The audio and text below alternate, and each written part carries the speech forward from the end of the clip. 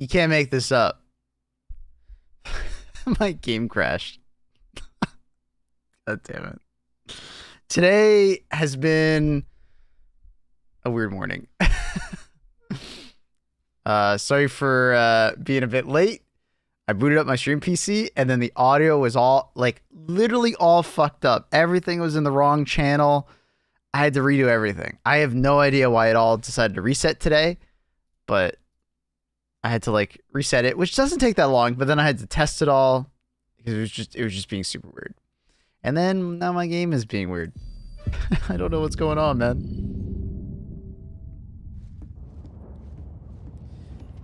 How's it going, Howdo? How's it going, everybody? We're here. We're partying. We're enjoying ourselves. It's Tuesday patch day. The classic Tuesday patch day. Let me do the announcement. Whoa, at everyone, it's Tuesday patch day. We getting anything? Eyes emoji. Always an eyes emoji. All right, now for my least favorite thing about YouTube streaming, I have to go grab the unique link for the YouTube stream, which is what? How do I grab that again? No, not that. Not that.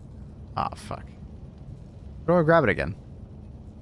Stream settings? There it is. And then it's copy. And then there we go. Still learning. Wait, that's not the right fucking thing.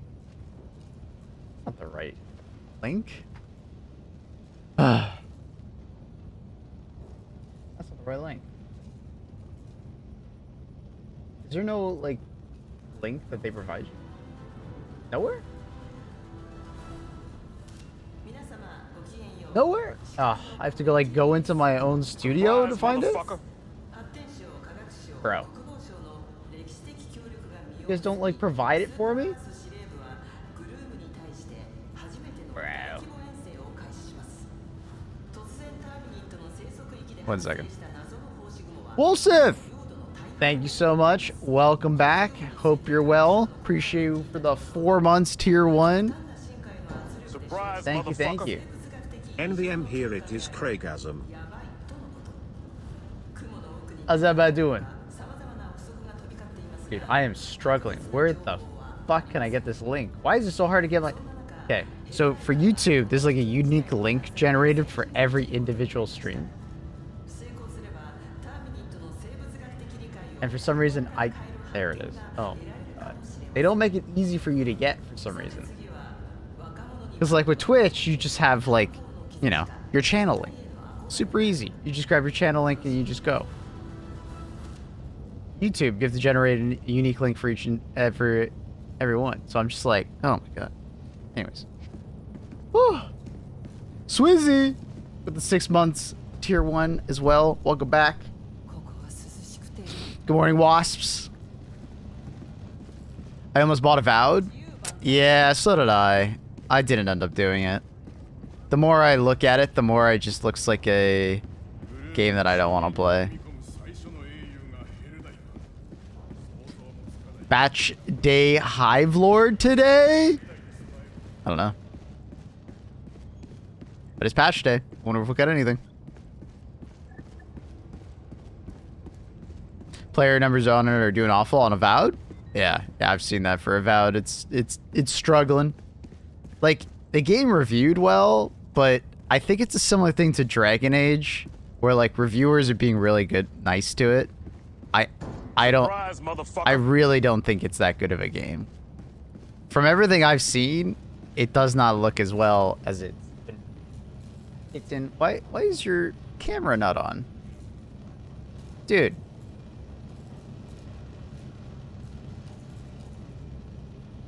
Dude, what the hell? OBS is fucked right now. The cat cam should be working, but it's not working. Where is it?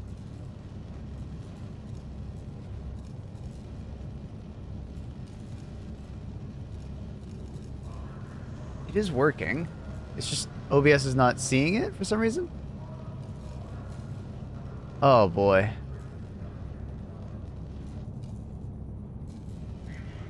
Why is everything fucking up today? I don't need that.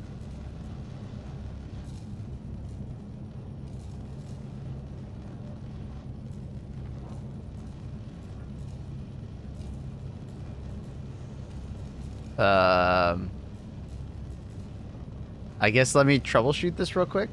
Dude, what the hell happened to my stream PC? Everything's just fucked on... I guess it's more just OBS. Everything's just fucked.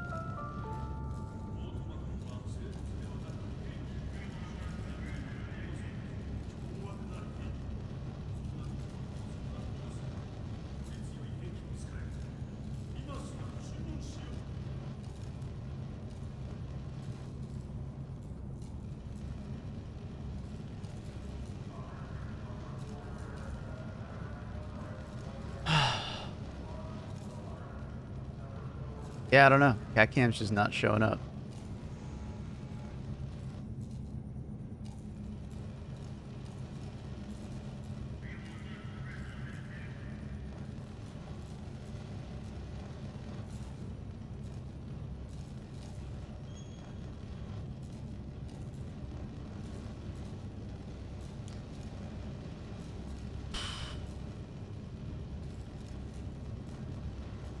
It's not even recognizing the webcam anymore. I don't know. Don't get it. I don't get it. It makes no sense. It doesn't even see the webcam. Why?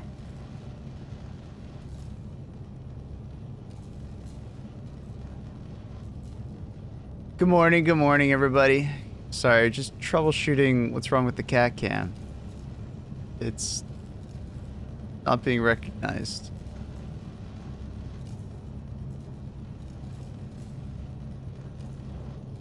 OBS is not showing it for some reason.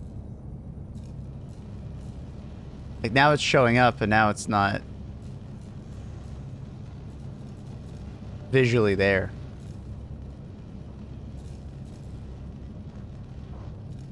Maybe I'll remove it and re-add it.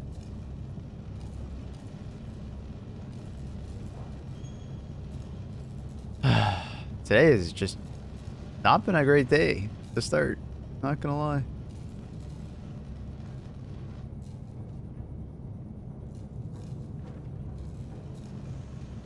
It's not there. What the fuck, man?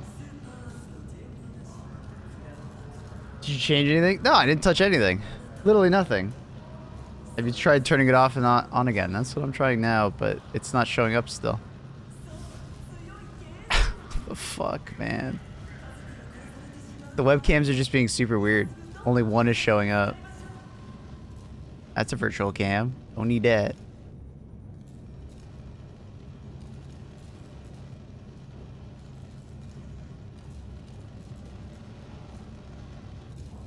I don't know. I don't know. Restart PC already did that. That's where we got.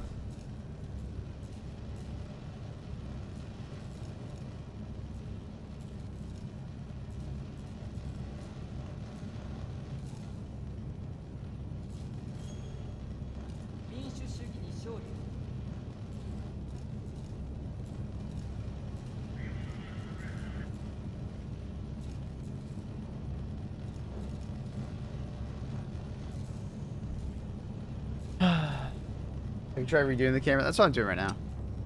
Kind of the problem here is that, like, I have two webcams. So, there we go. Oh my god, bro. But now I have to redo everything because I redid it. Unfortunately.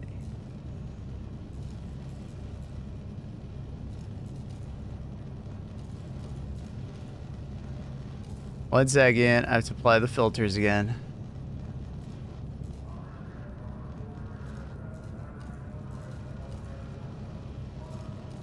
As Luna sleeps like a little baby. Alright, that's fine.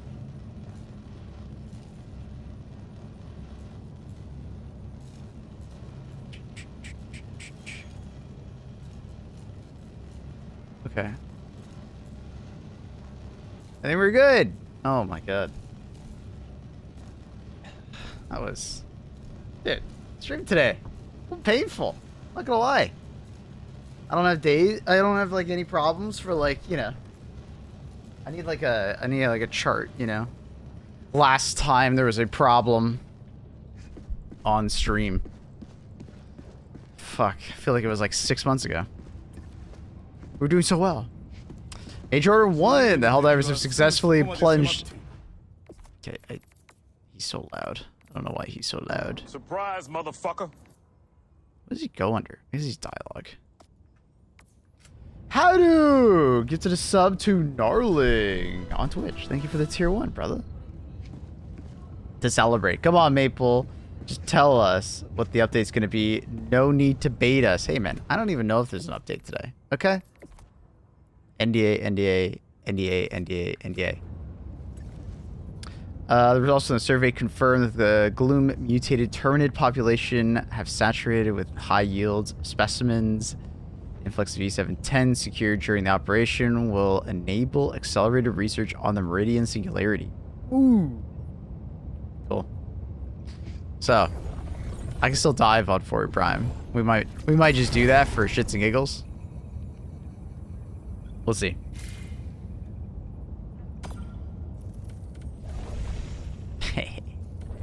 We still have access to it. Alright, so you can't go to there. War Rock. Dude, there's some, like, really not that great planets for bugs right now. Crazy. Oh, is it not going to let me dive there because I, like, backed out? Oh, no, there it is. We can go on 4 Prime and dive. We can do that if we wanted to.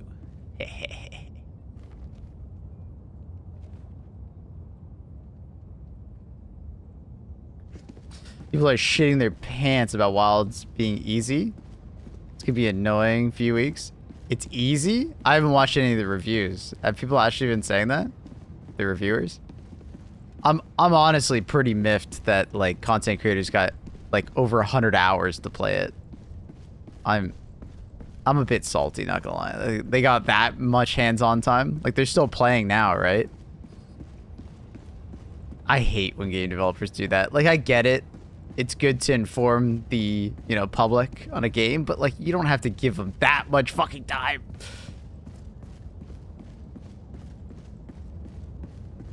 Some streamers get access on Thursday too. God damn it. I'm not, by the way. Sedge. Of course they are getting access early. But yeah, I mean at the same time, it's Monster Hunter. It's low rank. Low rank's supposed to be easy. Everybody's in low rank, judging the game. Yeah. What's going on, Maple Syrup? Nothing much, nothing much. How you doing?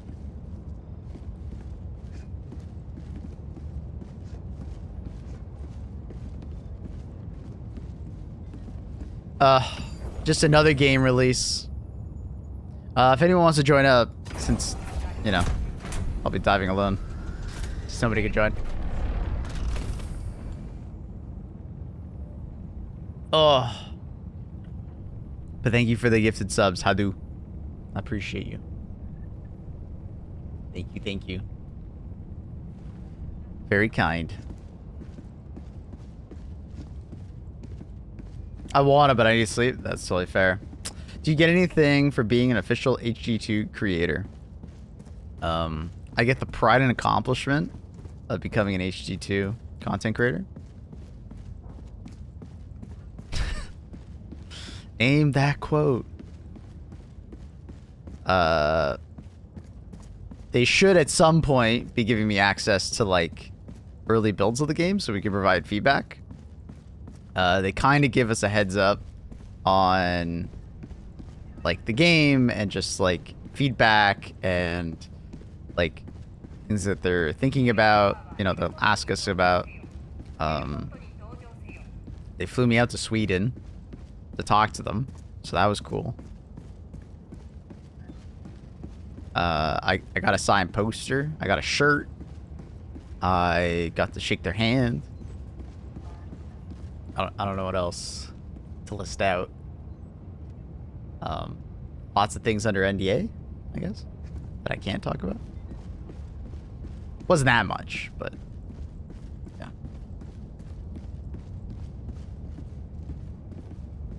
Did you pick their boogers too? No, no. Wait, they forced you to touch grass. Of course they did. Well, it was touch snow, but yeah. Who is this Andy A?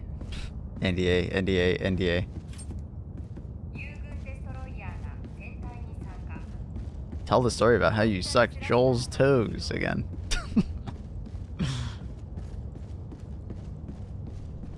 Big Luna needs to stack, just saying. It does stack.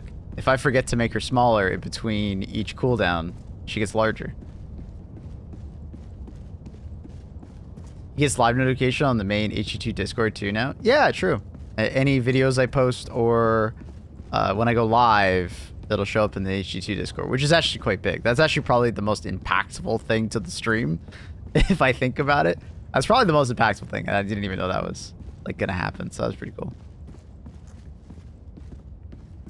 But do you have a phone? Of course I do. I love playing Diablo Immortal.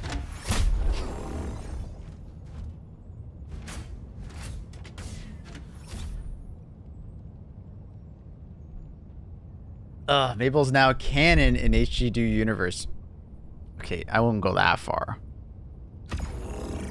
Yeah, if you guys are on my friends list and want to join, let's do some 4E Prime dives. We're gonna confuse everybody who's coming in on the stream like, how the hell are you still on 4E Prime, bro? Cheater!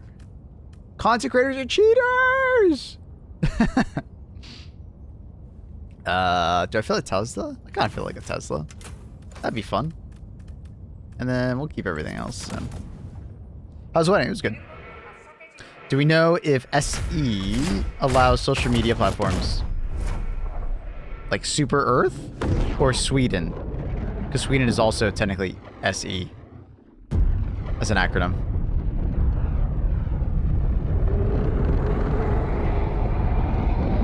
Say it ain't so. Nah, Maple's cheating by leaving his diver chilling on an... what are your thoughts on the Punisher Plasma being able to toggle the lob arc and more direct shot as above? I don't think that would really affect the weapon all that much. It would just be like a quality of life thing. And like, I can agree with that. I do appreciate some quality of life.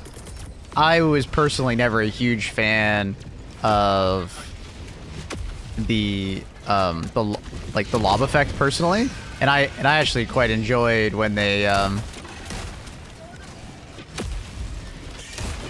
decided they were going to, what am I trying to say here?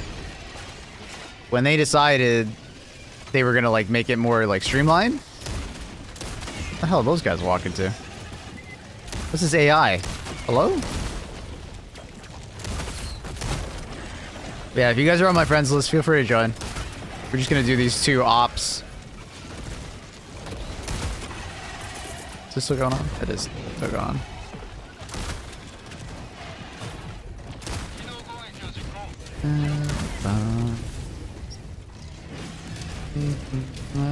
Breaker. Punisher Plasma needs to toggle between proximity and impact damage. I think it just needs to do more damage, personally. But, I mean, these toggles sound all cool. I'd be down for them, honestly. I can bring them forward to the dev that I talked to. I was mostly just going to say, hey, can you just give it more damage? Because that's my main concern with the Punisher Plasma, is that too often it just feels like you're just bullying the enemies. You're not really killing an enemy. You know what I mean? But it doesn't do direct damage. It does some impact damage, but if I remember correctly, the ratio to direct damage to explosive damage is quite a bit favored towards explosive. Bye, Thorax. Much love, buddy. Thanks for dropping by the stream. Sorry it was a mess for the first 20 minutes. Enough brood commanders, bro. Joel, relax. It's all good. Gotta work. All right, brother. Maybe I'll see you later. Morning off in the UK. Yo, what up, Ryan? Morning, mate. Saw a headshot on an enemy. I never saw a headshot on an enemy with the plasma gun. It's like headshotting with the grenade launcher. Even the grenade launcher technically has impact damage. It's just not that much. Does that make sense? Like... So, like, the Plasma Punisher does have an amount of impact, right? You do more damage if it actually hits the enemy. But, if I remember correctly, the ratio is, like... It's less than, like, the Scorcher, which has more impact damage.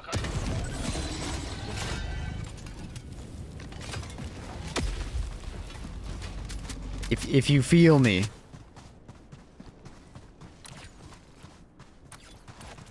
You feel me? You feel me. Just a friendly reminder, hey chat, if you're enjoying the stream, consider dropping over by YouTube, giving the stream a thumbs up. It really helps out on the YouTube side of the stream, just like getting the stream to more people. I'd really appreciate it. Obviously, you don't have to continue watching over there on YouTube if you don't want to, but jumping over, liking, heading back would mean a lot. Already did. Thank you, buddy. Appreciate it. Means more than you know. I didn't get the reload off in time. Wait, where'd that charger go? Oh, there it is. I was worried that Hunter was gonna get in the way. Song request, jerk it. Okay, it did. Swizzy!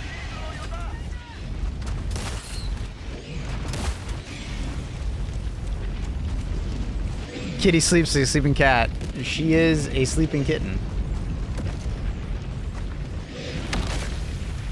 What do you mean it's a good song? It's just sus. Wait, are we gonna get a new Warbond today? If we got a Warbond today, that would be absolutely insane. No, I don't think we're getting a Warbond today. And the reason why I can kind of say that is because, like, we only got a Warbond, like, what, 2.5 weeks ago now, basically? It's just too early. We are probably not getting a Warbond for a good bit now. I wonder if we SOS beacon if anyone wants to show up. Probably not, because nobody can access this planet. Just curious. I need ammo. Is that bug breach still happening? Oh no, it's over.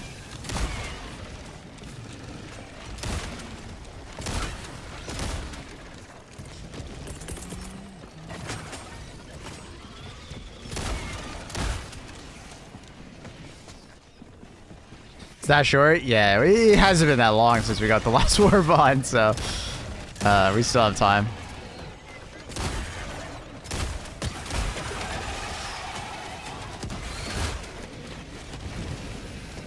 I love a new Warbond. Got super credits and medals. Burning a hole in my pocket.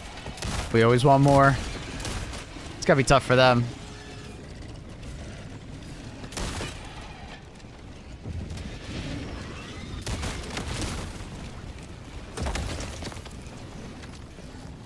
Where the fuck are all these chargers coming from? God damn.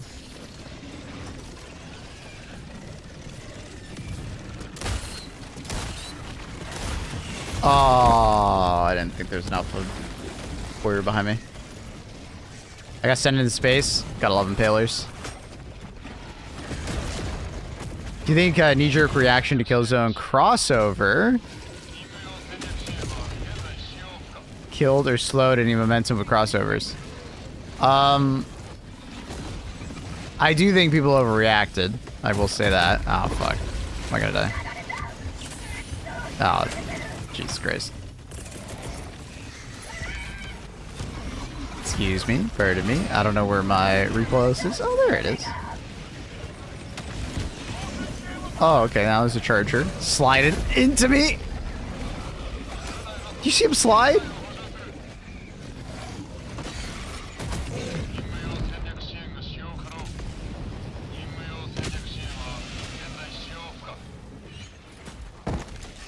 I'm always like, oh man, should I even do that? I'm always like, oh man, should I really like jump onto this impaler? It's never a good idea, man. What was the rate of Warbonds last year? I think it was like one every like month and a bit. Not quite month and a half. I feel like chargers are wonky for hosts. I don't notice that. There's been a theory that like chargers track better if you're host versus non-host, but I don't know. I can't quite confirm that.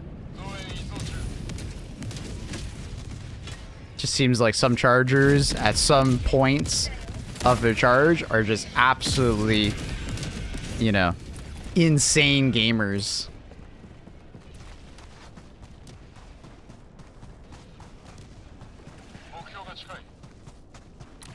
They just don't miss. They turn on a dime.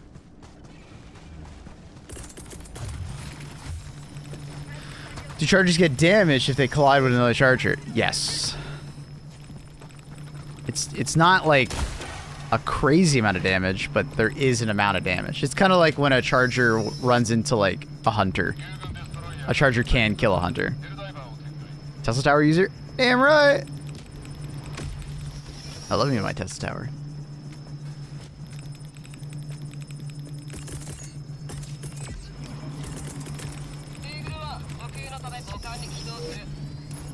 Wait, Gloom is back? See, I told you, chat. I told you. Nah, I had a saved operation. I had a saved operation, so we're just diving and diving and diving. Surprise, motherfucker. What up, Kenneth?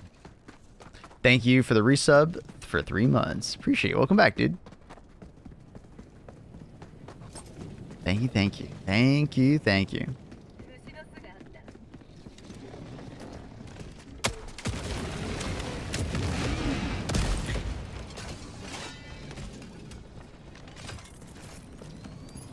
We deal thousands of damage yet enemies' weapons deal 20. No. Not quite. A little bit of misinformation. Misrepresentation. So, if enemies did as much as, like, we deal, we would be getting one shot constantly. Right? So, it's more or less balanced around the sense that they can't do full damage. So up our HP. But then that ruins the power fantasy of... Or that ruins the fantasy of we're a weak, squishy Helldiver. Don't be like Reddit, bro. Don't make a problem out of something that's not a problem. The enemies do quite a bit of damage to each other. But it depends on scale, size. They actually do a really good job at this. Right? So if a charger runs into a hunter, it kills the hunter. If a charger runs into another charger, it doesn't really kill the charger. But that's okay. That's probably how it should work. If a Ball Titan decides to spit towards the charger, it kills the charger. Don't be like Reddit. Don't make a problem out of nothing. Don't complain for the sake of complaining. Because that's what it comes across as. Everything's fine. Enemies deal damage to one another. It's just they have more HP than us. So they often don't one-shot each other like they one-shot us. But we're supposed to be squishy. So there's no problem. A charger can kill a Ball Titan by clipping through its legs as well. Yep. And chargers can deal damage to each other. It's just they have lots of HP. Which makes sense. They're a charger. Helldivers don't need more HP.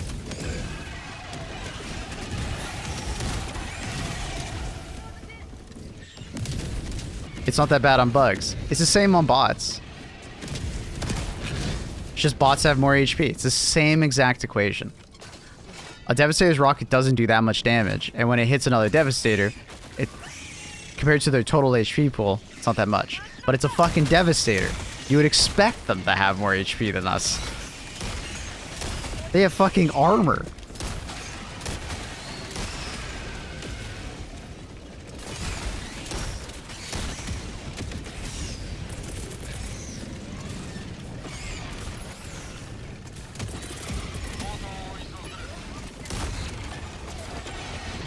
Like, bots can definitely kill each other. It just doesn't happen as much as you maybe want it to. But that's mostly because they more HP. If a laser cannon turret hits a Devastator, that fucker dies. And then depending on, like, the positioning, like you guys are saying, like, Hulks can die to friendly fire because of the radiators in the back. It's well designed. I don't see this as a problem. I think they're doing a great job as far as friendly fire. The only thing that maybe you would want a little more of is, like, when, like, regular bugs are meleeing like this, maybe they can hurt each other. But that may result in a game that's actually just overly easy, right? Because bugs are just randomly meleeing sometimes and then doing so much damage to one another that they just kind of fall over in front of you, you know? It's like ramifications of that.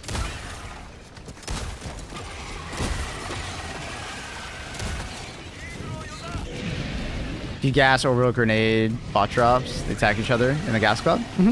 Yeah, they will.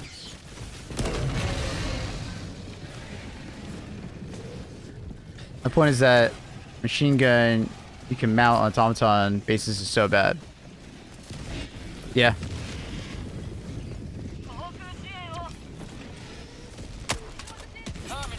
The thing is, if they buff the damage too much, then we're gonna fucking get shredded.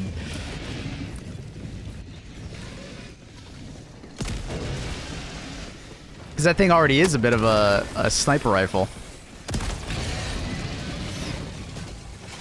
What was yesterday's conclusion about the transmog? I think everybody can kind of agree, to the most part, is that, like, transmog would be a great feature to have in the game, but it's like, how much do you do, right? I think everybody can agree in chat that, like, some amount of more customization would be sick, right? I don't think anyone would really outright agree with that. There's probably a few purists out there that would say, like, absolutely no, you know, you shouldn't be able to. But I think there's, like, a decent, like, middle ground of, like, allowing some amount of transmog so people can customize and, like, change the color schemes of things and, you know, just a little bit more customization, right? You know, so it depends on, like, what part of the scale. So, like, there's some that are like Pips. Pips really wants just like outright, you know, full transmog. You can change out any piece of art, well, to some extent, not full. He wants to keep it within certain weapon or archetypes, but like, if you're wearing medium armor, you can swap out to, like, any other medium armor, right?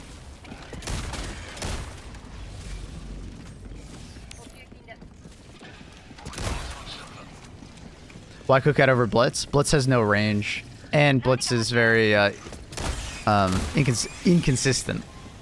So in a situation where I have good aim, the Cookout actually performs a lot better. Like, I can kill that hunter a hell of a lot faster than if I use the Blitzer. If I use the Blitzer, it's probably going to take at least, like, 2 more shots on average. You know what I mean? Like, they're both great options, but the Cookout usually performs better for me.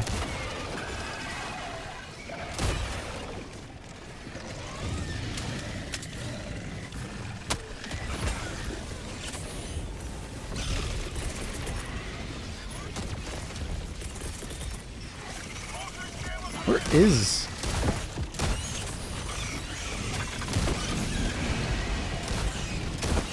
Oh, there we go. We got the soccer there now. I was like, where the hell is the soccer there? Ah!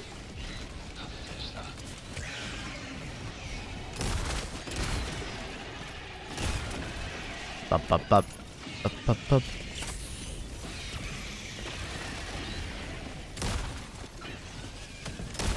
Blitzer's great with areas with little foliage, yeah. Blitzer has a bit of, like, there's an inconsistency to it, which I don't always enjoy. Sometimes I feel like being lazy and just, like, fucking bringing the Blitzer and just, you know, not caring about, you know, aiming. But some days I'm like, yeah, I feel like I'd rather just use the Cookout.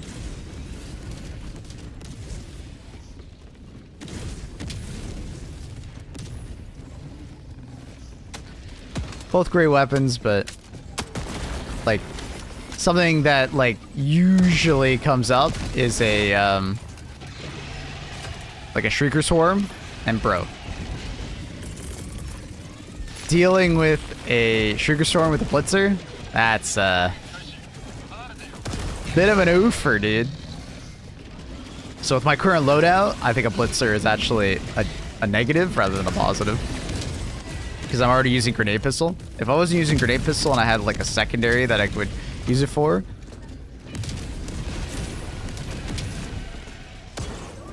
Alright. It went through that fucker. Classic.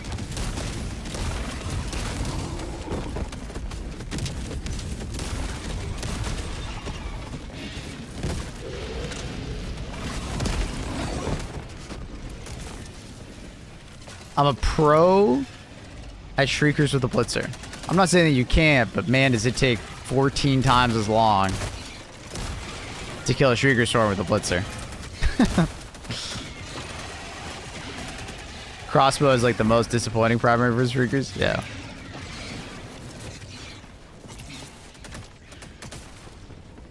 Liberating Custom, your thoughts on how to make it more viable. You don't do anything. It's fine.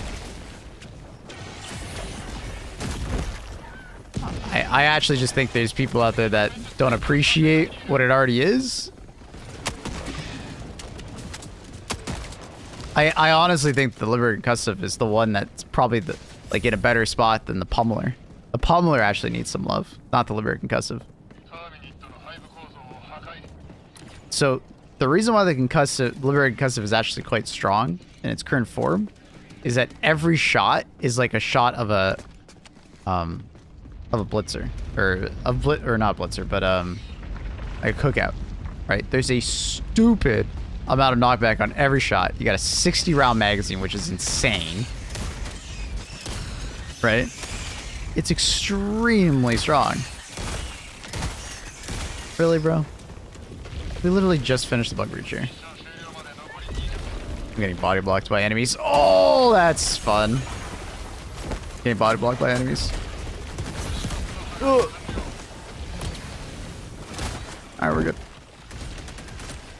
Alright, let's go back to the other nest. But it doesn't give... I don't know what you mean by that, Fixer. Yeah, anyways, it's quite good. 60 round magazine, stupid amounts of stagger, decent damage per shot. Easy to handle. Good ammo supply.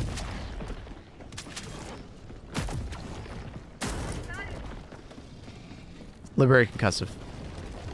So, I think a lot of people just kind of undervalue it, which is fair. I mean, some people just don't want a weapon like that, right?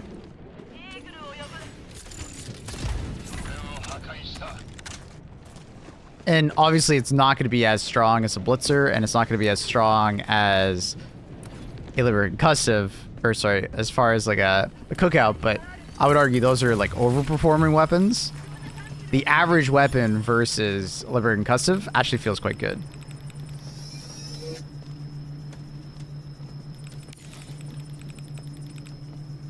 Increase in fire rate is needed. I disagree, because I think if it increases in fire rate too much, then it steps on the Pummeler's toes. If you really want to give it a buff somewhere, I guess you could give it more damage per shot. But then it starts stepping on the toes of DMRs. Like I said, I actually think the gun is actually quite good compared to the average gun in the game. It's just the problem is that often Helldivers tend to look at the outliers, the most powerful weapons in the game, and like, well, we got to make everything as powerful as the most powerful weapon. Right? And I don't always know if that's the best way to handle that, because that just induces power creep like crazy. Custom has better durable damage. I'm fairly certain it does, but I don't remember the stats off the top of my head.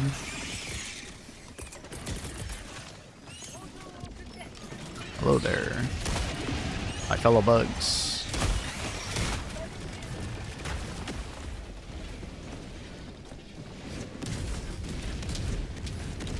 Make everything overpowered so nothing is overpowered. That doesn't work out, because then Helldivers are overpowered and the game feels stupidly easy. What do you think the eruptor needs? I'm actually talking with the dev about that. I actually wrote out my little thesis on it yesterday. My main points were handling, how far its maximum range is before it actually blows up, giving something to the shrapnel, either increasing the shrapnel projectile count or increasing the damage per individual shrapnel projectile. And then the last one was increasing fire rate / just giving it more shots per magazine. So decreasing the animation lag of the game, or that particular weapon has, because it takes a while to get all your shots out, especially if you're not doing the animation cancel, which they obviously don't want the animation cancel to be like the meta. So increasing the shot speed, if they do in fact take away the animation cancel, it'll be okay, because at least you'll have a more consistent fire rate without it.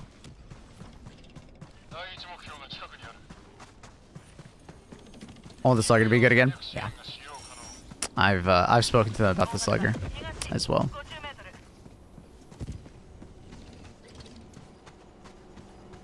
What about a new type of ammo? Faster shot ammo or heavy slow shots?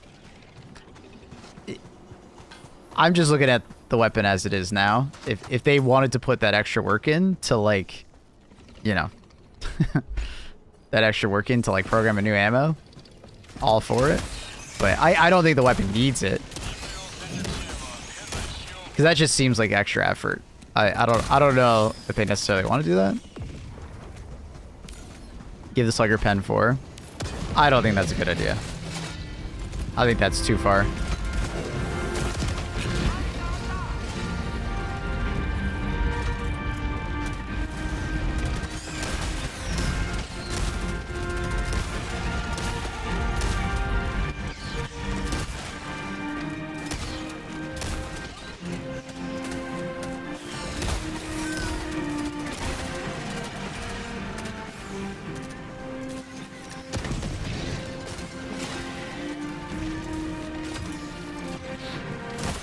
But as far as Slugger, as I've already talked to them about it, it was basically just decrease the bloom. It does not need that much bloom. If you want to make it like inaccurate, a little bit inaccurate, hey, all power to you, but like it's just too inaccurate right now. It's a precision weapon and it doesn't feel very good.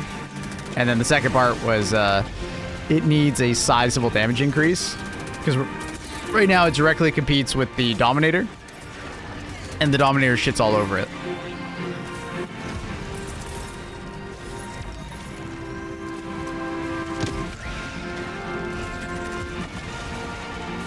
It has more than enough, like, CC right now.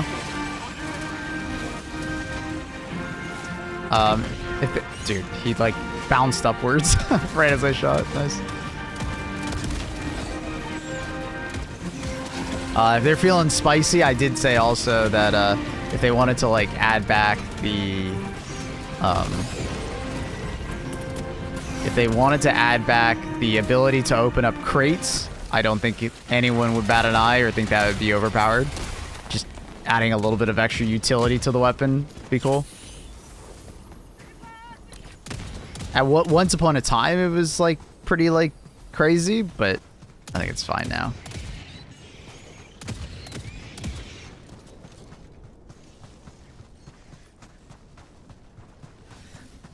Now even the Joseph's counter sniper outperforms it heavily. Yep.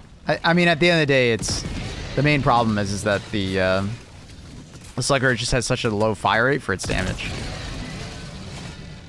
What gun are you using? Which gun are you commenting on? Primary, secondary, support weapon?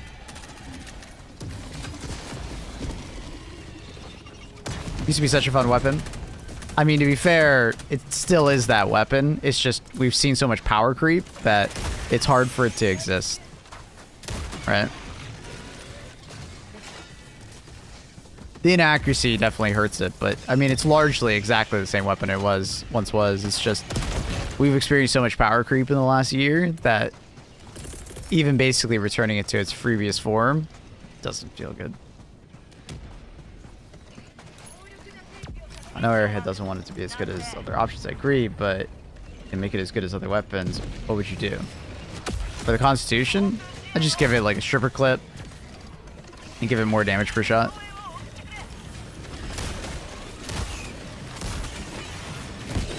Because right now it does comparable damage. Oh, I'm dead. That was so unfortunate.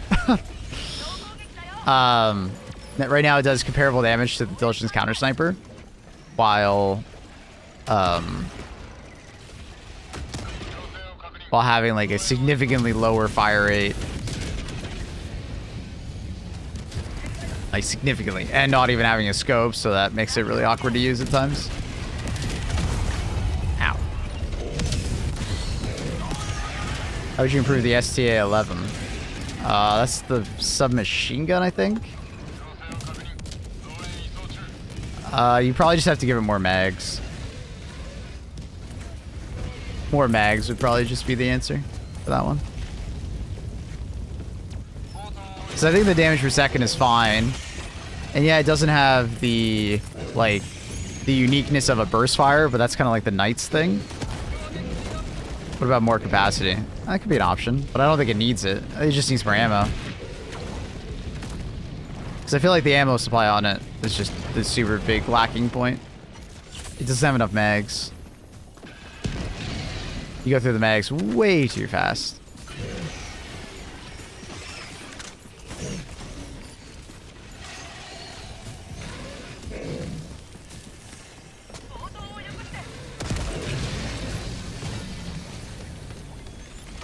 Well, I mean, that's the point of the archetype of the weapon, right? It's supposed to burn through its mag instantly. And it's already got a massive mag, right? As it stands, crossbow already outshines the Raptor. Yep, we've talked about that for about 10 minutes prior to when you showed up. You missed it, but I provided the devs with like a long laundry list of changes I'd make to it. We just finished that discussion.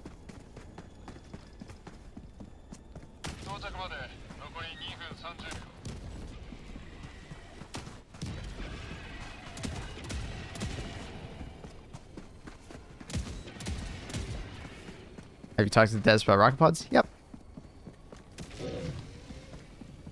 So I used the spray and pray compared to other weapons.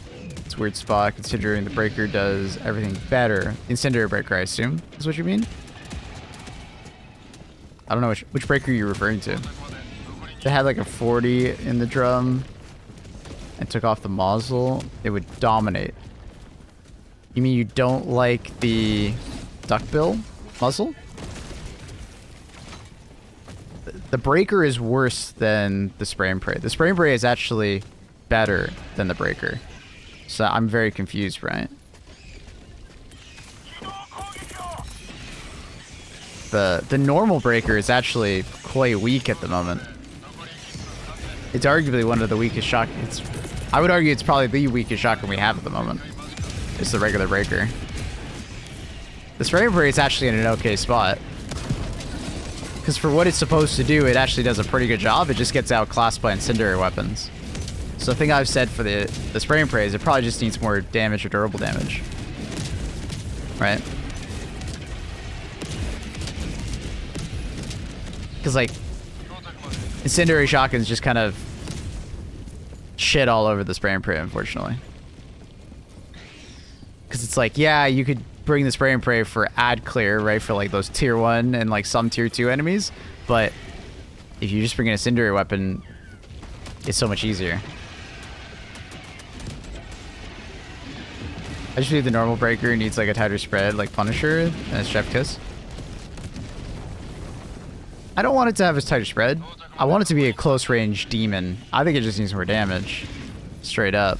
It should be a DPS king, but like low overall damage. Right, I want it to be like something that you like walk up to something and you could do crazy amounts of damage up close. It's like whereas the spray and pray is more of like your ad clear, lots of small enemies kind of thing. Punisher is for like your larger pushback, you know?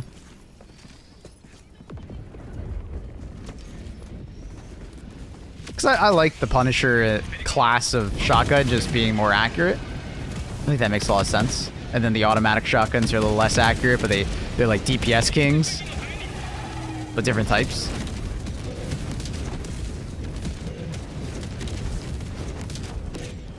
But honestly, like, just making it more accurate does kind of solve the DPS issue, because you can put that damage more accurately. So maybe going with something you suggest also works for sure.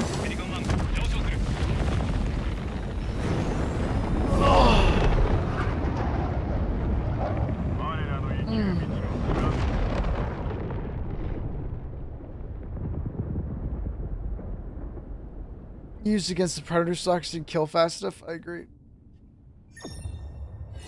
Yeah, that's where it's just like the regular breaker just needs to do more damage. Like to see the slugger like breaker shotgun, like an automatic slug shotgun. Is that what you're referring to? That would be wild. Do you like fighting bugs over anything else? Yeah, I like fighting bugs probably the most. I love the fact that fighting bugs is actually quite fun now. It's like quite challenging. For a while there, for the last like 4 months or so, I've been pretty bored fighting bugs. Ever since the 68 update, I've been pretty bored fighting bugs, even though they're my favorite faction. So, I've been liking the fact that not only is 4E Prime boosted rates, city maps, which also are... City maps are actually pretty fun for bugs because they actually make things like more challenging. And then also the predator bugs, which has been great. What was your priority changes to stratagems if you talk to devs about strats? Let me get the list of stratagems in front of me.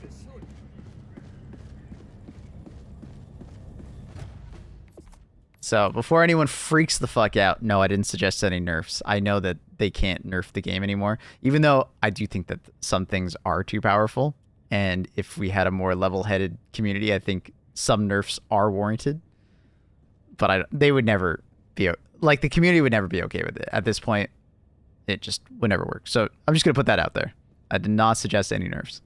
So, the first one was, like, Gatling Barrage.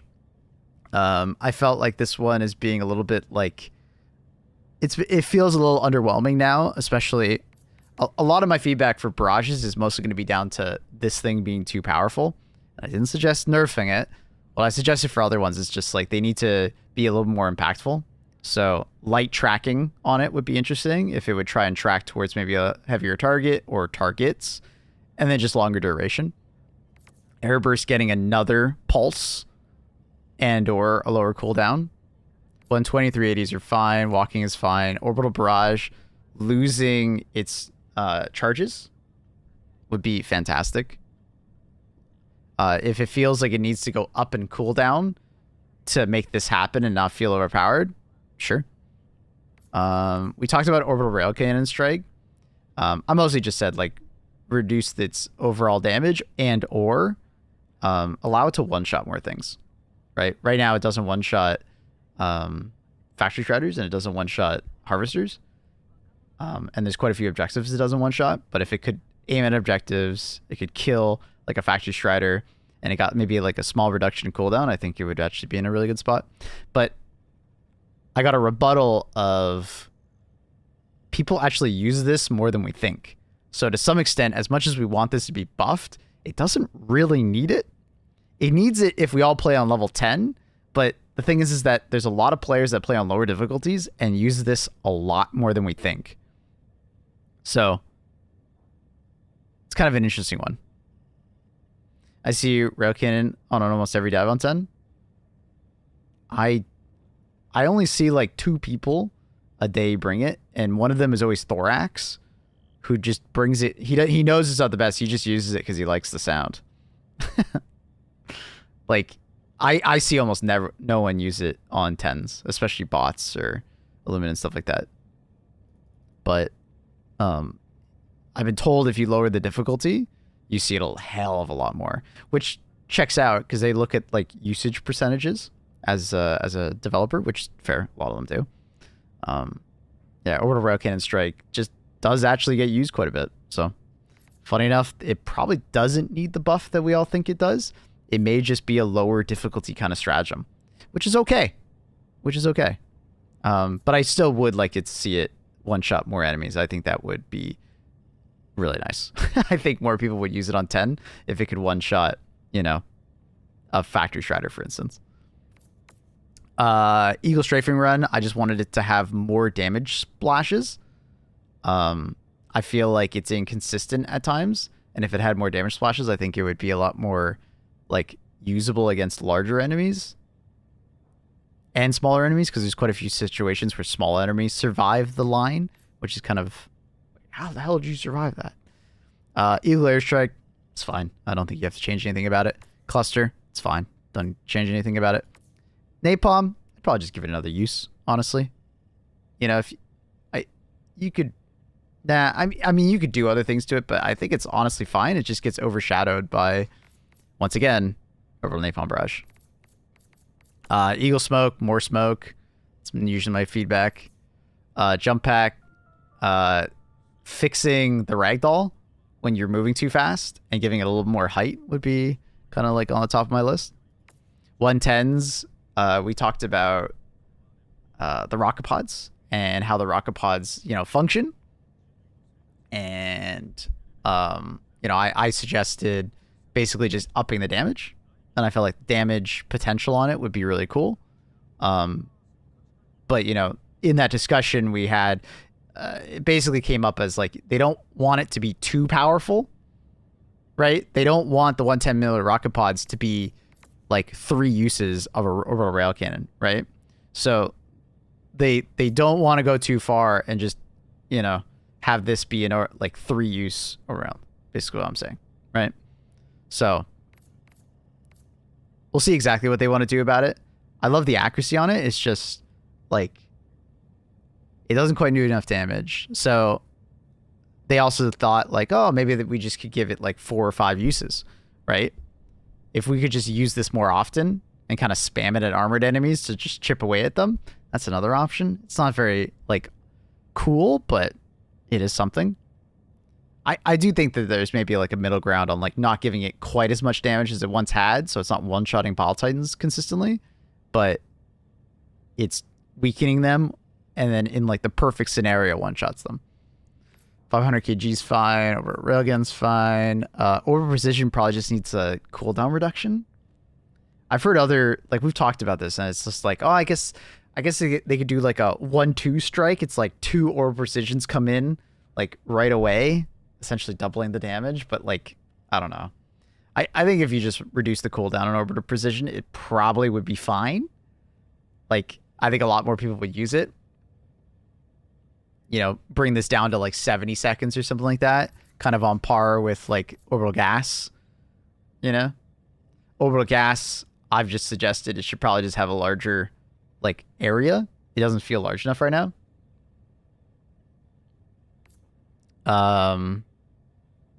Orbital EMS, basically what I suggested was letting it stun larger enemies.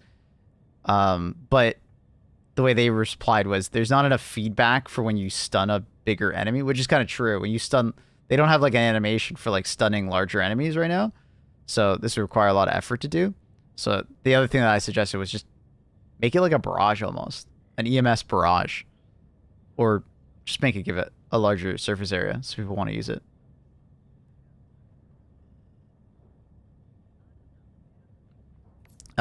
Just more smoke. I did offer the suggestion that Riker did once upon a time, where like you put a pattern and it basically like you drop it down, stratagem's in the middle, and then it puts a circle of smoke around the player.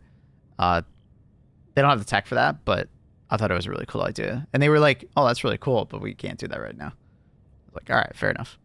HMG's fine. Shield generator, I think it's fine. For what it does, I think it's fine. Tesla's fine. Anti-personnel mines, I think, are in a good spot. I still think they should be more readable, like easier to see, but fine. Main launcher's fine. Laser cannon. I was like saying DE sickle treatment to it, give it an unsafe mode, or just like give it more damage in general, like just more output. You know, they replied with the, you know, hey, we got to be careful with it. We can't go too far because it is an unlimited weapon. ammo weapon, and we don't want to have like a repeat of the arc thrower situation where the arc thrower became super meta because it was doing so much damage so fast that no one wanted to bring any other weapon, because it's like, why would I bring another weapon when I have this unlimited ammo, like, killing machine? But yeah, double-edged laser cannon. That's what I was saying. It's just like an unsafe laser cannon mode where, like, if it overheats, it fucking blows up or something. So you're trying to like feather it, you know, not go too high, not go too low. I thought it would sound cool. Guard Dog Rover, they just need to change the shot priority on this one. I haven't talked to them about this one yet, but right now it's kind of stupid. The way it works is it has like an enemy tier list that it goes through, and it fires at a scavenger first, then it's got like shoots at a leaper, then it shoots at a warrior, then it shoots at a hive guardian. The problem is that when it gets to a hive guardian, it just sits there trying to kill the hive guardian for like fucking ever while you have all these other enemies around you. Like, it just gets stuck on it because it has light pen. So it just needs to be a bit smarter to just ignore the medium pen enemy unless there's no enemy around. Because, like, it's really dumb when it does that, and it makes the other two guard dogs feel way better when you realize it's just wasting its time versus hive guardians. Like, if you get a hive guardian variant, this thing is, like, basically useless because it's just shooting at hive guardians and, like, missing and not hitting the right spot, which really sucks. Ballistic Shield Backpack just needs to have more health. It just has way too little health. It just breaks apart and dies. It does set them on fire, though. But it still takes them 30 plus seconds to kill. Nah, just lower the cooldown for Ballistic. It's not high enough in general. Just raise the HP. I don't ever want to be in a situation where I'm just calling in constant supply backpack or ballistic shields. It sucks. It feels terrible. It doesn't have enough HP. If they just like tripled the HP, it'd be fun. Laser Guard Dog is very good on the run and gun style because the bugs that catch up are hunters mostly. Yeah, but what you just said is the Gas Guard Dog's even better for that. And the Blizzard Guard Dog's even better for that.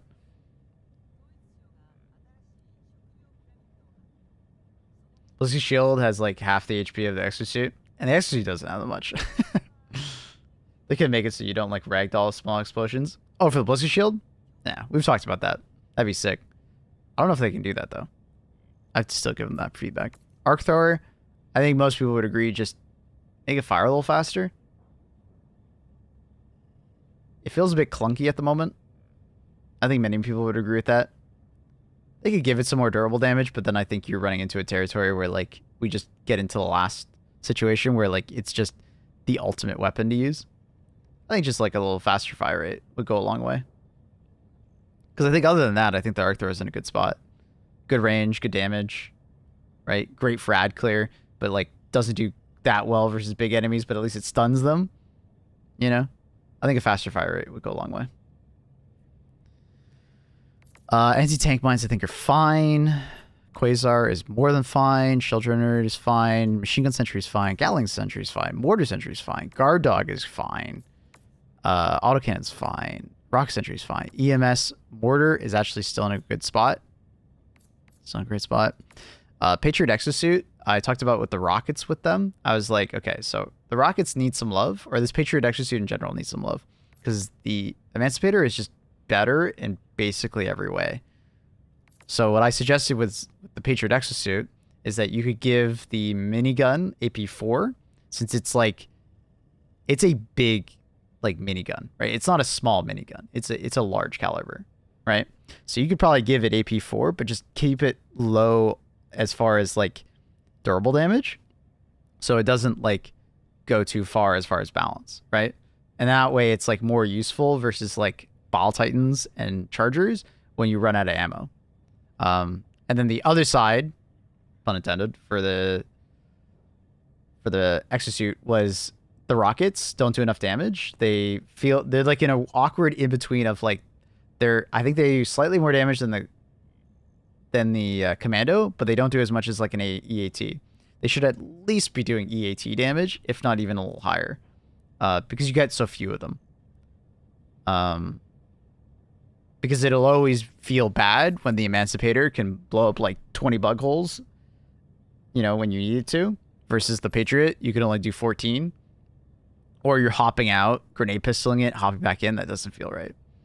I also did have a little bit of a suggestion. I forgot to mention it to them. That you can like walk up to a bug nest and then hit the melee key and then step on it. I thought that would be an interesting thing to also balance the two out. Then you didn't feel like you have to bring the Emancipator for bug holes. But I haven't given that feedback yet. That was something I just thought of the other day. Because I was remembering when the mechs first came out, there were so many people that told me, like, streamer, you can walk up to the nest and crush it. You can't. You can't, by the way. But so many people thought you could. But it would be nice if you could just, like, do the step, like, your melee, your F key or whatever your melee is on in the mech would actually, like, break the bug nest. I think that'd be pretty cool. Sterilizer, I think, is mostly fine. If they could add the tech to be able to, like, create the gas, like, plume on the ground, I think it'd be great. That's mostly my concern right now, is that, like, you just can't do what a flamethrower can do and, like, put flame on the ground.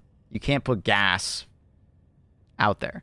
And I think the sterilizer would be in a much better spot if you could, like, throw out a couple of gas clouds that last for like 5 seconds or so. I think it'd be even better than it currently is. I think it's in a pretty good spot now, but it needs more. Guard dog breath, actually insane. Directional shield, I think, is probably fine.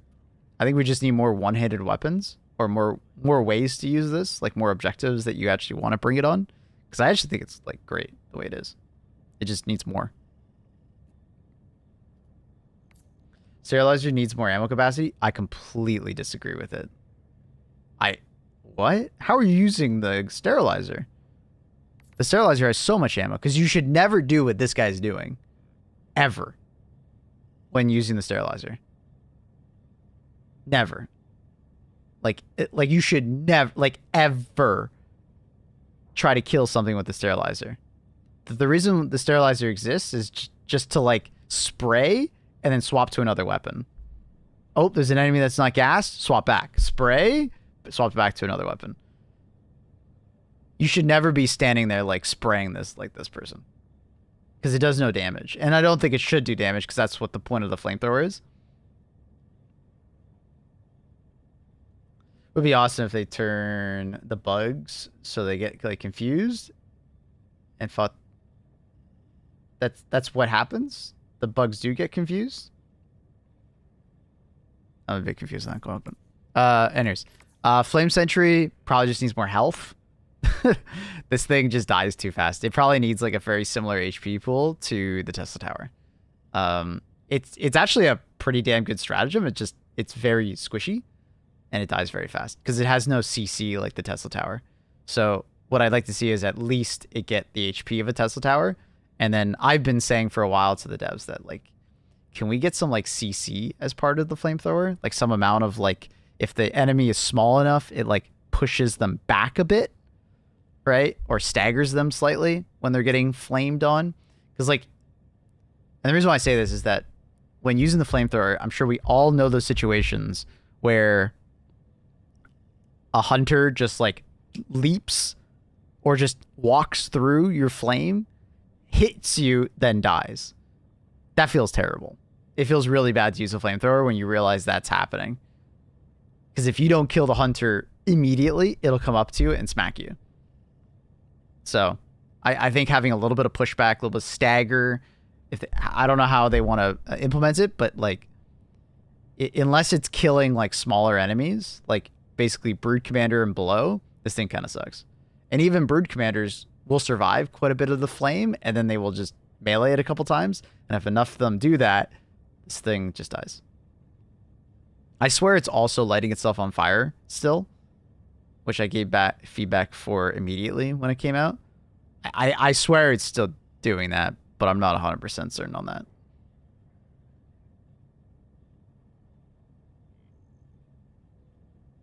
But anyways, I think the Flame Sentry is like close, but not quite there. And then anti-tank emplacement is absolutely insane. It's so insane that it would be a weapon system that I would actually ask for a nerf on if I didn't feel like this game could never receive nerfs again because of the community's backlash. Sterilizer needs range right now. There was no reason to bring it instead of the guard dog rover. Well, that's why I was saying that it should have clouds of gas. Like if it had like clouds of gas, it would be so much more useful than just the guard dog. Yeah, there's not a good enough reason to take the Flame Sentry over the Gatling Sentry. Yeah, exactly. You should just bring the Gatling Sentry or the Flame Sentry. The extra pen of the flamethrower doesn't get used.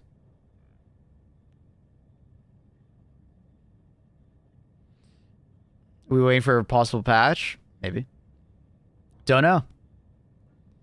Be sensible for enemies to not run straight into flames. Apparently in the first game, enemies just didn't want to run through flames. If they could add the AI tech that if there is flames in front of them, they will like not want to walk into them, that'd be cool. But at the same time, I feel like that would also diminish flame-based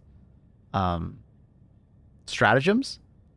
I feel like that would be kind of like, it's like counterintuitive because it sounds cool, but at the same time, for a horde clearing game, it makes it so fire is not as cool.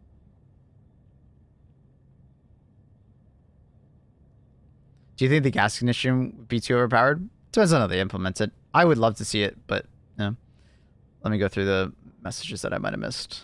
What were you guys talking about?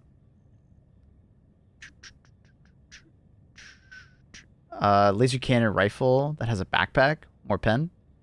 That'd be interesting. Giving it a backpack so it can work harder.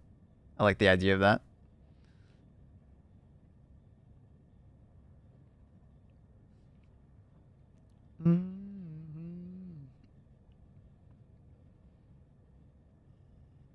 Going on. Just seeing if I missed any messages. Here's an aisle. Still would be very good. Yeah, it's just, I don't know. I like flame. I like the flame weapons having the ability to, like, you know, enemies walk into them and they're on fire. I don't know. Something about that. I would prefer more that than the enemies getting CC'd. If you know what I mean.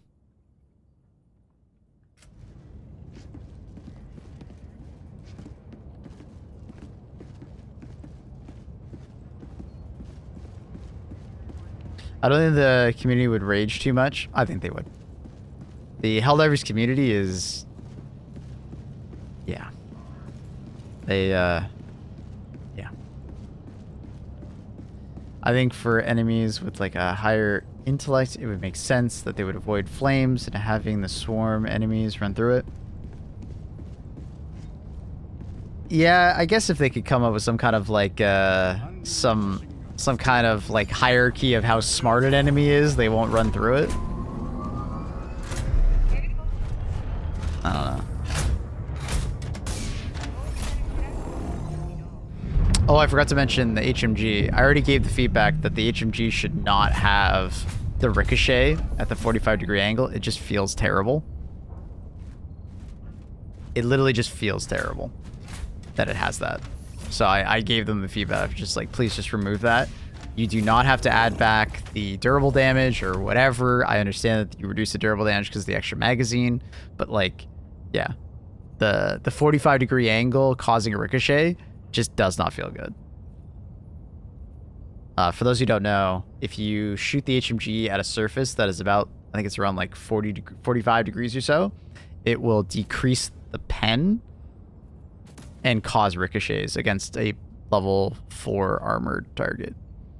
And it feels terrible. I hate it. It is not a good feeling when you get that.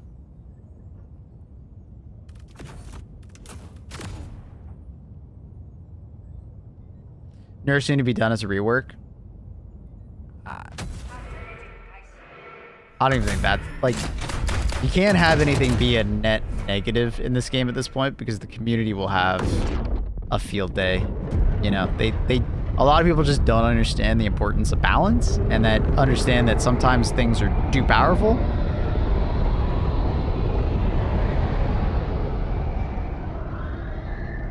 And it's okay for something to be powerful for a while and then just like tune it back over time. Because like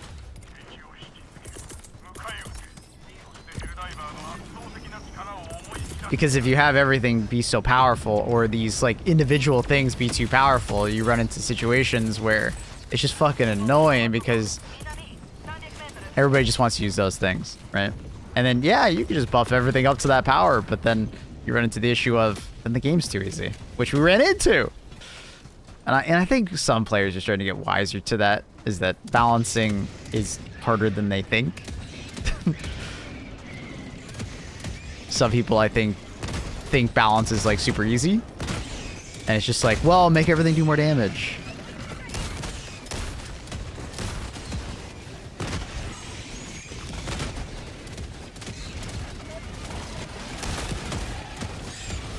But like, yeah.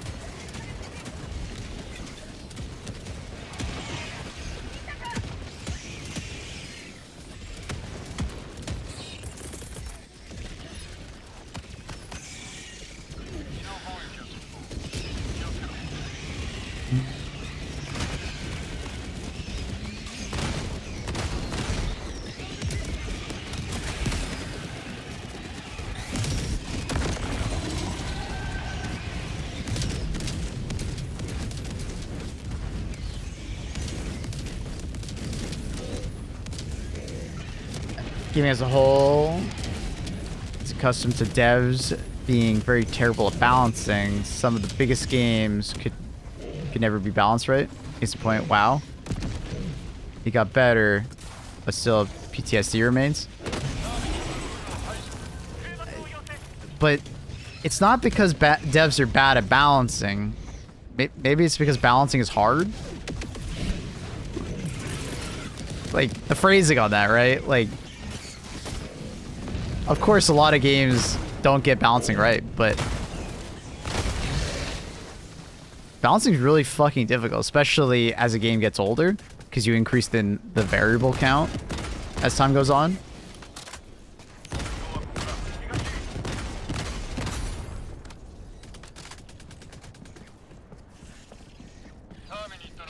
Devs will balance things that they never needed to touch. Well, that's your opinion, right? Like, from your perspective, you didn't feel like it needed to be touched. But a lot of times it's more complex than that.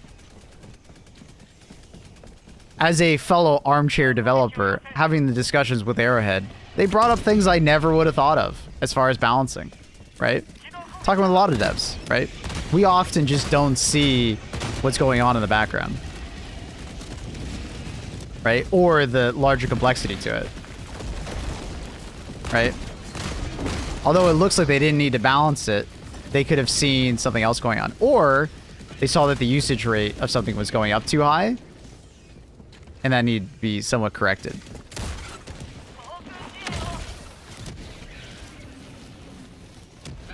Nah, this guy would have perfect balance in the game if he had the controls. A lot of it's faith too, and people need to have faith on devs' balance and do unfavorable changes. It's good for the game. Most balancing is not really the numbers also. A lot of people forget that. It's a placebo effect, right? So when they touch something that quote unquote didn't need to be changed, sometimes it's actually just to mess with the numbers in the background, right? It's like something's being overused or something's being underused.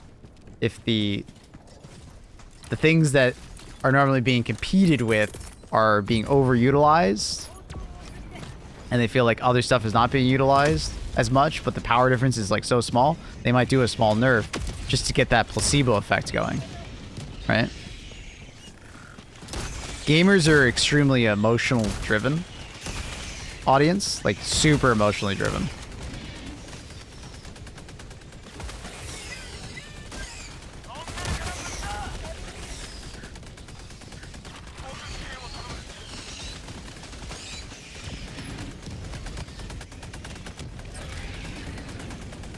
Most of the weapons are useless, and they started nerfing useful guns.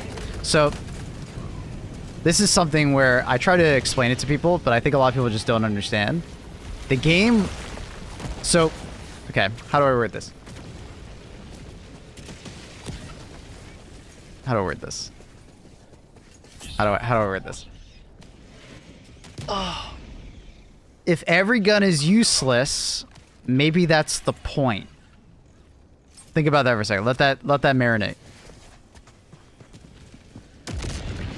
And think about that in the context of the game when it first came out. Right?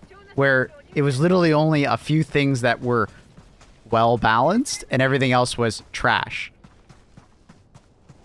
Think about that from like a game design perspective, and maybe the game designers just had a different idea of how hard they wanted the game to be versus the people that adopted the game, right? I'm not saying either side is right. I'm just look at it from a different perspective.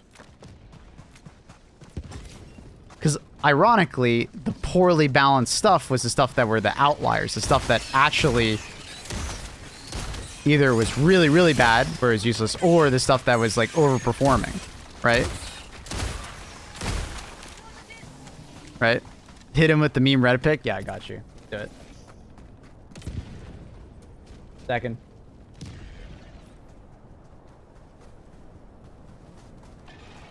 And it's not even a meme, dude. It's so good. It's like the best way to like describe things to players. Because I feel like meme culture is like a better explainer than I can ever be. Because like, you know what I mean?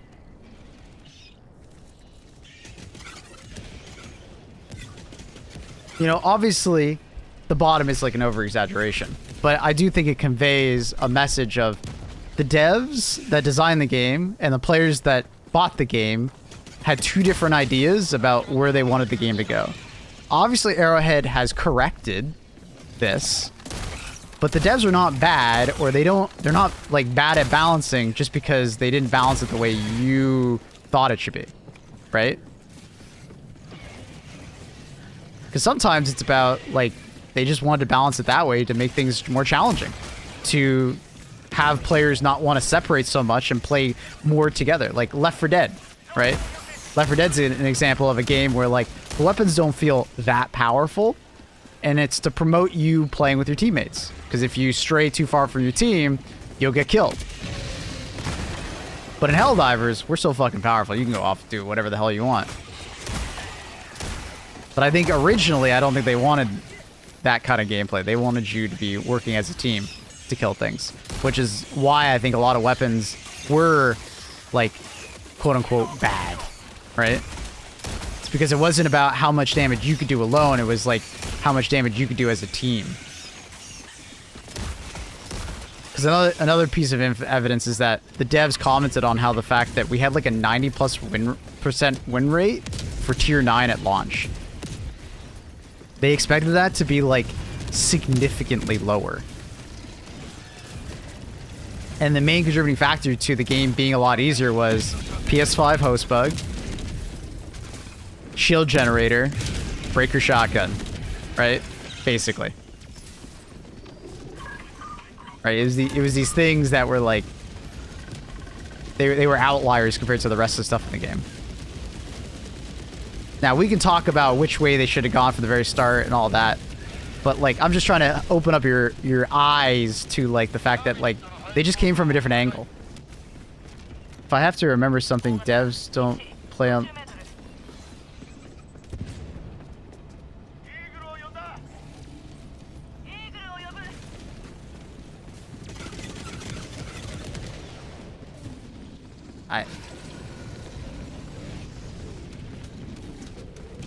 I'm not even gonna... Nah, okay. Well, that was a waste of 5 minutes of me explaining that. Never mind. I'll just move on. You lost me. The devs do in fact play on level 10. They do in fact play on the hard difficulties. The irony is that you missed my point about they wanting the game to be harder. And your point about them not being good at balance is because they don't play on level 10. Maybe you just want the game to be too easy. Because you completely missed my point. That they just wanted the game to be harder with our guns on average just not be as good. I'm just gonna move on. Rip that conversation.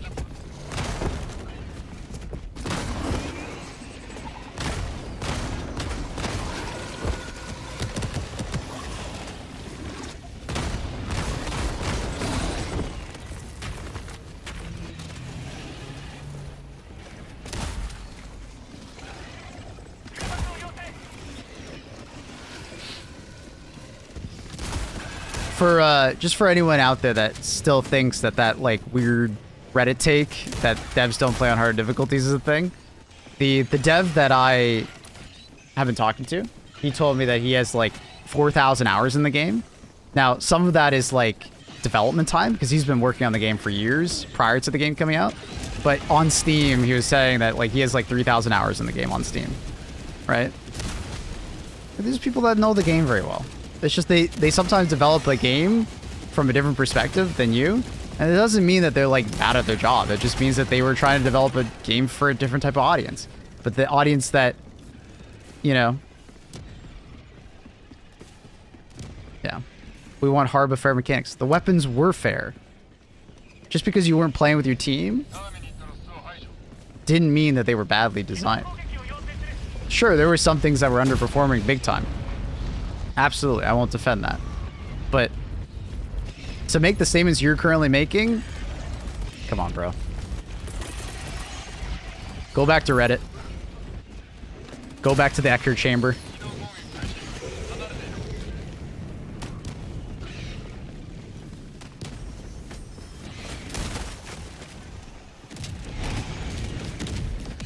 People should be happy we have this game and enjoy. Imagine life before it. Sad times. I want a booster where if you're in like close proximity, 10% chance. Wait. Where close proximity diver is holding hands and skip.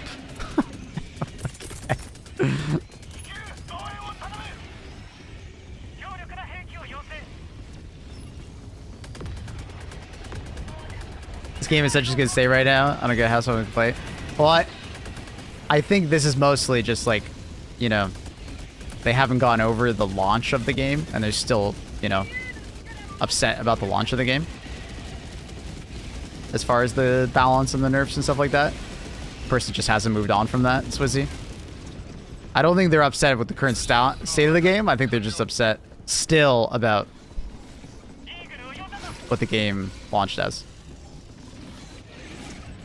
Any talk of like higher than 10 difficulties? Ever since coming back, no. I've had like a little bit of a conversation with them, but I think they know what they want to do from us talking to them in Sweden.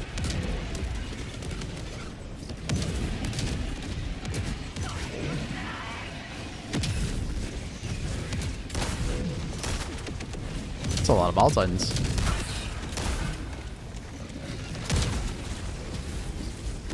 People always wants to, yeah. I just felt like the Helldivers community just focused a bit too much on the nerfs and didn't really realize where the devs were going from.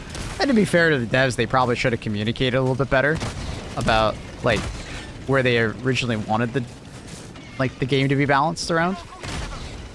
And that's why I love bringing up this meme, is because I think it very much portrays like the two different sides of that, you know, discussion, right? And I don't think either side is right, right?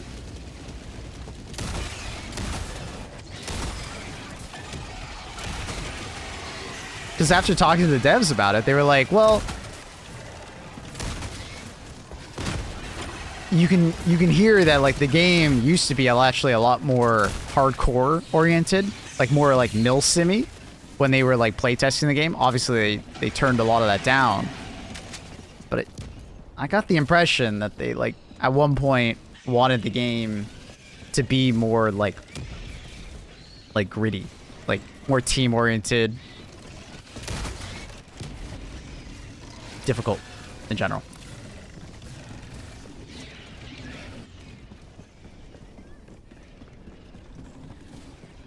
So weird to hate on a game the second it comes out. Just hating on like a baby for not having a law degree the day it's born. Well, it's a little different though, Tim Tam. Like, it's okay to like criticize a game immediately. Because you paid for something, right? And then like criticizing the developers for like them not doing something that you feel like is best, for sure. My point in bringing up this discussion was more just like, I can understand the frustration of like your favorite weapon being nerfed and stuff like that, because there's like a connection to it. Like I said before, players are very emotional towards their weapons, right? And their games, right? And they have like an emotional connection to something. So when you just go about like balancing like without taking into account people's emotion towards something, it can lead to like some like poor results, right?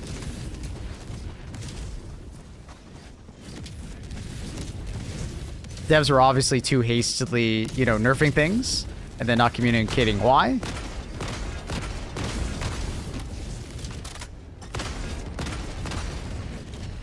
they just had like the wrong approach, right? But at the same time, players were like, you know,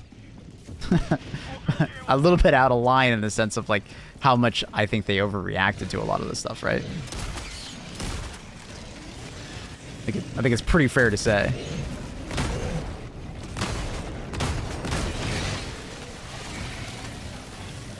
Badge over nerf skill issue.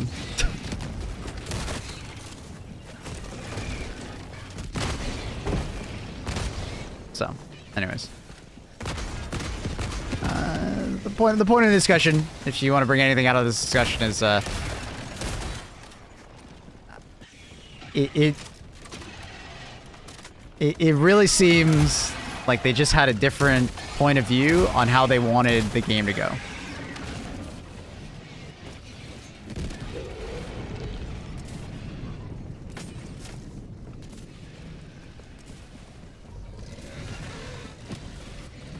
Andres, as much as I want to reply to that, I just need to move on. Because that comment is actually contradictive to your previous statement about the game balance. I don't want to get one guide anymore. I hope next difficulty will come down to Dev's Vision. I don't think it'll go to like a milsim. Swizzy, I believe they're most likely just going to go down the direction of like the predator bugs.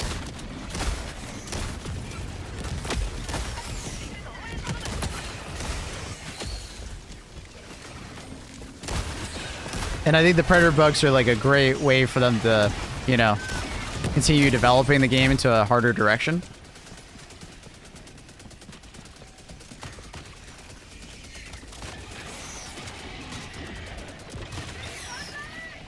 I'm a new player. My thoughts on Helldiver overall is great, but I really think team play must be rewarded. Being duo has to make good advantages. Faster reload, it's just boring. It's not always faster reload, because the faster reload has a much larger thing, because the faster reload increases your damage per second. It increases how many enemies you can engage.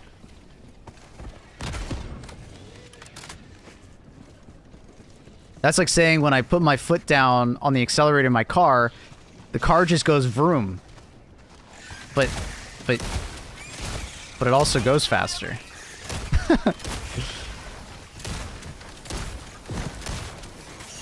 That's a huge hunter swarm.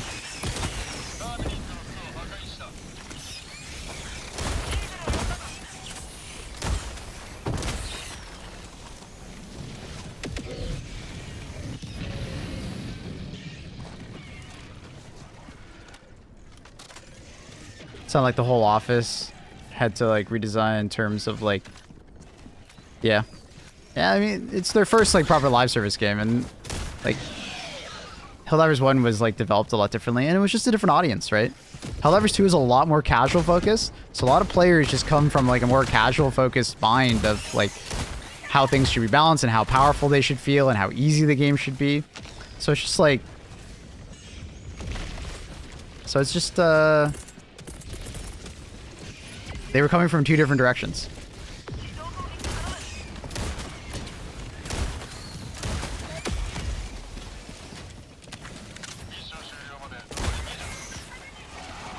Team Reload recoilless can delete a bot trap. Yeah, it's extremely powerful. But I have talked to them about making it so when you do team reloads, you don't have to give them your backpack. And they are very interested in the idea, but it sounds like it's just not that easy of a change. Mostly because you have to get like the animator involved and you have to like redo a lot of stuff for like every weapon. But they're very interested, it sounds like, which is sick.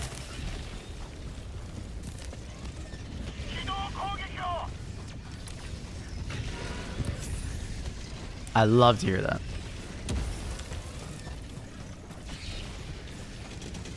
Because I think so many more people would team reload if you did not have to give them your backpack every time you want to do team reload. Or have the other person have the exact same weapon as you.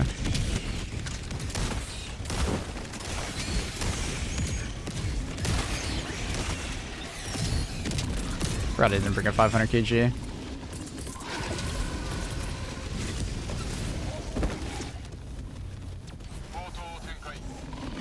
Yeah, what I meant is like maybe this game needs some like 2-player operated things, like a robot or tank. I'm sure we'll get them. The main thing at the moment is that we're so powerful as individual players, you often don't feel like you need your teammates. Because you can do so many things just by yourself.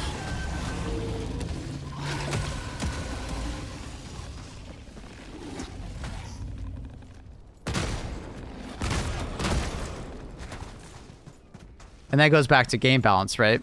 If you make the player too powerful versus the enemies, team play kind of goes out the window, right?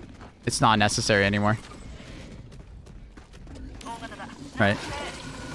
And that echoes back to like what we were talking about before as far as game balance. I do believe that the devs wanted more team balance or more team play before, where you were like depended on your teammates. Be nice if we had objectives that needed 2-player input. We already do have those. But the thing is that there's a lot of solo players at the moment, and you're gatekeeping content from them if you make too much content that's around 2 players. So like, look at the radar dish objectives. I think those are well-designed objectives. You know, going up to an oil objective, they can help you go faster.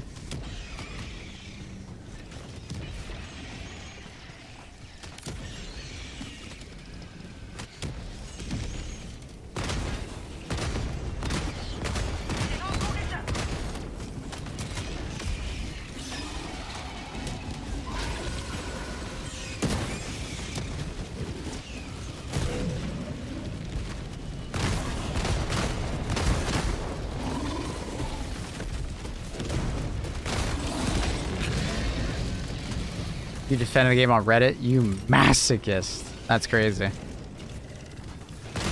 I defended the game on my stream, and I always felt like that was an uphill battle, and it was tiring, man.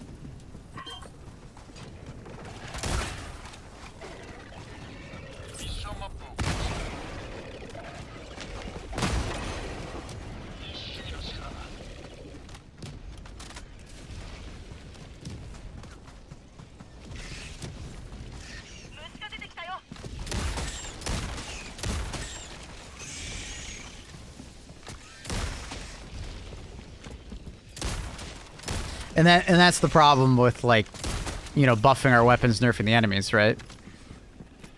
You know, I'm hoping the people on Reddit that, like, just want the game to be super easy and always complain about game balance, you know, they get to kind of understand now, like, why the devs made certain decisions, right?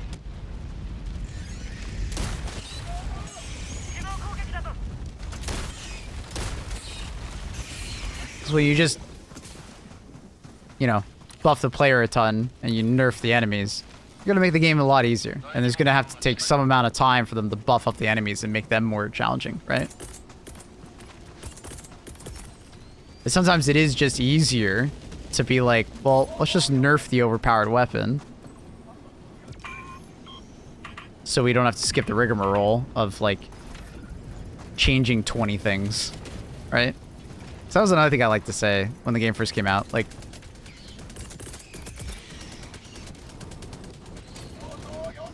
instead of changing like 30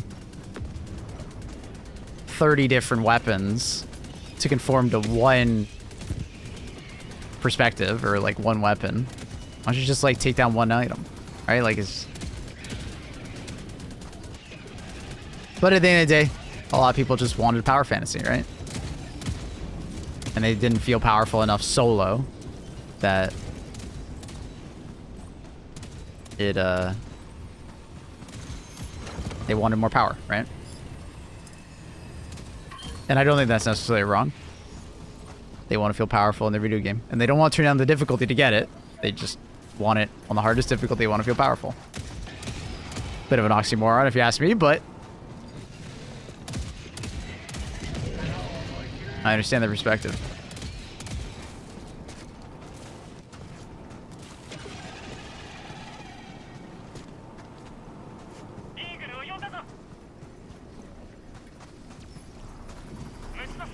Feels weird to have a gun called a railgun in a game being weaker than a sniper rifle. It isn't that way.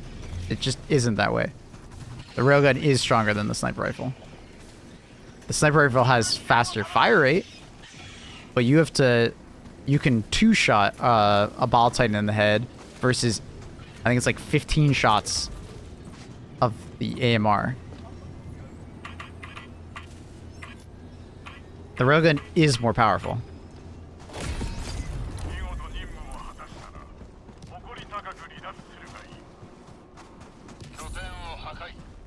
Ah, the age-old conundrum. Sometimes gamers don't want to admit that they just want their game to be easier.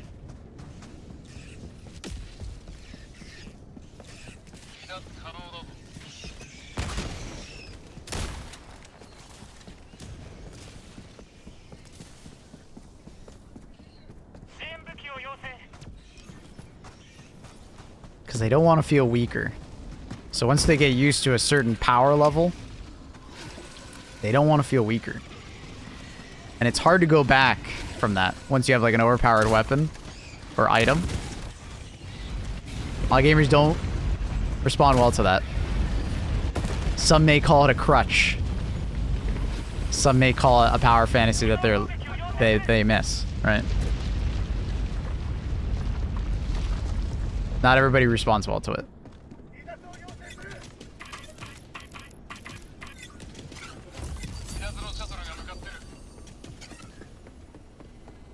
I like there's some like more potential for co-op. I was thinking of a stim pistol and how useful it is for a team. I wonder if they could do something with a wasp sort weapon version of a stim pistol. I had mentioned that like the stim pistol would definitely be more useful if it had tracking. But I don't know if they'll do anything. Most of the time, just going step down, just one level, goes from being tons of enemies, lockdown being boring with very little enemies. But that doesn't have to do with the level. That has to do with like the different seeds of the game, right? Because it's anecdotal just to say like one game. Because you can go from 10 to 9. The difference is very small. You may not even notice it.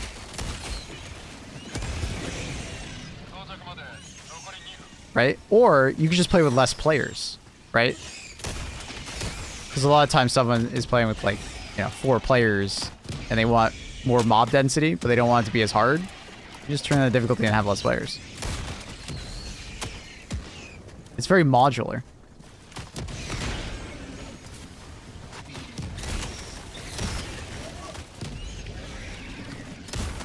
I'm gonna be that guy, but sometimes it's just about, adapting to the harder difficulty rather than requiring the game to come up to you, right?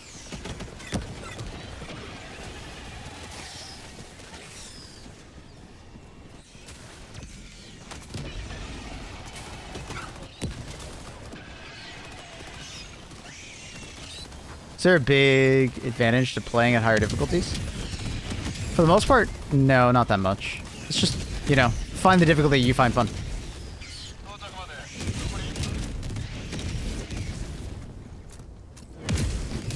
On a different subject, is Dominator a slug type round? No, it's a jet propelled projectile. It's kind of like a bolter from 40k, but not quite. It's kind of is, kind of isn't. characteristics of the weapon are very similar to a slugger. Characteristics-wise.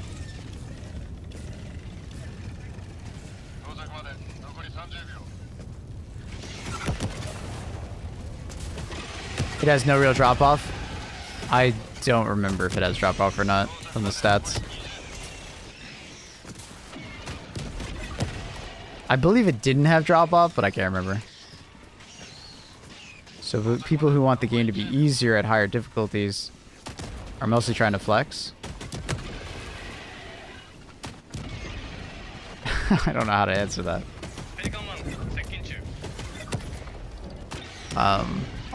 I guess the reply to that, when the game first came out, the game had some very overpowered like stratagem combos, which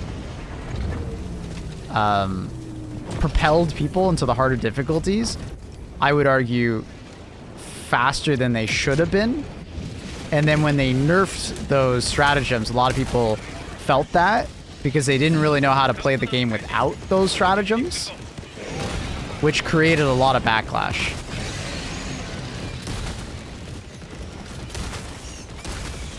But also because, like we were saying earlier, some people just saw the game balances differently. They wanted to be more powerful on average, right? A lot of people got used to how powerful certain stratagems were, or how powerful they felt, right?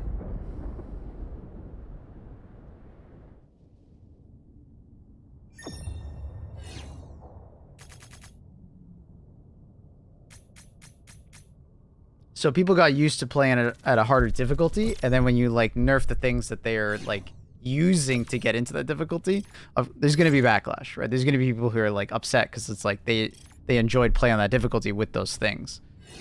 And then there's like an ego attack of like, well, I can no longer play at that difficulty.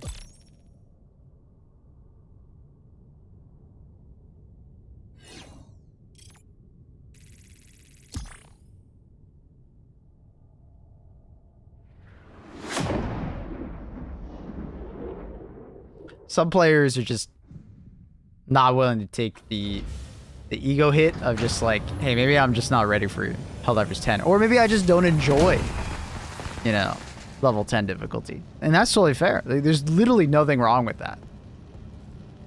You know?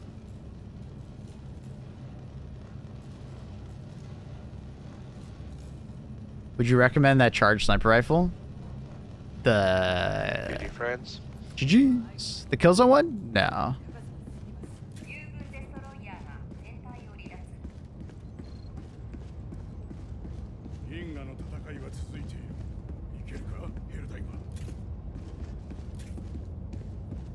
Like I said earlier, gaming and gamers are usually more emotionally driven than like stats driven or anything like that, right?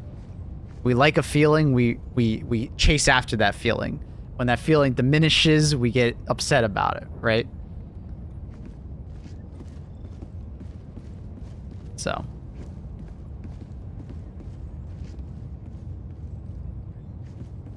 it's hard to balance that, right?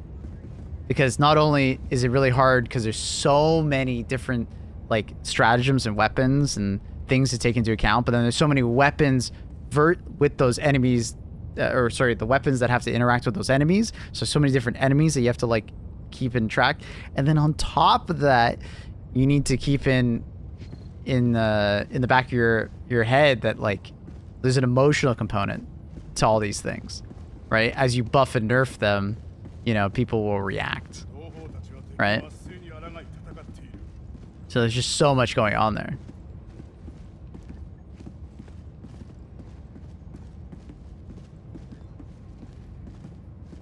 No patch?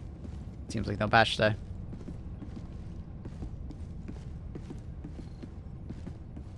It can feel good if they just want to bump the difficulty down. Which is what I said a lot of, is that I felt when they went after like the railgun and the shield generator and stuff like that, there's miscommunication over, people thought the railgun was nerfed far more than it actually was because the PS5 host bug was the thing, and people didn't understand the PS5 host bug was the thing, so that sucked. So it's just miscommunication on that. But the other part was that, like, some people just... The only reason that they were, like, succeeding so much in difficulty 9 was PS5 host bug, railgun. So when they removed those two things, people felt a lot weaker, right? Because there's this, like... There's an expectation that they should be able to do difficulty 9 as easy as they used to be able to. And that's, like, a nightmare for the devs.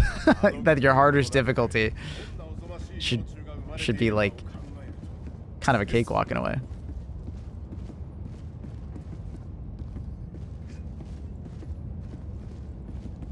It's time for super duper hell dive.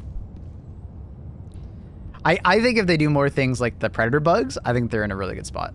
I think the predator bugs was like A tier. They did a great job adding the predator bugs.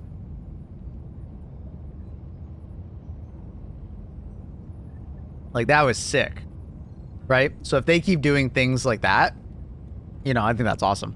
For me, level 9 is slow and boring. Level 10 is just like, but like the one-shot bug hits and has a few things that need nerf chargers running and turning.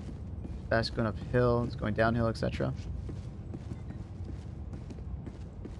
Yeah, I mean, some of those things just like they need to do some tuning on enemies, but imagine a world where they did all that doubting time, then 10 would be too easy, right? Sometimes the things that are overtuned kind of balance other things out.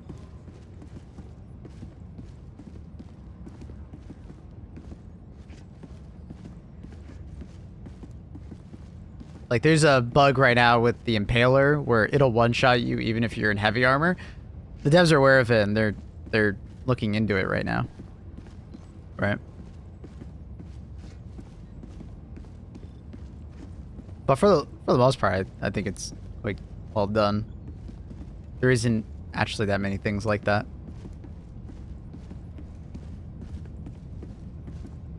Just blows my mind that it takes, like, a single button press to turn the difficulty down. Just have fun. Sometimes you're trying to flex, you know? Sometimes you're trying to flex to yourself. I think we've all played, you know, Dark Souls and, you know, or seen the discussion around, oh man, Elden Ring? Do you remember all that discussion around Elden Ring with like, oh, you have to play with no summons, you have to blindfold yourself, play with one hand, rune level 1, no magic, no mimic tier. My God. Right? So it's just like, some of it's just like gamers bragging rights, man. Old railgun with PS5 host bug come back as an emplacement. It has. That's anti-tank emplacement, basically. It has come back. I got the 9800 X3D with the new egg deal. It's amazing. Yo, congratulations. That's sick. No hands, you play like girly. Yeah. I don't know, man. Just find what you enjoy. Right?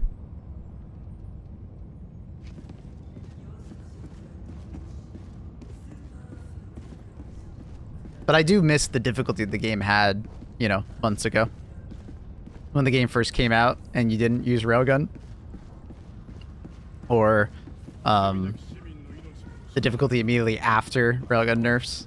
Or escalation of freedom. I do miss that. I long for it. And yeah, I could like put on a bunch of shit weapons and play solo to get that sort of back, but there's something about playing with 4-player co-op and having that difficulty that just was extremely fun.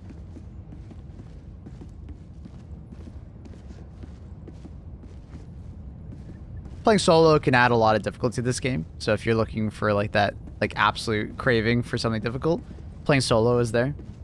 But I don't know, there's something about playing with 4 different players while also feeling that difficulty. It's just chef's kiss. I'd rather eat rocks than go through escalation of freedom again. See, I didn't mind it. I enjoyed it.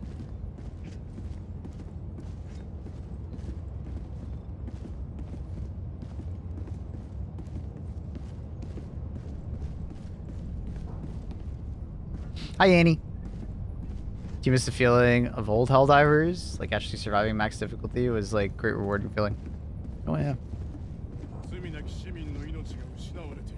The most thing I want is like unique missions like Meridia. I'm hoping they add it back. That was something we talked a lot about at the Arrowhead office. Was I brought it up specifically about TCS missions in Meridia, and if they were, you know, planning to add more and how they were going to do that. They obviously didn't give me specifics, but they are interested in doing more. So, fingers crossed. Fingers crossed. They felt like they didn't implement the TCS and Meridia missions super well, as far as like too much of that content was kind of like, I guess you could say wasted, because they didn't, it's not there anymore, right? It sounds like if they were going to do one-off missions, those one-off missions would be part of the game later on in some capacity. So there's more, so less development time is wasted on something that only lasts a week, right? Because like Arrowhead's small, so they can't really do the whole like, they can't do like a Meridia mission every couple months because it's kind of a waste of like dev time. It'd be better if they made a Meridia mission, for instance, and then somehow that mission comes to the main game. Like they kind of did that with the drill, but I think it sounded like they wanted more.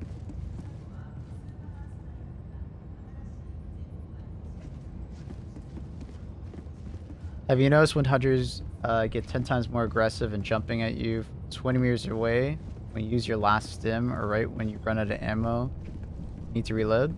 No, because it doesn't happen. I believe that's an anecdotal piece of evidence, my friend. Yeah, they don't do that. You're just noticing it because you're like you're in a really panicked situation, right? Hunters have different like behavior patterns, but it's like non-aggro, sort of aggro, looking for you, and full aggro. And then if you're talking about versus predator bugs don't have the cooldown on their jumping. That was something we talked about. And that's another reason why the predator bugs feel so difficult.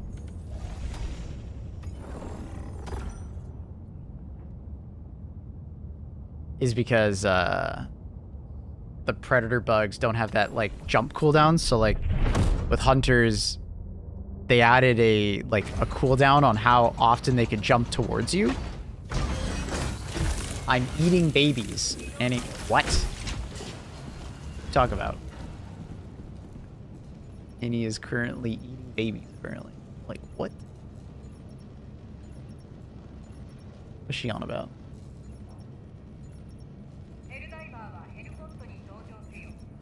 Also better at flanking. Yeah, they try to get around you more often. So is this patch? Doesn't seem like we're getting a patch today.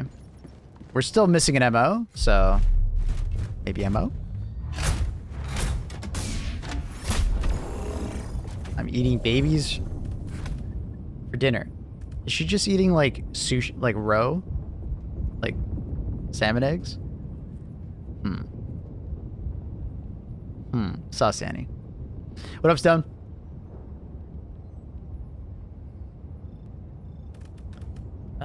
What do we feel like?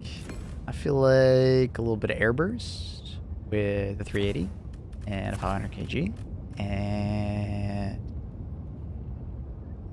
Cali Syndrome. Swap it up for my Blitzer and Jars.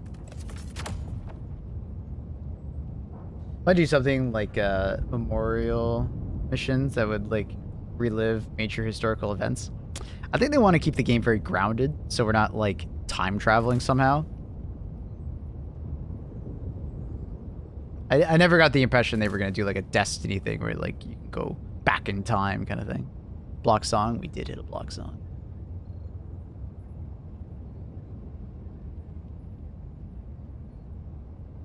Did you skip a song? Okay.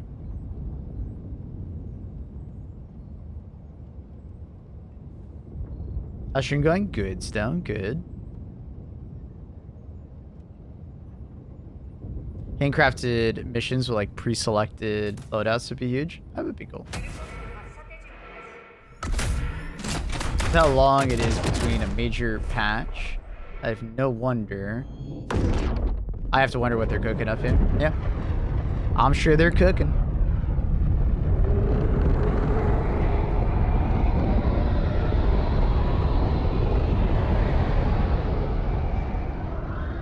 I want another stratagem unlock ammo. Where the hell are the gas lines, dude? Give me the gas mines.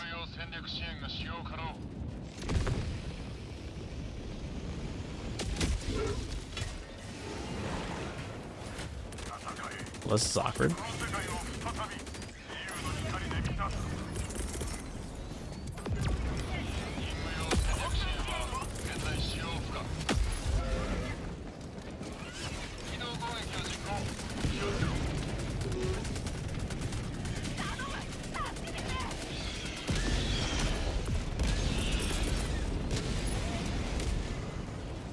Fly at me.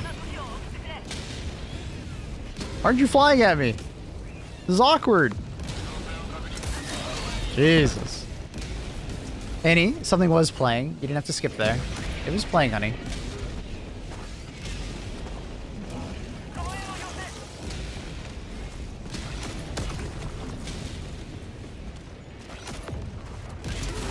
My team's getting screwed.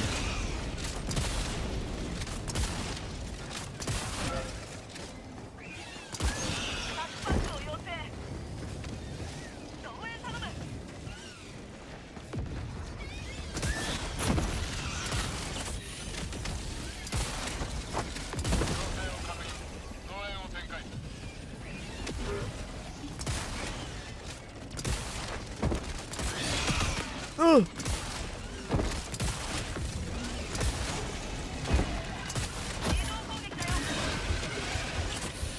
Goddamn shriekers, why don't I have a blitzer, man? Ugh.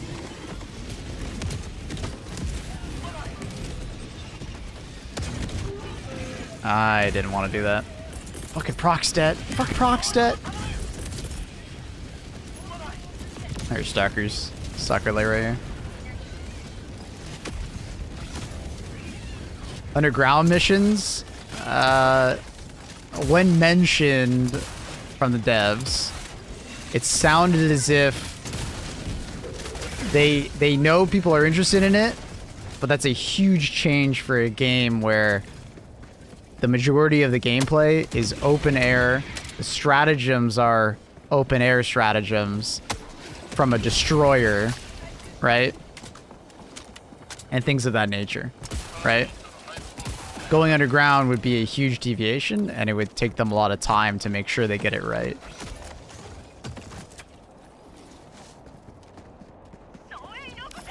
And that's on top of the fact that, like, you know, obviously the game's not really set up for that, so. Fucking real, dude.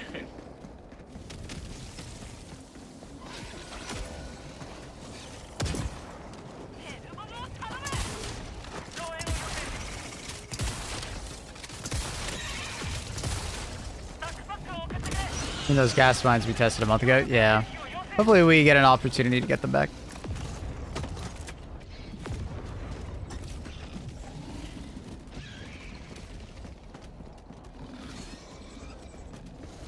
Thematically, I think underground missions would be really cool, but at the same time, it really limits the game, right? You know?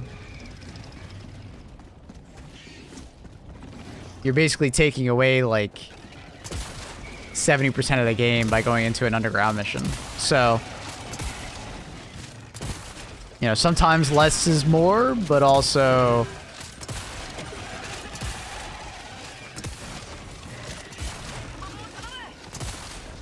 could just be a more boring experience. So, hard to say. Burrowing 500 kg.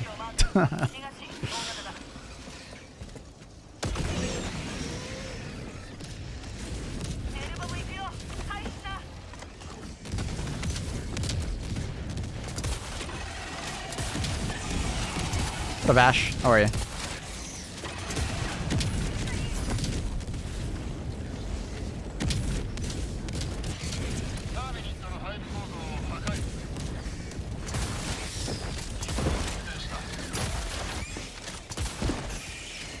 This guy go melee? Yeah, he's a melee build. Love that for him.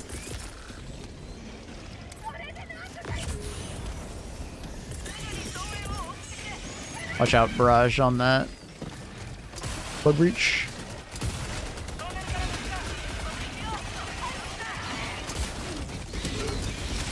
God damn it. Thought he had that.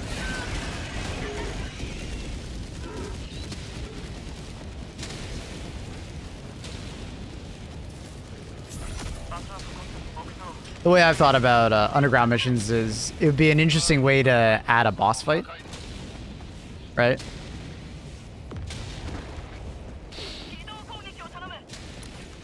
Be an interesting way to just add that extra little bit of like difficulty to a boss fight without it just resulting in like just throw a fuckload of 380s and 500 kgs at it, you know?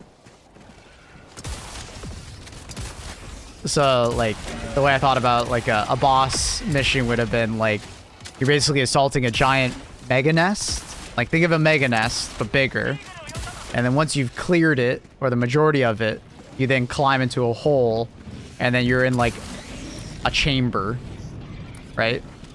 That has like some kind of boss in the middle that you take on, but the roof is covered, so you can't just throw fuckloads of 380s at it. Maybe the mechanic is you have to break the ceiling by like shooting at pillars, or maybe it's like crom racks from Borderlands where you have to like, you know, shoot at particular weak points, you know, to make them vulnerable. That's basically how I've thought about that kind of mission. I think it, you know, and then you can obviously do something similar for like automatons or Lumina. It's just if I go back and I look at Helldivers 1 boss fights, I thought they were kind of lame. Because it was basically like the meta strat was just call in AT mines, wait for boss to roll over them. It was kind of lame, you know. It's just kiting around a boss, so, and then throwing stratagems at them occasionally. So I would hope that they could like come up with like a little bit more, and I do think that's a good example of like less is more on a boss fight sometimes. And then you still have to think about, well, I still need to bring red stratagems for when we collapse the roof for the boss, or when the boss is vulnerable, right? Or clearing the nest before we get in there, you know?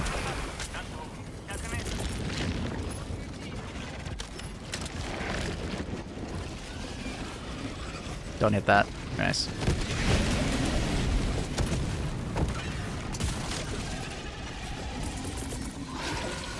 I don't know what I'm doing. Ooh. Y'all sit there for a second. Melee. Thank you. Oh! Another bile time? Oh, shit.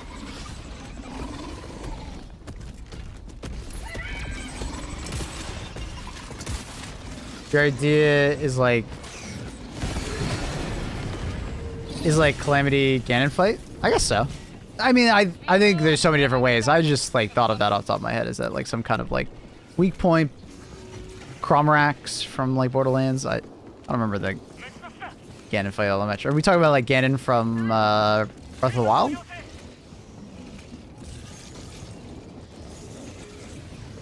I'm assuming we are. It's the only boss I know is called Ganon, right? 480s with portable hell bombs go burr. That'd be pretty funny. Use the Hive Lord is the same as Thresher Maws and ME1. They go underground, tentacles come up. I mean, isn't that basically what the Impaler already is, though? And Helldivers 1, they had like the Hive Lord just basically be like a sandworm. And it basically just reminds me of the Diablo 4 boss fight for Duriel, but that boss fight's pretty lame.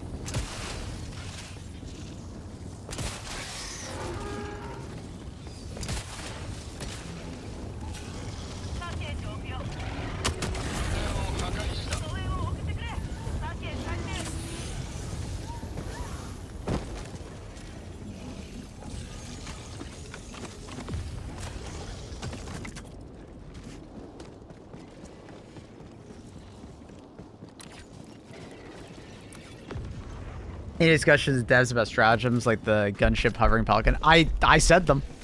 I was talking to them about it. I was like, hey, give me a chopper gunner. Give it to me. Give me a chopper gunner. Super credits.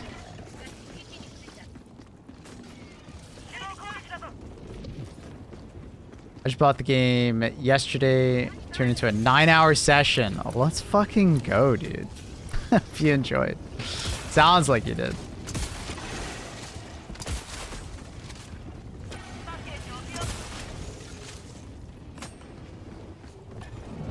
If you shoot the impaler's tentacles, we'll just make the tentacles move away from the position. Not stop the impaler from being under that attack. I still think that you should be able to shoot the tentacles and it affects the impaler more.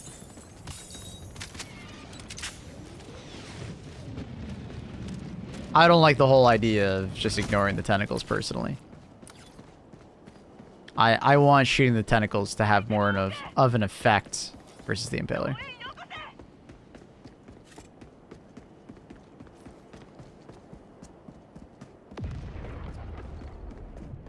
Need a Pelican area cover stratagem. A side gunner. Hey, I just want to be a Pelican gunner, man. Stratagem. Laptop comes down. You activate the laptop, Call of Duty style. You get, like, Pelican vision. You just start shooting at things. You have, like, a certain amount of ammo or something like that. Be sick. Would be so cool.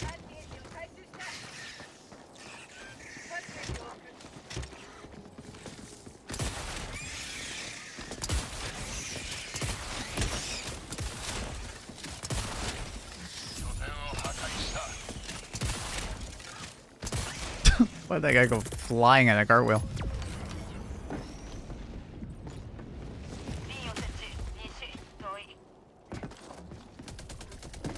Technically get staggered, no? They do get staggered and you can, like, quote-unquote kill them, but they'll respawn extremely fast.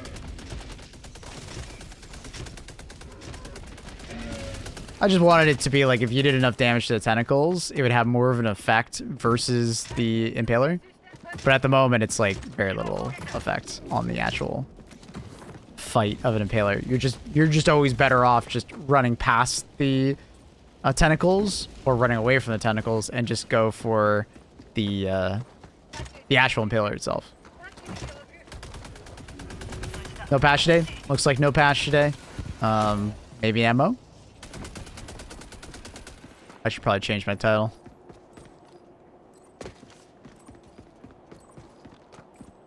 Comes down, get in the back, mount the gun.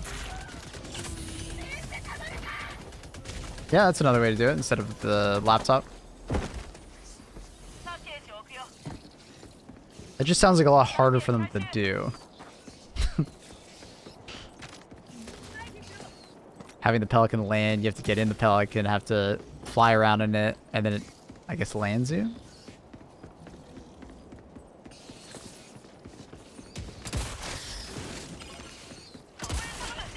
Not paying enough attention while reading chat. I need more shells.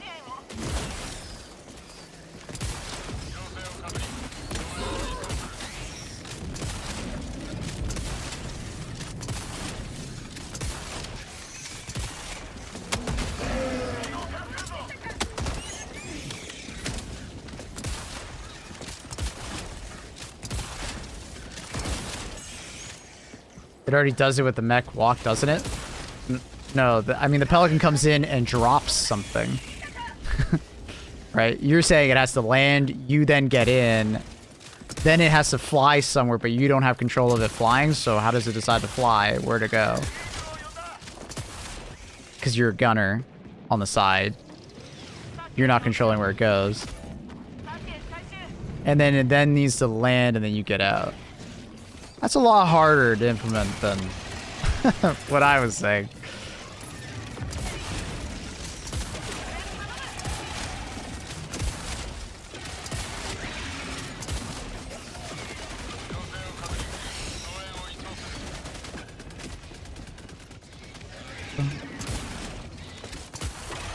You just force the Pelican to hover. Oh, it just sits there hovering and you shoot at things? Yeah, I guess it just goes up and down. Sounds kind of lame though. It doesn't fly around. I just thought when you were the gunner, you could actually have control of where it actually flew as well. So much more interactive.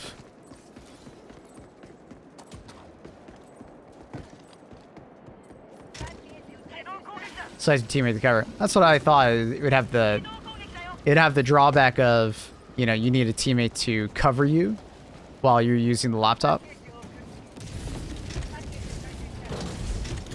Or you need to be pretty stealthy with it, because you could just hide. It doesn't look good if you're too high. Which is nice about the chopper gunners, because I would assume it would have a downward facing angle.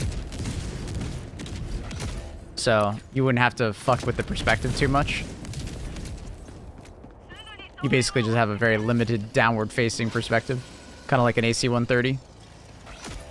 Like that one Call of Duty mission. Laptop and gunner? Yeah, are you telling me you don't want a stratagem like that? That'd be so fucking cool.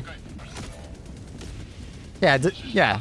The Pelican could essentially just be the AC-130, or, you know, you give the ability to fly a little bit and move the camera around.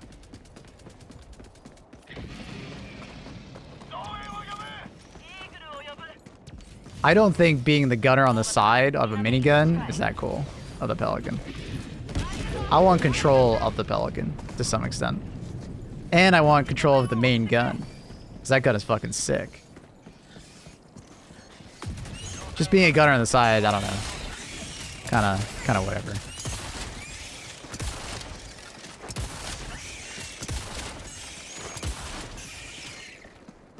The other one I've thought of is, you get to target the destroyer's guns. And you basically get like a top-down view of the battlefield. And you get like a limited amount of shots. Gotta make them count, kind of thing.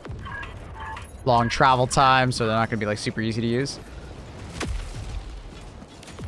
Just have the stratagem where the Pelican follows you in autopilot.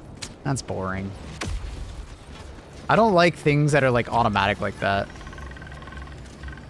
Because like, as much as I like Eagle Storm could also make a mission really boring. Because it's basically just, you know, it's like a guard dog, but 3 times more powerful. It's like, I don't know. I want it to be more interactive.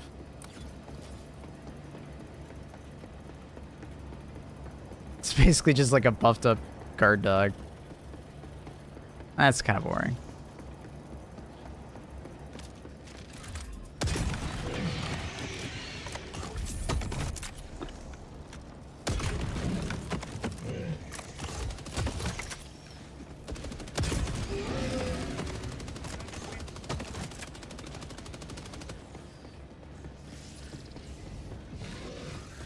Give me the idea of like pinging a place on the map to send an ICBM. Mm-hmm.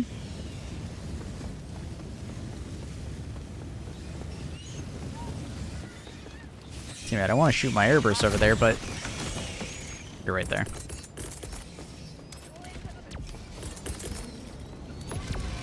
My man was trying to sit there and... Surprise, motherfucker. Time flies when you're closer to the Meridian Singularity.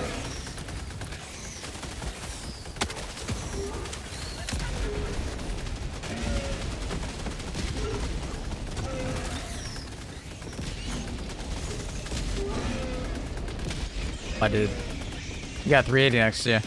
I want to shoot my fucking thing off so bad, but he's just not moving.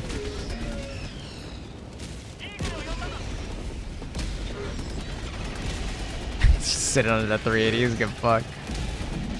Alright, I'll try and shoot it over here and hopefully it doesn't kill him.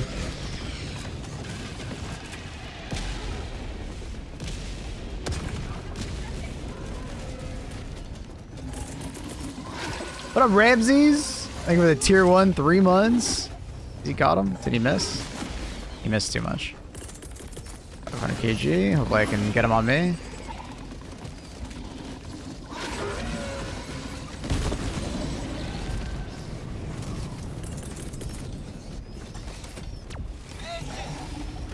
Dude, why does he get so much aggro versus me? What the fuck? The voices took over? Yeah. I was like, surely he'll survive.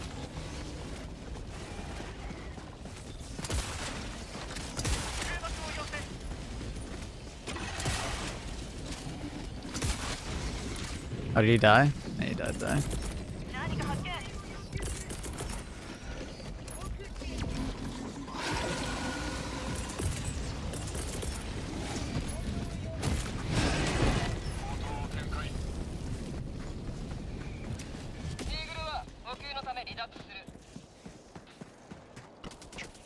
Top of my wish list is ion cannon, command and conquer. Just like beams. A spiral ending in a big boom. Whenever I think of an ion cannon though, I think of a thing that's just like electromagnetic. Like it takes out shields.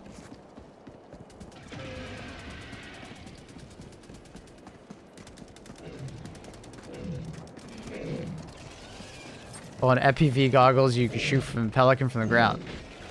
That's what I was saying.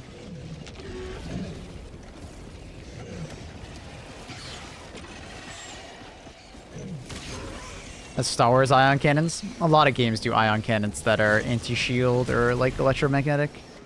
Seems to be really popular.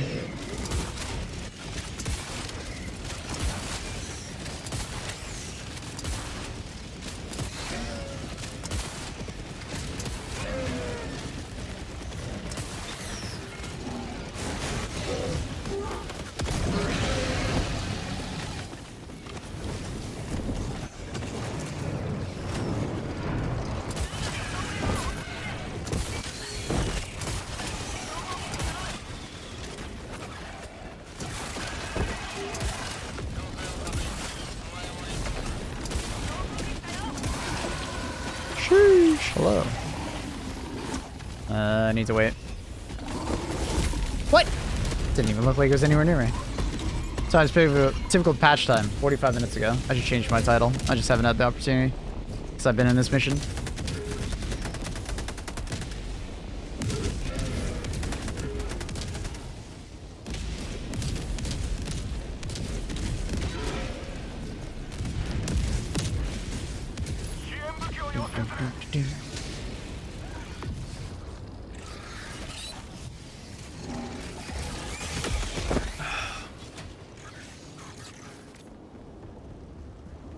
Team's fucked.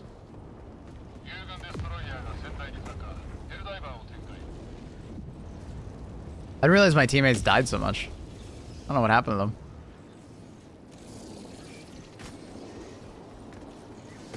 Any speculations on what might be in the patch? I don't think there's a patch. Patch was supposed to be 45 minutes ago. I just say Tuesday patch day because whenever this game has a patch, it's on Tuesdays. So every Tuesday, I'm like, Tuesday patch day. Since I'm dead, I'm not getting... I don't think I'm getting revived next. I don't think I am. Just want to make sure I'm not going to get revived and just die immediately. Do I have time to change my... Mr. Streamer, you clickbaited me. How could you? I didn't clickbait you. You clickbaited yourself. I just said it was patch day. Because they usually do patches on Tuesdays. You read into that and extrapolated that. It wasn't me. Ah, fuck, I am getting revived.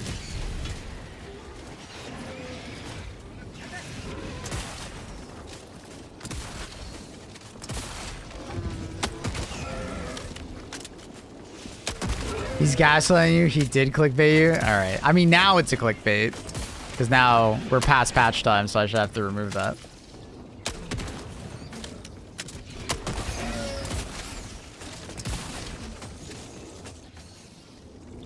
Is this even a song? What? I'm just skipping this. I don't know. What the hell did you just play for us? I'm like hearing something in the background. It just sounds like someone fucking like breathing. It sounds super weird. What the fuck was that?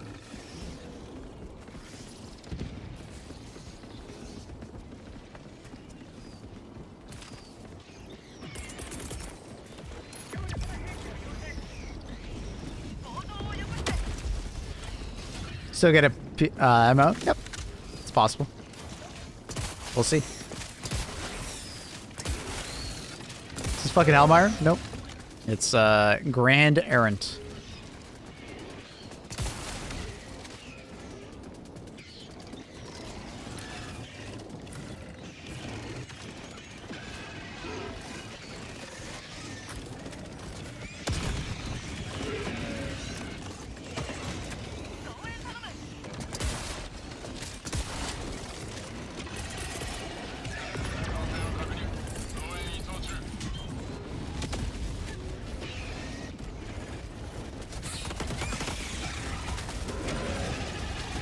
I don't think anyone really bought AT, did they? Well, one guy has a recoilless.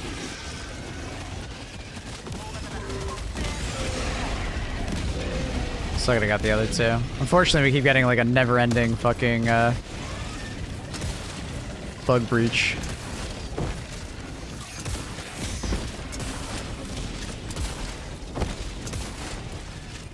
Is he coming towards me? I don't know what he's doing.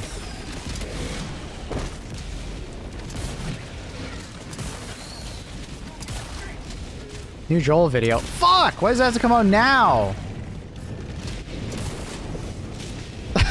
Why does that have to go? Alright, I almost want to fail just so I can watch the video. Fuck! I got fucking shit to do. And I have this shit-ass loadout. I didn't think my team was gonna be this bad. Fuck!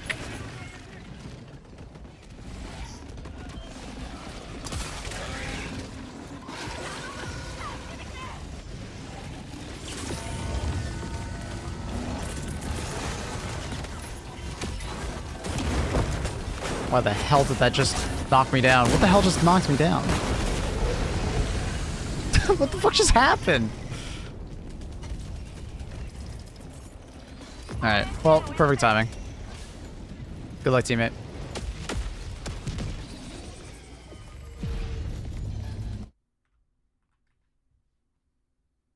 You guys have some interesting music choices together. Where's the Joel video? Is it not on... Oh, it's in social feeds. Interesting. View on YouTube. I am Super Earth High Command. I am the Terminate Swarm, I am the Socialist Automatons. I am the Elusive Illuminates. the Game Master plays all sides. I am Joel. Joel. Yeah, we're recording. All right. Shop. Let's record. I got planets to burn and Helldivers to kill. This is by far This is episode my 2. personal favorite. This is the moment where it became abundantly clear to everyone at Arrowhead and to the world at large just what the Galactic War can accomplish. So we gave the community the choice between 2 brand new stratagems. The airburst rockets on Penta or the AT mines on Chewie. The community chose to liberate Penta and earned the airburst rockets. However, this meant that the community hadn't unlocked the AT mines. We asked the community to kill a certain amount of automatons. They did not reach the intended kill target. The community then was given the choice between unlocking this brand new stratagem, the AT mines, or liberate some imaginary, very sick children on Vernon Wells. For the kids!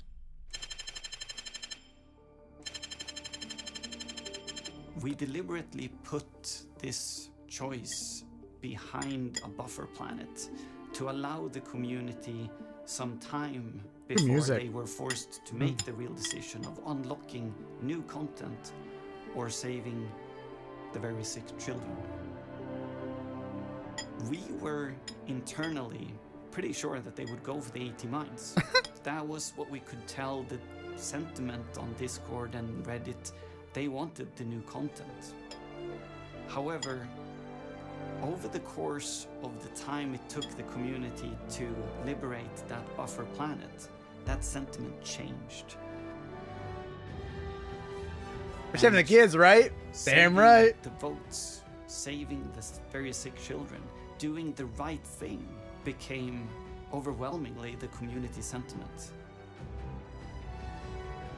F the mines.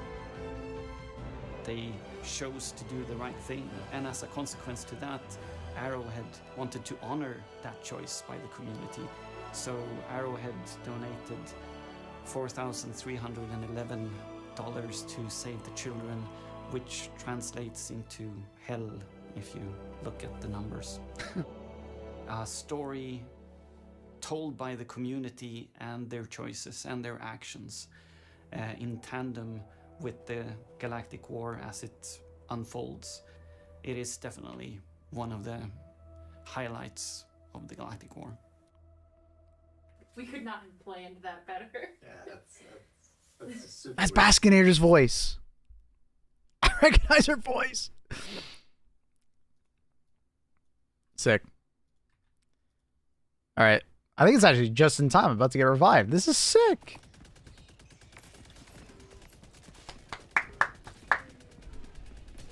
That's cool. Great video.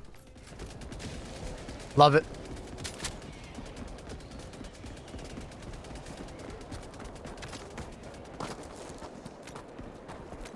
Wait, this song is so much better than I thought. Just sounded so weird before. Did you meet Joel in person? I meant Joel as a acronym. I didn't meet Joel.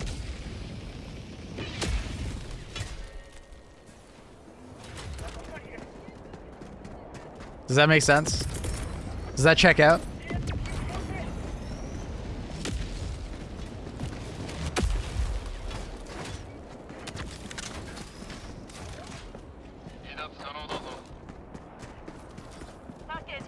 There's another ping. Announcements. Failed to load. Failed to load. Failed to load.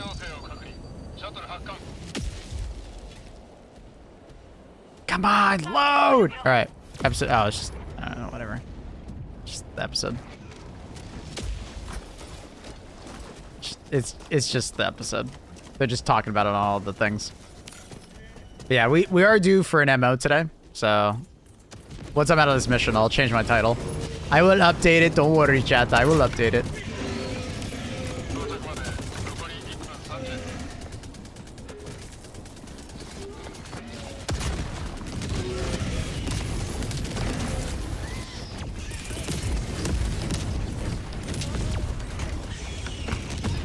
Probably just announced the video. Yeah. But I can list out who I met. I met Alexis, you know, gameplay designer and balance guy. Alex, who was like the launch manager, right? So he's like in charge of like getting the patches together and the content together, all together, then push forward. I met level designer. I'm forgetting his name off the top of my head. I met... What was the game designer's name? It was, it's kind of spelled almost like Michael, but it's not Michael. It's like a Swedish version of Michael. It's like, not like Mick, but like... forgetting his name. How I pronounce it. Forgetting how it's spelled, honestly. Mika? I think it's like Mika. It's like Mikael? Yeah. Met him. He was great. He was great to talk to. He was awesome to talk to. Then obviously a lot of the community managers I met. Mitchimus, Baskinator, Craig. Craig is part of like player support and stuff like that. And then I met one of the gameplay producers. Sort of. Well, I guess he's like a launch manager, but he's like even higher.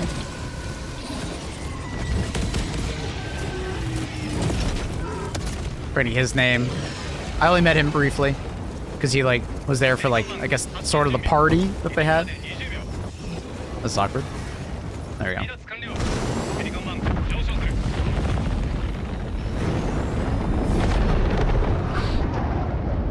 And then obviously I met Craig Lee Thomas. Or is it Craig Thomas Lee? Wait, what's the order of his name? Is Lee his last name? Craig Thomas Lee? Craig Lee Thomas? Can't remember the order of his name. Something like that. And he was great. Alright, let me change my title. So everybody stops freaking out. MO today?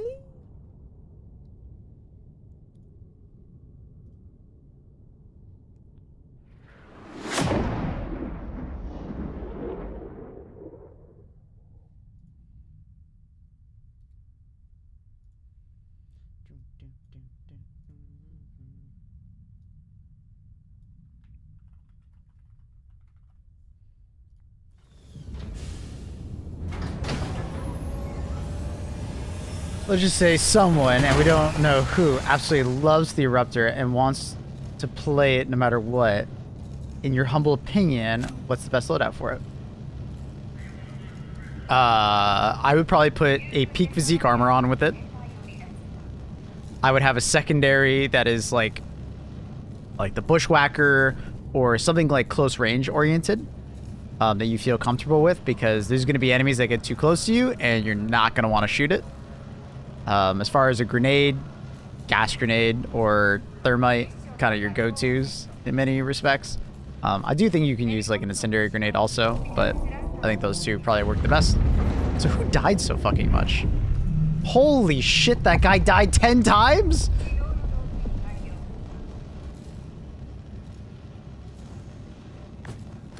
Holy fuck.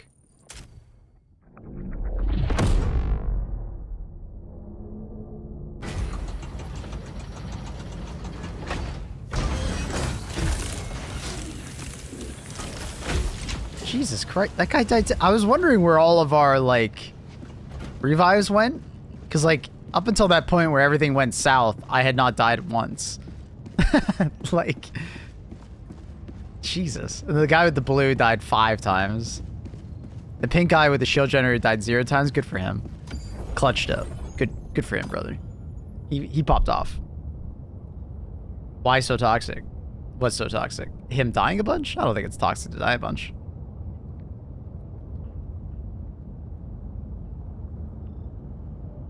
I don't think it's toxic if you die a bunch. It's okay. Probably just had a bad game. Or I think he was doing a melee build, which is kind of hard to do when you have spewers. I think he was doing a melee build. So, I mean, that'll lead to it.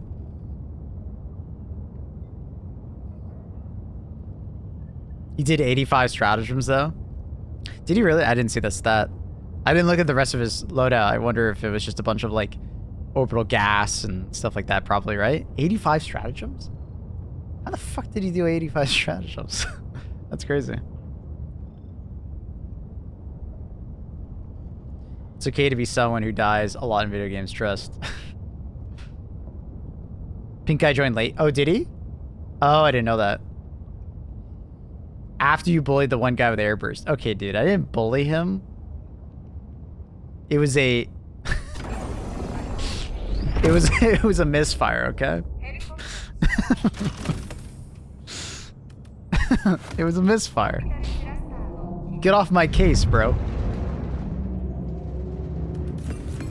It was a misfire, okay? You feel me? Why is it still on my screen? That's a weird bug. I've never seen that before. Speaking of this, for you, this is a really weird loadout. But you know what? We'll fucking you. We're gonna do it anyways, even though we don't have a close range weapon and I'm not listening to my own feedback. We're gonna do it. We'll do it anyways.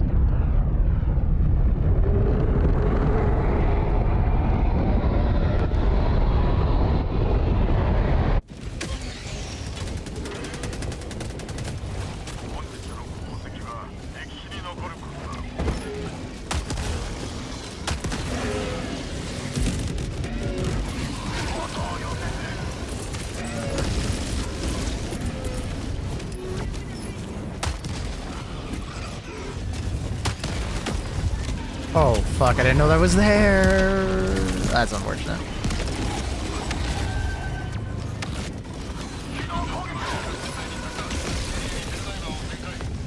How do you get the eye patch for the propaganda officer? I think it's just a random chance that every time you spawn in, that you might get the eye patch version. This is not Hellmire, no. It's, whatever errant. Grand errant. Ugh.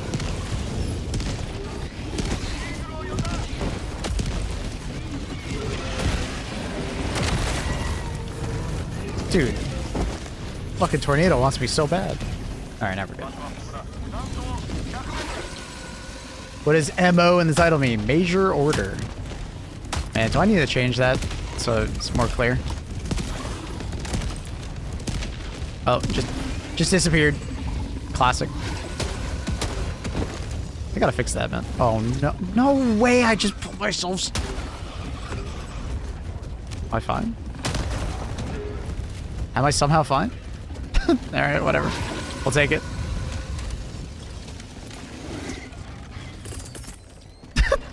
Dude. I was gonna say, I would have been so mad. What does Maplewood mean? I mean, I feel like it's pretty self-explanatory.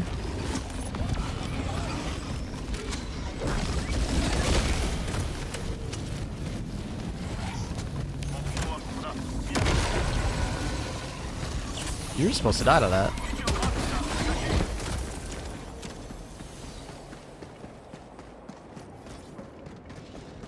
What does life mean? It's maple in the morning. Okay, too far. Way too far.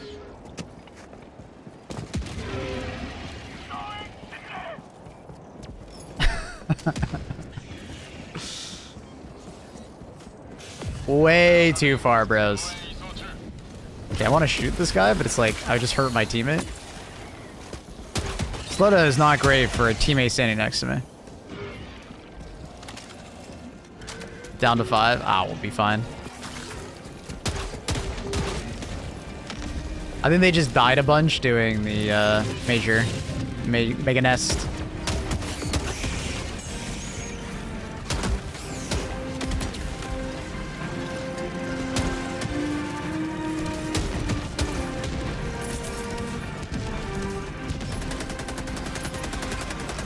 Does nobody have AT?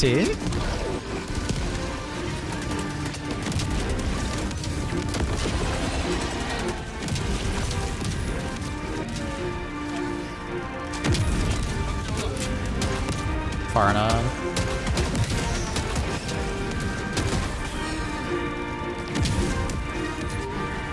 Banana, banana. Oh, stealth charger. Bit of overreaction, but you know, I'll take it.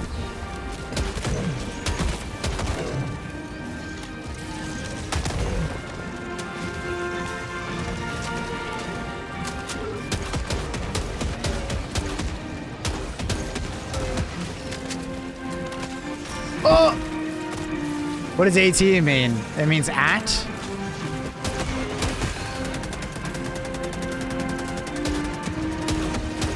Sometimes referred to as AT-AT. A large vehicle from the Star Wars universe.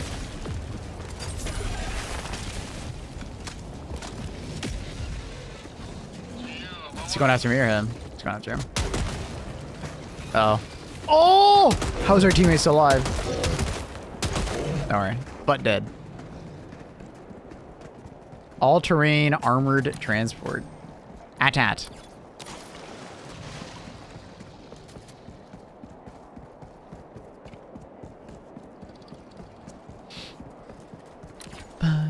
I mean, I don't feel like it's for all-terrain, though. You know what I mean? I feel like the AT-AT is not really, like, all-terrain. Like, I get it. They call it all-terrain. But it's like, is it really all-terrain? I feel like that like, if it trips over a goddamn cable, I feel like it's fucked in other situations.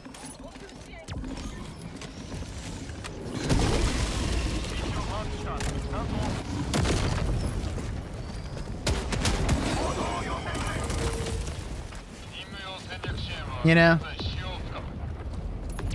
It means alternate. No, it means a anti-tank. It means ass tarts. Play ass tarts. It's a wild one.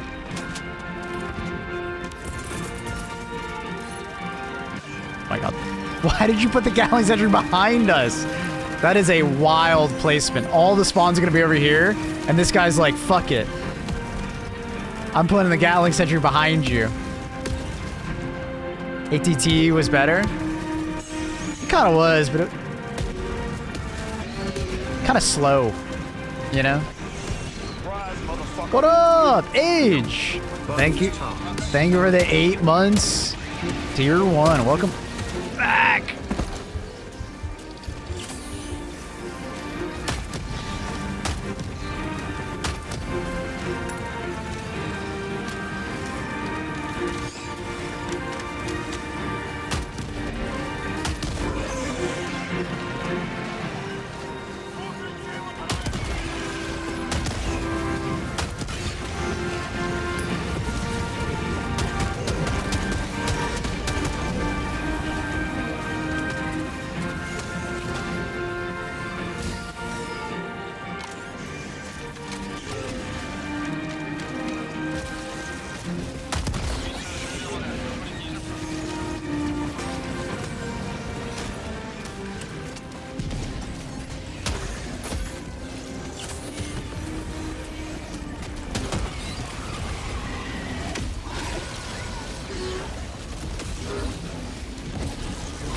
Oh, I want to shoot that guy and help him, but I can't.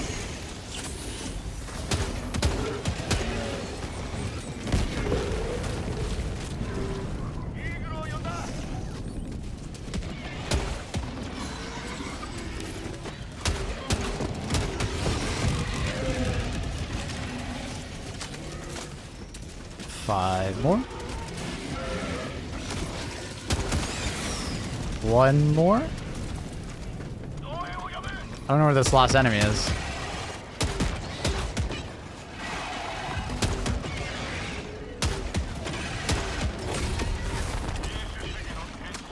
You say at fast enough, you get 80-80. 80-80.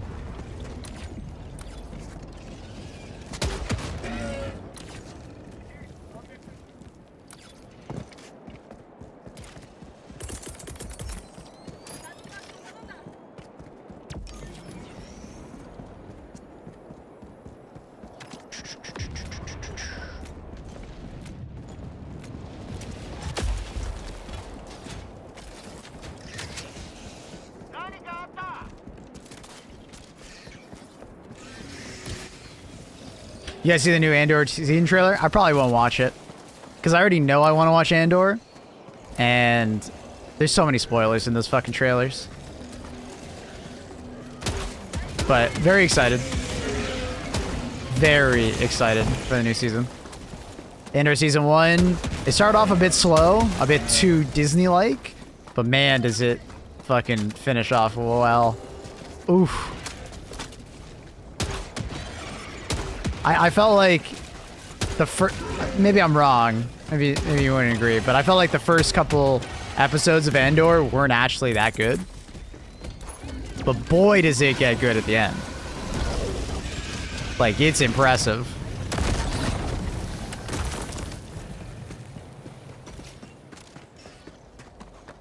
Prison Arc was peak. It was very good. Like everything other than like the first couple episodes was fantastic. Like everything on that first planet when they were first picking up Andor, you know, like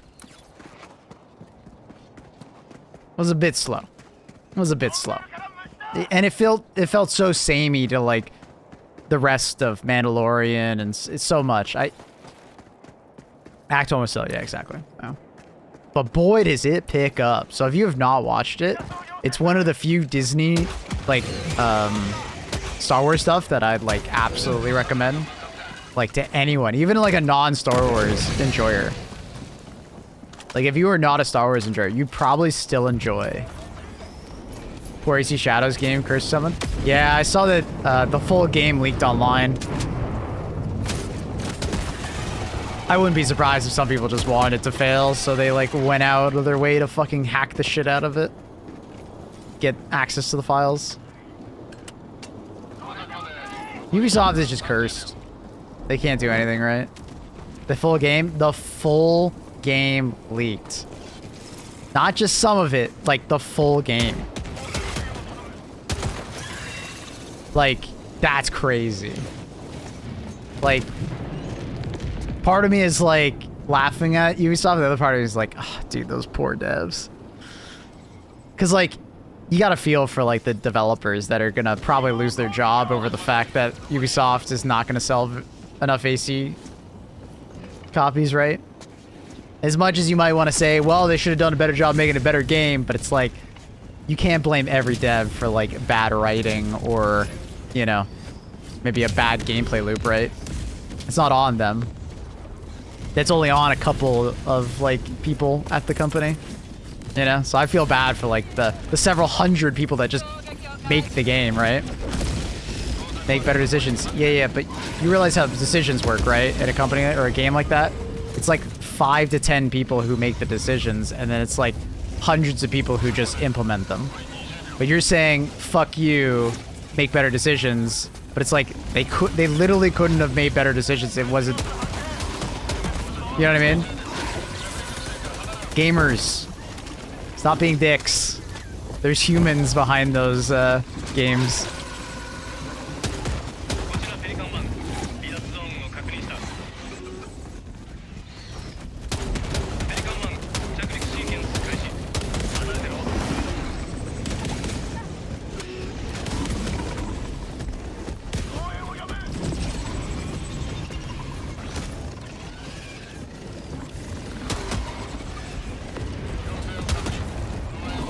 We getting in? What's going on? Why do I only see one person here?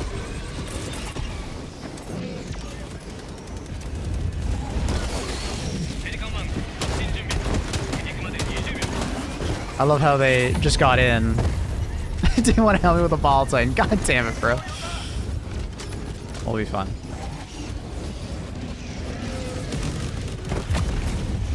Thanks, teammate. Corporate greed at its finest. Glad to see finally work against them. Thank you for completely missing my point. Whoosh. I like a Punisher voiceover for the game. That'd be sick.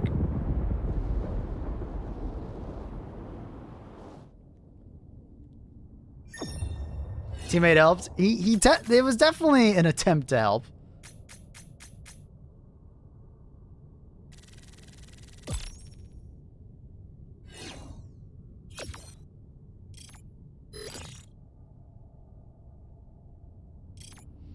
I want custom language support? What do you mean by that?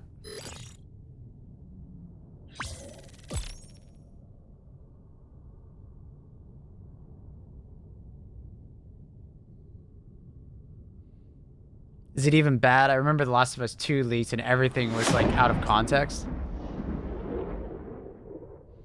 Leaks typically are just bad for the game because a lot of the times the people who get their hands on the game will like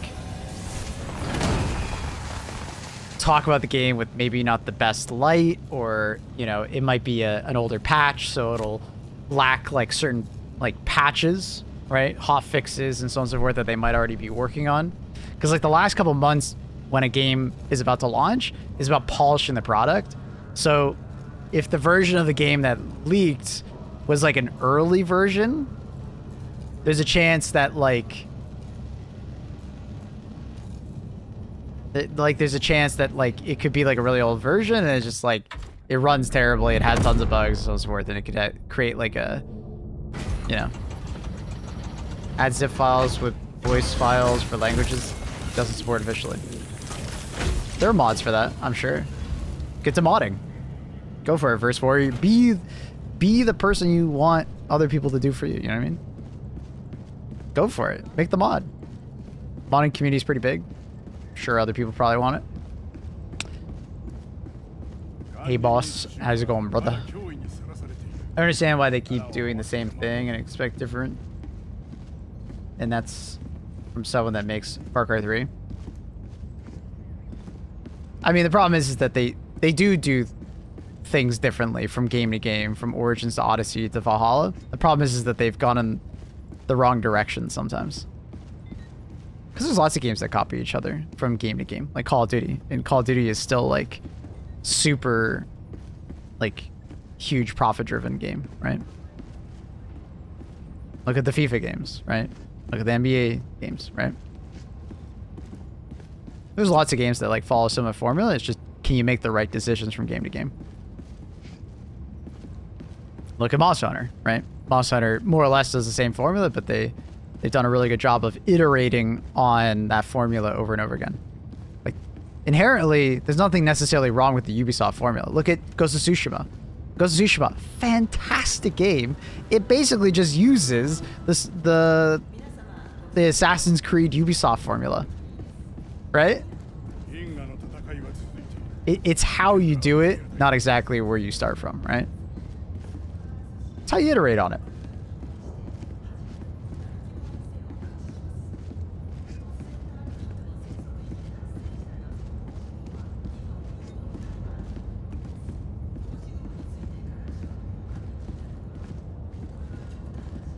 Odyssey is just AC if they tried to make Breath of the Wild last minute. I don't know if I'd agree with that, but I think I can see where you're coming from. Odyssey was actually pretty good. I enjoyed it. It wasn't great, but it was good. I enjoyed my time. Ubisoft got big critique from their pricing and open world design, filler content. However, they do it again. It's because for as many people that complain about it, there are a lot of people that like it. I've had this discussion a lot on stream about Ubisoft games. You'd be surprised how many people like to buy an Assassin's Creed game and then, I quote, turn off my brain and do content. Like, as much as you guys complain about it, right? You guys might feel like you are the majority. You're actually not always the majority. There are a lot of people that like the turn your brain off filler content. Like, they actually are. There's a lot.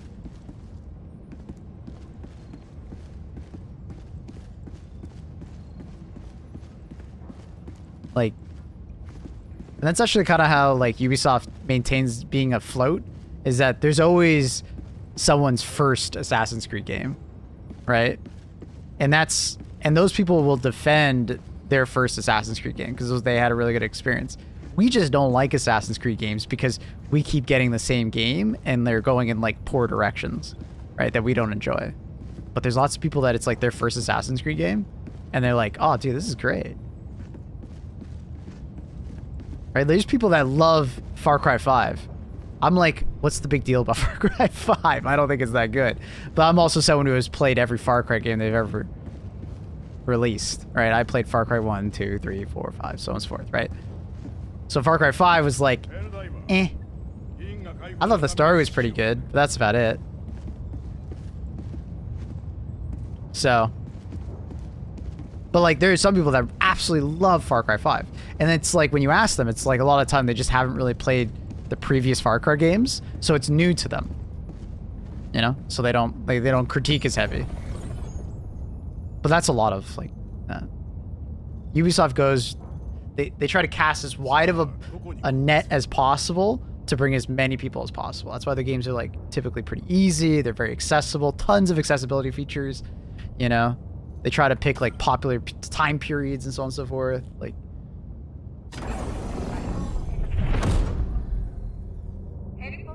Blood Dragon was fantastic. The DLC from Far Cry 3, I really liked it. It was a cool idea.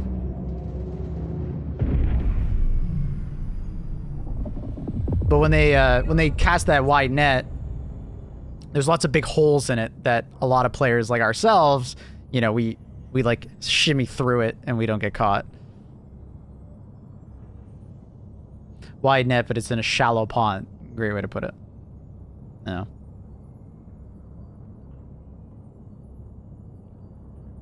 Anything new in the MOs? We might be getting an MO today. Who knows?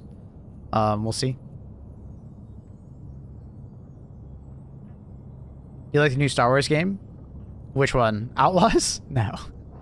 No, I thought I was pretty low on the bar.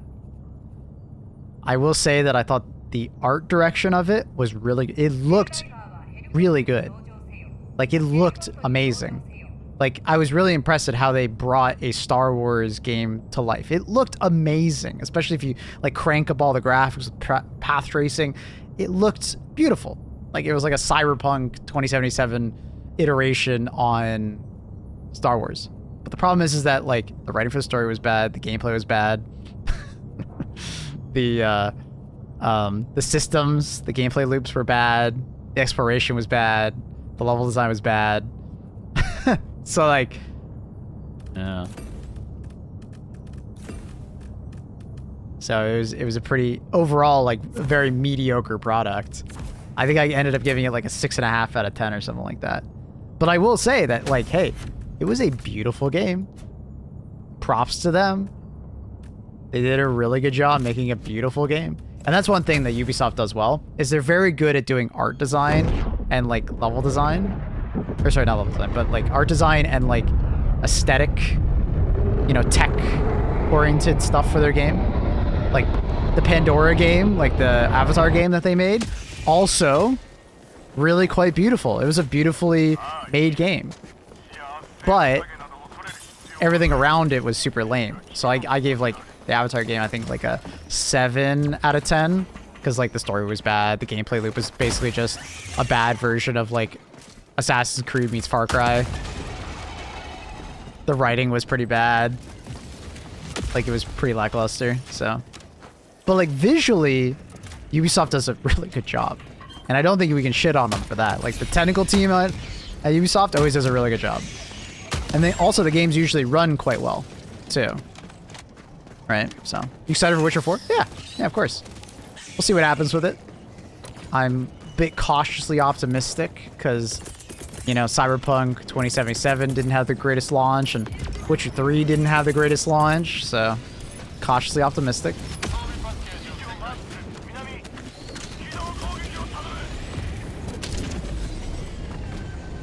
Division was fun. I don't like cover-based combat, so Division never stuck with me. I ended up not giving it much of a try. Make it bigger.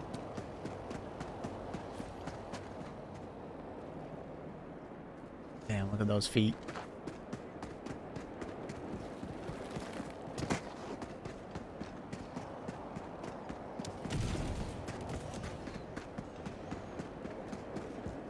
The art design team is keeping Ubisoft in business? I think so. I think that's a fair way to put it.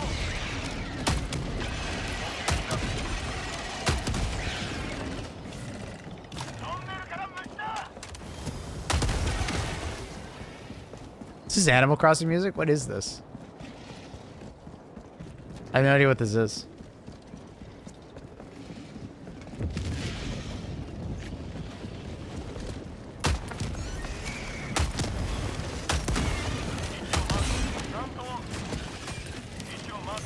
It is Animal Crossing? Okay, I've never played Animal Crossing. So excuse my ignorance.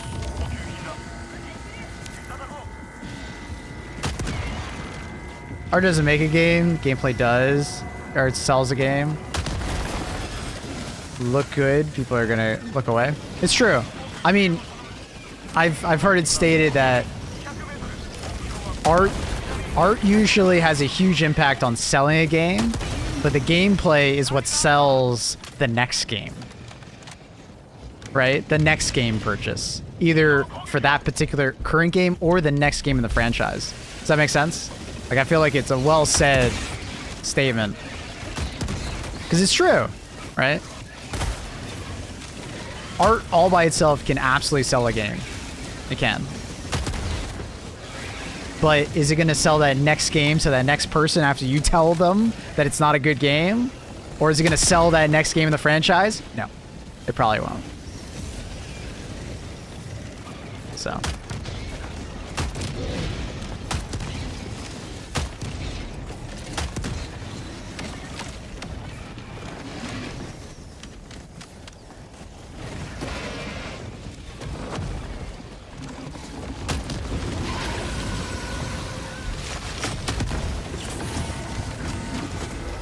It's so slow. Aw, I got knocked over. Think we'll be okay? That'll be okay.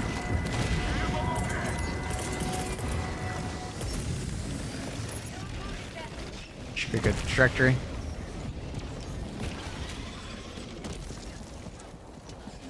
After a while, publisher's logo means the game is gonna suck. Or be amazing, right? The vice versa. You know? People look at the Naughty Dog symbol and they're like, yep. Or Rockstar symbol and they're like, yep. That's probably gonna be a good game.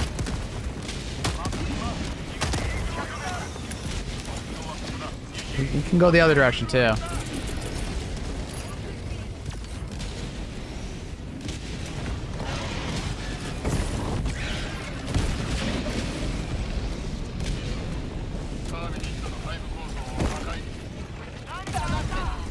Ah, I missed slightly. Is he walking over here, or like, what was he doing? He is coming, okay. Spit? You spit a lot farther away than I thought you were.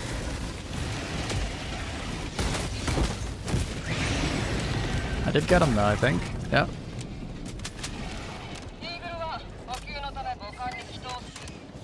Let's try this Splinter Cell franchise.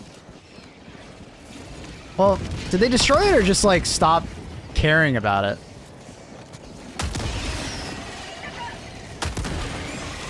They just haven't made a Splinter Cell game in forever. Oh, I'm dead. Oh!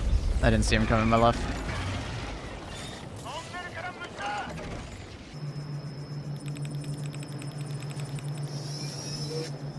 Shadows of Doubt? Yeah, I don't know what that is.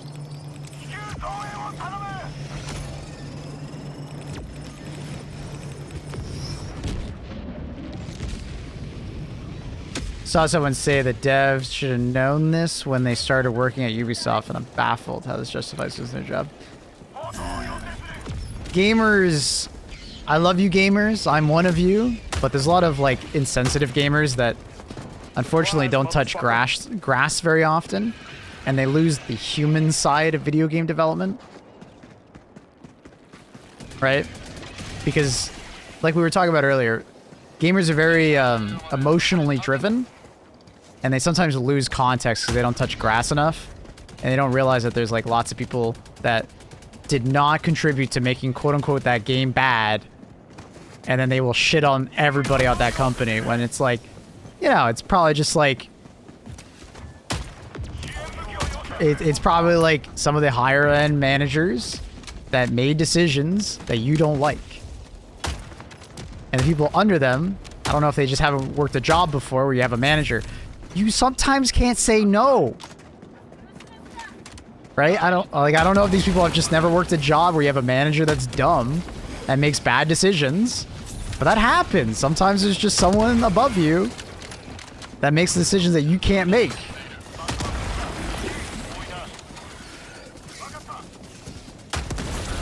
And it's kind of fucked up just to blame the person that just has to code.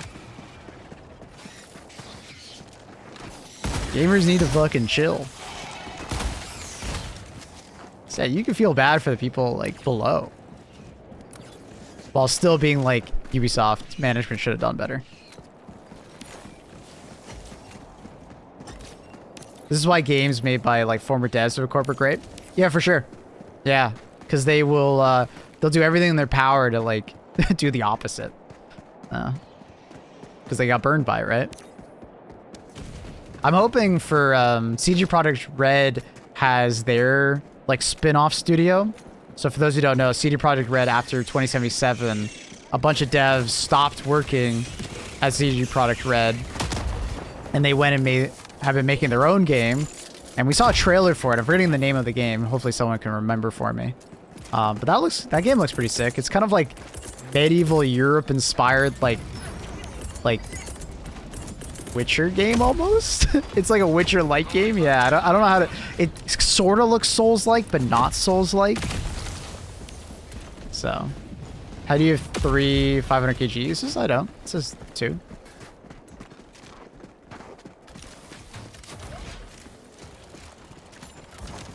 Most gamers don't know much about game development. Yeah, that's very true. There's an ignorance to gamers for sure. Atoid, thank you so much for the... Is that a prime? Or is that a tier 1? My program sucks. It's a prime. Thank you for the prime, my friend. Thanks so much for supporting the channel. Welcome. I swear you used it 3 times in a row. Maybe a teammate did? Or helped me do that?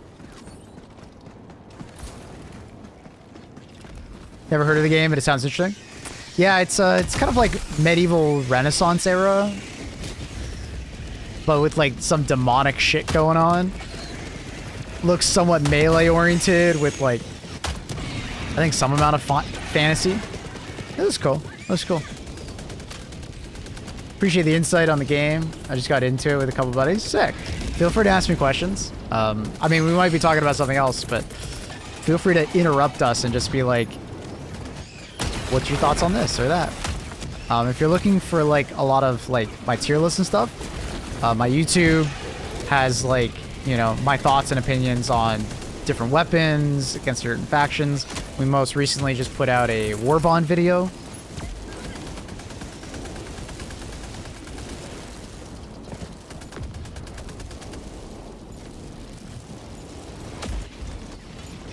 Love the Eruptor. It's a very cool weapon. I'm hoping they give it some love.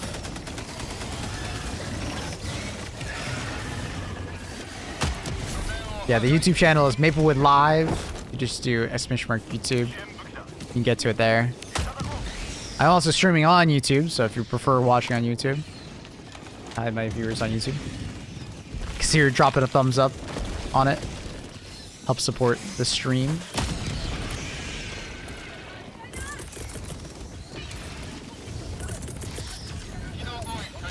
I don't know if I don't think I needed that 5-round KG, but I just wanted to see the explosion, you know?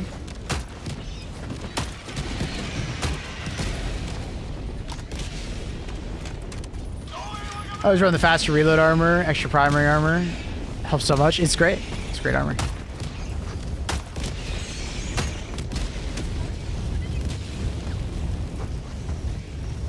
So I want to know if Sister downloaded Helldivers and if we're going to get Sister stream soon. My sister? Oh, she played it. She downloaded it.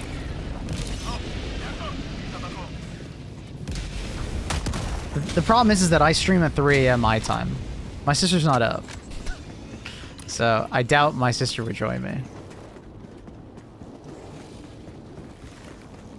Was the game called Dawnwalker? I'm not sure. I don't remember what the game's name was. It escapes me. How does the Eruptor feel? It kind of feels like a worse crossbow in many respects. It's got its moments where it's a little bit better than the crossbow, but I think in most situations, it's just kind of like a worse crossbow, unfortunately. But I have spoken to the devs about like some changes that I'd like to see to it, and they have some ideas as well that they want to implement, so.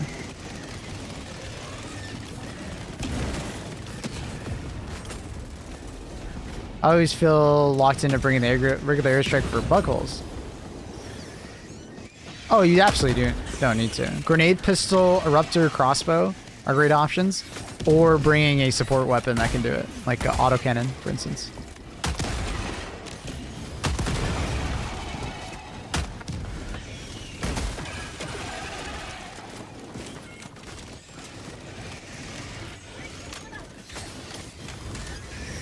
Annie and her would be hanging out with me, probably. But yeah, my sister and her husband, they've been playing it. I bought it for them last year when the game first came out. I got it for my sister's birthday. I've been addicted to bringing Portable Hellbound to every mission. It's a fun choice. Very fun. I'll probably bring it a lot more when we start doing bot missions more. I just feel very bug oriented at the moment.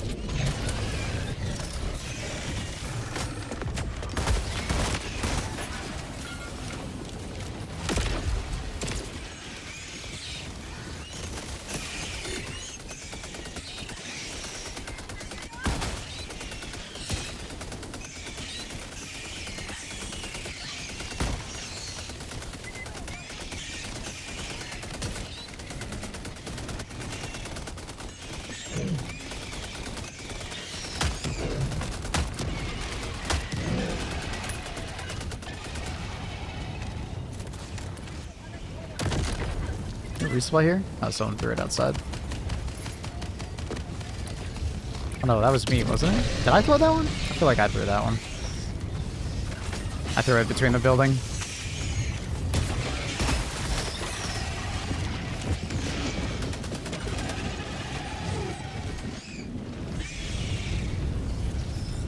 Yeah, no, that's it, Margo. Yeah, you got it. Yeah, you got it. I just didn't remember the name. Medieval Europe, almost Renaissance era. Melee combat, demons. It looked cool. It looked cool. It made me want to play. Oh, that's unfortunate. I didn't want that to land there.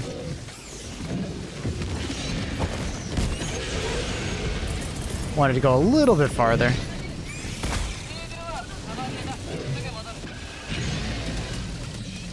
Oof, still fighting on glue planets? No. No, not at the moment.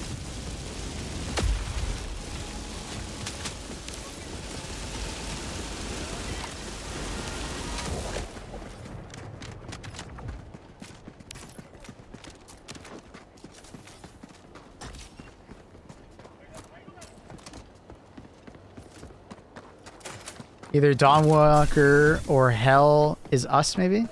Oh yeah, Hell is Us. Yep. Hell is Us look kind of cool.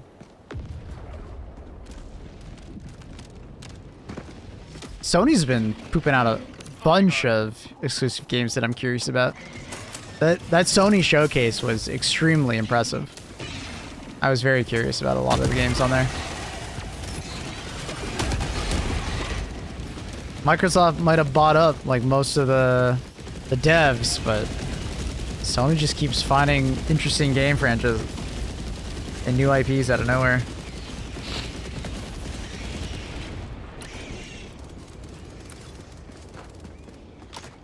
I wonder whose strategy in the long run would be better, Sony's or Microsoft's. At the moment, it looks like Sony, but we'll see.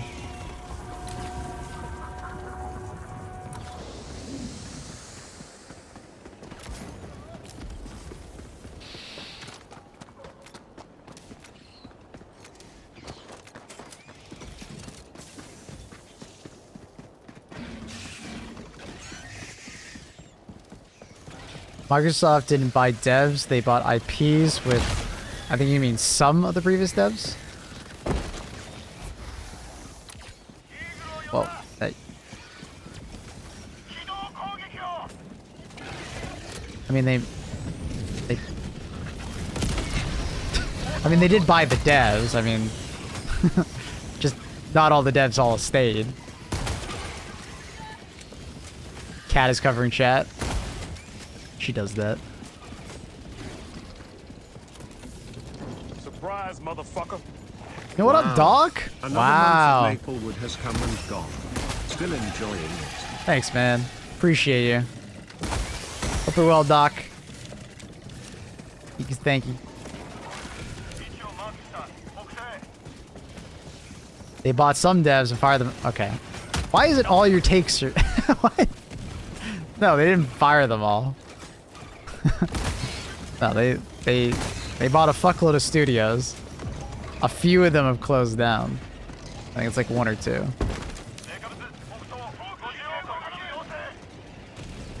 But it's after the game that they were developing didn't go so well. I'm unhinged today. Dude, you have some wild takes. I'm getting the unhinged feeling, yeah. I feel like Microsoft run the risk of alienating people if they want to feel like a monopoly. Well, Microsoft's trying to not be a monopoly. They're just trying to put their eggs in every basket, right? They're trying to become like a game publisher that also, instead of going for consoles, they have like a streaming service,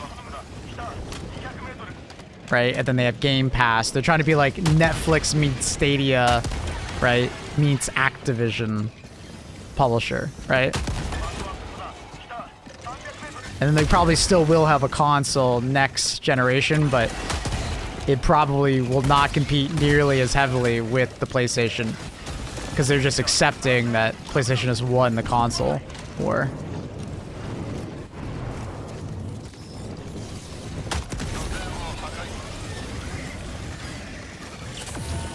So, we'll see what happens with Microsoft. Is there a correct way to close a breach? Are we talking about like a bug breach that happens, or are we talking about like a bug hole? Because you can't close a bug breach. Bug breaches just happen for a set duration that is kind of unknown to the player. Like, depending on the difficulty, how often you've been having a bug breach, depending on where the bug breach is, will depend on like what kind of breach it is, like how large it is. So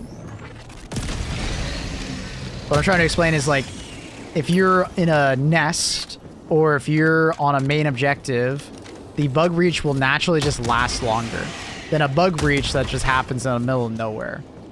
A bug breach that is nowhere near anything will happen to be like less duration. So there's nothing really you can do to close it faster, but there's ways to like, you know, kill the enemy, spawn camp them so they're less threatening. I didn't know I was zooming out. No, you're fine. Yeah, bug breaches and bot drops have a set amount of spawns, depending on where they are. I think duration into the mission also still plays a factor on it. So it's like difficulty, where it's happening, when it's happening, you know, how often you've had a bug breach, right? Things of that nature.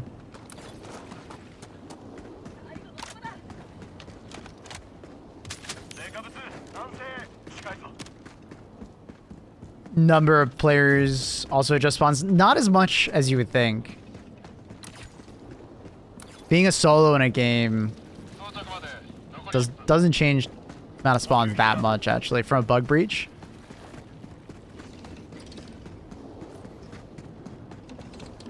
You can get some insanely lengthy bug breaches while solo.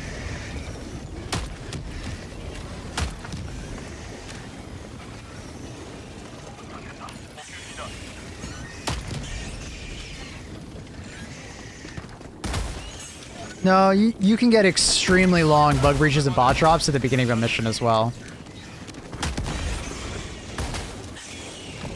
What I was saying about mission duration is if you finish the main objective and you approach the extract, you will get bug breaches and bot drops way more often, and you will get like the largest tier of them way more often. It's to make for an exciting extract. But you can get extremely long bug breaches and bot drops at the beginning of a mission if you are right beside a main objective or inside a mega nest or whatnot, right? You can get like a multi-minute long bug breach even at spawn, so.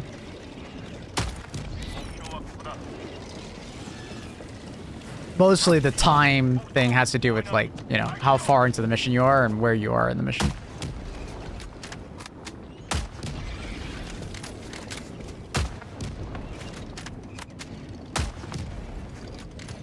Primary, this is called the Eruptor. It's in the Democratic Demolitionist Warbond.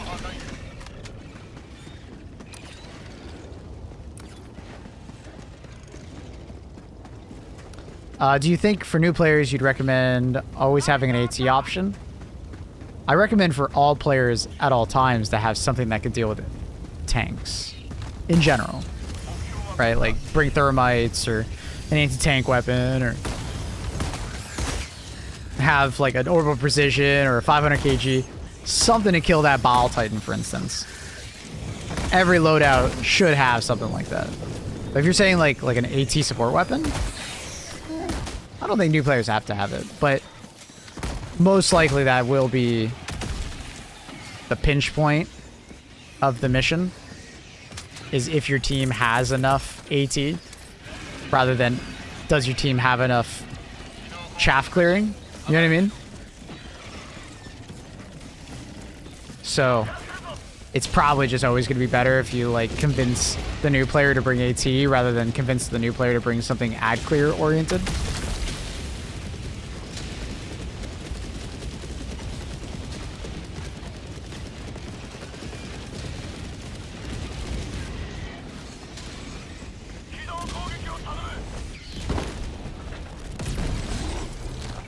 But usually the more experienced players will be able to like utilize things like thermites or 500 kg better than a new player, which is why I would say like, yeah, probably bring an AT weapon, because AT weapons deal with armor targets easier and they require less like nuance to make them work. Oh my god, I thought I was dead. I saw my life flash before my eyes there. That airburst, Jesus. Never leave home without the 500 kg. It's fantastic.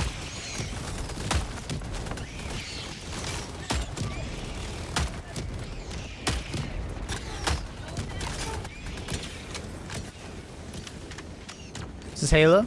Yeah, Halo 2 OST.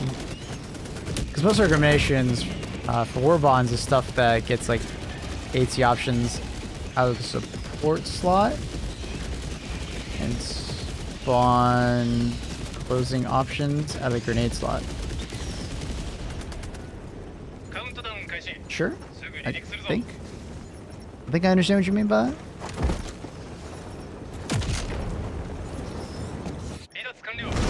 that. I mean, most of the recommendations for like democratic detonation is mostly just it enhances the build variety of the game a fuckload when you pick up those options, right? Thermite, crossbow, eruptor, right?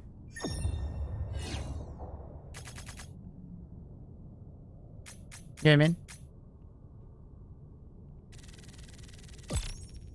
That's only one Warbond. Most of the other Warbonds don't have that.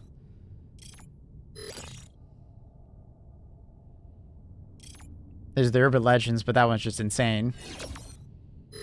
I think Servant of Flame is good, but it's not that good.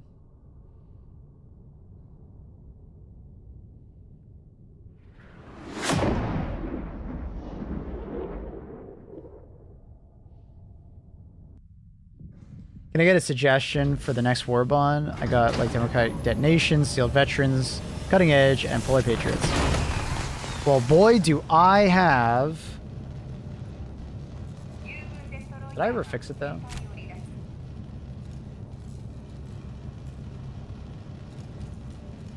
Is it updated? No.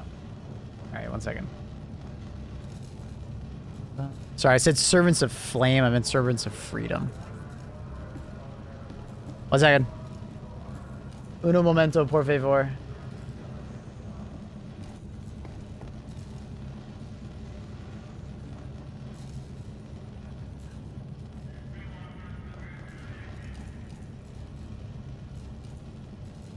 So, I can hear myself.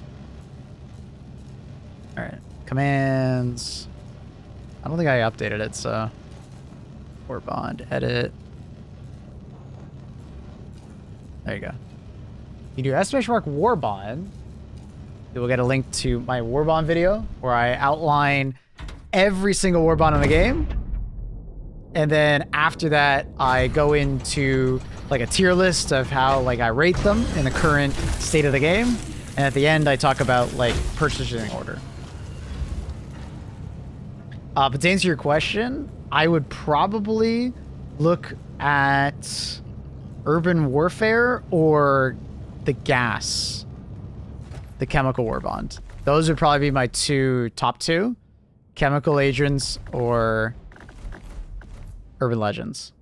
Now, but it's a little bit nuanced, and that's why I recommend watching the video, because I talk about, like, there's Viper Commandos, for instance. Viper Commandos is a fantastic Warbond if you care about the armor, right? And that being said, you don't need the Warbond. You could just buy the medium peak physique armor from the store, right? The weapons are not particularly amazing. They're pretty cool, but they're not particularly amazing. right? The booster is quite good, but once again, you don't need to have this booster. Your teammates could have it, and you'd still get it, right? So Viper Commandos is like somewhere in a B tier, but if you're someone who really wants peak physique armor now, it's great. But could you just wait for peak physique armor to rotate back through? Yeah, unfortunately, it's not in the store right now. But there is a peak physique medium armor that you can buy in the superstore, and you don't have to buy a Warbond for it. So, I think it's called the Jaguar armor. It's like medium peak physique. Not gonna lie, I got the Viper Commandos for the beret and nothing else. Yeah. There's some people arguing with me in the comments about like I put Viper Commandos too low. I think a lot of them just didn't listen to the video. I think I was pretty clear on why it was a B tier. Weapons are not particularly amazing. The armor is good. It's fantastic. But you can really just buy it from the superstore if you wanted to. PH8 Jaguar.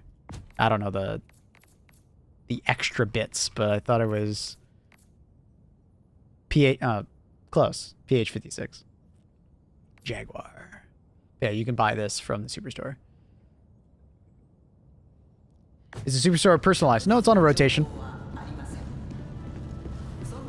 Fashion divers, shake my head. I'm more of a utility diver. I'll probably go for chemical. Chemical's really good. Chemical's really good. Urban Warfare is or Urban Legend, sorry, is really fucking good.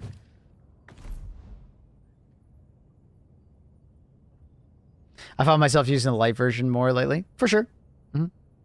Yeah, I use the light version the most also for Viper Commandos. But the point of it was like, you don't need this Warbond if you really need the armor, because you could just get the medium, and the medium armor kind of works well in both situations where you need light or heavy. And then for the people that are like, well, why do you put Urban Legend so high? Well, it's because the only version of Siege Ready that you can buy from the store is the heavy armor. And heavy armor is more niche. Not as universal. So if anyone wants to argue with me more about it.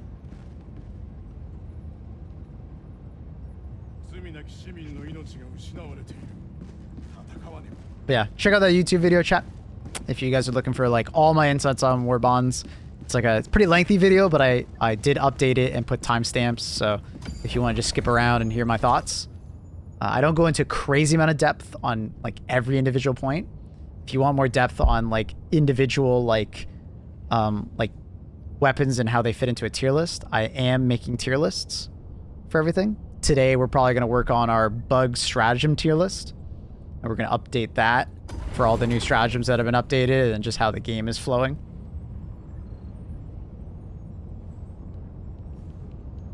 YouTube video longer than my last relationship.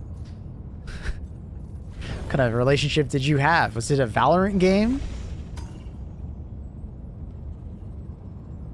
Heavy armor, best armor, fight me.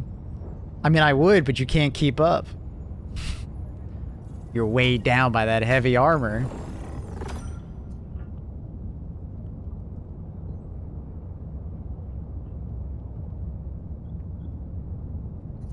About you now.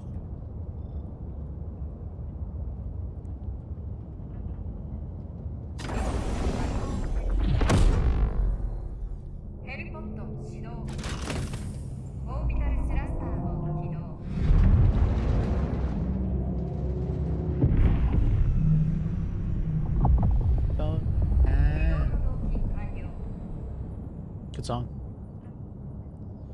Maybe.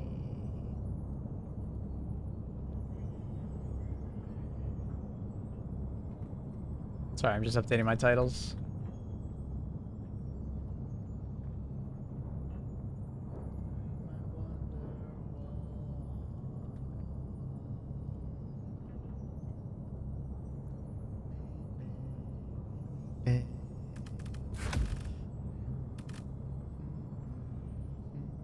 What are we doing? Retrieve valuable data. I feel like machine gunning it up, maybe? Machine gun it up. I wonder why.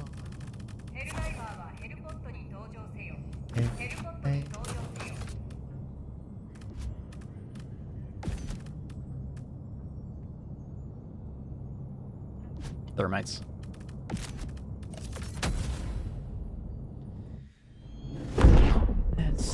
Extra padding is such a waste of a perk though. I am not a huge fan of light armor extra padding. I find that it's like a half perk. I would prefer, if I want the extra tankiness, sacrificing a little bit of... Ooh! Oh my god, we survived. I timed that perfectly. That was insane. As soon as I heard it, I was like, oh, fuck. That was so close. Dude, someone clip that. But yeah, peak light armor with heavy padded. I just put on medium armor. I just put on medium armor and get like a full good perk like siege ready or peak physique or like X, Y, or Z thing, you know? Or I'll just stay light armor and just get the mobility, right? I just feel like going up to medium armor but keeping the previous armor speed is nice, but it needs a second point.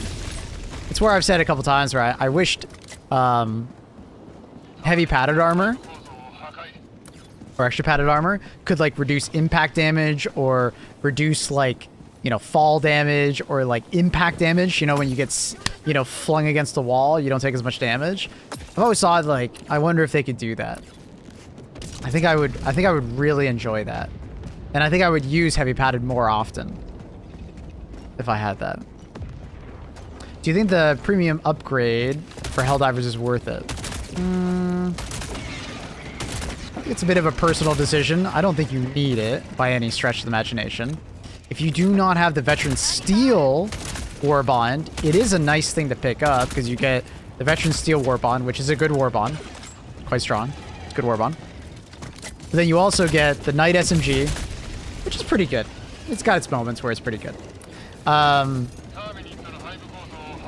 then you get some like cosmetic armor, which I don't think are that important. They're on the lower part of the totem pole, that's for sure, for armors. So, but what's nice is that if you've already bought the Veteran Steel, you can buy the Super Citizen Edition, and then you can contact support for Helldivers, and then they will give you back 1,000 super credits, which is really cool of them. At least I know they were doing this about 6 months ago, so I don't know if they're still doing this, but you can give that a try if you already have the Veteran Steel or Bond.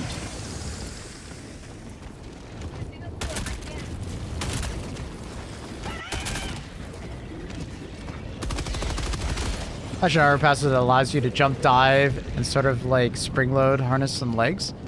Oh, it's kind of like an exosuit kind of thing. Like more mobility kind of thing. Hey, what's up? Just watched YouTube yesterday. Where you did like the rating on the Warbonds. It helped me out. Hey, sick.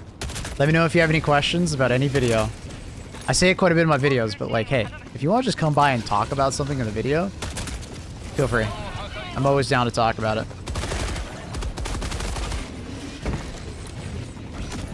Yeah, let me know if I can help you out with anything else. Today, I think we're going to be recording our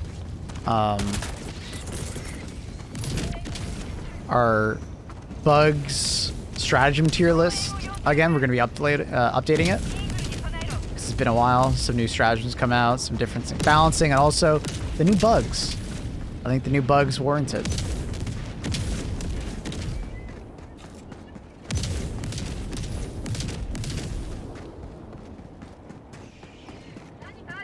Like a smaller jump. Okay. Be interesting. A support Maple said I can get free credits from you. Okay, I didn't say that, bro. I'm just saying, if you've already bought Steel Veterans, then you buy Steel Veterans afterwards. Sorry, if you buy the Super Citizen Edition afterwards, you can get they'll send you some, which is really cool. It's really cool of them. They'll just basically send you 1,000 super credits to your game account. which is mighty kind of them. There's his SSD. Over there?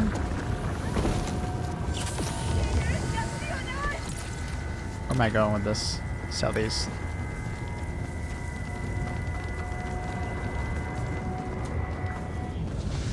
Man, I miss Fire Dance. I'm glad they're back. I missed them as well.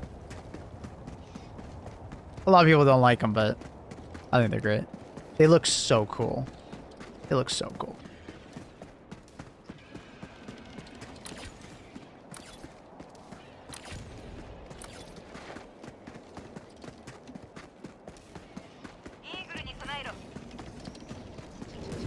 Giving away free credits? Is this Hellmire? Nah, it's a poser planet. This is Grand Errant.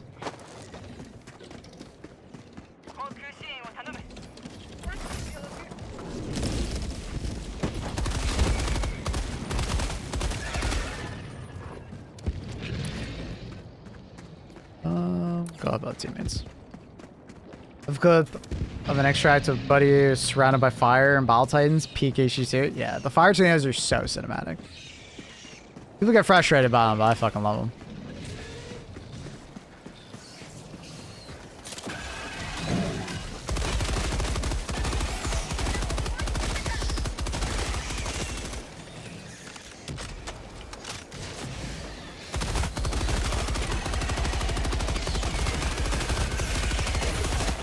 Whoa! I didn't see that guy coming.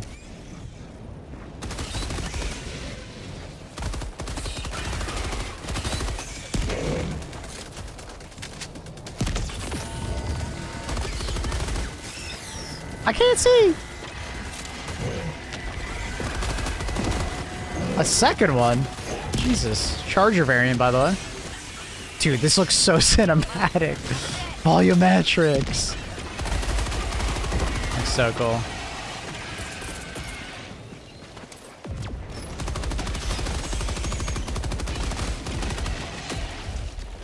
What's the cat's name? Luna.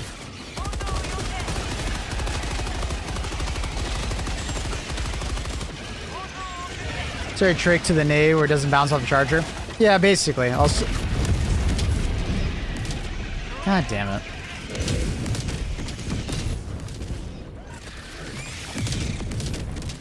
I'll demonstrate it for you.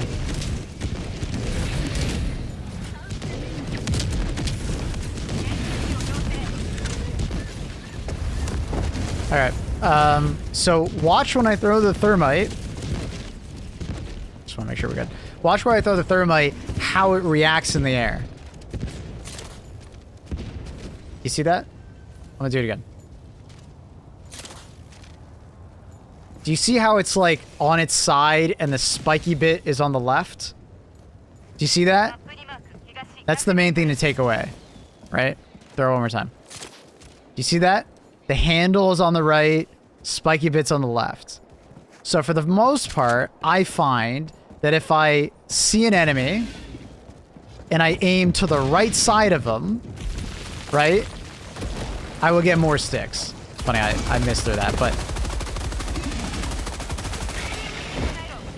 Right, so you'll often see me aim more to the right of an enemy, and like if I'm staring at a charger's head, I'll aim to the right side of it, right? Instead of the left side. Because if I aim to the left side, there's a greater chance that the handle will hit first, and then it bounces. Also, for anyone who like is like yelling at you like, oh, you gotta hold it first, or else it won't stick. It's fucking lying. Don't listen to them. It'll stick immediately. Right, so anyone who's like, dude, you have to hold it first so it deploys the spikes that you throw. It's cope. It's cope. Cope. You don't have to hold it. You don't have to hold it. It's more just like if the handle hits first, it will bounce. Right? So you don't get 100% stick, but like ever since I started to employ this method of throwing the thermite, I've noticed it sticks way more consistent than if I don't do that and I aim to the left of an enemy. Now, could it be placebo? Maybe. But it seems to be working very consistently for me, and I've been doing it over the last 100 or so hours. It has improved my odds.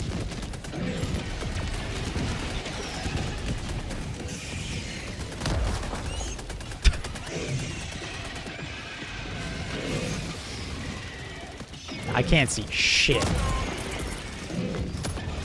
So like you'll see here, oh, I'm out of nades. Aim to the right a little bit. For all the democratic thermites that don't stick lol. Thank you, delicious coconut. Appreciate the tier 1 2 months. Welcome back. Ball Titan, aim to the right a little bit. I think it bounced, unfortunately. I think it might have hit his leg. But, yeah.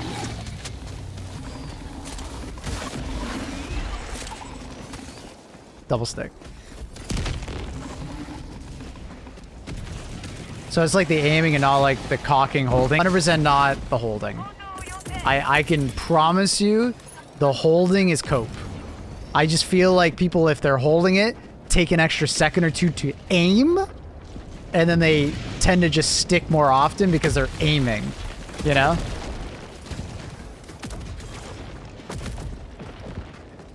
I think people are like deriving the wrong conclusion from holding it, if that makes sense.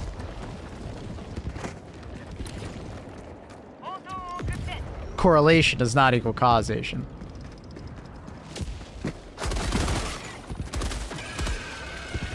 But if I take more time to aim and I try to make sure the sticky bit hits the target, my shit sticks more often. So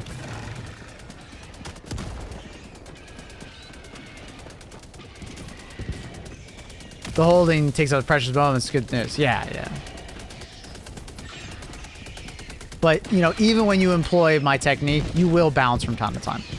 I would say I have like an 80 to 90% stick rate, something like that. But it's definitely higher than when I just like fucking randomly threw it, you know?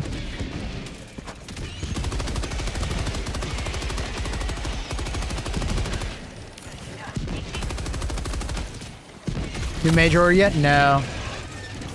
We usually receive them around 8 a.m. So kind of something, expecting it somewhere around there. My shit sticks more often. Good quote. Good quote. It almost sounds like my shit stinks more often.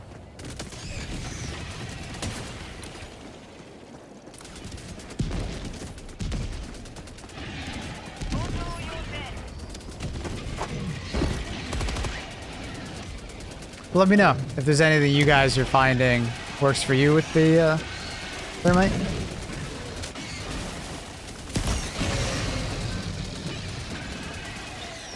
AM, what time zone? Sorry, Eastern Standard Time.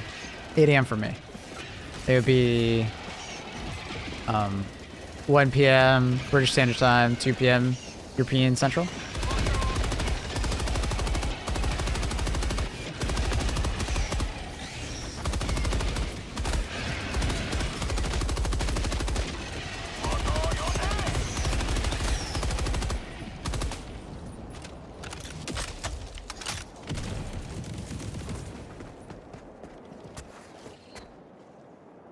Kitten is awake.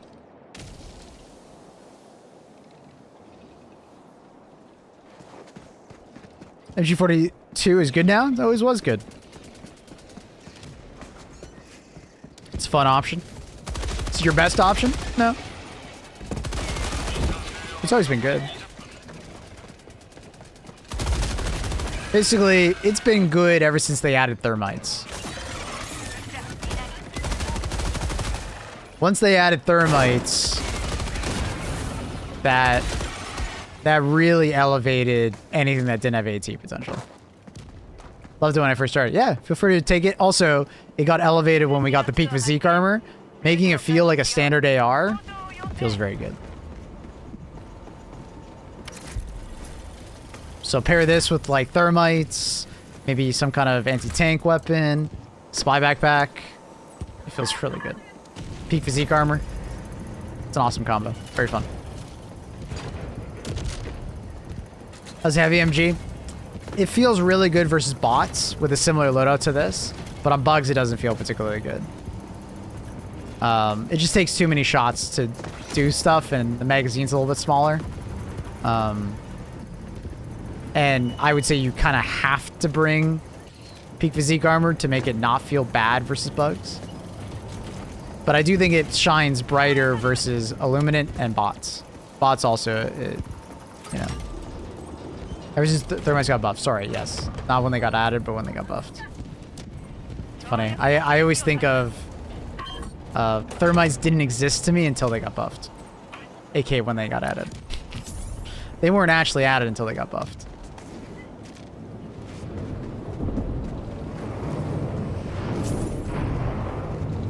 Thermite has the biggest contrast of a buff in the game. Basically dog shit at launch. Yeah, it's like down to like Thermite, Gas Guard Dog, Heavy Machine Gun,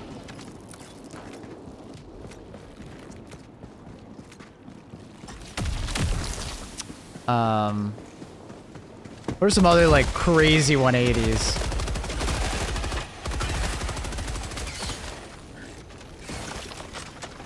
Peak Physique armor is from Viper Warbond, or you can buy the Jaguar armor from the store, the superstore. It's a medium version of Peak Physique armor.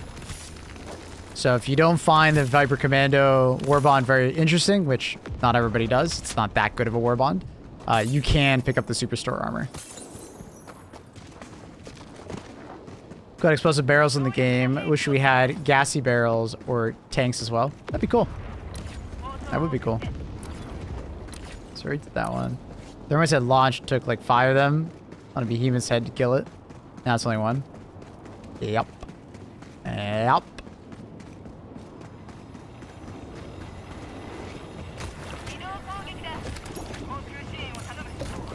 You could maybe kill a Bile Titan if you threw 3 of them at it at launch. It was like 2 on average to kill a Hulk. Sometimes 3. Super weird. For the questions on like time zones, yeah. So maybe in about an hour we might get a Warbond or MO. It could be later though. You know. Usually they just don't do MOs early in the day. They usually wait until later in the day to do MOs.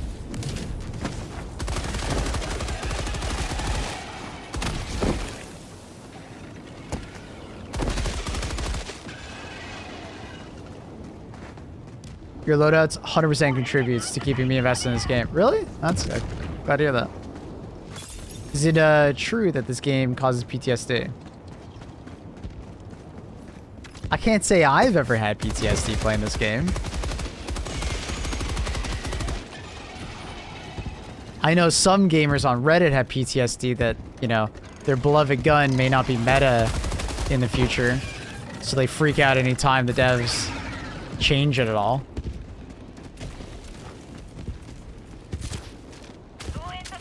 Is this the Liza P song? Oh, it is. Nice.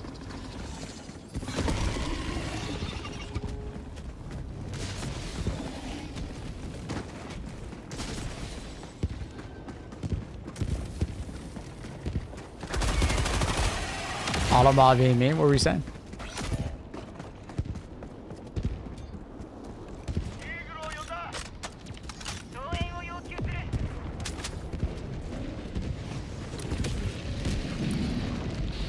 My team has been fighting this nest for a while. Are they okay?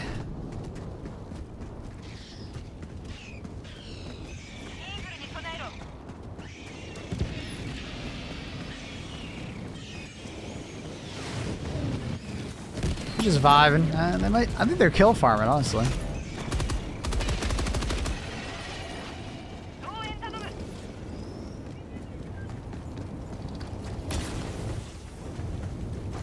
Is there a trick to surviving Mega Nest, or do I just need to get good? 2 main schools of thought. Throw your body at it for Super Earth and just try to get as many bug holes closed at a time. And if you do that paired with 3 other Helldivers, you can actually like get a lot of progress done in only a couple deaths. The Emancipator mech is also a fantastic option for just kind of like running in there and blitzing it. Walking Barrage 380 are good options as well. 500 kgs thrown at a distance. But also just like taking your time, clearing your way in, right? Is always a solid one. There is a get good strategy for Mega Nests, but you know, not always the most successful.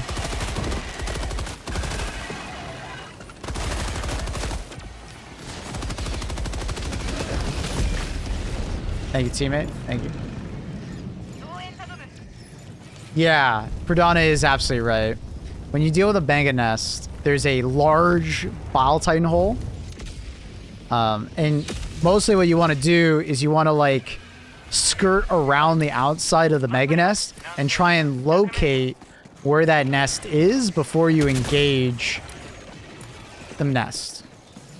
Because if you don't deal with the Mega Nest Bile Titan hole immediately, it will just completely shit out so many Bile Titans that you may not have the AT necessary to deal with all of them. You're making your life way harder if you do not deal with it like first. Orbital Napalm's a great stratagem for it. Orbital Napalm's only good if there's a bug breach happening inside. I would not throw an Orbital Napalm in it unless there's a bug breach.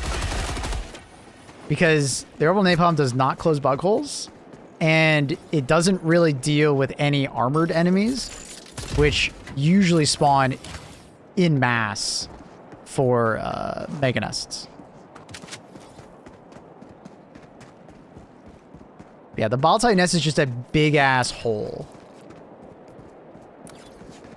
If you get this type of Mega Nest where it has the giant spire in the middle, it does not have a Bile Titan hole though. The 3 other variants do have it though.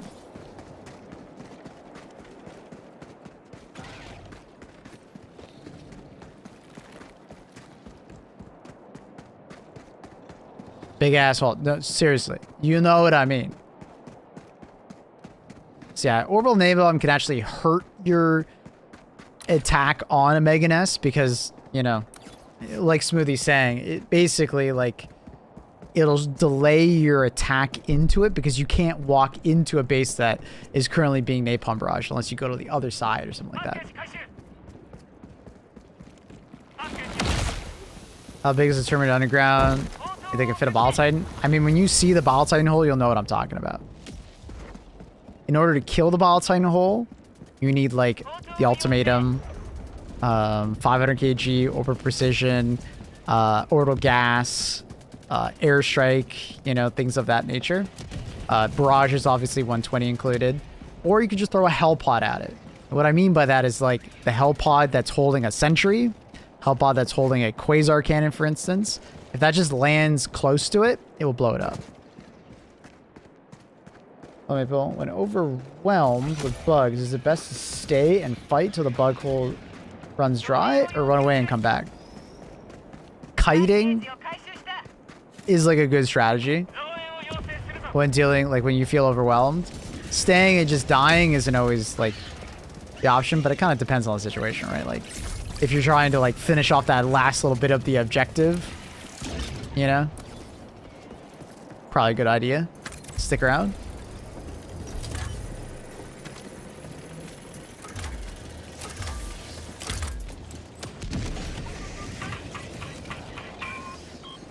Hello, Bips. How's it going, buddy? How you doing? Good to see you.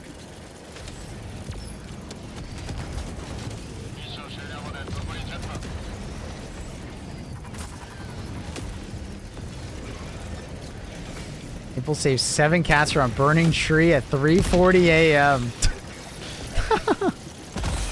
I wish.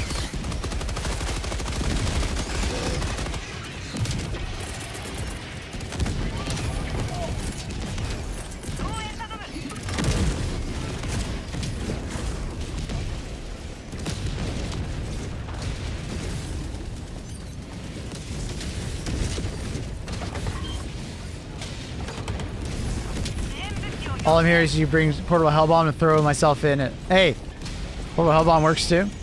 You can call in the Portable Hellbomb. That can kill the Bile Titan nest. And then you can use that Portable Hellbomb to blow up a bunch of anything else. Anyways, Grave, I do recommend, like, you know, taking some shots, dealing with some enemies, fall back a little bit more, do some more. Shoot, retreat, shoot, retreat. Get an advantageous position Oh my god, I'm just failing my throws right now. There we go.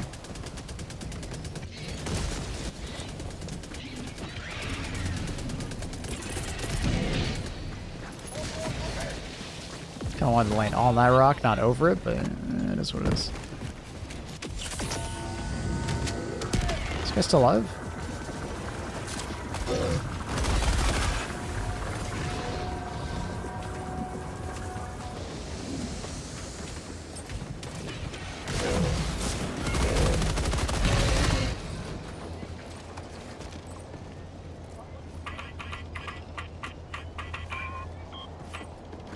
Top 3 weapons versus bugs right at the moment. Go, go, go.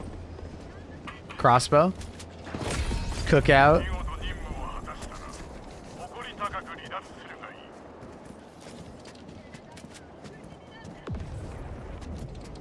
What do I want to pick for my last?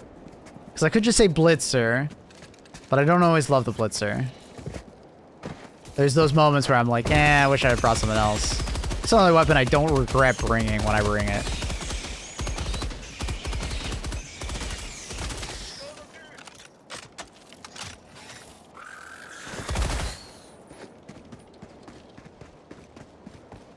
If I had more choices, it's easier. 3 is a bit challenging. It's like, because it's like Dominator, Blitzer, Cindery, Breaker, Purifier. So many just outside those top 2. Sickle. Liberator, Penetrator. If I had to pick one, probably Purifier.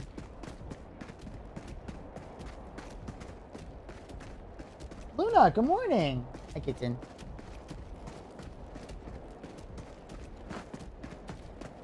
Your bug shooting is clean as fuck tonight. I can't lie. Keep it up, big guy. Thanks, Reese.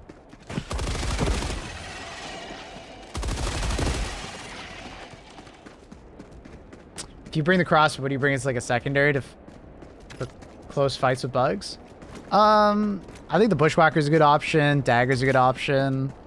Verdict. Senator could be a little bit dicey, just because you only get 5 shots and it's got a slow reload.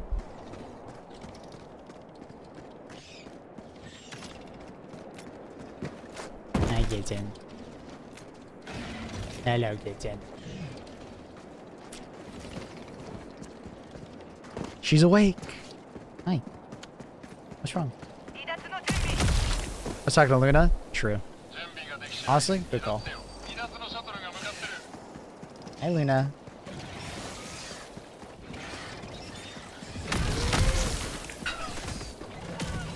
I am running around without even looking at my screen. I don't know how I just survived that.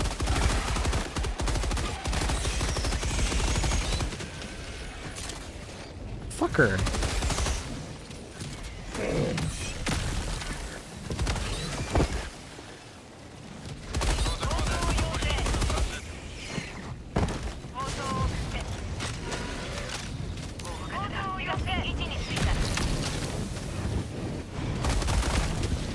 How many spore blooms are there? I'm just getting knocked around like crazy by them.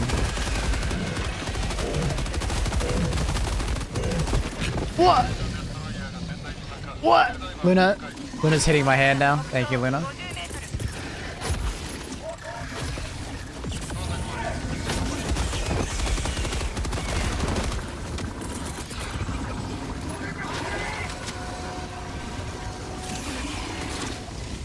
No, the second bounce.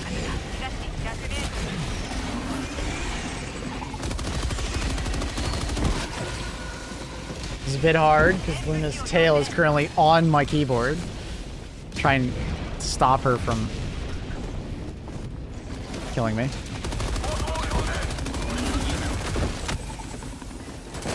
Dude, of course I'm in like the biggest field of like these spores ever. Like literally ever. There's just like a spore everywhere.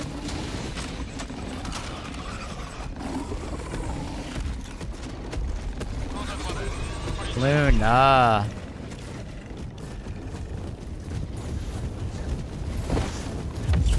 Ah, I should have stemmed first. I thought I could get through it faster. That's unfortunate. I went up. I fucked up. Unfortunate.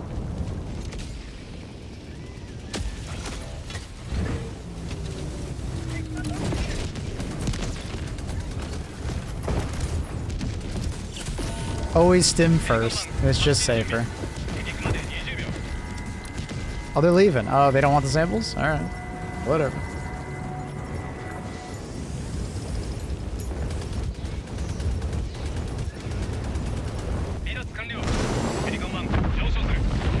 Think you landed on that guy? I didn't even see him.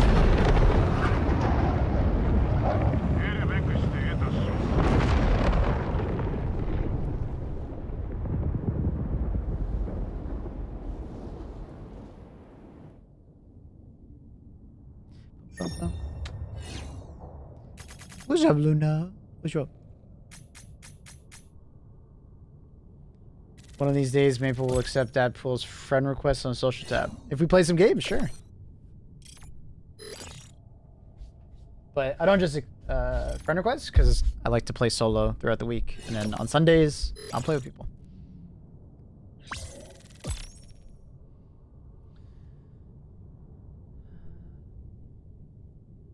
What song is this? You can always do exclamation mark song if you're over on YouTube, or on Twitch, sorry.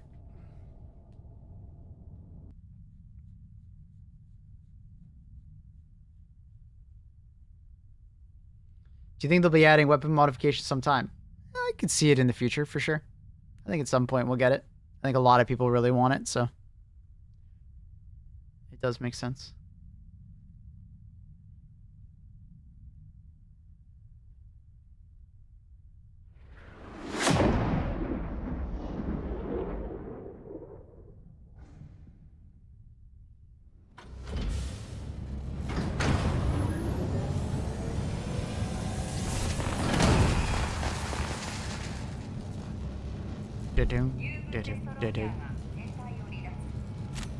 Make samples great again.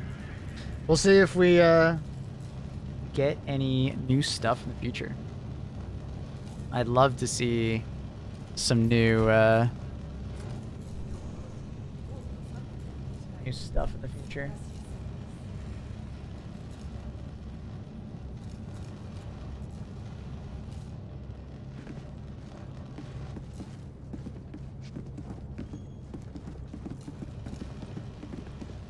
Dun, dun, dun.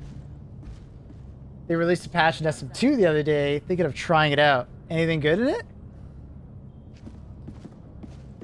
Am I thinking of trying it out? I don't know. I'm in a position where, like, Helldivers just keeps releasing more content. If, like, things in Helldivers slow down, yeah, I'd go check it out. Oh, are you talking about the one that happened, like, 2 weeks ago or something like that?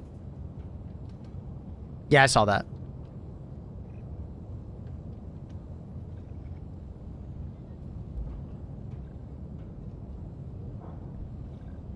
I was interested in playing it, but Helldivers just keeps releasing more content. And I was like,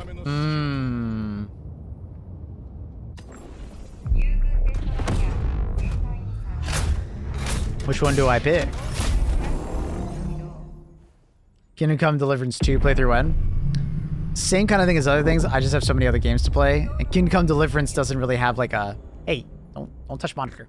Don't do that. Kingdom Come Deliverance 2 doesn't really have like a timetable on when I need to play it, if that makes sense. So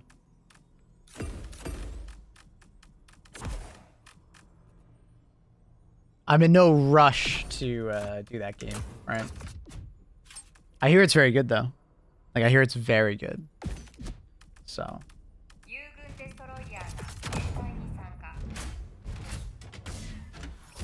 Important question is, what is the cat called? This is Luna.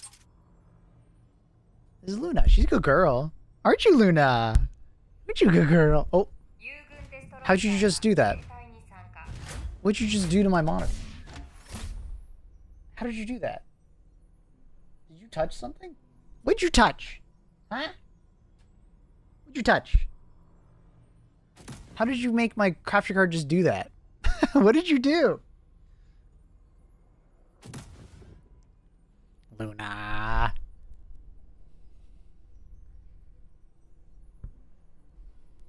Luna used EMP. I think she did. She gets many kisses, many hugs, many pets. Cuteness overload, true. Honestly. Bad electricity? Possible. Both of my cats, Luna and Bear, have been very staticky lately. There was a click. Oh, was there? Luna.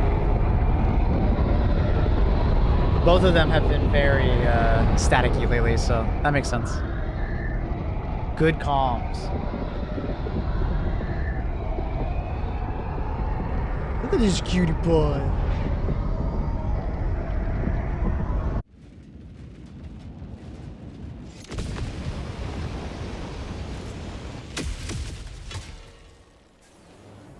Keelan, how do I gotta get past you to do my stratagems?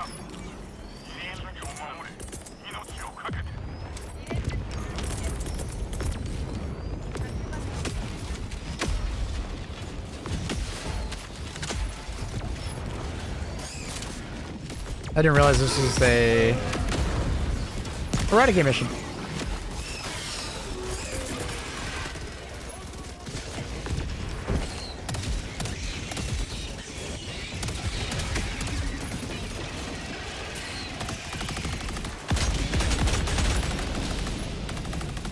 Sometimes I wish it would automatically reload so I could like keep playing with one hand.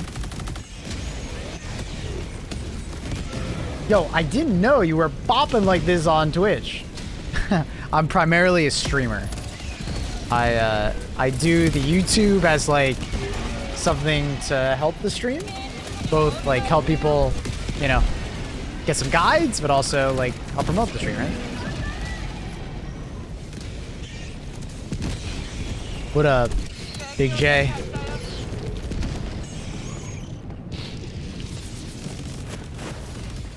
Yeah, feel free to watch on YouTube or Twitch. Doesn't matter to me, you know, whichever platform you prefer.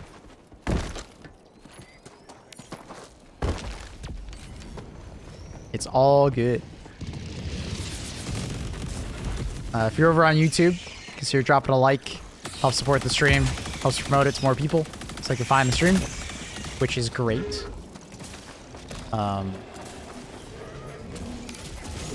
If you're over on Twitch, you can also go over to YouTube, like it, and come back. But no pressure. Kind of want to join up with you on the fight. Sundays is our like viewer game day, where I like hold a massive queue and like people can just come on in and you know we rotate in and out. But for the most part, every other day of the week, I'm usually just playing solo matchmaking. I like this because one, it's sometimes funny to play with random people, but also I think it keeps me grounded. I feel as if it gives me a good perspective on how other people are playing, and also, you know, what actual like builds, what the average player, normal player is playing, you know. Because sometimes I feel like YouTube and Twitch can be a little bit of an echo chamber, you know? And I want to see what other people are bringing and what they're using, what they're enjoying.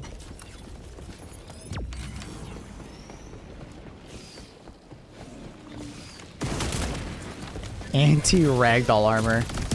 I would love that. Already like, thank you, Coco.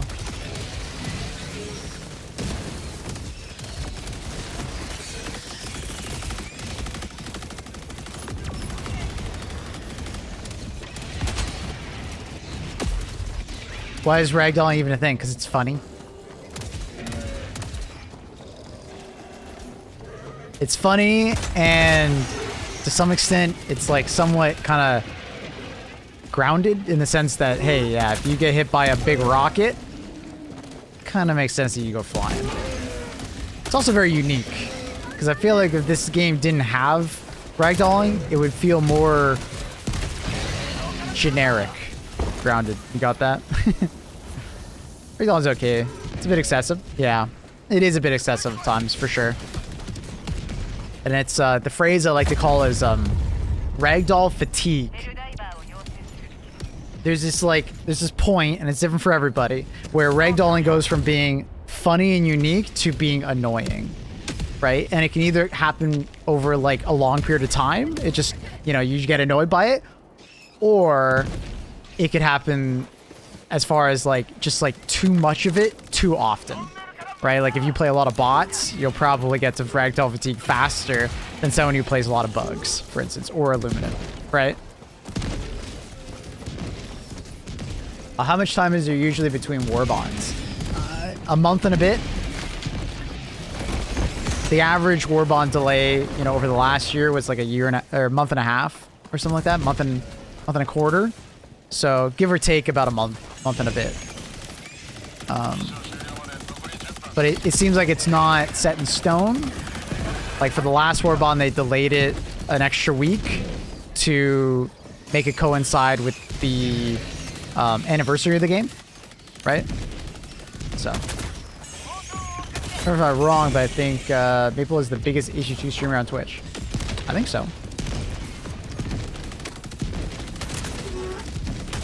I mean, there's definitely bigger streamers who play this game occasionally, but I think I'm the biggest one who plays it consistently.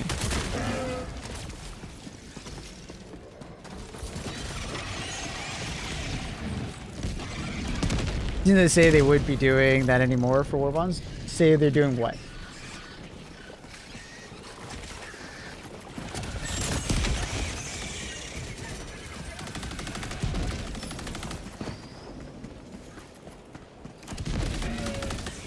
The fixed time between releases? Well, they said that 8 months ago, and then if you look at the release schedule of Viper Commando, Freedom Flame, Chemical, and then actually no, I think Viper Commando and Freedom Flame were a little bit attenuated, but I think it's Freedom Flame, Chemical, and Urban.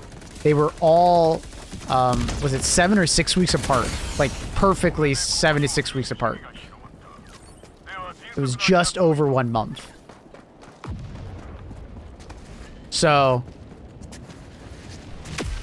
and then between Urban and this latest one, it was 7 weeks, but that's, like I said, because of... one more sample I can't find. Because of the latest Warbond being at, like, basically the same time as the anniversary.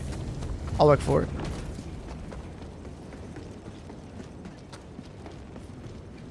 Chemical's, like, my favorite now, dude. Yeah, I put that in Esther. When I did my Warbond video, I put it in Esther. Like, it's just a common sample, but I feel shitty for getting 9 out of 10. I got it. It was just right over there. God damn it. I got you. I already picked it up. We're good. Oh, okay.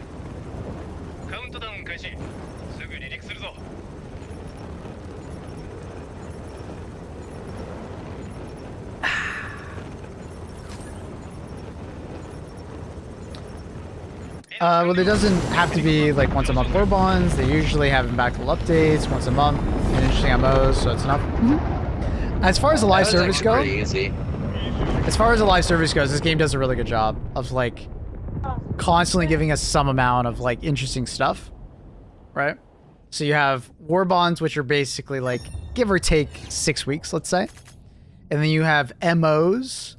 You typically have like 2 or 3 filler MOs and then 1 more impactful MO maybe every 4 weeks. And then that's not including a somewhat monthly large update that usually coincides with the Warbond update. Usually the bigger update comes out right before the Warbond and it has like balance patches and things of that nature in it. Bug fixes and some content. Is there any way to know where samples are on normal missions besides POIs? Like a fastish farm method. Go to a blitz mission, go to like level 6 or 7, and run around from POIs, main objectives, and extract. Also bug nests. Like, you know, like they're fabricators and stuff like that, right? Those are where samples will spawn. They won't spawn outside of those areas. So, POIs, bug nests, extraction. And then the reason why I say blitz missions is because blitz missions force the map size to be smaller. Also, they force your teammates to be more speedy, right? Because as good as it is to do a 40-minute mission and get all the samples, it's very time inefficient. If you go to blitz missions and like get 4 people to go with you, the density of samples per POI goes up because it's the same amount of samples for a blitz mission and a normal mission, but because the map is smaller, they force more spawns on all the POIs. So like if you're like sample farming, grab 3 other friends or whoever and just like go blitz mission, blitz mission, blitz mission, blitz mission. Future is very bright, I agree. Wish SM2 took the same route. It's like different kind of game. Yeah, SM2 is hard because like it's really hard for them to add things to that game because it's almost like the thing that really makes SM2 stand out, which is like the attention to detail and the scale of the game, is kind of what makes it hard for them to add lots of content very fast because they always have so much detail in every map, every enemy, right? And it's not to say that like hd2 is not detail oriented. It is at times, but like you can tell the difference between SM2 screenshot and Helldivers 2 pretty easily based on like how granular a level design is or something like that, right? Also, the procedural generation of Helldivers really lends a good hand to it. Space Marines 2, you can only run through a mission so many times before you're like, it's kind of samey, right? SM2 took quality over quantity? Yeah, for sure. And it's not to say that Space Marines 2 is bad, it's just, it's a different type of game. You won't get as much playtime out of it, most likely. Like, I think Space Marines 2 getting their, you know, Horde mode will add a lot of life to the game. They've recently just added like a prestige system and then redid all the abilities in the game, like the perks, which is good, really good.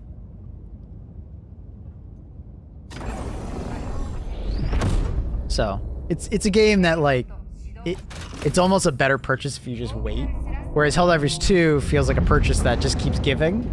Whereas Space Marines 2, you're like, maybe I should just bought it a year later and it would have just been a better experience, which is actually pretty fair.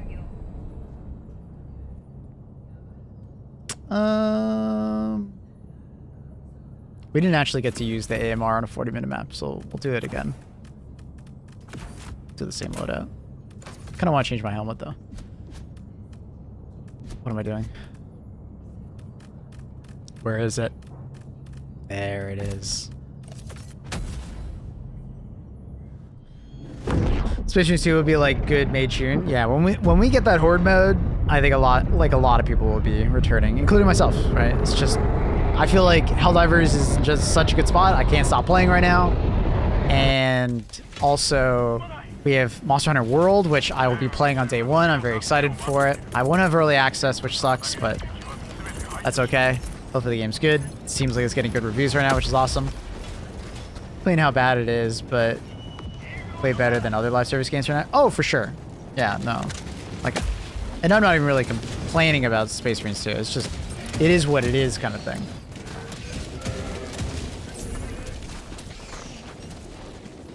Well, it said that you'll be playing as Chaos on Horde mode. Was it said that you'll be playing as Chaos on Horde mode? No, but I think that's the insinuation on why it's probably taking so long for them.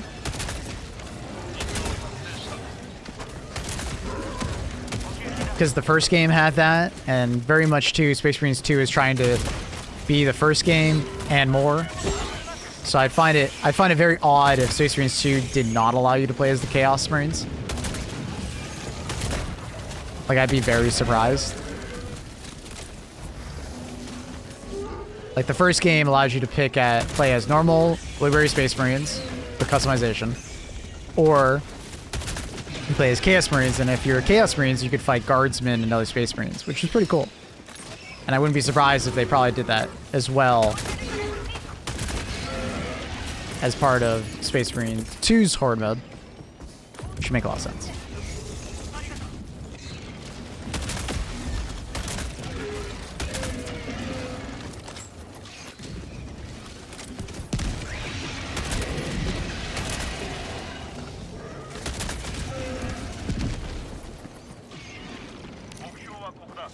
Got H2 on launch, and I've never regretted it. Sick. Hell yeah. Same.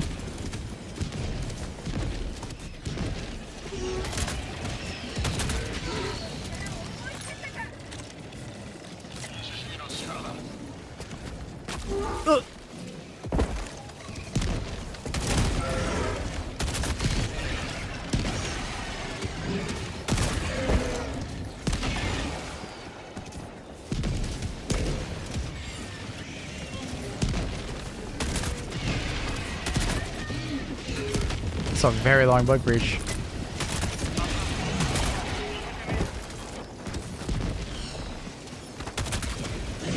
can't really see that guy, but I think I'm shooting at him.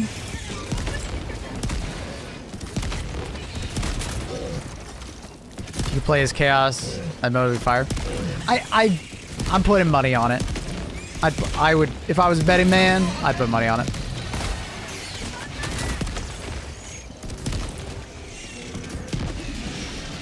I don't think it's unfair to guess that that would be a thing.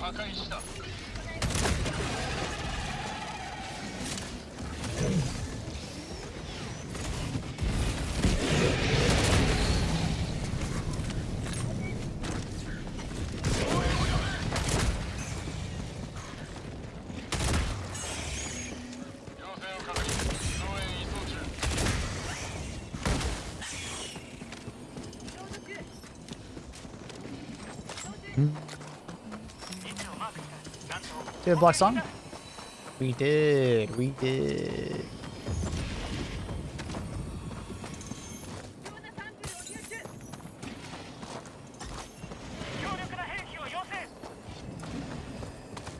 It's for your faction in hd2. To fight against? I'd probably save bugs. Alright. I'd put money on bugs.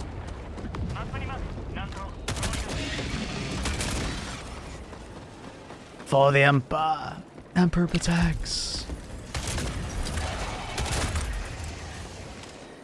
Gobi. Ah, slightly too low.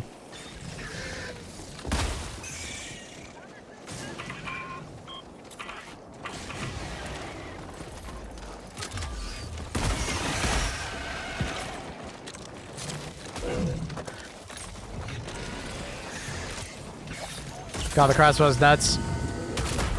Yes, it is.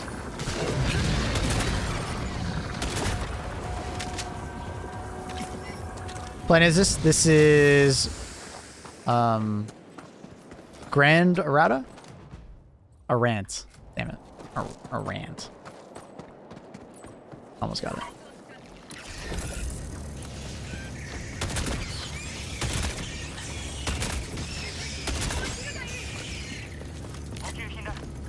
What's good, Nico?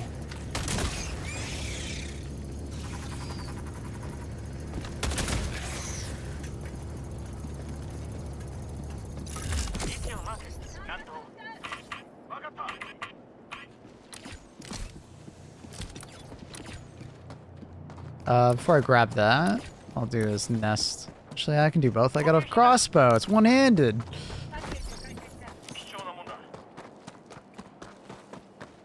What up, Swift Day? What's the new MMO? We haven't gotten it yet. Still nothing. We are waiting patiently. Waiting patiently.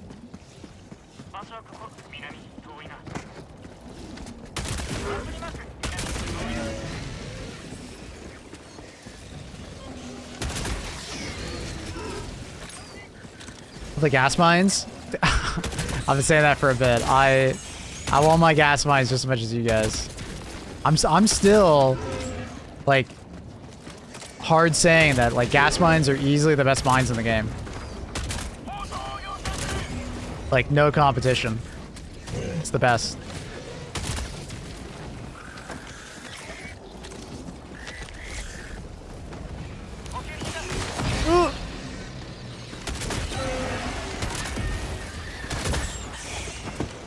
Oh, I didn't reload. It's awkward. Unfortunate.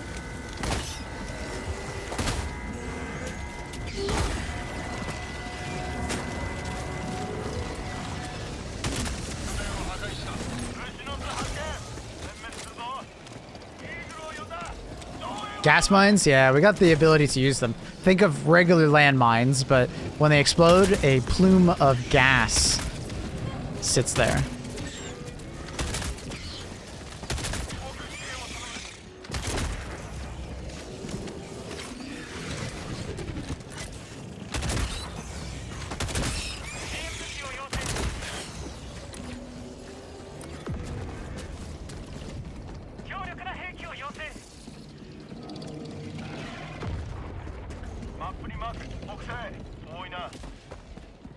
Gas mines surprised me how much I liked them. Same.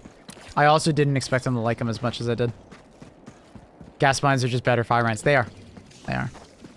Now, I think fire mines are closer because they did buff fire mines, but what's nice about the gas mines is that even though the potential killing power is a little bit lower on the gas mines, because they don't team kill your team as much, they are just straight up better than other mines.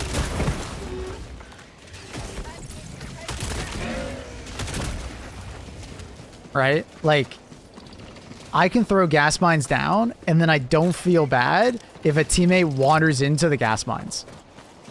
Right? I don't feel bad, because they can easily survive gas mines. Gas mines are not that deadly to the player as long as they have a stim.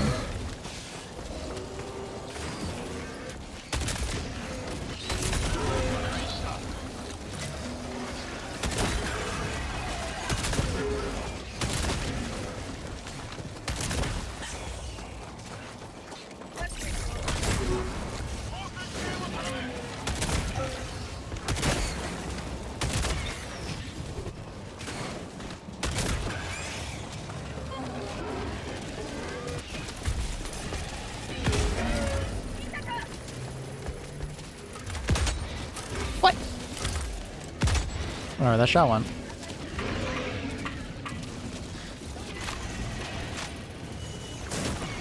Brings the AMR to 40-minute mission, doesn't use it once. Well, it's my Ball Titan killer and my Brood Commander killer. I haven't really run into either, so... yeah. Did they fix the AMR crosshairs? Yeah, like 6 months ago.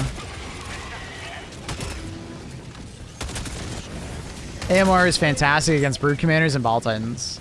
It's just kind of lame against everything else. So because I'm just ad clearing, why would I use an auto or AMR versus those things? What's AMR? Anti-material rifle. It's this thing. Looked like I was a spin botter there for a second.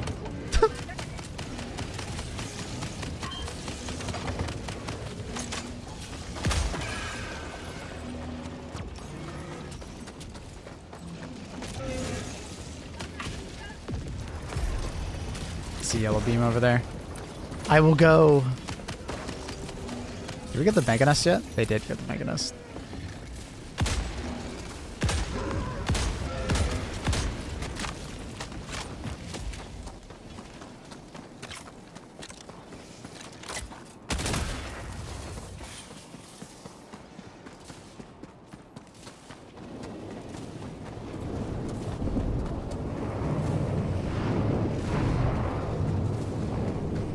How do you kill Ball Titan with AMR? Shoot the head. It's I think it's like 11 shots to the head. 11 to 12. Might be a little bit more.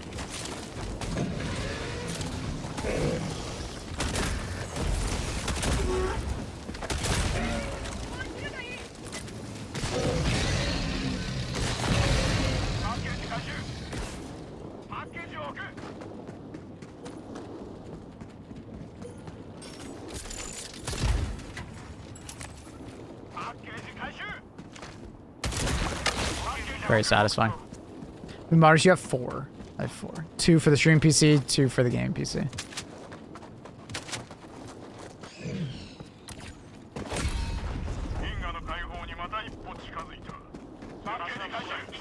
Yeah, it's about like 2 megs or so, 2 and a bit for the Ball Titan head.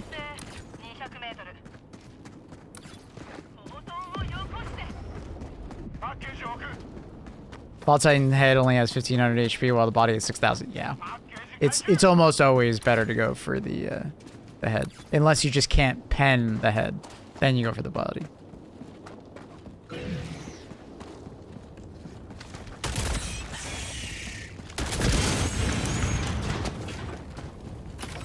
Double super credits. Jesus.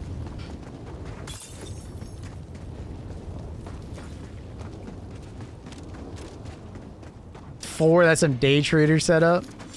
Yeah, so I got one for chat. You guys are over there. And I got one for stream PC. Like one for my game PC. One for stream PC right there. And then you guys are on top of another monitor, basically. So. And you could also probably see outside of my setup, I'm in an unfinished basement, the power is right there for the house. The switch, the breaker.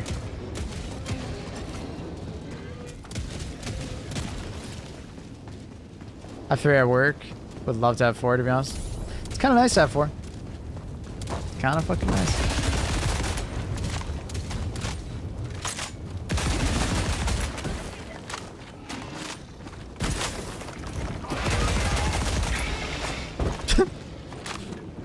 I love doing that to the impaler. Waiting for them to melee you and just aim straight up at their mouth.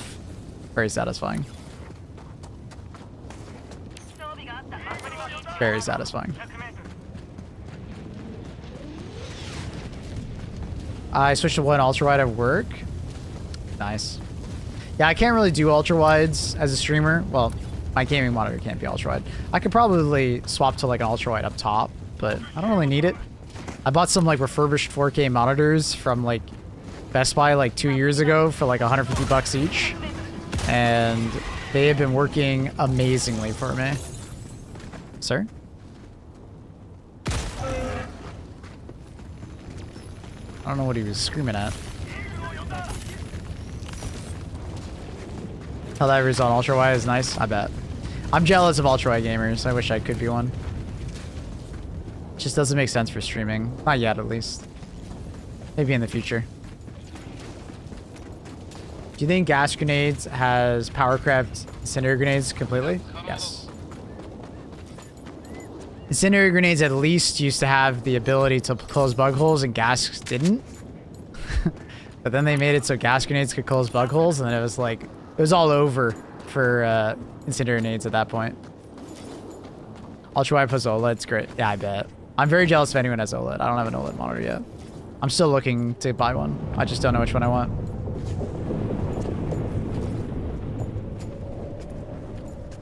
Ultra wide gamer, like thick fillet with his wide cam.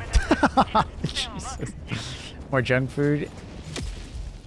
More junk food, and you can be ultra wide. Nah, that's thick fillet's thing, man. I'm skinny fillet. You know? You see how skinny I am? If he's thick fillet, I'm skinny fillet. He's thick wood, I'm thin wood. I'm a skinny motherfucker.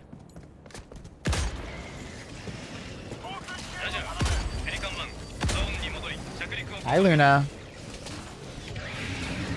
Do you use built-in monitor crosshair? No. I have a pretty good idea of where the center of my screen is. I've just played a lot of competitive games.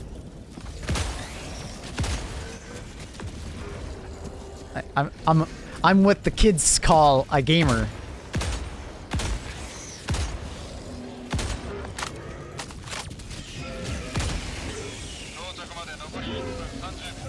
Hi, Luna. Welcome back.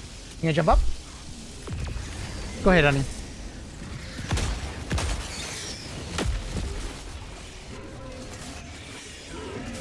Who's back?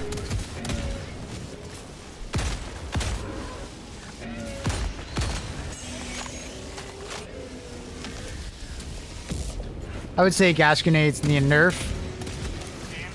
I don't think they need a nerf, but just because I don't think they could. In a perfect world, I would probably, you know, only give you 3 gas grenades, or I would reduce the duration of the gas pool.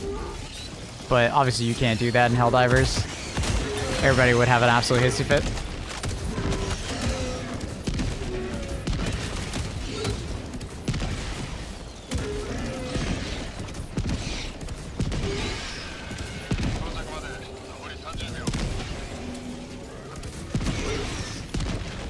But I also think that like they could probably just go without nerfing gas grenades and just like buff incinerator more. Make the fire last longer. Make the fire do more damage. You know, things of that nature. Like your cat, what's your name? Luna. This is Luna. She's a good girl.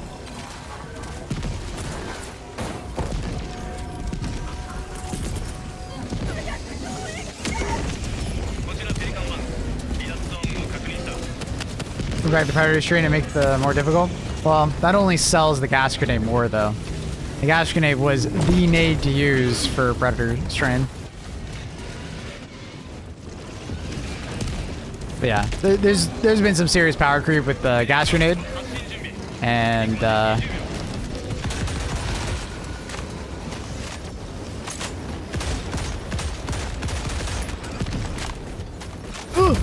my god, I almost died.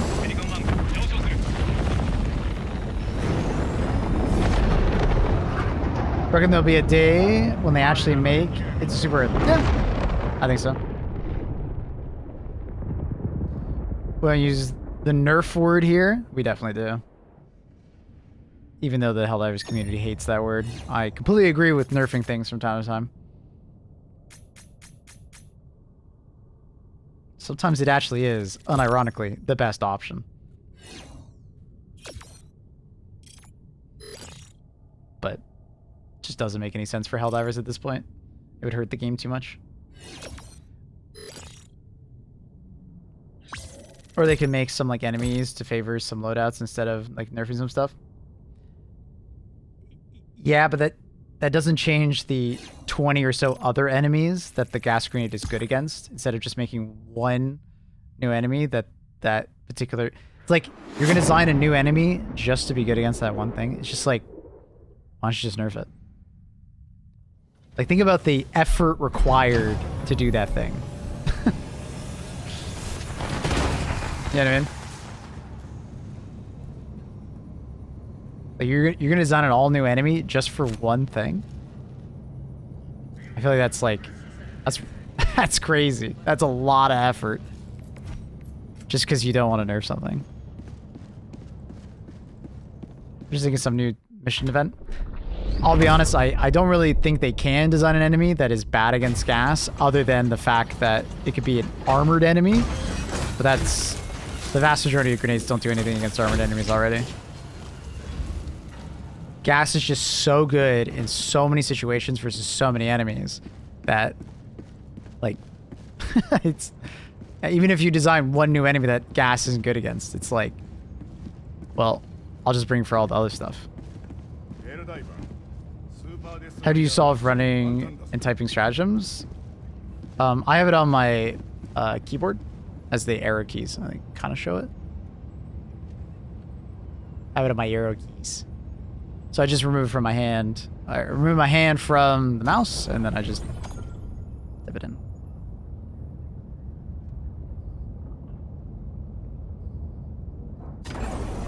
I fear that buffing incendiary grenades will increase the power creep. It won't increase it as long as they don't go too far with it.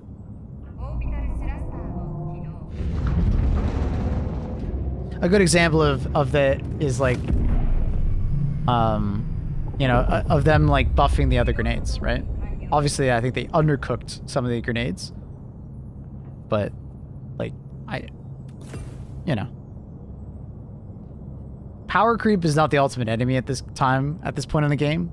It really isn't. The enemy of this game is actually just us getting too good at the game and them not continuing to add more difficulty, right? But that's where like Predator Strain does a really good job to keep us in check, right? Power creep is just going to be part of the game. That's just inevitable because of the direction they've been going for the last 6 months with the 60-day update. It's just limiting power creep. Power creep is going to be there no matter what, though. It will be. be prepared for it. It will be there. We are going to get more power creep.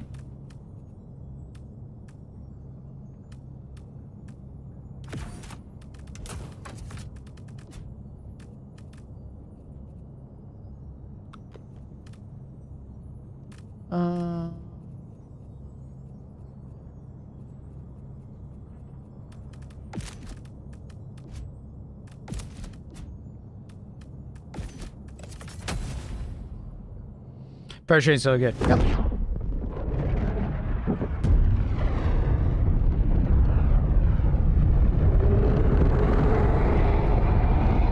I'll do some pistol for 2 rounds, and I was like, why? No real use. There's plenty of good use for it.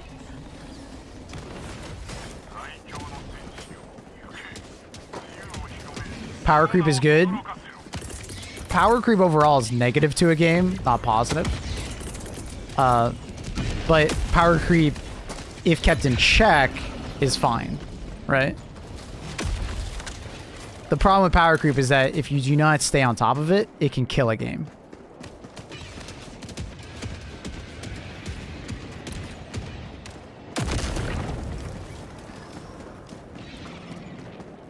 It can kill why people enjoy a game, right? So. Power creep as a whole is not good, but you just have to constantly stay on it, right?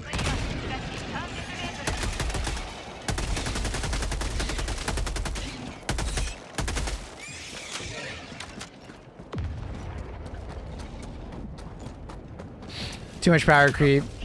Only like 3 weapons are useful. Game dies because everybody gets bored. Or they can do power creep on everything.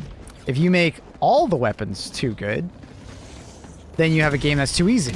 And you have the Destiny situation. Destiny 2 went through that, where they kept power creeping the player base so hard. Everything got so good that the player base got too good at the game. And now it's like, they got into this awkward situation where like, where's the challenge? Right? You just get bored. Yeah, sure, I got a power fantasy, but a power fantasy, a given power fantasy is only satisfying for a certain 8. I'll do that. For a small amount of time, right? An earned power fantasy is more satisfying over a longer period of time.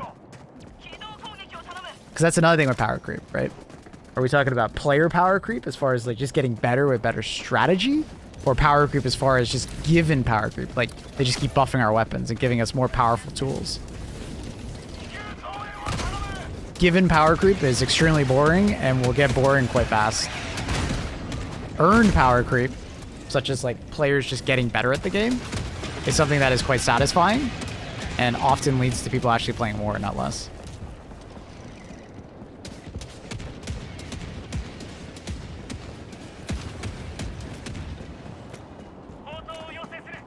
I like how the gas Warbond is not viable.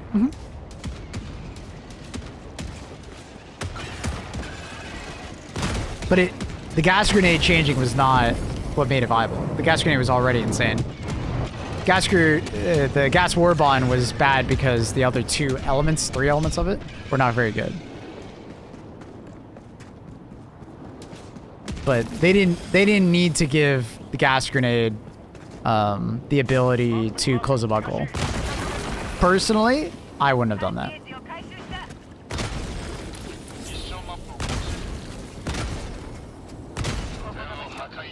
Guard dogging me? Oh, okay, gotcha. Yeah, I mean, I love that the guard dog's better. Did they go a little far with it? Maybe, but I think it's more of like a... It's more like a power creep at the lower end. Right? It's like bringing up the skill floor. I argue that it's a skill floor stratagem, not a skill ceiling stratagem. It basically just makes the game easier at the lower end for people who are struggling against certain enemies. But it's not that powerful of a stratagem where it's going to influence, like, top play. Right? It's a great stratagem. It's awesome. It's very fun. It's great. But I don't think it's as influential as, like, a gas grenade.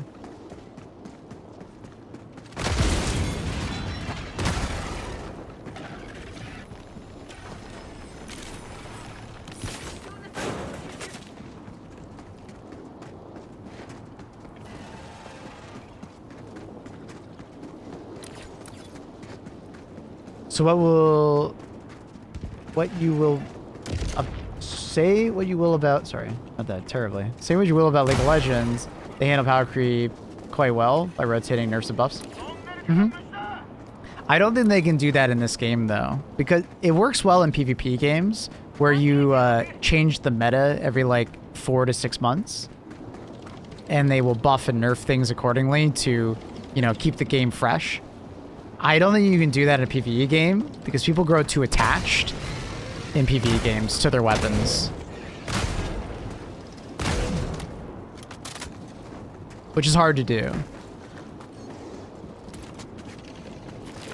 Right? So it's not like they could just nerf something that's been like super meta for a while. Going to work. Have a great stream. Bye, Guru. Bye, Adu.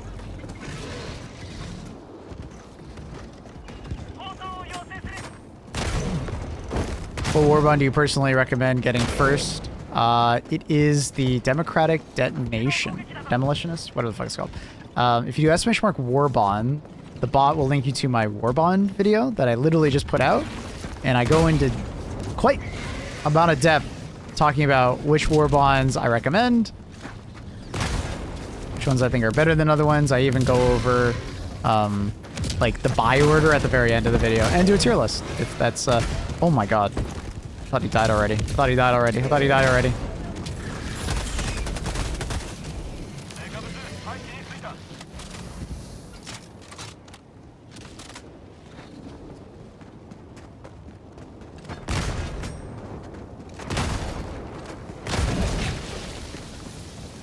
there actually anything in there? Kinda need some ammo. Oh nice, there is. That's already been open. See, as long as the commando keeps being viable, I'm happy. I'm hoping they give the commando a little bit more love, though. I would like it to be able to one-tap fabricators again, personally. What do you guys think of that?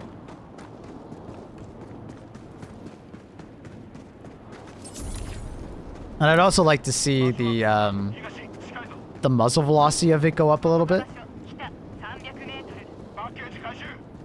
Maybe in the unguided mode, it goes up in muzzle velocity.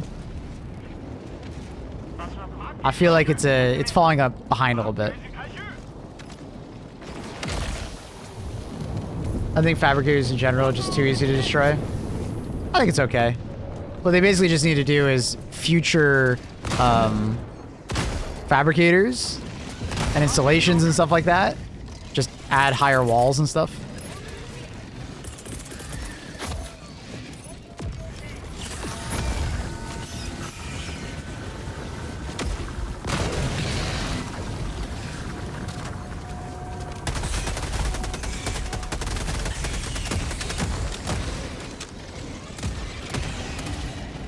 Reinforced fabricators? Yeah, I mean, you just add a higher tier, right? You add a fabricator that's basically like, you know, a ball titan nest fabricator, right?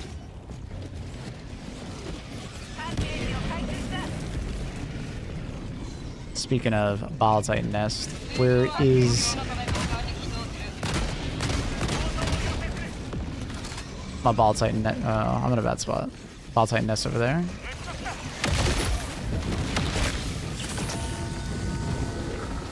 That's bad. There it is.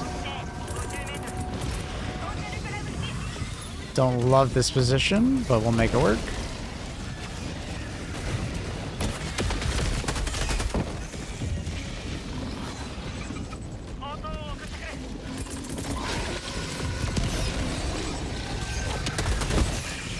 Oh! Teammate got flung!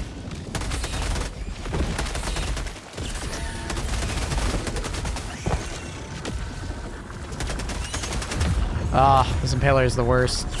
I can't even see him, but he's fucking nailing me. Ah.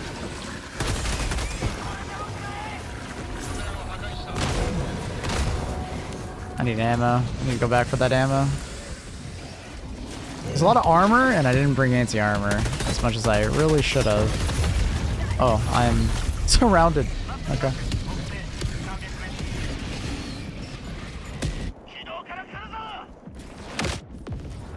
But yeah, they just need to add like more versions of fabricators that you might not be able to take out as easily. That's poor timing.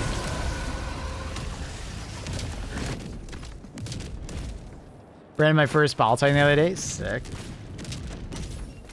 Is the armor back in the store? What armor?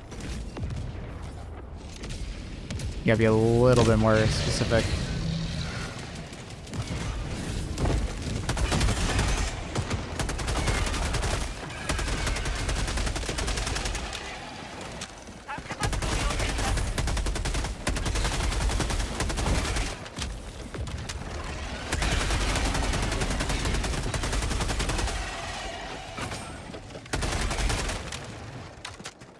Fuck it. This is the armored spawn variant. It's nothing but brood commanders, hive guards.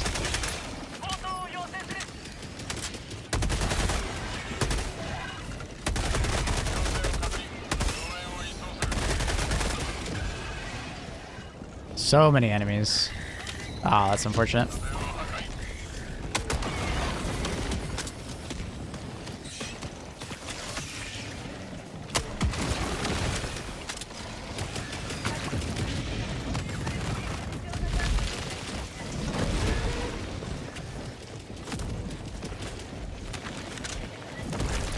What the hell's the backpack? Is it in there? I think it is. Yeah, it is. Unfortunate. Finished eating babies. Nice, Annie. Did the babies taste good? I got a baby on my lap that you can eat. I wasn't paying attention. God damn it. Ugh! I was adjusting the camera.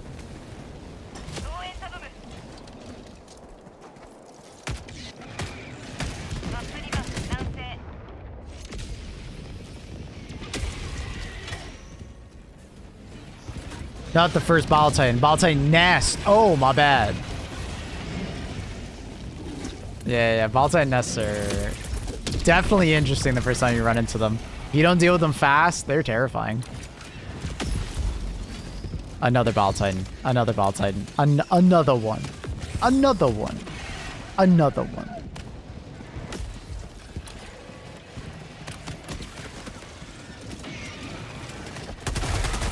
I regret not bringing more anti-armor. I don't think my teammates really brought most armor. No, I mean, they do actually. Spear, recoilless. What's my D2 player have?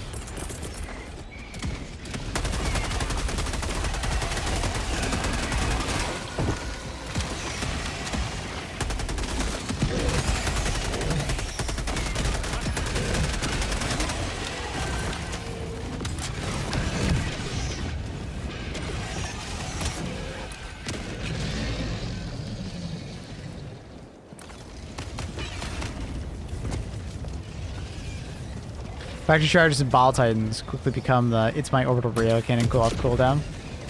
Do you enjoy playing with Background Gaming? Of course I do. Turns out me and Background Gaming are basically neighbors. He's a great dude. I loved getting to know him on the trip to Sweden.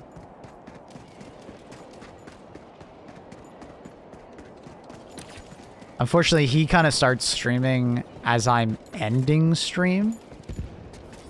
So we're a little bit mismatched as far as like playtime. The story side was good today though. It was, yeah. We got the Urban Legends, the Hatchet one, and then I'm forgetting the last page. Forgetting what the last page was, but it was a good reset today.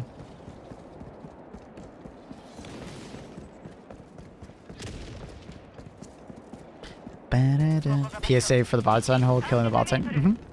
A Ball Titan or Charger dying next to it will kill it. A Hell Pod being thrown at it, Sentry or extra support weapon.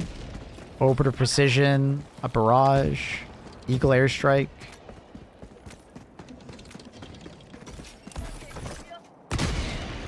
Orbital Gas.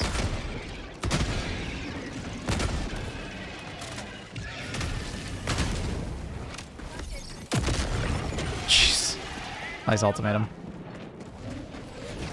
Backyard gaming. Yeah, I mean, he's basically in my backyard. It's fucking crazy. That's awesome getting to know that. Luna is sleeping. She's a sleepy girl.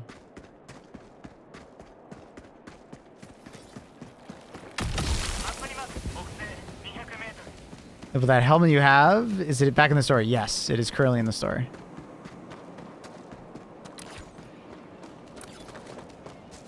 I remember back when Eagle Airstrike was goated. Still is though. Just like 500 kg you take spots. Yeah. Power creep. Power creep. That's why only buffing, never nerfing has its downsides. Power creep. No new MO yet. So nothing yet. They've been quiet. Phoenix? Sorry, man, I had the wrong gun equipped. Okay, alright. I was just like so confused.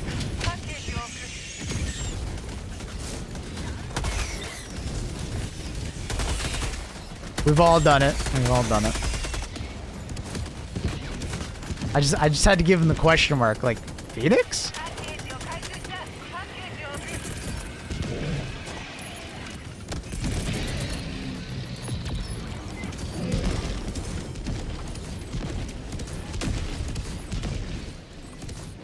Last two MOs.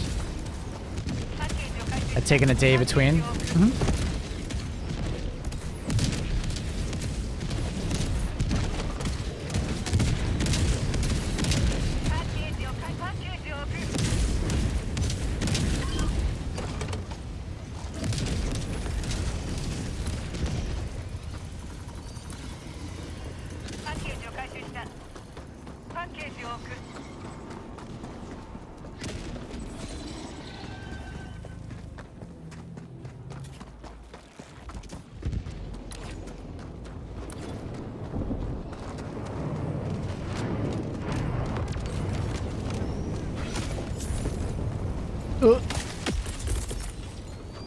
I think my teammate just got consumed by a flame tornado.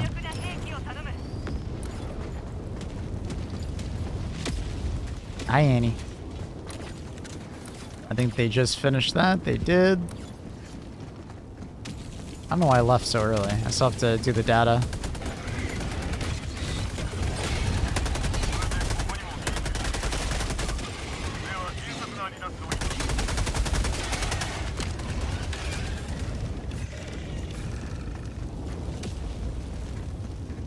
Hi, Annie.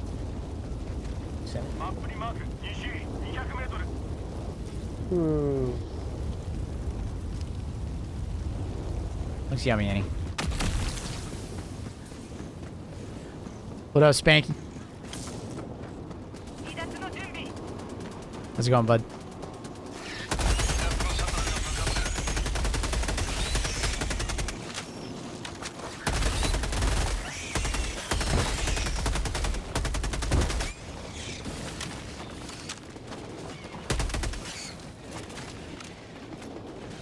How do you know it's yummy? I mean, it looks yummy. Is it not yummy?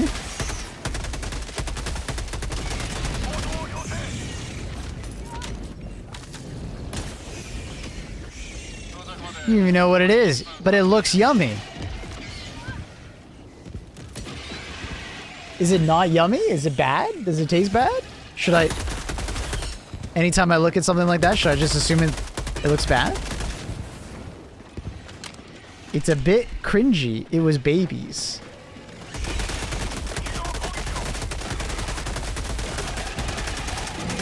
Do you want to tell me exactly what it is, or are you just going to keep using this code word of babies over and over again? What exactly did you read, Annie?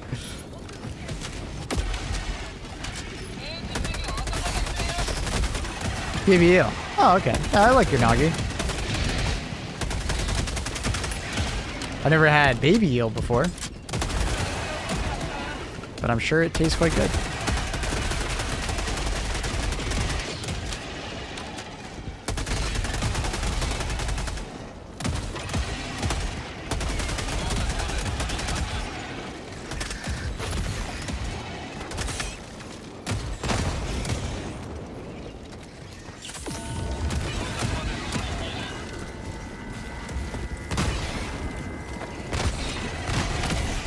What?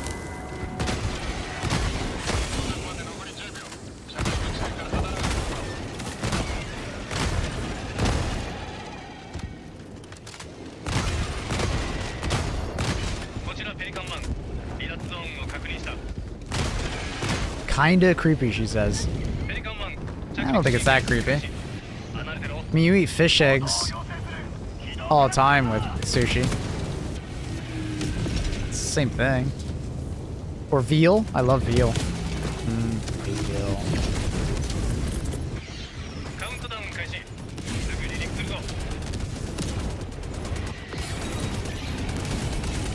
I eat baby carrots all the time. How is that creepy? Another one.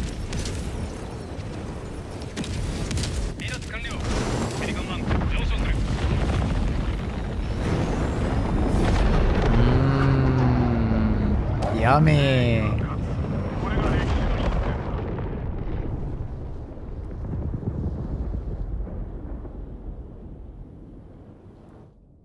Show the other. Okay.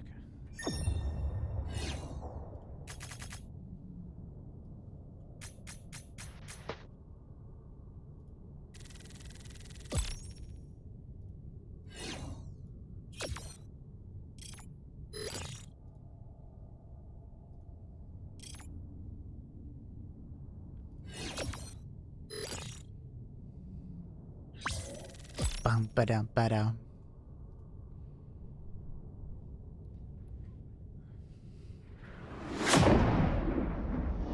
Is an egg a baby chicken technically? Well, it had the potential to be one.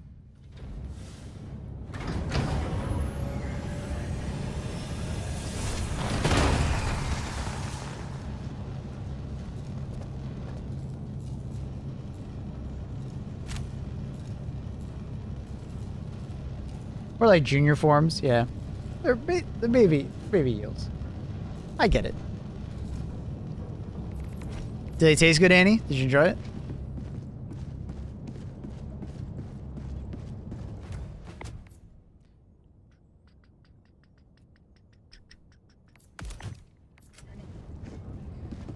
An egg is half of baby chicken. It's missing a key ingredient to make it a chicken. True.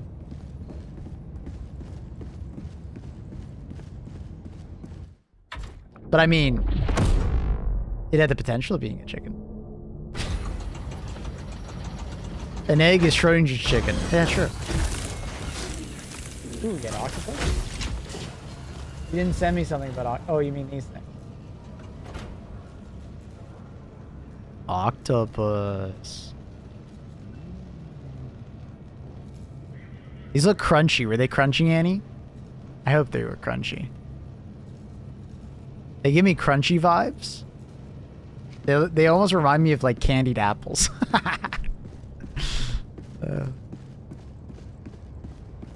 Delicacy in the Philippines where you like cook an or a fertilized egg and eat the chicken inside. Wow, that's crazy. That'd be like a nightmare for a lot of people in like North America. That's delicacy. That's cool.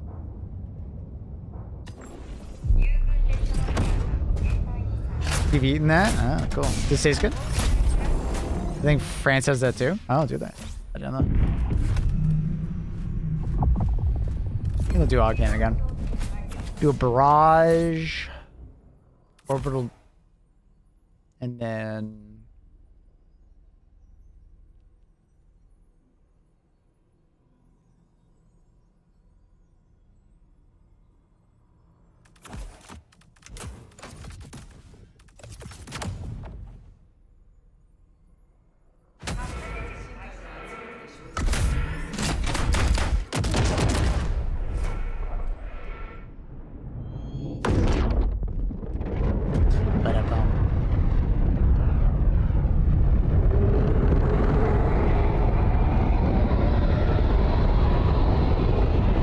Isn't that chicken egg thing like fermented as well? Fermented?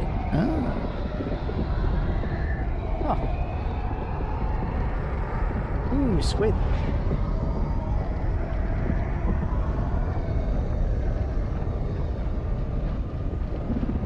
What up, K-Hop? How's it going?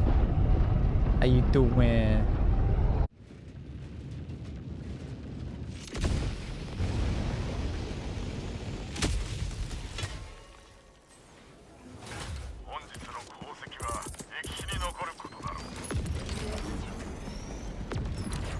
Where are we?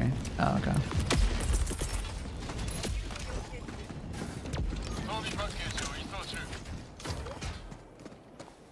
I'll go north first. Look at that massive drum mag on this thing. Tell K-Hop to pull up on Twitch. I think that's Big J. Can't remember the exact spelling of Big J's name on Twitch. I think it was, or YouTube. I think it was just Big J, right?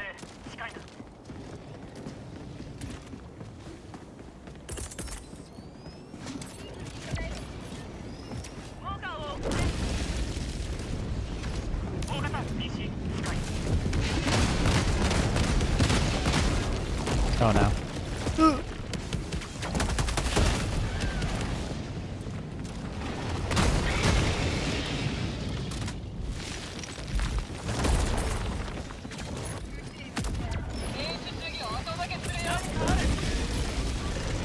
I throw that far enough? Nah, it bounced.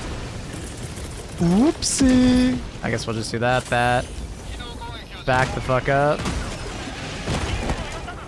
Uh oh. No, the car! The car!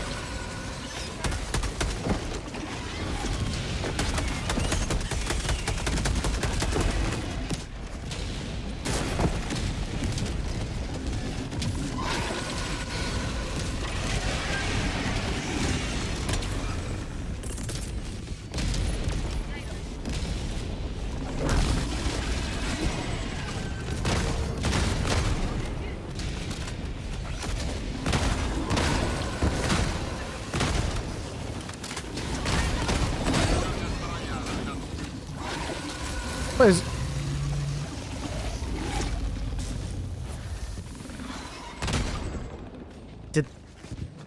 Did I...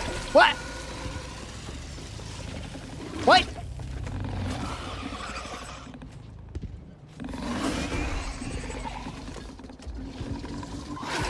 It's haunted! Poltergeist!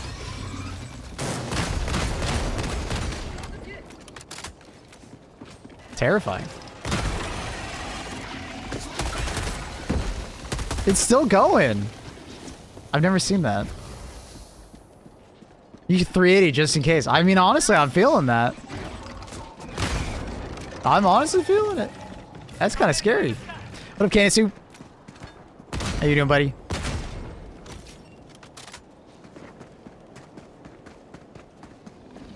Sleeping Beauty, go kiss it? No. It's puking all over the ground. It's like a drunk Sleeping Beauty, you know? Like, had too much to drink the night before. Puking out their fucking brains. Crazy. Walking barrage it. Find a flamethrower and torch it, honestly. Kind of based. I meant to shoot that over there so I could reload, but alright. Yo, I'm here like swimwear. I'm in there like swimwear. Close. That's what I say. As a swimmer, I used to say that a decent amount. Is it cringe? Sure. But I thought it was funny. If you can make yourself laugh in life, you're instantly 10%, you know, happier than someone else, you know? Annie always like makes fun of me for being able to make myself laugh, but I'm like, isn't that a good thing?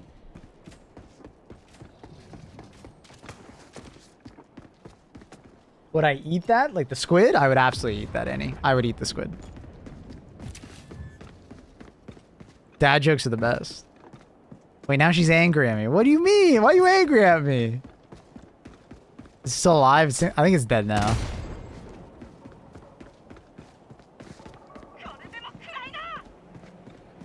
Like a car bonnet. Why does your car have a fucking hat on it?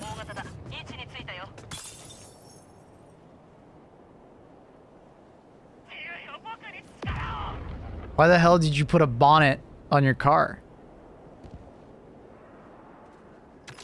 It's kind of weird. But hey, man, dress up your car. Is that like role-playing for your car? Bonnet, it's what's over the engine? You mean your hood?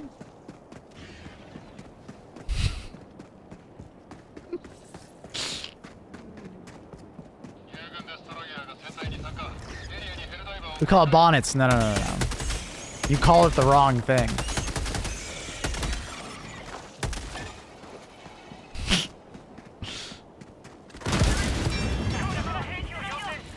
Nice, you're gonna tell me like you have some like weird name for like, you know, French fries or something. Or like you pronounce aluminum wrong. It's the engine hat. Why don't you just call a fucking engine in it then? Or the hood. Oh, nice you're gonna tell me that like the trunk of the car is called like, you know, you name it after like footwear or something. Oh, crazy.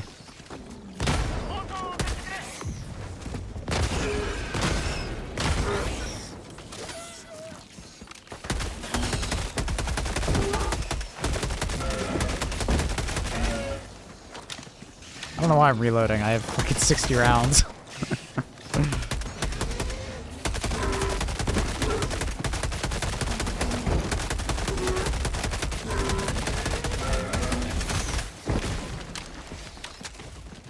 Ooh. Can't see. You see any planet for bugs? Any planet that has bugs has the potential of being a city map. Certain missions are more likely to be city maps. So like at the moment, looks like the nuke, prioritize evacuation of civilians. Just want to make sure that didn't have it. Blitz missions have a chance to have them as well. Help me out, chat. Is there any other ones I'm forgetting? I think it's like upload data, maybe, as well.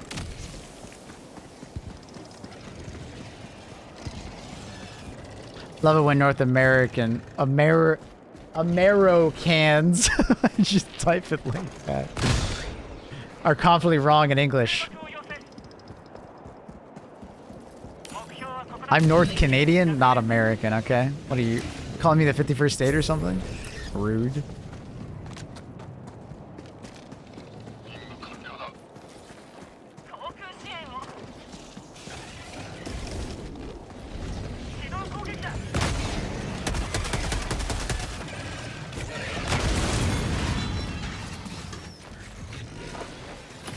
Credits.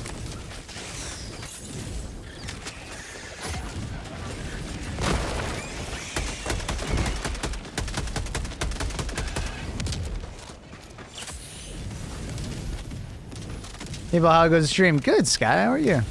Welcome. Welcome.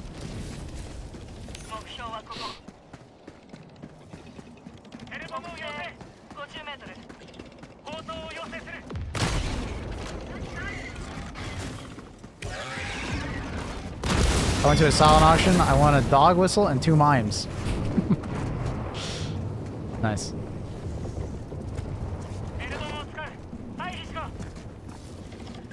Did you also win the player base of Concord?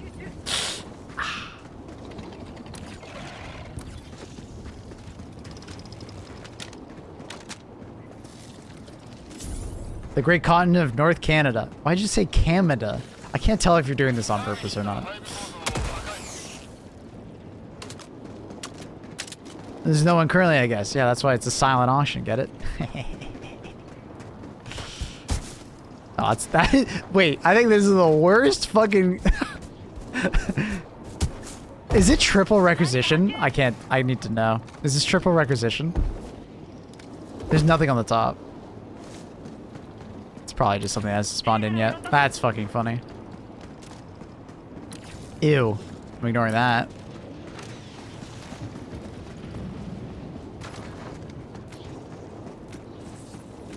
Mobile keyboard is funky? Okay, I thought you were like doing it as a joke. I couldn't tell.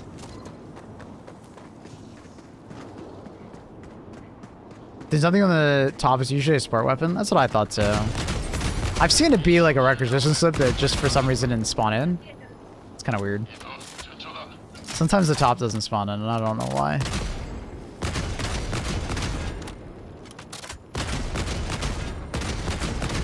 So I've seen plenty of sport weapons spawn on the top, but I don't know. Yeah, I've seen it be other things. other than a support weapon. I don't know why it doesn't spawn in though. It's kind of weird. Just the top part is just kind of weird. I don't know.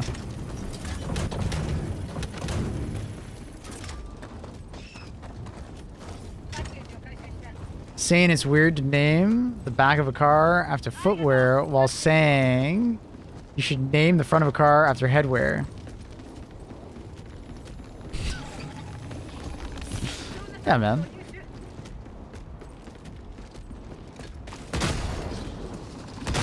The engine needs a hat. Does my car need a shoe? No, I mean you would assume the shoe would be like the, you know, the tires, right? Like if anything, it should be like, you know, something to do with the drawers, right? Like your car's underwear, because the trunk is like the ass of the car, right?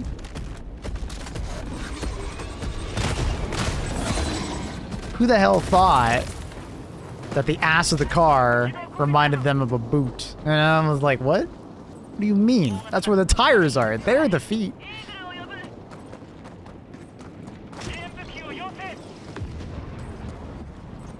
I don't know. Depends on the car. Dude, what car where its ass touches the ground? A paver? Like, I don't know, man. I guess a dragster. Okay, that kind of works.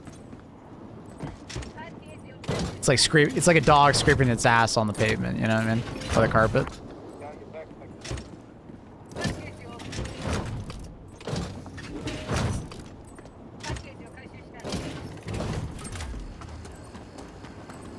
The boot being in the front or the back. Oh yeah, those. Yeah, any front engine or mid-engine car is a bit weird, huh? Or sorry, rear engine or mid-engine car is a bit weird for that.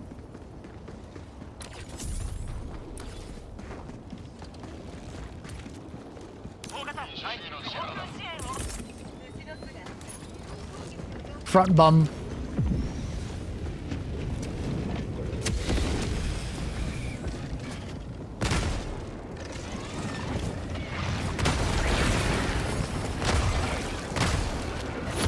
Ow.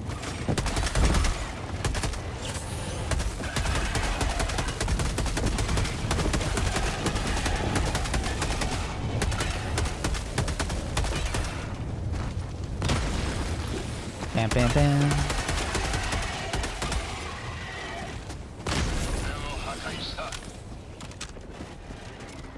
What did that do? Lol. What did what do? You mean the orbital precision? It closed 2 buggles. Because I was low on ammo? I knew I didn't have enough ammo for all of them. New shoes or new tires is what I've known is over in the US. I have no idea what you mean by that. Rear engine Porsches back in 43 were hella strong.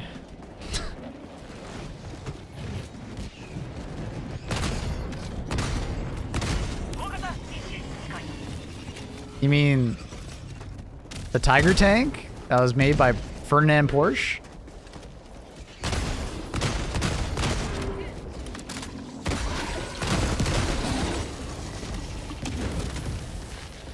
See my bunker idea? I want... Oh, I've got an idea for bunkers. If you are solo, you get to complete a round of Stratagem here to unlock the vault by yourself. I do wonder if they'll ever give us the some ability like that to like unlock a bunker by ourselves. I get the impression it's kind of just to, you know, convince you to want to try and find a friend to play with. It's a subtle way of like, hey, make some friends, convince a friend to play the game. And I think it's subtle enough that it actually works pretty well. Maybe that's just me. It's over there.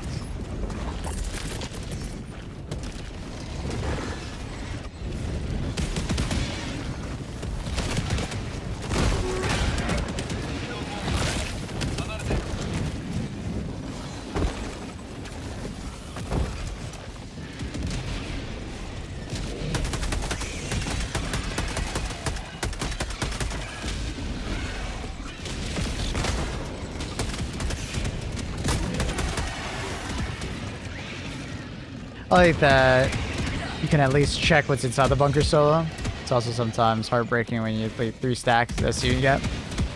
Yeah, I don't know if they'll ever fix that bug where you can like check inside, but we'll see. Maybe they will.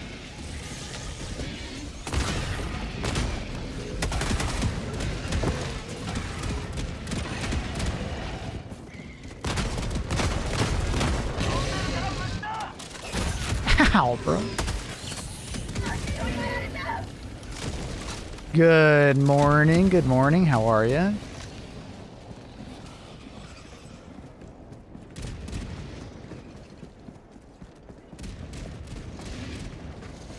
Good morning. Just call it an SOS and see 3 SCs in the bunker. True. I mean, true. I've seen it a couple times in my Discord. Someone's like, yo, I got some SC. Anyone around?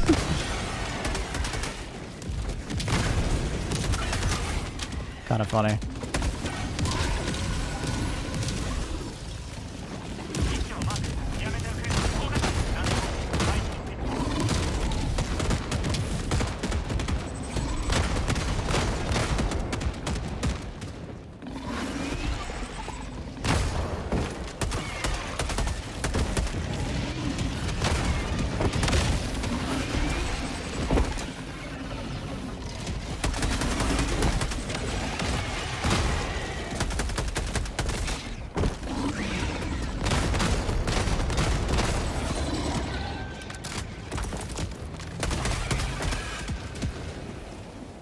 What's happening in game chat? I don't know. The fuck is your problem?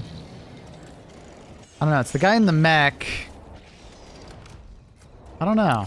I don't know what he's on about. He's kind of a newer player. He's only level 60 something, so maybe he doesn't understand something. I don't know. Seems quite hostile. I'm not exactly sure why. I mean, this team has been really good. We've only died twice as a team. Really strong team so far in tier 6 or tier 10. Love this song. Feel free to song request. Song request is on.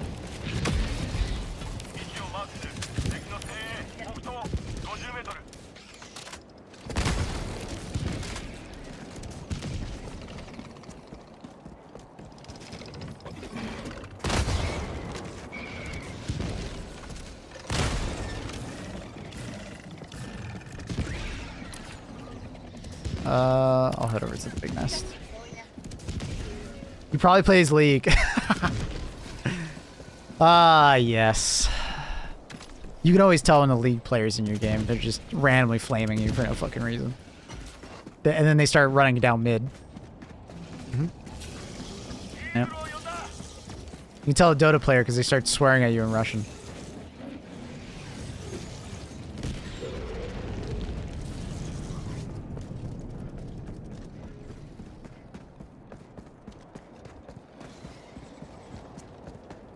Gaming is serious business. Why you have to be mad? It's only a game.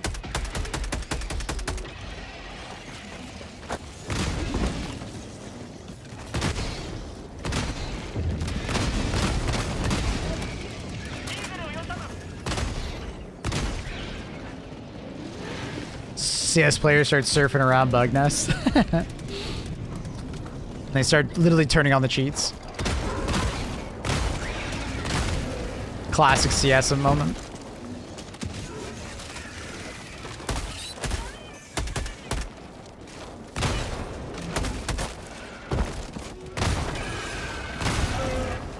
I seriously do think though that the Liberated Concussive is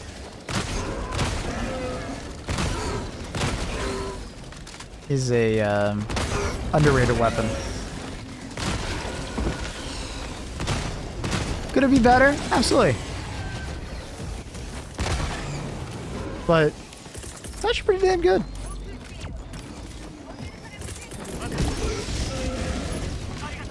It's actually pretty damn good.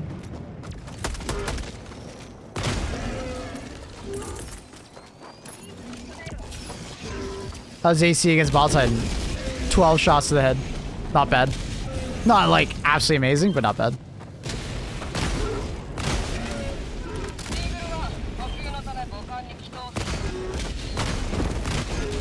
That is quite the angle of attack.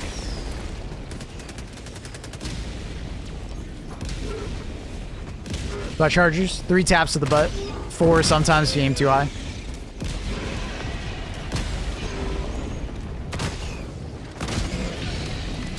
Autocannon is just an all-around good time. I would not recommend shooting anywhere but the butt versus the charger though.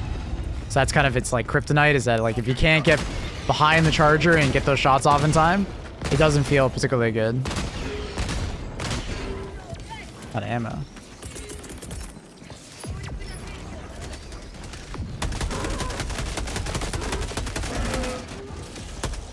I was gonna say I couldn't see this guy.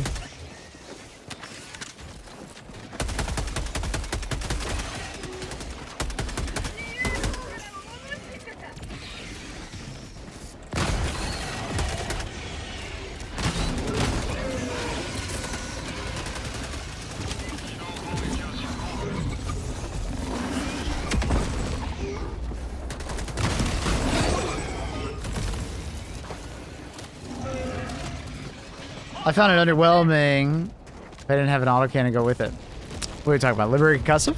You can pair it with lots of weapons. Works well with machine guns as well. Something's getting too close to you. You need that,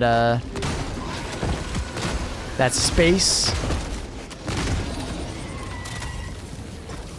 Works pretty damn well with AT weapons too. But remember, it's more of like a team support weapon if you don't have good aim.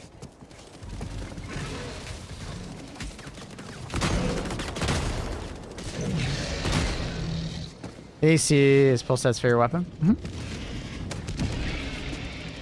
Are you rolling with the HR5? No, this is the Liberated Concussive. Basically just a team support weapon, but if aimed correctly, it actually is pretty good AR.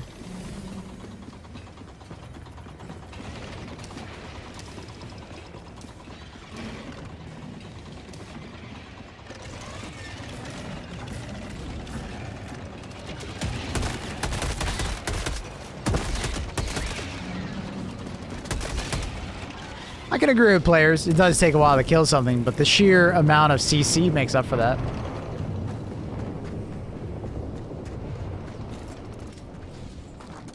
AC just seems like the best all-around weapon. It is the Swiss Army knife of weapons.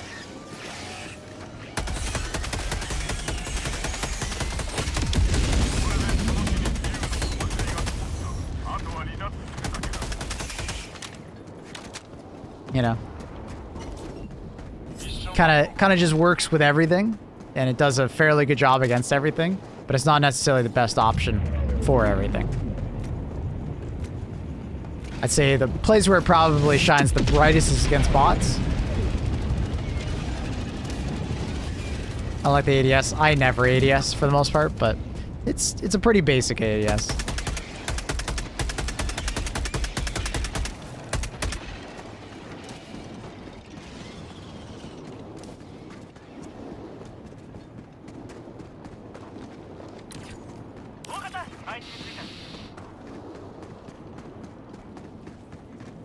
Sickle main. Okay. Jesus Christ.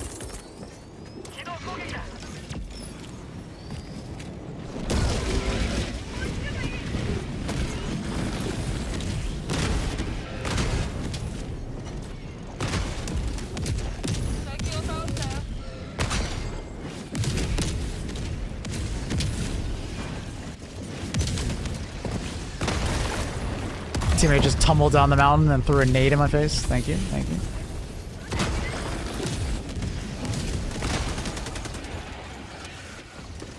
I just died. Oh. I threw a nade in my face.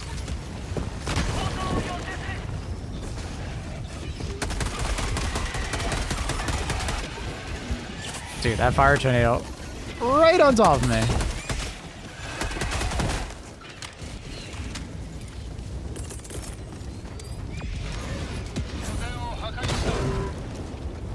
Oh, fuck. Dude, not another. Oh, I'm so fucked.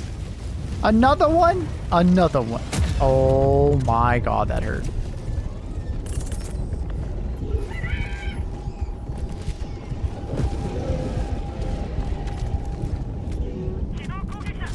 Fuck. Okay, we're good. Back, beast, back!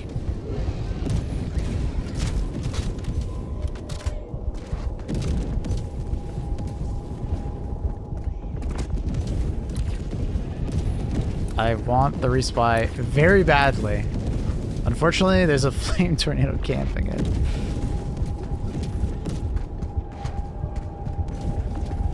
You ragdolled him with the AC, he dropped the frag. I mean, he fell into the hole. I mean, he fell down as I was shooting. I didn't know he was going to be there.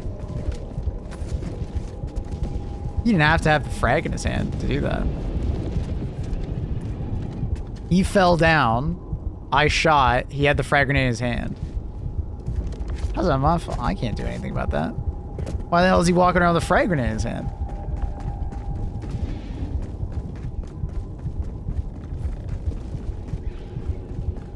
Specifically 11? Yep. Feels like it.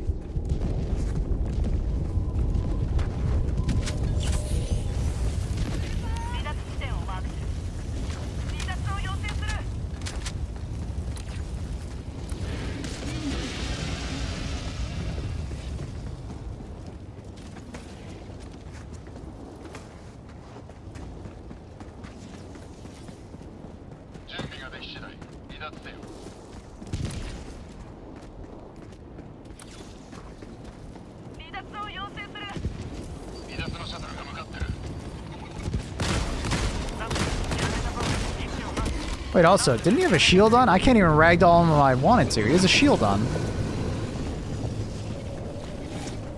I think he just ragdolled himself by falling with a grenade in his hand.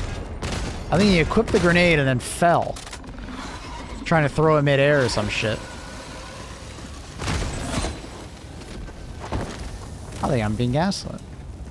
Biggest challenge in HD2 is other players. True.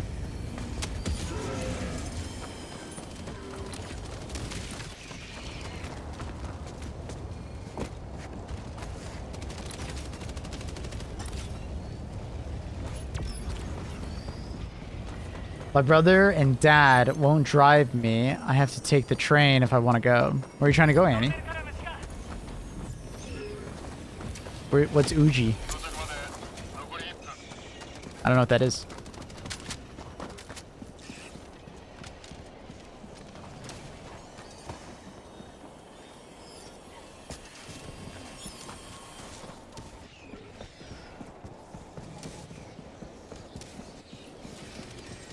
Matcha farms. Gotcha. You want to go to a matcha farm in the middle of the winter?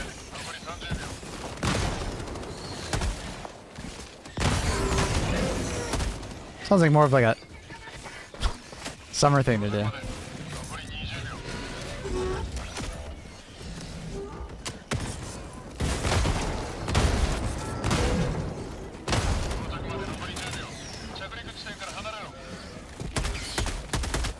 Yeah, I got a. Have you considered yourself to be the most handsome Helldivers 2 content creator? Only my girlfriend Annie can answer that. Annie, thoughts?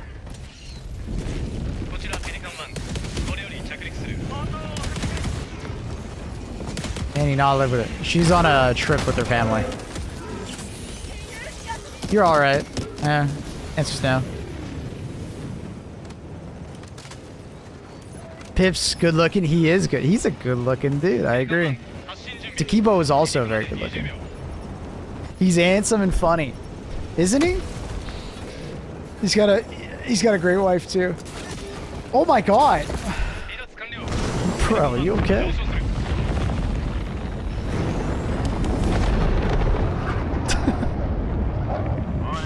You didn't show me Takibo. I don't think he wants his face on the internet.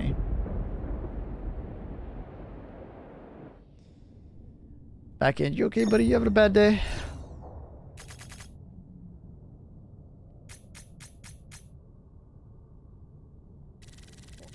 Why to do that? I have no fucking idea. I'm kind of poking the bear, hoping that we'll get some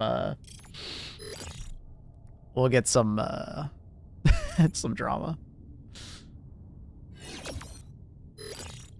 Taquivo's from Portugal.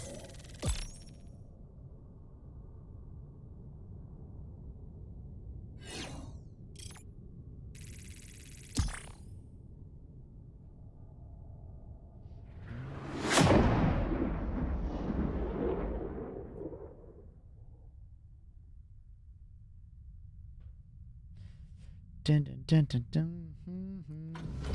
You're gonna go visit him? I don't think he knows who you are yet, any.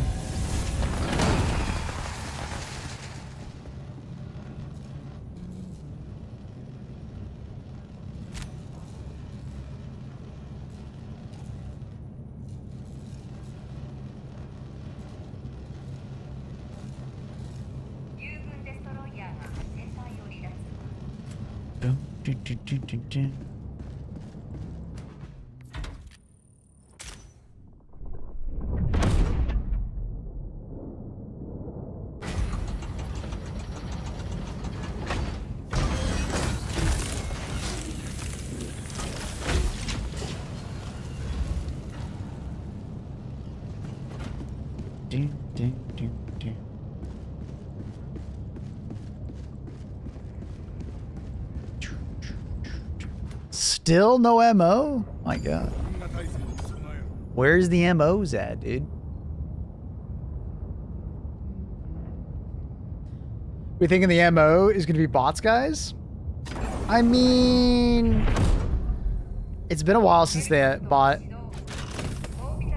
have got an MO, right? So, because previous to that we had Luminate. Then we had bugs, more bugs, and even more bugs. So it does make sense to rotate back to bots for a bit. Surprise, motherfucker. Ooh. Pips has nothing but good things to say about you and that you are a workaholic. This isn't much, but I hope it helps. Thanks, Yourself man. and the other guys make some amazing videos. Aw. Take care. Thank you so much, Zach. Zach, that's so kind. Thank you for the 10. That is incredibly generous and kind to say. Thank you. That's so kind of you. I don't know if I consider I guess I'm a workaholic. I just stream a fuckload. That's so kind of Pips. Pips is actually a workaholic. That man is getting back into daily streaming and he does a ton of YouTube content creation, so a lot of respect to him. And yeah, Pips is great. I love talking to him. He's fantastic. No MO, but feedback form. Oh, that's nice. Bot MO with bot on city map. Ooh, I get the impression that bot city maps might not be ready yet. But maybe they're just waiting for an MO. Maybe we're just getting it next.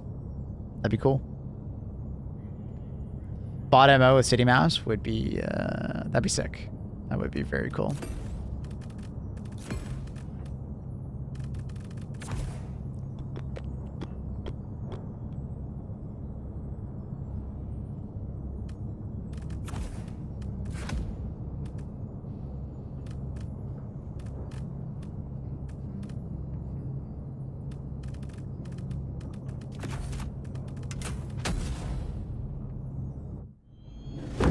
We got bot MO next, sick of bugs. Well, you don't have to play bots. Or bugs, my dude.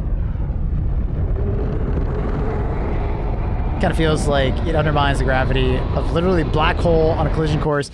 I mean, they could write in something like, the bots have some tech that we need. You know, I'm sure they can figure it out. I mean, similar to the bugs being involved in the Meridia black hole, right? We went into the gloom in hopes of studying this, like, the gloom bugs. I don't know why I can't grab this. Hello? There we go. Right? And then we are now studying more of the bugs in relation to the Meridia black hole, right? Like, I think they could do something like that. I think it's possible. Good morning, bro. Everybody in chat. Yo, what up, Raymond?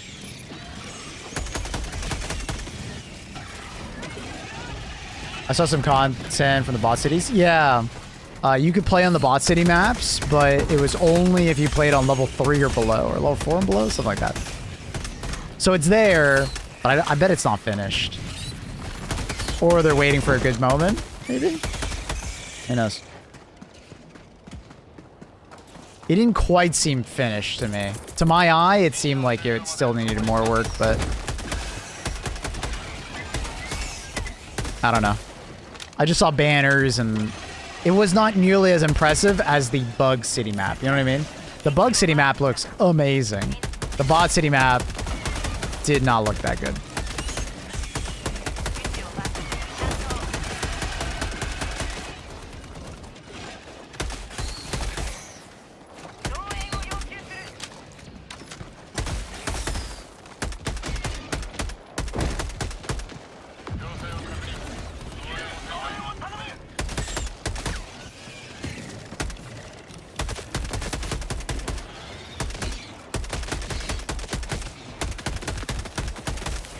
Shoot that man's tail. Hive guard. My worst enemy with this gun. I'm an MO or kind of bust for democracy. That's fair. I get it, Murph. Hopefully we get bots. I get it. Someone who doesn't like bugs, they can always play against the Luminants. They constantly have invasions. And it, yeah, I mean, that is a fair point from Big J, because you stopping the Illuminants actually does affect the MO. If you guys don't know, every time they win an invasion, the Meridian Black Hole speeds up. It's like a countdown kind of thing. There's a new bot fab in the city? I can't remember. I think it just looked different, right? I think? I don't remember. Are you serious, Mr. Flame? You fuck.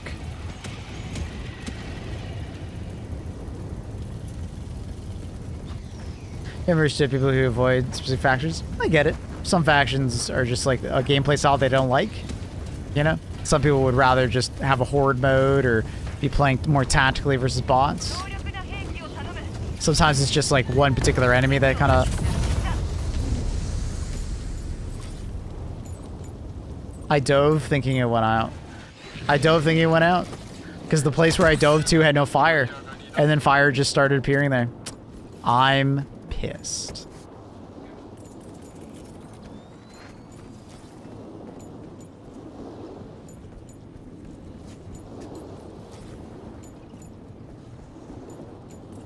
Yeah, I mean, it's hard for me to enjoy playing against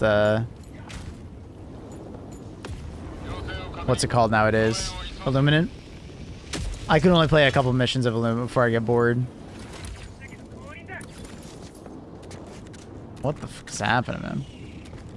Let me go back for my shit. So remember when the fire tornadoes followed you? They didn't necessarily follow you. They just had to stay close to you because of how they were programmed. But it gave you the impression they were following you. They're in your walls, they're in your walls, they're in your walls. Because, like, how it was explained was the fire tornadoes have, like, a set radius around the player that they spawn. And then if you ran away from them, they would just kind of, you know, start spawning or just be closer to you. Like, continue to be around you. Because they could only go so far from you.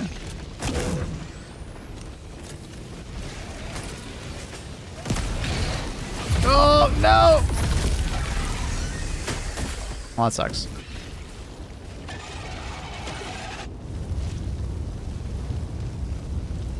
I should have dove.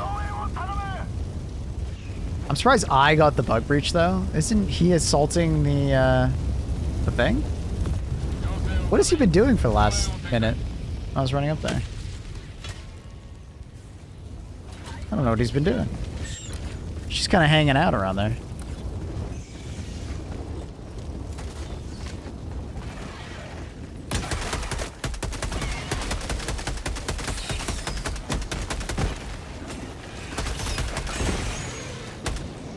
Jesus Christ. Christ.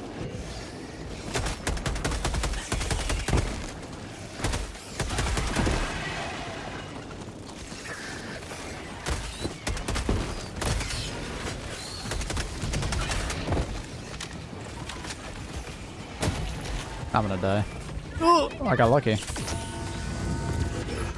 I don't think this guy wants to help me.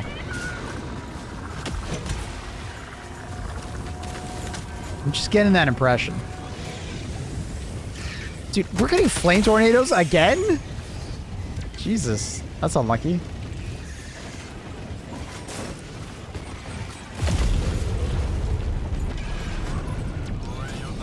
Was there a red stratagem beacon? Wait, what?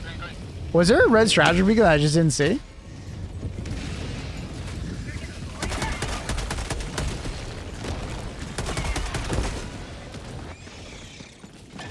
My brother said it'll go. That's nice. I'm stuck on the leg. You gotta be kidding me. Bro, this is just nightmare. One random death because of the flame, then it's just... everything's over.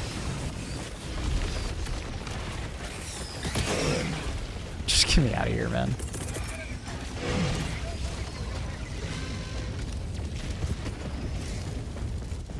I didn't hear the reply. I never answered. The flame armor for the vitality booster allowed me to fight bugs under an orbital napalm brush. Sorry. Oh, yeah, no, I was busy while that. Watched your Warbond video. It was really helpful, but which between the Viper Commando and Freedom Flame would I get? Kind of leaning towards heavy flamer build, and boy, those incendiary mines are insane. I mean, you don't need to get the Warbond. Oh my god, the guy left. Great. So YouTube comments broke? No? What do you mean?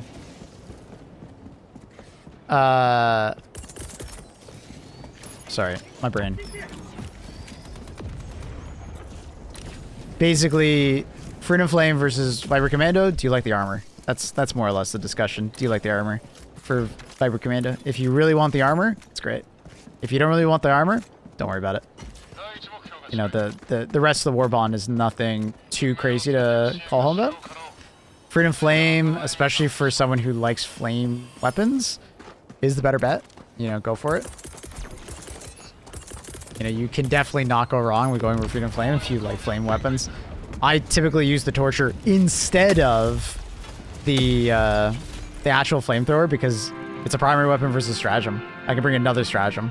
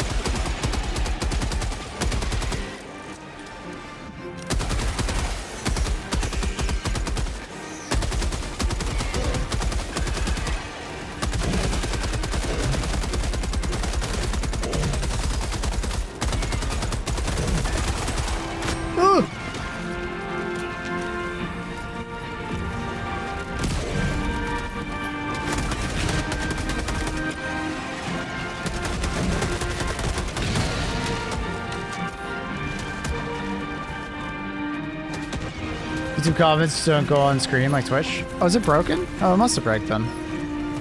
I'll refresh it. They should have been going there. I didn't disable it. Thank you for letting me know.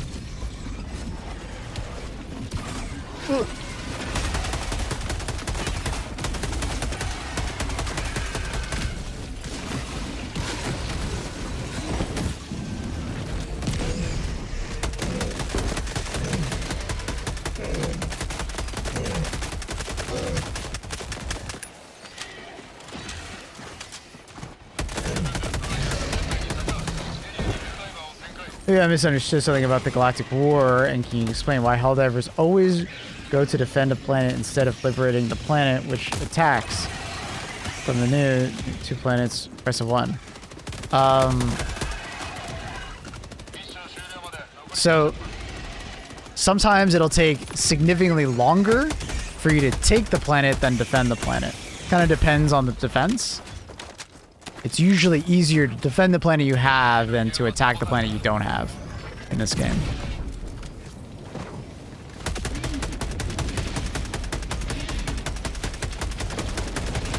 From a gameplay perspective, players tend to like defense planets more, and it's mostly down to the fact that defense planets tend to have no, or it's not tend to, they don't have any planetary modifiers on them. So from a gameplay perspective, you actually feel more powerful when you don't play like an attack mission, right? So those are the 2 main reasons. Some people also, there could be like other ones where like they'd rather not fight that faction, or they don't like the planet that's like on that one in particular, right? But you are right. In some situations where we have overwhelming numbers, we should just be taking the planet, right? Some players just don't understand that if you take the planet that the attack is originating from, it's 2 birds, 1 stone, right? You're taking a new planet, but you're also defending a planet, right? I would say, in general, the Helldivers community is not particularly good at that stuff.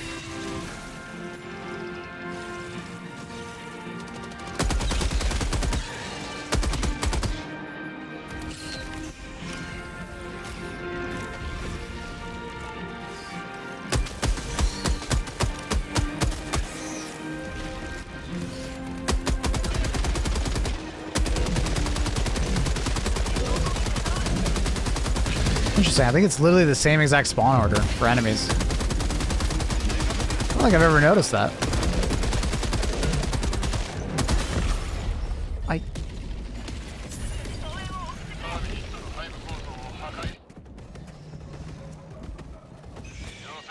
Come on, man.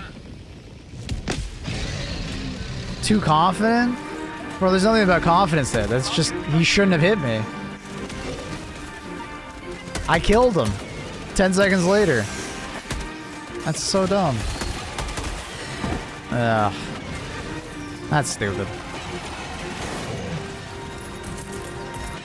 That kind of shit with the Impaler where I'm just like, that, it should not be that way.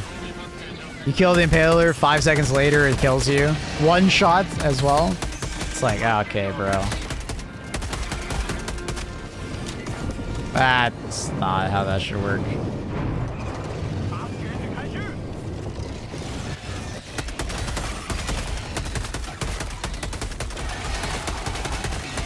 Oh no, teammate's dead.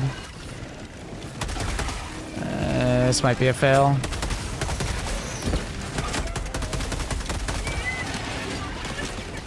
Cause I don't think I can kill all this shit by myself. Not with this loadout. Kind of a shit loadout for this.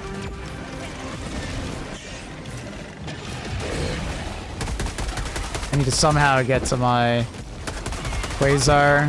Nah, I'm fucked. I can't win this. I have to back off.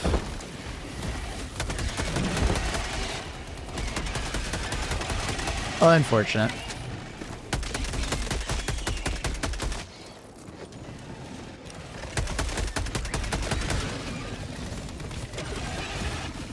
It's like everything would have been fine if I didn't die there. It's like, ah, what a shit death.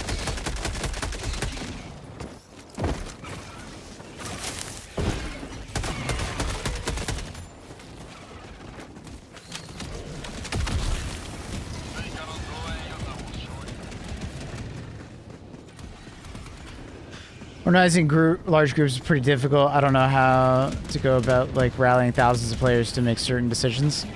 Yeah, it's more or less, you know, like you need to incentivize them somehow through like rewards. There's a Impaler on the ground.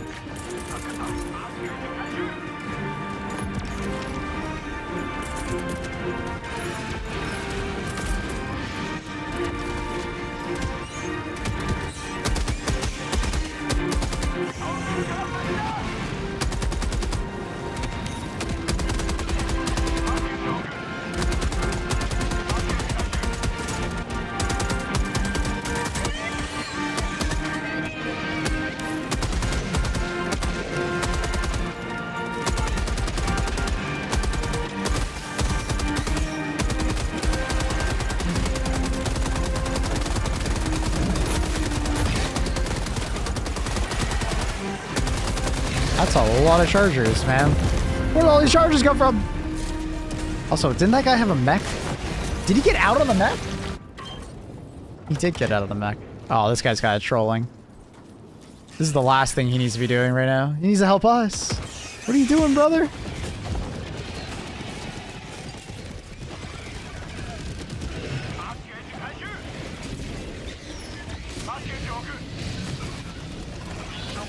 I should have stayed at the op and not went for the stalker. It's okay. That's what it is. We're just in the downward spiral of a flag mission on the spread democracy missions. Teams gotta stick together. Yeah, it's.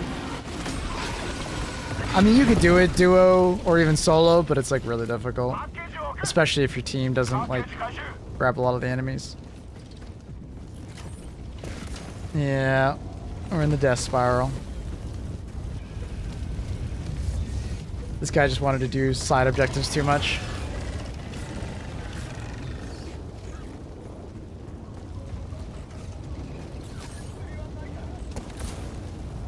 Do side objectives after the main mission. It's not worth doing side objectives like early, unless they're in your way. Especially not in this situation where we don't have enough revives.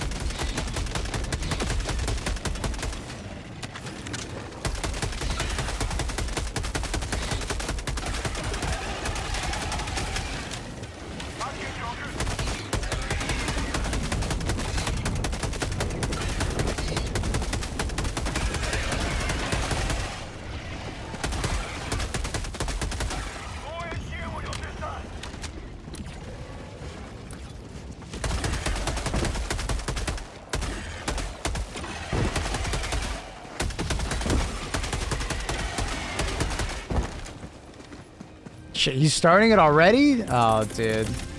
This guy's kind of trolling. Is there any ammo in this? No.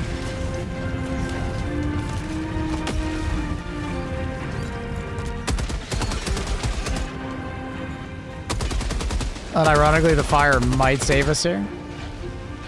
We'll see.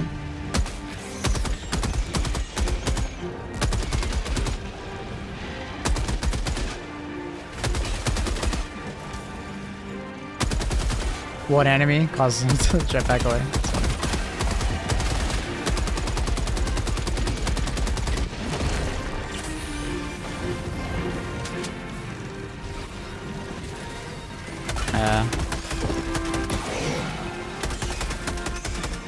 What the... Dude! What the fuck? Please tell me he at least got like ragdolled or something that made him make that really bad decision.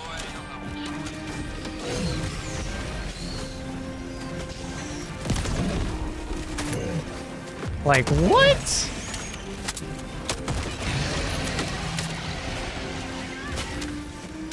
Oh, okay, now he's just getting our team. Now he's just getting our teammate killed.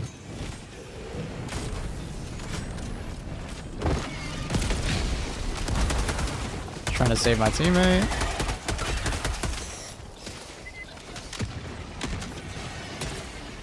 Just gotta kill a couple more enemies. Oh my god.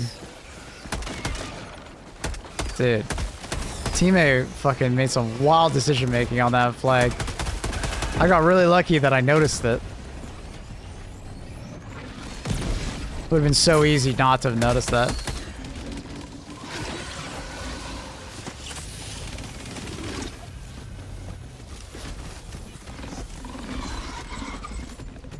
No, communicate. Yeah, I didn't say anything. No. That was a bit scary. Gas works on bots, right? It does. Yep.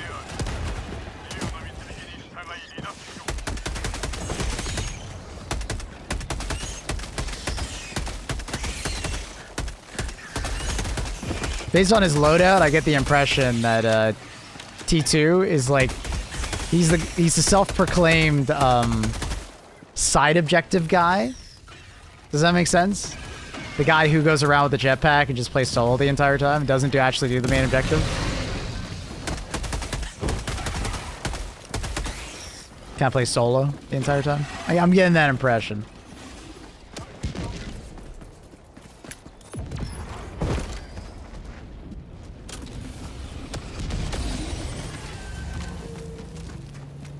Does gas work on bots? Is it like corroding them? Like, why does it work it?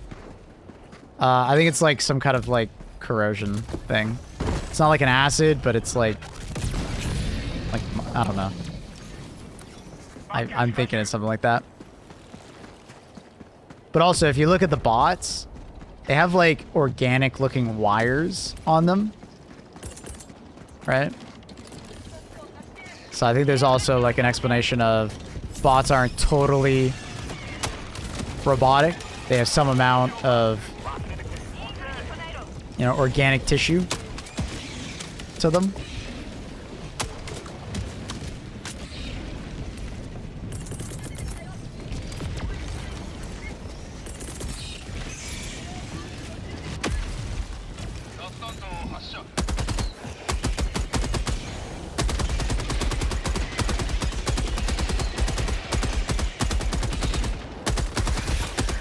God damn it. One guy gets by him.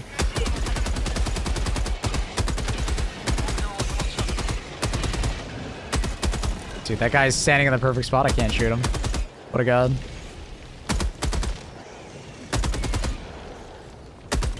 Dude, why are none of the bugs coming up? It's really weird.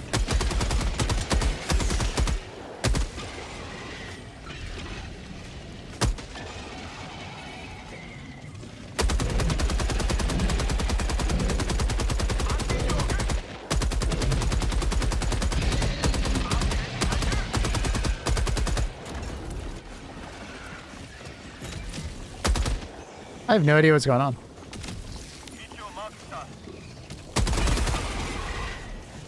It's kind of weird, honestly. I have, So, I love that this always happens, man. Where I bring, like, a shit loadout for, like, fun. And it's always, like, the hardest games I get these shit... I like bringing these shit loadouts on. I don't realize they're gonna be, like, a hard mission. And I'm, like, the whole entire time, I'm like, fuck, man, I wish I had a better loadout. Why didn't I just bring a better loadout? Why did I bring such a shit loadout? How's my character dancing there?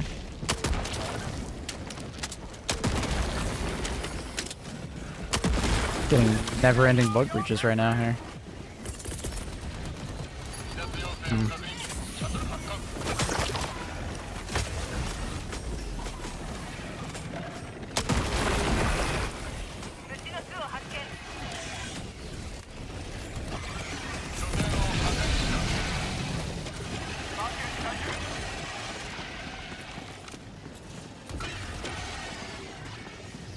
I don't have enough to destroy it. Oh my, I couldn't see that guy because of the lighting. Oh my god, that was scary.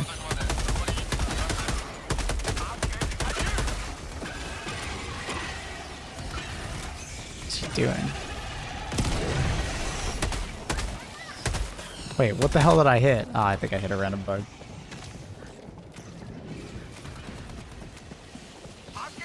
Why is the guard dog on vacation? It has to reload.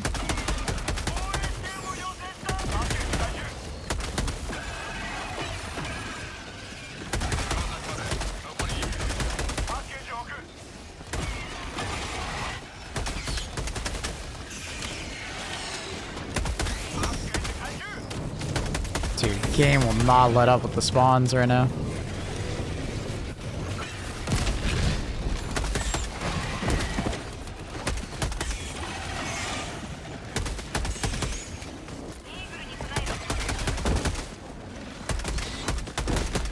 Just want to get past there. This is very awkward.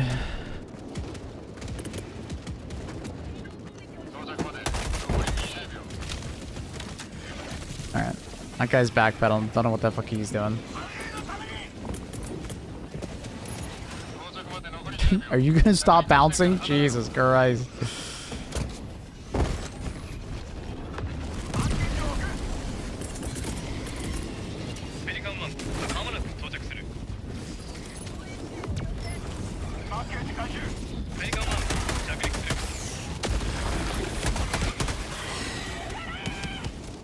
Oh, this guy's decided he wants to follow me now.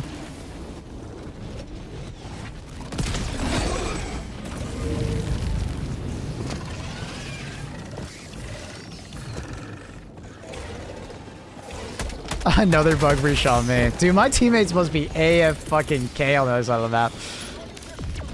My god. Alright, I want the backpack. Might bit off more than I can shoot. We'll see.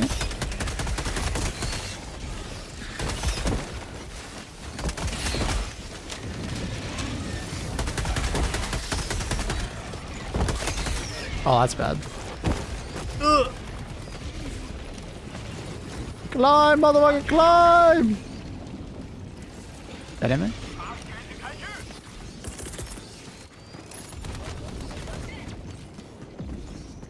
Da-da, da-da. Extract dot dot dot. Paul, don't do that. Is it cleared or not cleared? It says it's not cleared, but I cleared it, right? That was all of them? One more hole? Was there actually? Quasar didn't kill the hole? Really? Ah, fuck me, dude. Did it bounce? I guess it bounced too much. Do I even have an angle on it? Which hole was it? Oh, I see it. It landed right next to it, man. Are you serious? That's so fucked. That's so fucked. I literally saw it right at the last second. It looks so close. It should have closed it. I disagree with that. Must have been some weird terrain it landed on or something that blocked it. That's bullshit. Why did they extract? I don't know. You can ask my teammates that. I don't know why they didn't want to come help me.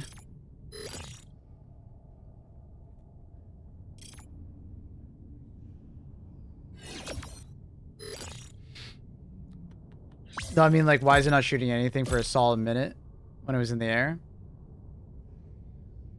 It doesn't like to shoot, like, larger targets. It might be trying to shoot a smaller target, but doesn't have blinder sight on it.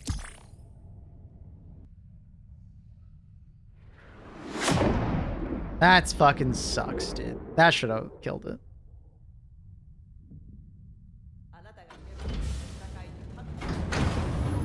Yeah, I don't know why they didn't want to, clear a nest. I don't know. I have no idea. They just ran by it. And I was fighting around it for like 4 minutes. I want a new lobby.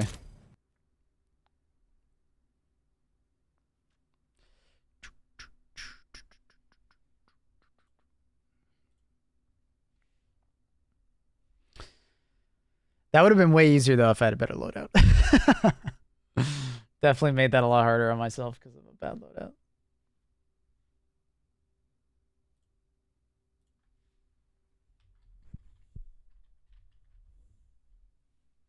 Alright, let's figure out why Streamlabs is not working with YouTube chat. Why is it not cooperating?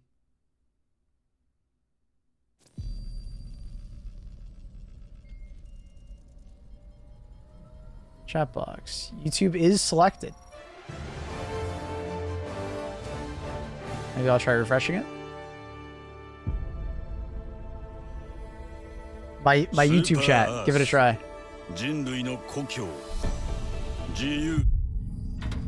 Should be working.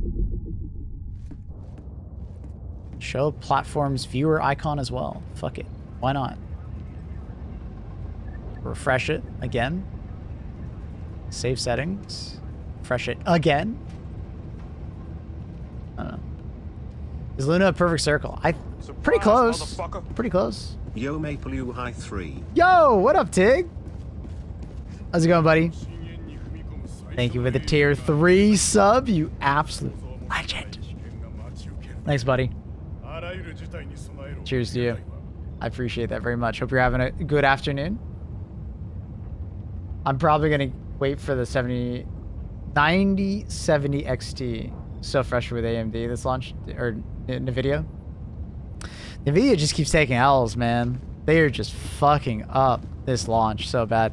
I gotta thank NVIDIA though. I want to thank them for like stopping me from wanting to get a 50 series card. You know, I don't care for it anymore. It doesn't look like it's showing up still. Maybe if I uncheck it, save it, refresh. And then if I check it again, save it, refresh. Maybe it'll work now. Yeah, I wonder why it stopped working. Like, I know the YouTube API is a bit weird, but it should be working. I don't know.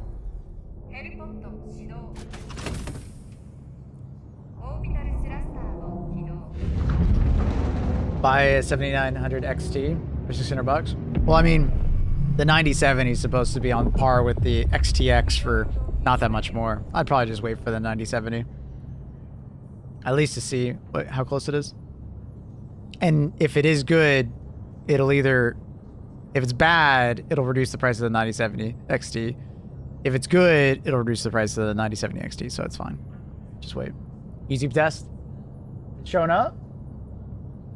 It's not. Yeah, I don't know. I don't know what's wrong with the YouTube chat. It might be something to do with YouTube. Maybe it doesn't even think I'm live over there. I don't know.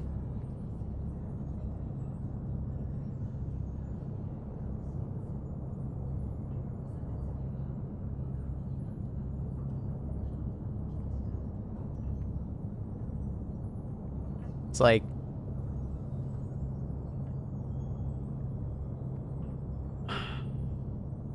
I don't see any reason why it shouldn't be working right now.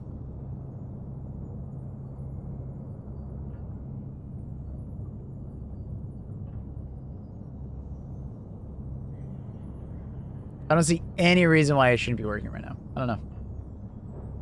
I'm sorry. Sorry, my YouTube chatters.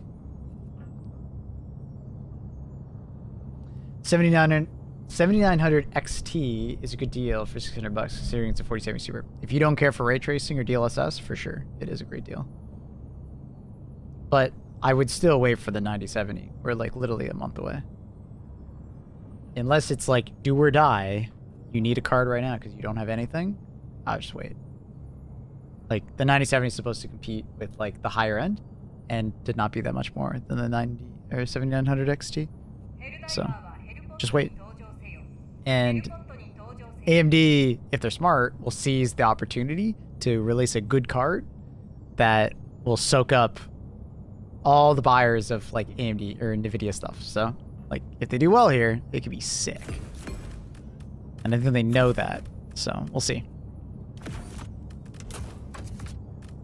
We'll see. Maybe they pop off. Maybe they suck. Who knows? Big if, historically speaking. Well, I mean, they've done it before on the CPU division, right? And they've done it before in the past with like the 480 and the 580.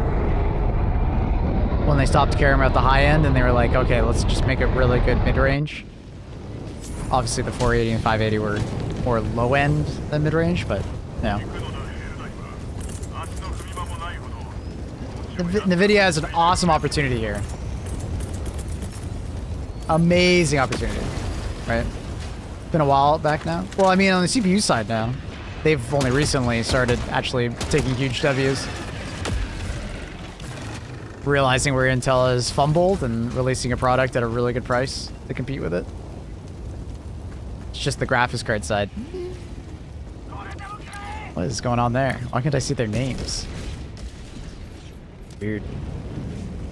Never noticed that before. What's the downside of getting an AMD card? The downsides of getting an AMD card are the driver support on AMD is sometimes a little questionable, sometimes a little late, a little slow. Sometimes they just have problems, right? It's not to say that NVIDIA has none, but AMD has more problems, and they are slower on average. Because NVIDIA is bigger, they typically get the day one drivers better, and, you know, without as many problems. Like, for instance, Helldivers. Helldivers for like a month, I think almost a little bit more than a month, had problems with its drivers.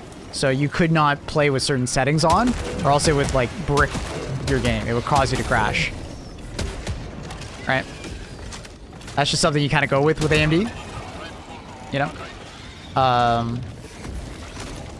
The other thing is DLSS, deep learning super sampling. Some games take advantage of it greatly.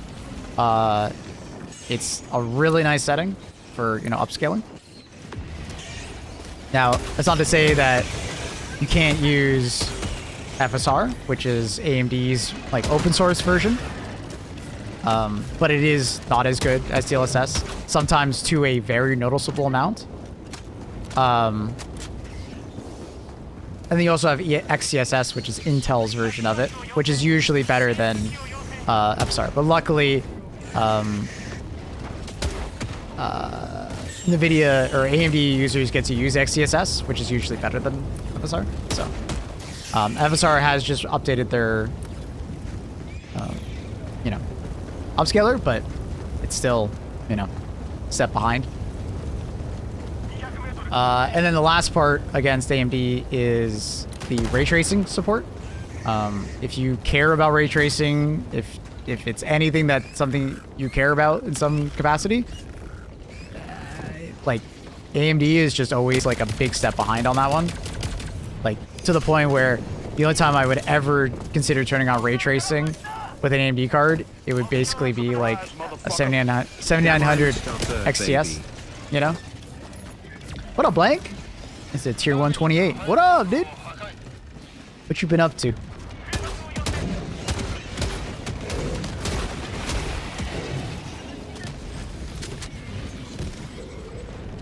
$9070 supposedly has better ray tracing support. We'll see. We'll see. Not much gear now for Wilds. Yeah, I'm excited for Wilds. I'm always jealous around this time because it's like content creators getting to play for over 100 hours. Like, oh my fucking god, bro. Maple's back. What do you mean? I didn't go anywhere. What's up? I care mostly about 4K performance. The thing is, though, with 4K performance, you typically, in a lot of games, you're going to probably be using upscaling to maintain a good frame rate at 4K. Like, it's kind of just something that you often have to do, is you probably won't be playing at native 4K in a lot of games unless you're willing to turn down the graphics. So usually you're going to use an upscaler, right? While keeping the graphics high at 4K, which is where the video wins in that regard. Although you might not get as much bang for buck if you go with AMD, which is AMD's strong suit. You get a lot of bang for your buck. Using DLSS can, you know, help you over that line without actually even noticing it. Maybe I'm back then. Wasn't it New World? That was breaking cards? No? Well, there was one situation where New World, when you open up your map in-game, it was causing EVGA 3090s to brick because they had a bad power delivery. So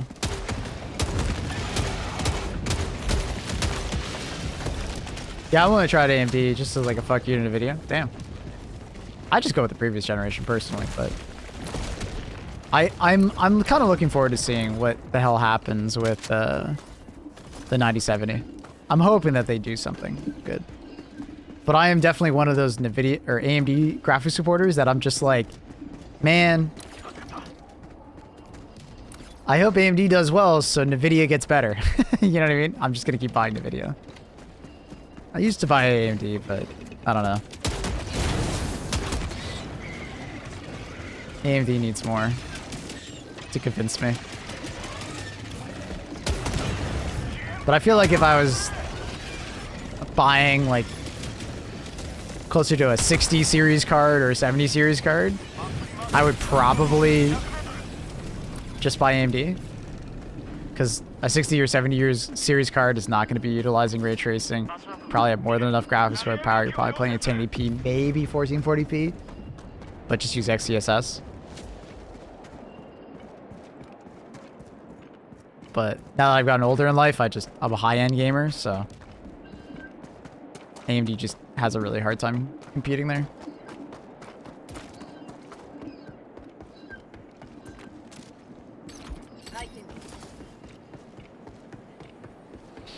Thanks, Annie. Can you make sense of that review? I can do it after stream, Annie. I can't read through all that right now.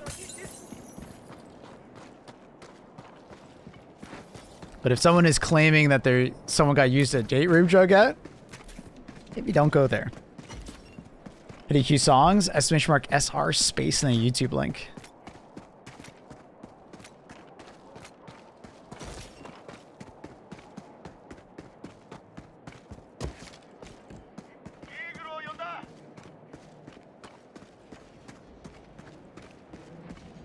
I had a 5700 XT. It was a disaster with drivers. I got black screen multiple times a day with drivers freezing, restarting. Yeah, I mean, I like AMD. I buy the CPUs. I love them. But I can't always recommend the graphics cards. Especially newer releases. Sometimes they're a bit... I don't know. I think on the mid to low end, though, like range, I think AMD does really well. And, like, standpoint, they do really well at the low end. Like, low to mid end, like 50, 70, 40, 70, you know, 40, 60 class cards. They do really well.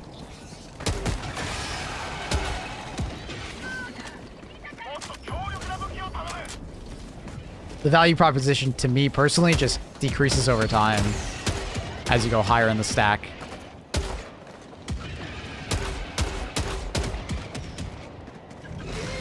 Surprise, motherfucker. Yo. Hi, Revo. Yo. Thank you, Tom. Welcome back. Thank you for the tier 3 2 months, bud. That's so kind. Thank you for the big support. That's massive support. Oh, what's the deal? It's an upgrade for a 4080 or 1080 card. That's not expensive. What do you consider expensive? What are you looking for? Are you looking for like a 1080p gaming card? I'd say probably like the 6700, 6700 XT. You know, maybe looking at the 7000 series for AMD.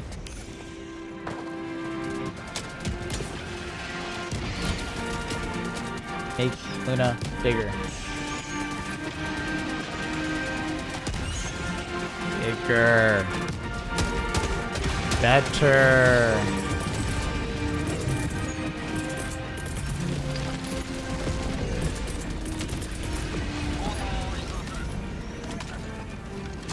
Congrats on the 5090, Tom. That's sick. She does look like a little bit of a shrimp, doesn't she? She got that shrimp energy today.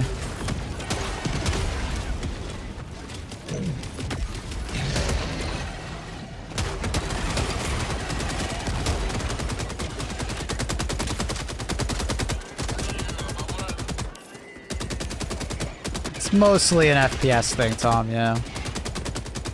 FPS thing with your CPU limited.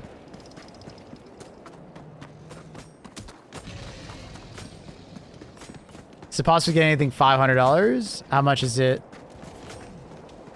before there's a noticeable upgrade? Really fast.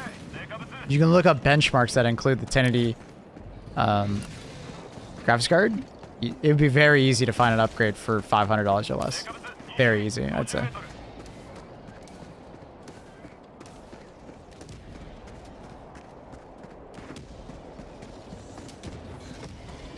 Careful with the grenade launcher. If you hit the cat in the foreground, I can't do it.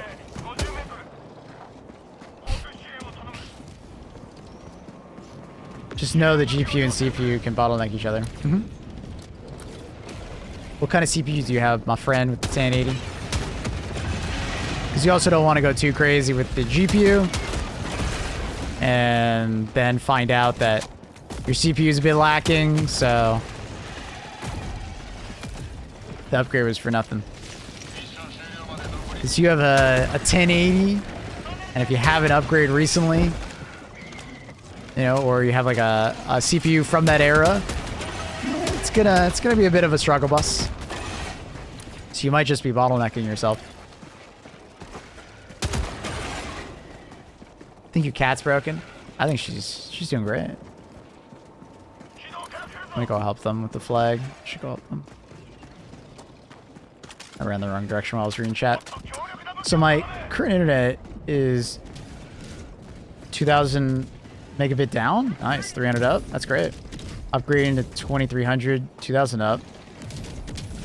You know how much better it'll be at all? Feel like you know. You probably won't notice the difference at all. You're gonna download your Steam games slightly faster if the local Steam server is even that fast. And then the upload you probably will never notice unless you specifically do something like for like work. Upload's one of those things that usually a lot of ISPs tend to give you less upload is because very little of what you do on the internet has to do with upload. It's like specific tasks, you know?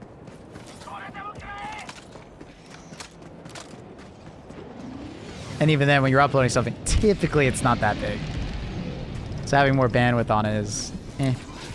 The download, you won't really know. 2 gigabit down is crazy. That's a lot. I'm only at 1 gigabit down. And it's only 1 gigabit on a good day. Main difference is 1700 upload. Yeah, and you won't notice that. Like, unless you're a YouTuber, or you won't even use that on a streamer. Like for instance, I don't use more than 60 megabit to live stream both to Twitch and YouTube at the same time. Right? So keep that in mind. The upload you will probably not notice unless you are someone that is uploading very large files consistently on the internet. Is that you? Oh my god. On a good day, so real? Yeah, I mean, it's literally in our thing on in Canada. The ISP says up to 1 gigabit down. I more typically get like 750 probably on average. On a good day, I'll get like some Steam downloads in the 1 gigabit range. But it often depends on the download server that you're going from, right? Like, even on a good day, Steam might be slow, right? It might be just a lot of traffic.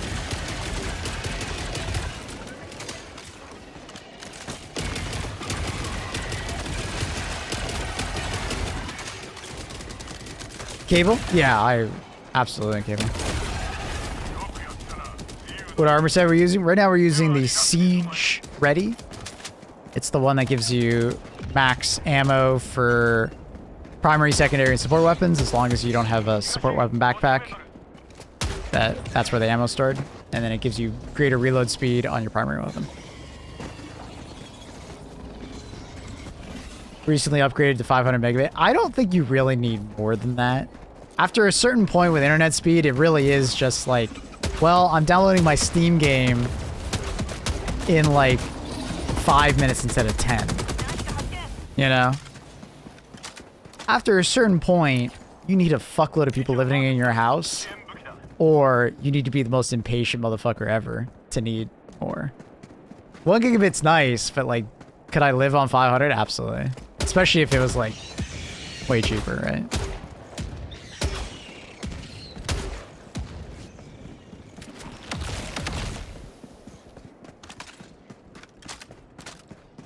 So I guess 70 had a good day. You deserve better. You can watch stream in half the time at double the speed. Yeah, put that shit on 2x speed. Enjoy. Can't say it ever hindered me. On 70 down, it'll only hinder you with time. That's it. If you're patient, you know. Instead of it taking an hour to download a game, it'll take it like 20 minutes. It can affect you on some of these bigger games, for sure, but yeah. Some people are just more patient than others, and all power to you.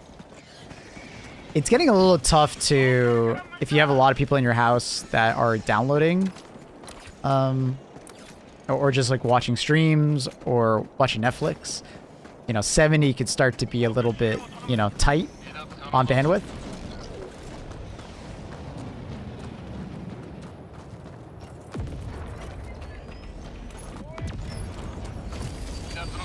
In the evening, sometimes even Netflix buffered and stuff like that.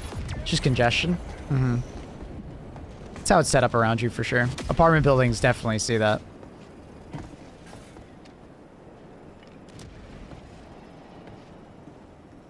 Netflix used to decimate my internet. Yeah.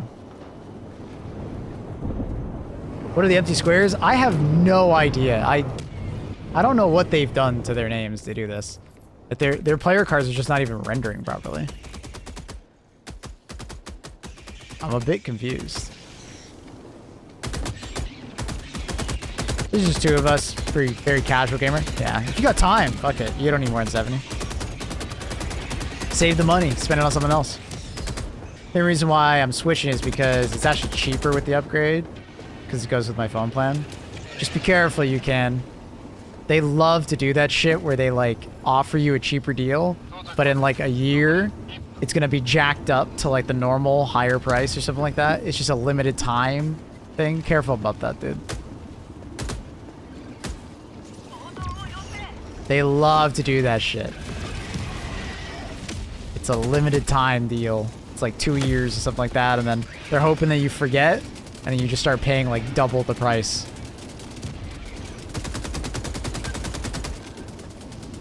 I've seen players short name because of their name containing Unicode.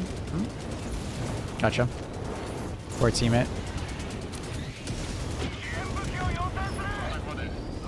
Hello, Mr. Impaler.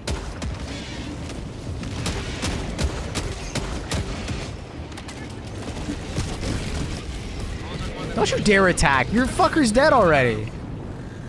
My god. I hate Impalers sometimes. It's on your back. It's just the larva side objective.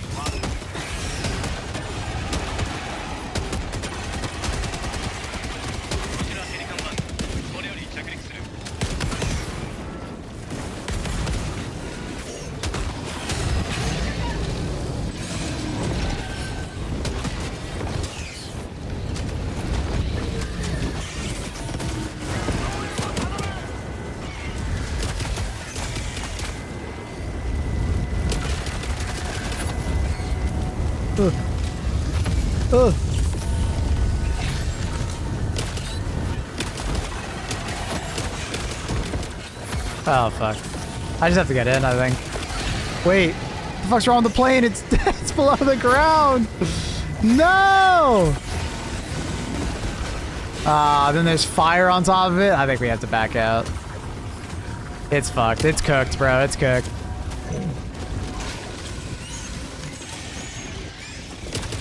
Let's just take our time here. Oh, team's dead. Plane's in the ground.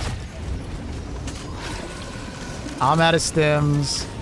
No, there's so much fire and I wanted the stims. That's just a really shit situation.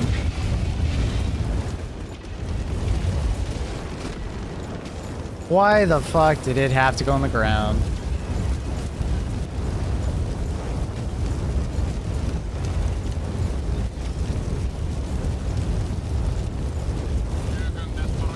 Unfortunate. Wait, is it actually bugged? Oh, he's below the ground, I think. Oh, he is.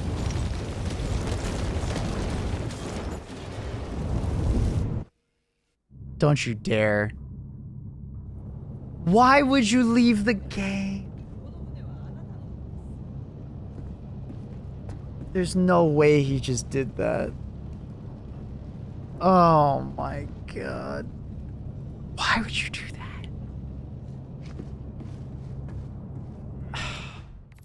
Don't, guys, don't just bring you out to orbit if you get like that. The mission was already over. Just fucking die. You know? Throw a grenade or just... Oh. Like, yes, he's bugged, but it's like, bro, just throw a grenade. Grenade pistol, or wait for the enemies to kill you. Crazy, dude. Why did he do that? Insane. When do you think MO is going to drop? I have no idea.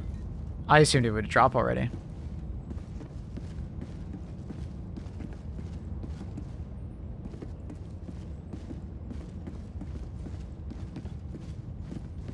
The site's saying 45-year price guarantee be what you were talking about, by the way, or something else.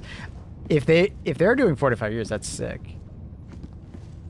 In North America, I find so often it's like 2 years and then it goes back to a normal price and it fucks you over. So you gotta be careful. But if they're guaranteeing that for 45 years, that's nuts. That's really good. How close is the black hole to the next planet? Let's check it out. It's moving. It's moving. Anything good in Superstar? We got the hatchet again and the cool helmet. Nothing too crazy on the next one. I mean, you get the heavy siege ready, which is pretty good on bots, but and then you get the really nice looking unflinching armor, but nothing too crazy. I mean, I do really like this cape. The red on the inside is underrated.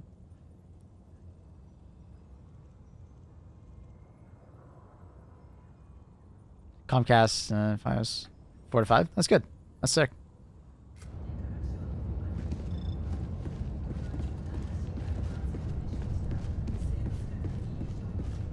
Red is ugly. Yuck.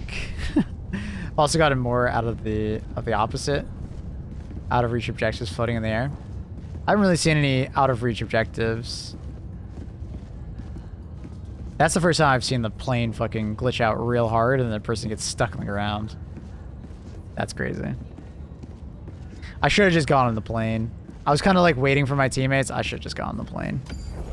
It is what it is. Swap it up. Let's do a little bit of eliminates. Wonder if the kill zone stuff will return. It's supposed to. It sounds like they're just still working on it having its own page, basically. I did tell them when I was in Sweden, though, they should probably just force it into the loop because people want it. They want to buy it again. So it's kind of awkward that they haven't done that since. I think that's kind of a bad idea from them. I really think they should have just forced it back into the rotation, similar to how they did it for the first, but what are you going to do, I guess?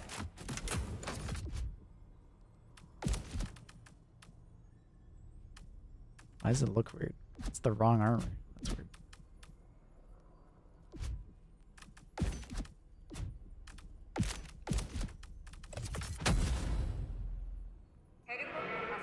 What do you think about the STA-52? It's all right. It's a normal Liberator, but it has a slightly bigger magazine. It has a worse scope. Faster fire rate, which is nice. But like longer reload.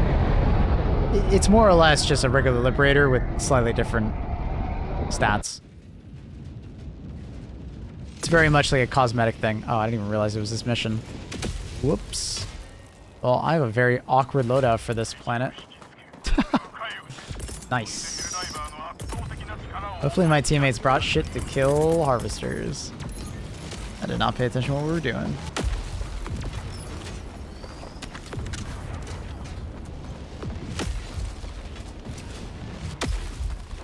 We had extract drop under the platform, so no call-in for Pelican. 2 choices. Wait 20 minutes was left, or create chaos for the next 5 minutes. Yeah. No, I've seen that, where we had the respawn beacon not show up, so we just had to kill each other and finish the mission. No way we were gonna wait. Here, we'll do some hell driving since we're just chilling.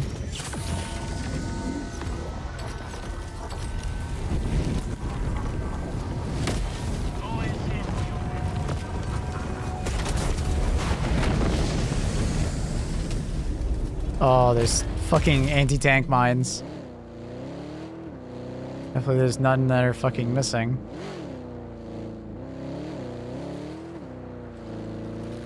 Nice.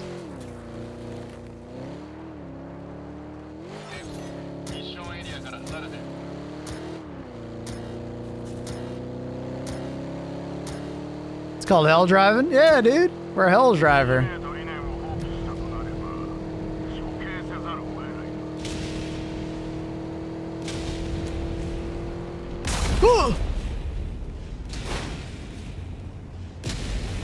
You get a little jump scare, it's great. I double backed, I shouldn't have. I should have kept going left.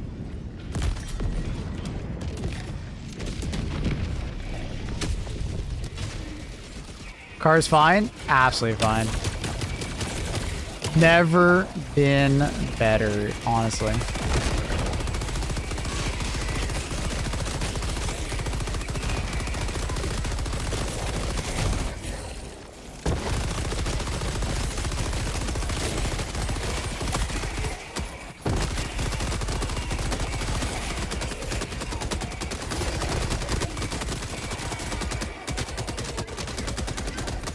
Hello, Valerie. What up?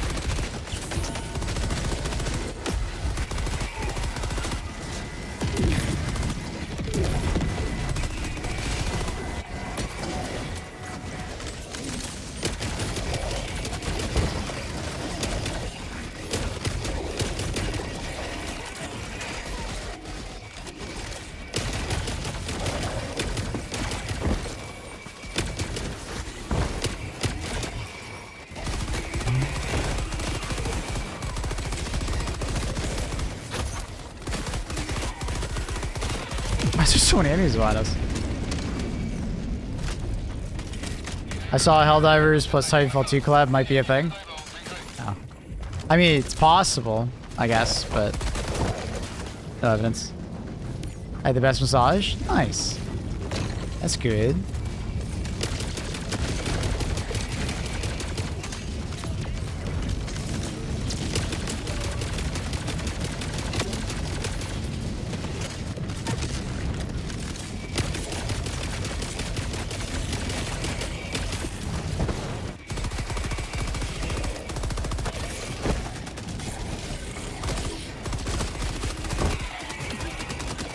Sony plus EA collab, both too greedy.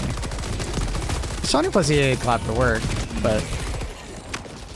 And they've done it in the past, it's just...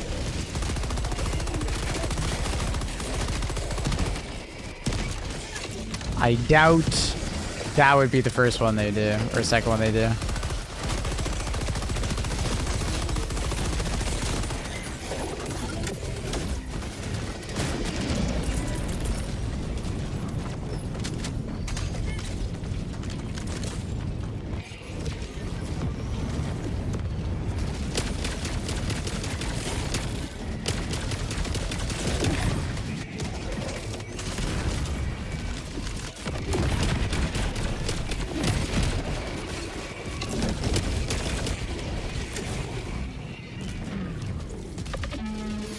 My first instinct would be Starship Troopers collab. Yeah, I don't know if they'd ever do it. I don't know if Starship Troopers would be cool with it. Because they have their own game, you know? But it could be something like if they cross-pollinate, you know?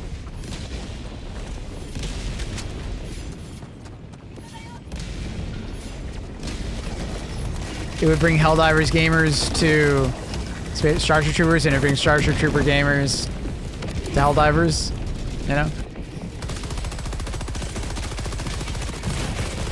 But I don't know if that's like a mutual situation. I feel like Starship Troopers has so much more to gain from that than Helldivers.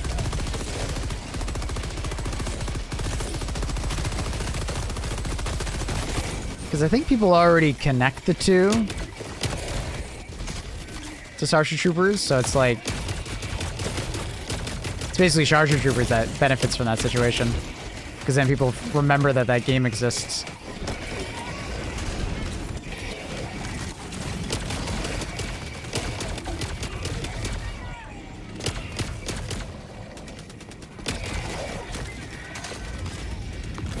Does it matter who benefits more?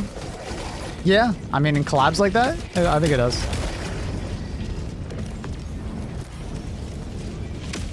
When the IP is owned by two different people, and they're competitors to one another. Currently, 308 people on Starship Extermination. Yeah.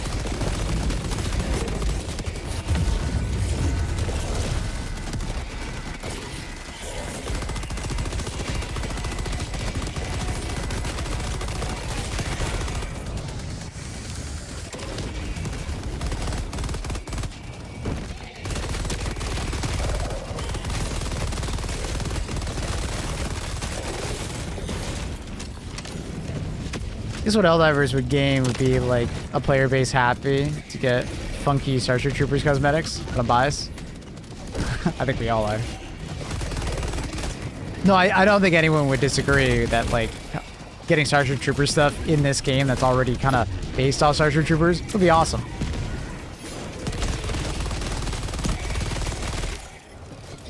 But because Starship Troopers has their own technically competing game, I wouldn't be surprised if they're like, you know, feeling a bit weird about that, you know? Who knows? And obviously, Deep Rock Galactic falls into a similar situation, but I think there's more difference between the two. But, oh. I think it's most likely that we'll get a Warhammer one next.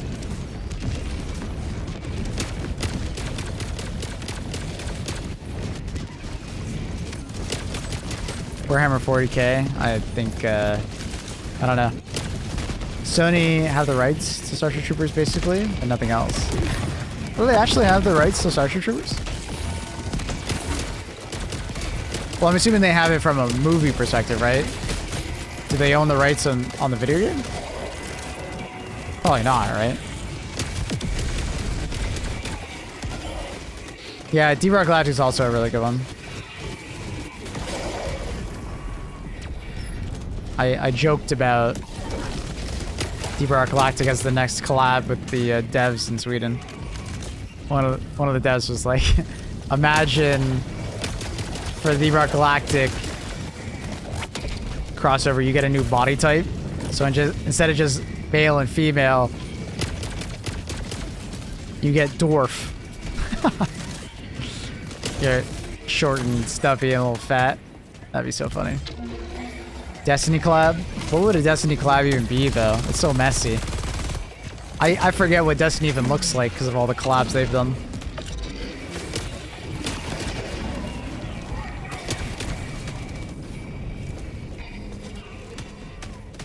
Resistance would make sense, but we've talked about that on the stream. I don't know. Like, Resistance is kind of weird. I feel like it's such a dead franchise, though. More so than Killzone. Because I feel like the amount of... Like, at least Killzone had quite the following. And it fits really well aesthetically because it's still sci-fi. But Resistance is kind of... It's like post-World War II tech with like kind of like a World War II vibe, I guess, with aliens, I guess, sort of. I guess they would have to give us alien weapons. It'd be kind of weird if they're giving us World War II tech. So like Killzone, yeah, but the thing is with Killzone is that it's a lot more popular. Like if you ask the average like PlayStation gamer, do you know Resistance or do you know Killzone? They're gonna say Killzone.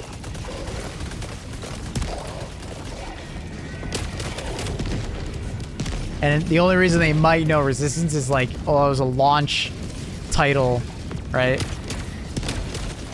Like, and like me, I got it just because I wanted something to play on the fucking PS3, right? But I didn't actually think the game was that good, so I don't know.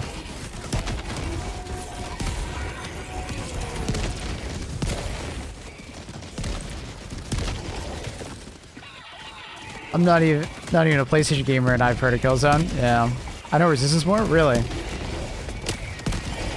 Never played Killzone? That's crazy. So I'd argue Killzone games are the better ones. Killzone 2 and 3 were awesome. Like, especially on the PS3 when Killzone first came out, that game looked insanely good. It blew my mind how good that game looked. Killzone 4 also, it's fucking insanely good for its time on the PS4. Gameplay was fun. Love me some sci-fi. It's good.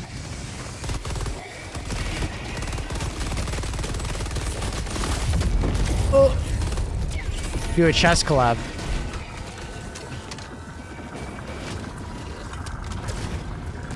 I remember picking up Killzone 1 on sale as a kid, and my dad ended up playing it till like 3 a.m. at the time. That's funny. Still talks about it. That's great. That's awesome.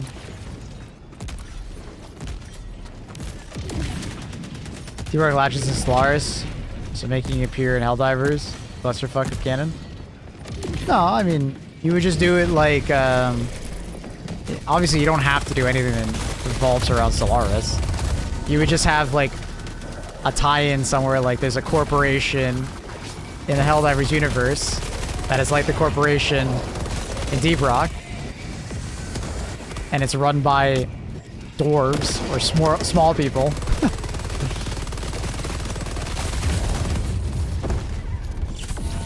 I think it would actually work really well. When you do a collab, you don't have to like write in all of the lore into it. Like Stellaris won't have anything to do with it, right?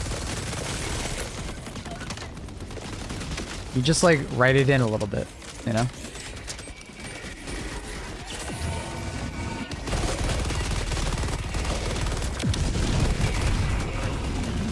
Spider-Man collab. Oh god. Oh jeez. Let's go do some hell driving.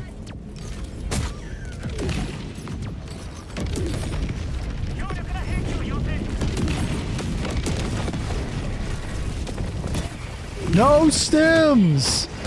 Thanks. Am I supposed to do something? What do you want me to do? Anti-tank mines. Anti-tank mines. Alright, this time we'll make it to the map border. No way. Alright, we're good. Everything's fine.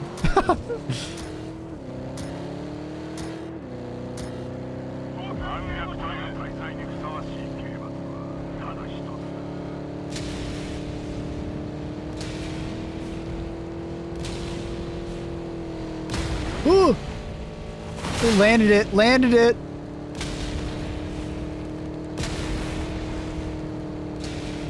Hell driving.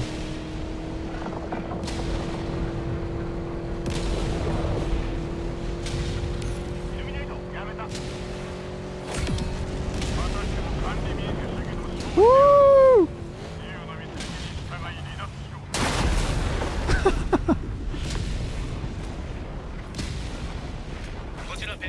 I love the person in chat. Why? Do you just like not have like having fun in video games, or like when you play a game, are you like, you know, I must follow all rules? Like when you play Grand Theft Auto, do you not like sometimes just like pick up a hooker or like drive around randomly in Grand Theft Auto? Did you ever like grab a plane and try and like fly out of San Andreas? You know, as far as you could? It's the same why, dude. It's because you can.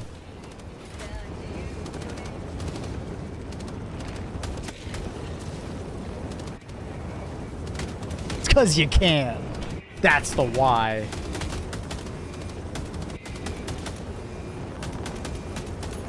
Do not just kill all Okers to get their money. I love the brackets in GTA.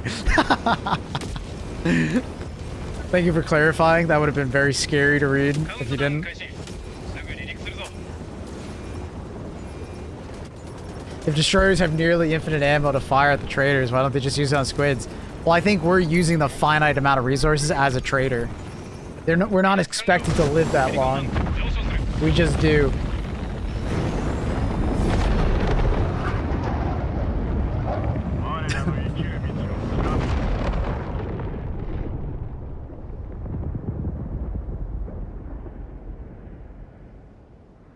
We just do live that long.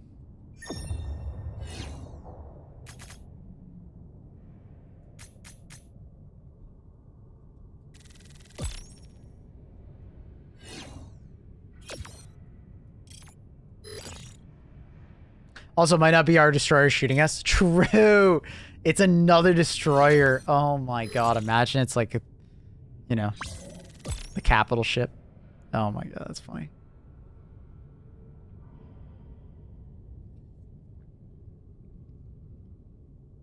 That is funny, dude. Didn't think about that. GTA 6 will have RDR2 level of immersion. I'm guessing there's going to be some crazy amount of depth in GTA 6. They've definitely kind of set that expectation with Red Dead, huh?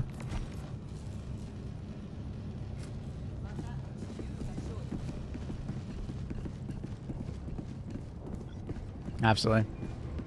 Absolutely.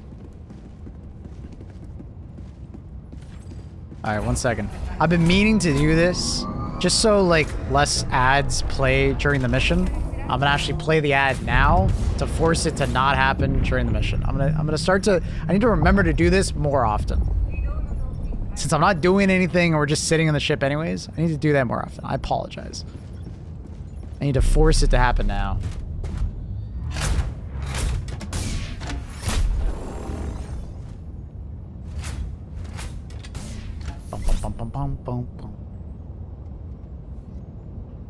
Check Discord.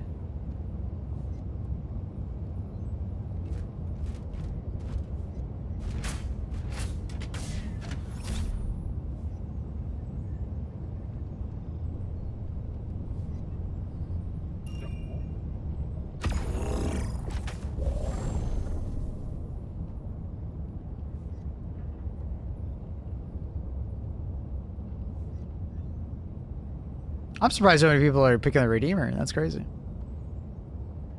Gas Grenade is only low because not that many people have it. Give it time. I think Gas Grenade is going to fucking fly, dude. Those are some cool stats. Double-edged sickle being that high? That's pretty cool. That is pretty cool. Pretty cool.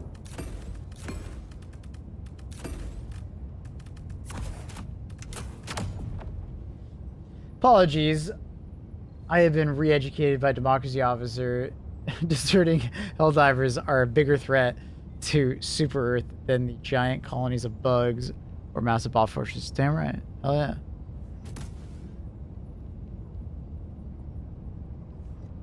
A Red Faction Guerrilla collab? Dude, I remember that game. That's a blast from the past. What up, ATST? How are you doing? What are we listening to? We just skipped it. I think we have the music video.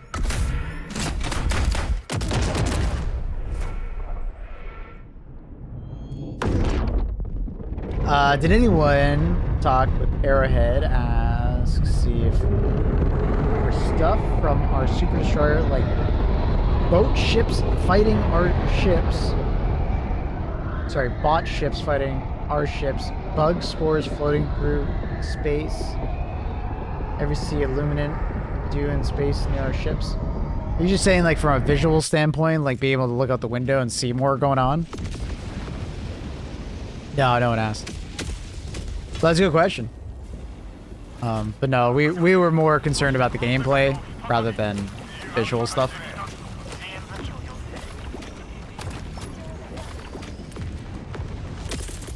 Sorry about that.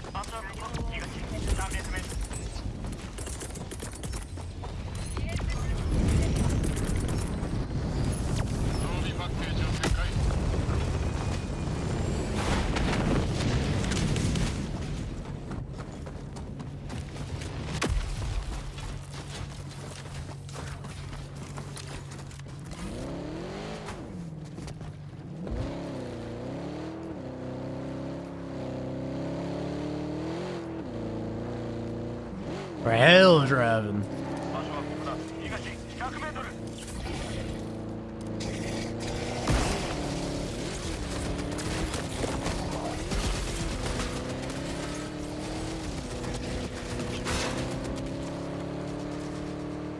Ooh, ooh, practice for GTA 6.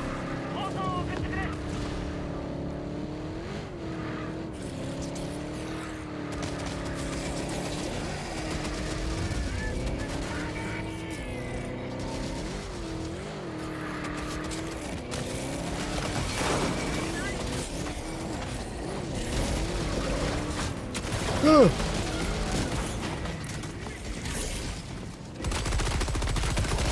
Ooh.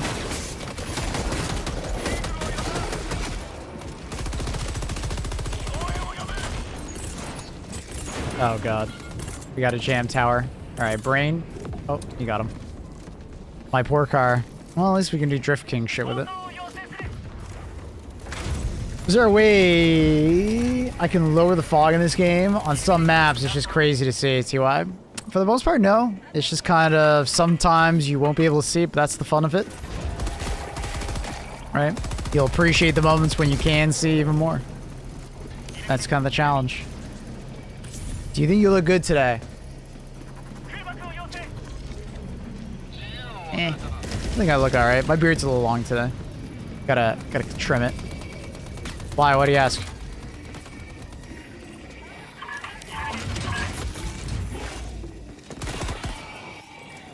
Do the chin thing. What the hell does that mean?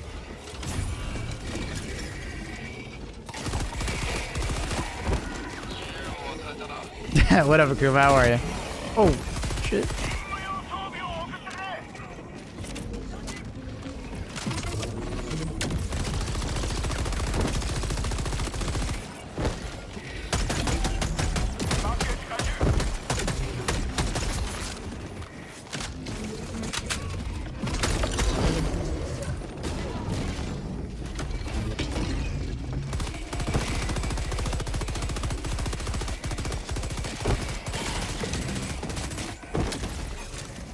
Beard needs trimming. Yeah, Kuma, paws off me, bro. But thank you. Not too much trimming. It's a good question. How much trimming is a good amount of trimming?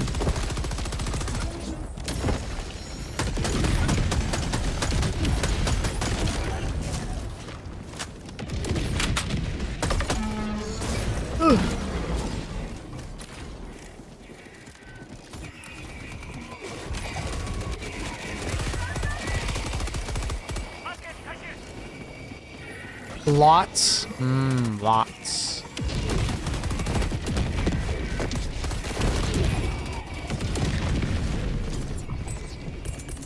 Actually, I don't mind, she says. Aww. Oh, sorry, I called you in over here. My bad. I should have done that.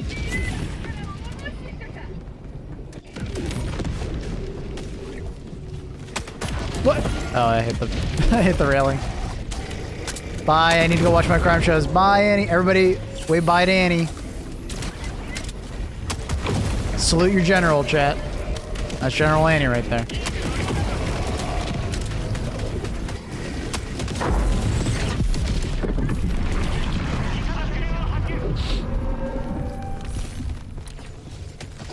It's mostly my general, but it's like also yours by extension. Like if she tells me to do something, I tell you to do it. You know what I mean? So, She might not, you know what I mean.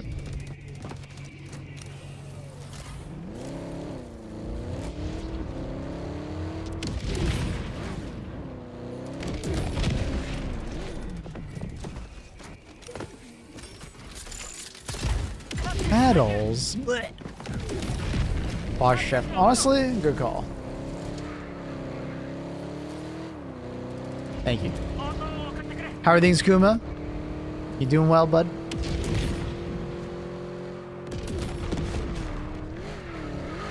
Whoa. Oh, I've never seen this layout. Ooh, the cul-de-sac. Wow. I don't think I've ever actually seen that on the city. Cool. Grove Street. Thank you for that. That made me fucking laugh. That's good. It's fucking Grove Street. Now that's funny.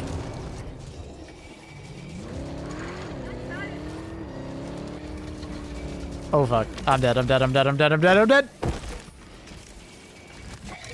Not dead? Not dead. There's a friend outside. Ooh, super credits.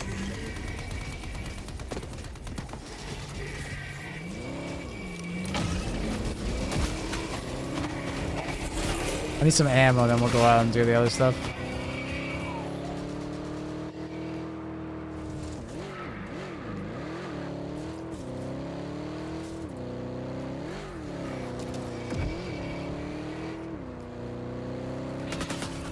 Jesus Christ.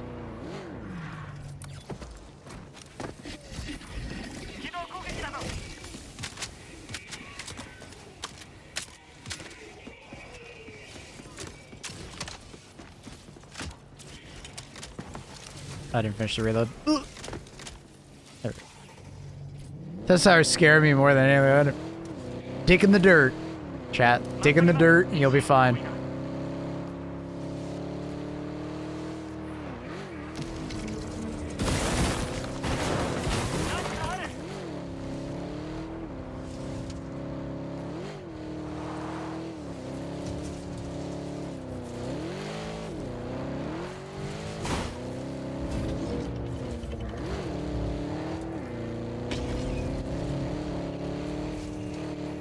Is that a new MO? Not that I've seen, no.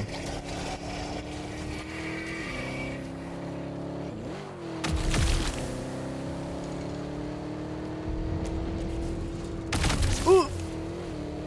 We're good.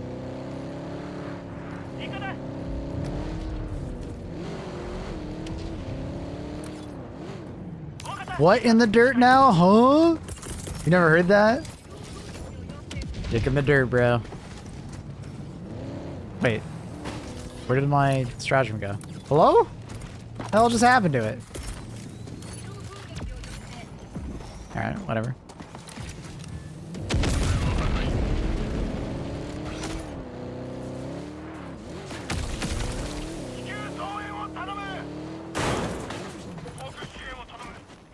But I guess it means Big P. No, it just means go prone. But, I mean... yeah, you can think that if you want.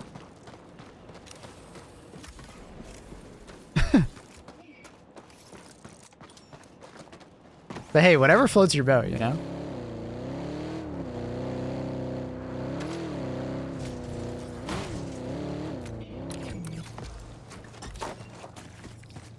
Good block song. Motorcycle season is almost here.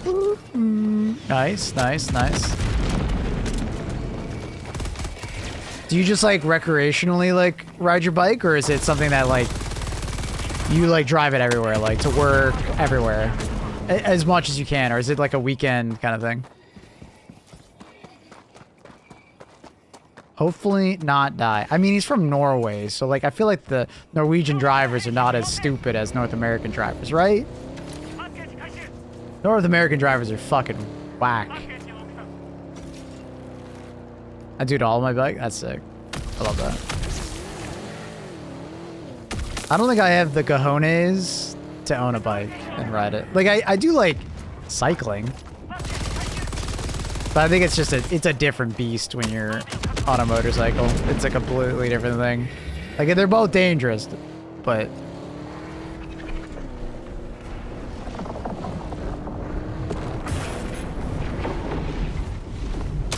Oops.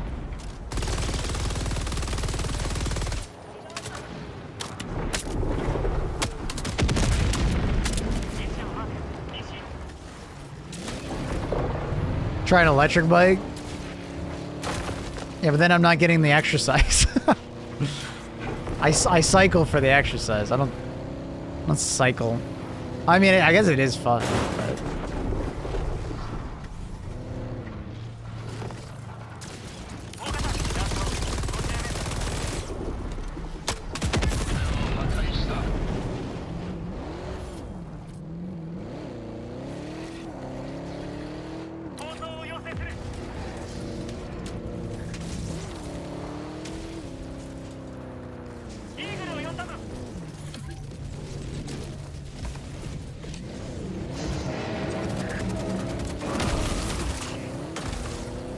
Go pick up the teammate.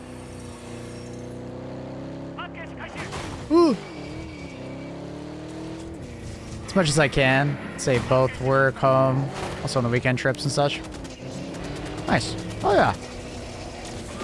Oh, one too far. Trying to re-chat and play video game. Oh man. Problem with bikes is if take into concern you're not driving skill, but others. Yeah. Yeah.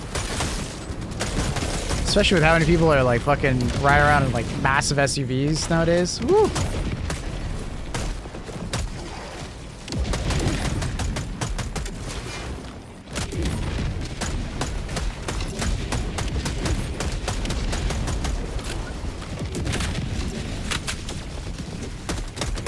I can't see the other side. Assuming my teammates got him, right? Oh no, we can't see him.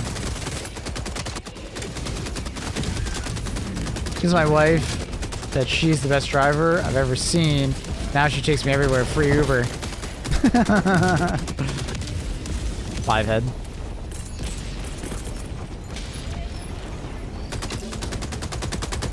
Smart man, smart man.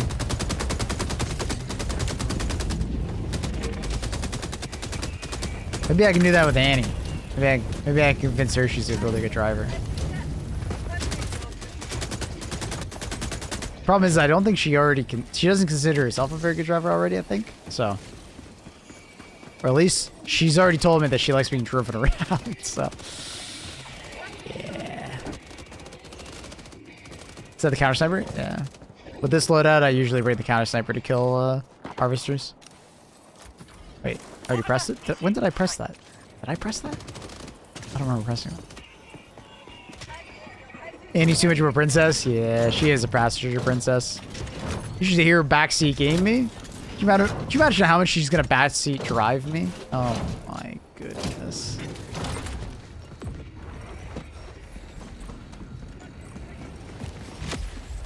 Too fast, too slow. Past that guy. Slow down.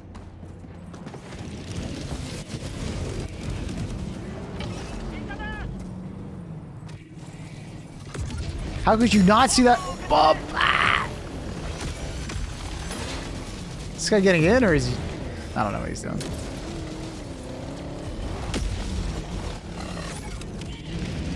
Go pick up S2 now.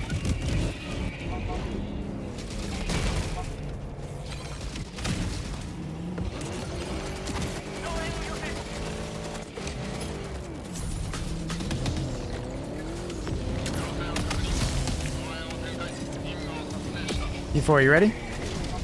Car over here.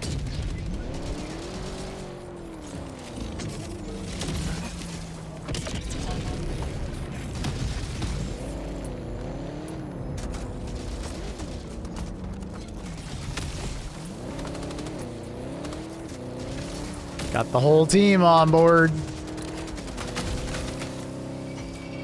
Short bus. It's getting to work. It's a big rock. Very nice.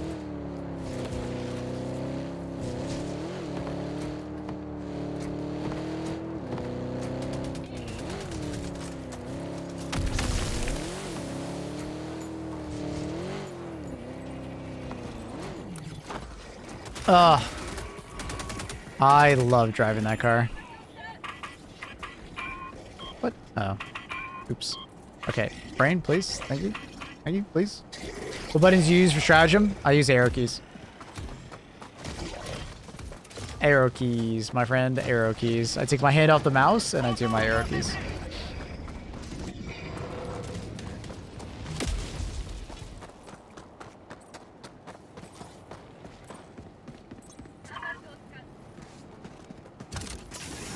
Maple, when you went to Arrowhead, did they give you any sort of roadmap sneak peek, or was it something you can't share? I can tell you they didn't show us that much. All right, we don't know everything that's happening over the next year, right? We don't know. We do know some things that we can't tell you. Obviously, NDA, NDA, NDA, NDA, NDA. But, you know, they didn't, like, you know, open up their entire deck of cards and, like, here. No, they didn't do that. I am guessing they're going to give us a heads up on some things that are coming as time progresses. But, you know, we'll have to wait and see.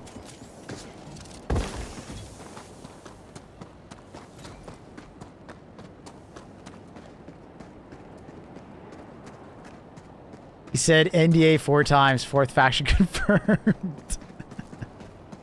Yeah. Yeah, sure. Whatever you say. I think they also appreciate the fact that they want us to be surprised alongside with the community, so I think to some extent that was also their goal. They don't want us to know everything. I mean, it is also a liability, right? Like, although we signed NDAs, there's leaks. Shit will happen. Right? Are you happy with what you saw? It was more of what I heard talking to them. What I saw was like cool, but it was what I heard talking to the devs. That was the really big selling point. To me, that was probably the most important thing to me. Was just talking to them.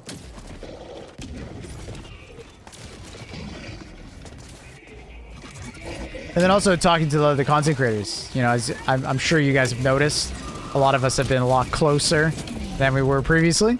And it's mostly just like having that that connection, like that IRL connection. It makes things so much easier to make content together. You know what I mean? Did you get their PC specs? For the game, for the PCs that we played on, they were not particularly impressive. I think they had like 3070s in them or something. I think told me the specs. I didn't actually look. I think they were 37. They might have been 47s. PS5 equivalent? Yeah, I think to some extent, yeah.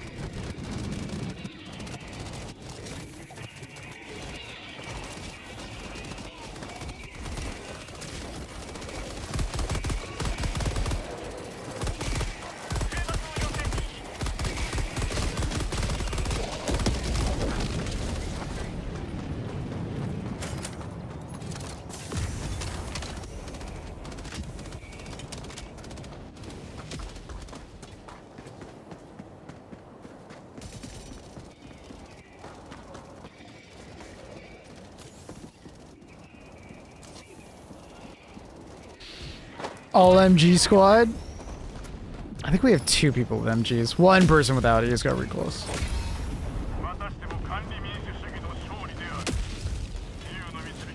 Arrowhead devs are playing their own game? Of course they are. I was saying, like, one of the devs that I have contact with, he told me that, like, on Steam, he has, like, 3,000 hours. Obviously, some of that is, like, test branch and stuff like that. Or a lot of it's test branch, but I play their game a lot. Don't listen to that weird Reddit narrative where they claim that the devs don't play their own game and they don't play on difficulty 10. Don't listen to those people.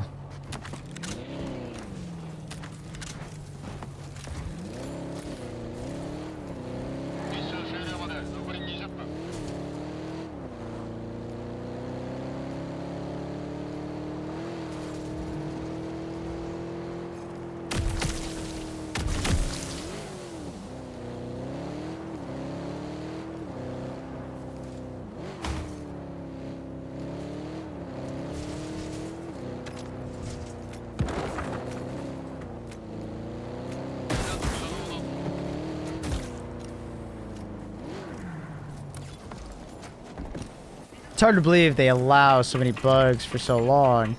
Not to be offensive. They don't allow it. It's just it's harder to fix every bug in a game than you think it is.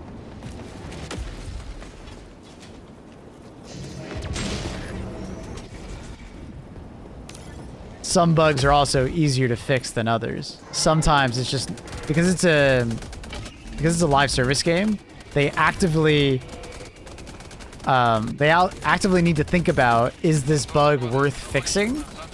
Because of how long it takes to fix, right?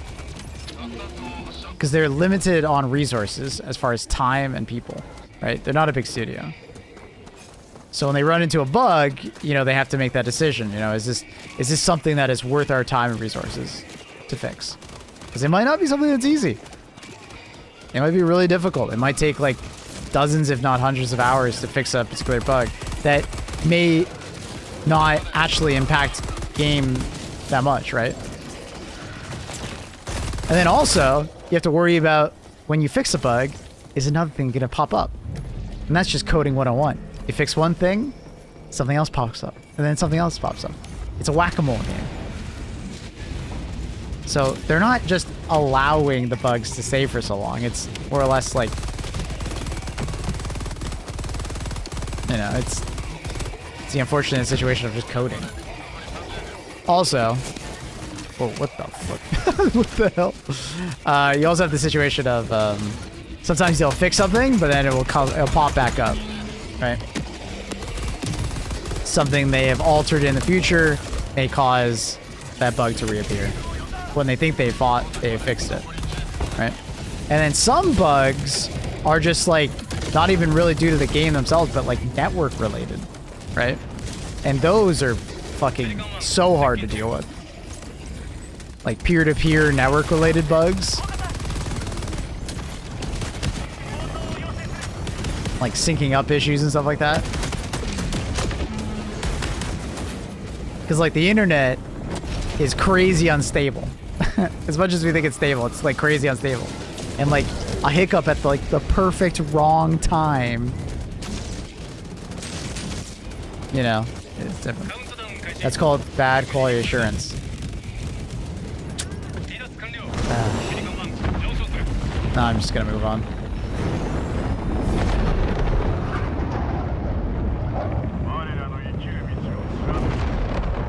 Where's Cat? Probably upstairs, looking at some birds. I'm just gonna move on with this conversation. It's turning too Reddit filled. Too many people who think they know game development.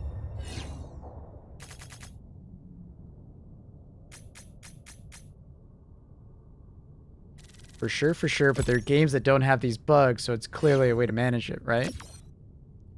So the difficulty is that finding a game that's like for like, right? Finding another live service game that updates their game as much as this game does, while also having a small team, right? Take Destiny for an example. Have you seen Destiny in the last 2 years? You do realize that's a bad example for your case, right?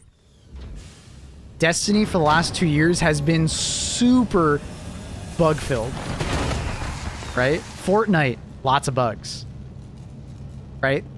Live service games in general are very hard to do because you're constantly iterating on a game and there's no like stable state. Deep Rock Galactic is a good example where if you slow down the live service process, you can make the game really stable. But if all of a sudden they start updating the game constantly, the game gets more and more unstable. But the thing is with Deep Rock Galactic is they don't update their game more than like a couple times a year, right? It's a very well polished game, but it's not a live service game in the same sense. Deep Rock Galactic maybe has like 2 updates a year. Maybe 3. Like, you know what I mean? Like there's very few updates for Deep Rock Galactic that are like absolutely meaningful. So, yeah. Fortnite infrastructure is definitely more stable to hold up, for sure.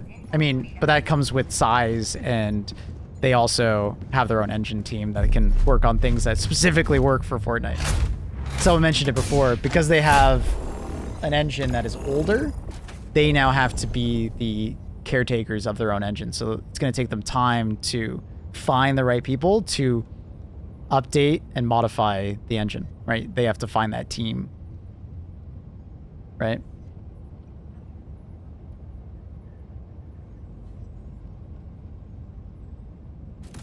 But yeah, like Destiny is a great example of like, I'll move on this conversation, but he said, yeah, it's so hard for me to move on these conversations, man. Just doing a blitz. Yeah. It's a lot more complex than you think it is. It may seem really simple from the outside, but it's a lot more complex. Especially live service games in general. Live service games are a nightmare. It's also the engine is not up to date. They are the ones making the engine up to date, though. So, like, it being an outdated engine doesn't mean that the game will always be bugged and broken, right? Because you can say the same thing for a lot of games that are no longer being updated, or they're on an engine where only they use it, right? Because essentially, Arrowhead and Darktide are two developers that work on that engine, and they just work together to fix problems and so on and so forth, right? So, although it's an engine that's no longer being made by the original person, it's still being made by them. So they're making modifications.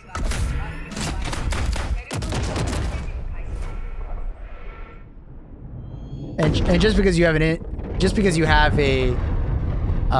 engine that is up to date, you could have an engine like UE5. UE5 is pretty much bug prone, right? Right? Like, so having an updated engine is not as big of a deal as I think people make it out to be.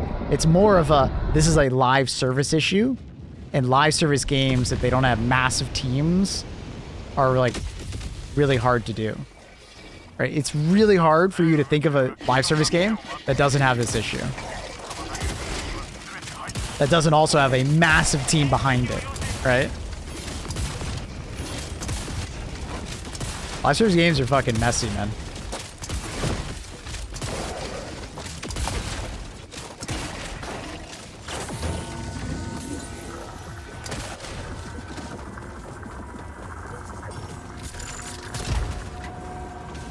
Like, you can call me a nerd, but I like to watch like dev talks. Because there's like a game developer conference, and I like to just watch it for the sake of just like learning more about it.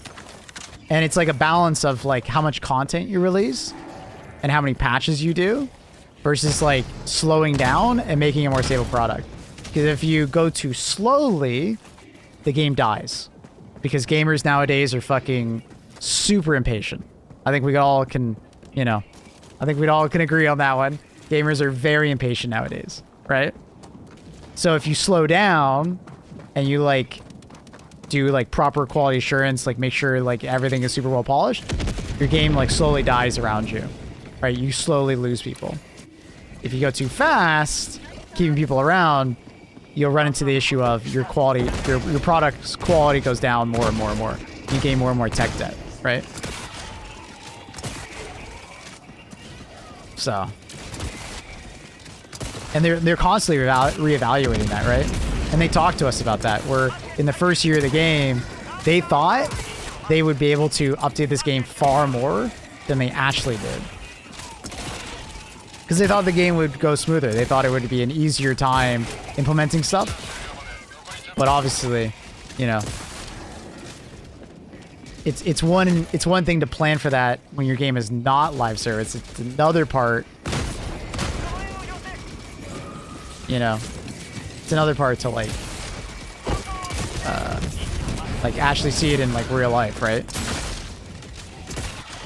So I'm very excited for year 2. I think they're in a much better spot.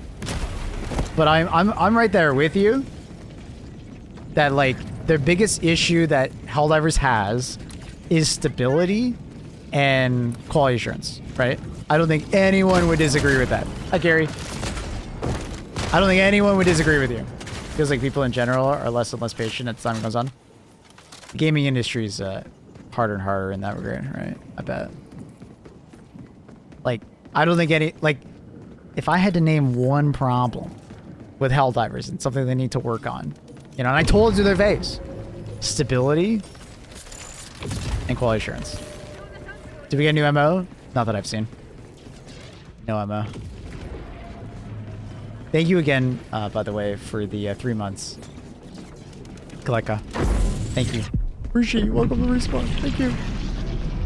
What the? Damn, I'm flying. Thank you. But what I mean by stability is like network stability and game stability as far as crashing.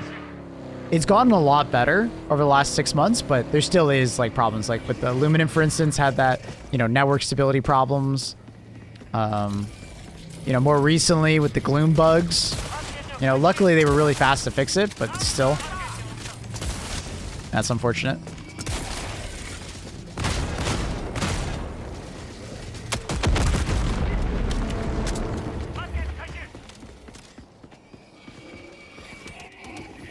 I don't know why. I tried to get in that car because I was trying to play via my peripheral vision. Is the ADS reticle bug still a thing? I haven't played in a bit. ADS reticle bug. What do you mean by that? You mean like just like while ADS, how accurate the reticles are?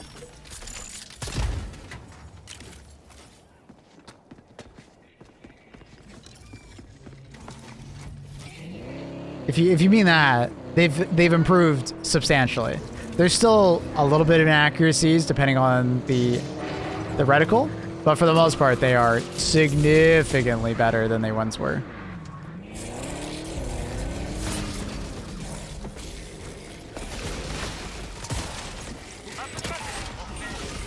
They've also toned down the amount of height over bore that was in the game as a whole. So a lot of people didn't realize that the game was displaying that. So when you're really close to a target, if you didn't compensate for height over bore / compensate for the zeroing of that reticle, it would feel very odd. But they've toned that down to be more readable for players. A lot of gamers are patient. Well enjoyed developers that put game Black Wukong, however.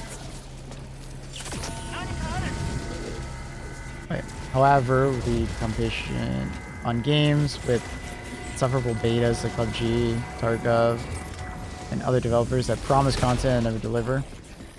Yeah. But I would say as a whole, the gaming community is very impatient. Compared to how it was like 10 years ago, like there's definitely patient gamers out there, and there's definitely, you know, reason to be impatient sometimes, but as a whole, I think there's quite a few people out there that are sometimes armchair developers, and, you know.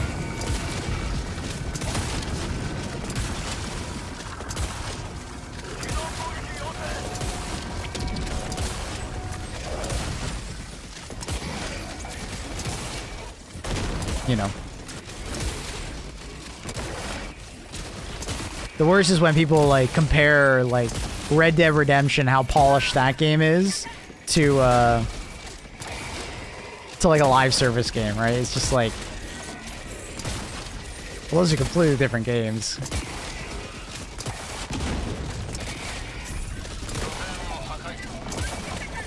Not something you can necessarily like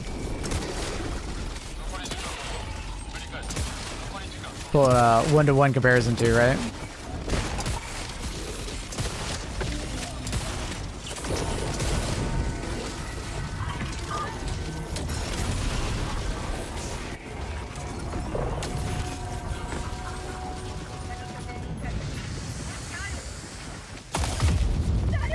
Red Dead Redemption wasn't polished when it came to PC. that is a good point. It wasn't super polished also.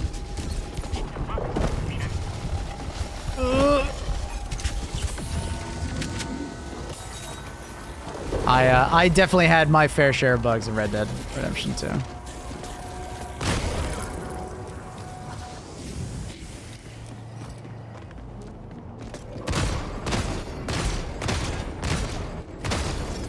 It is super unreliable sometimes to use flak against these ships. Sometimes it works so well, you like instantly kill this fuck.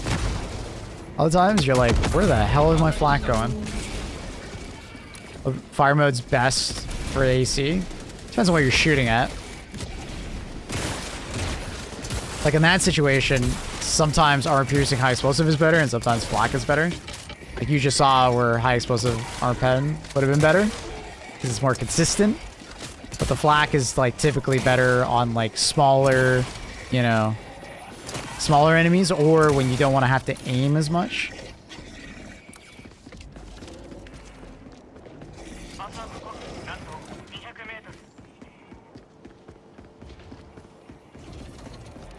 I've been seeing more of those purple barrels. There's a lot of them.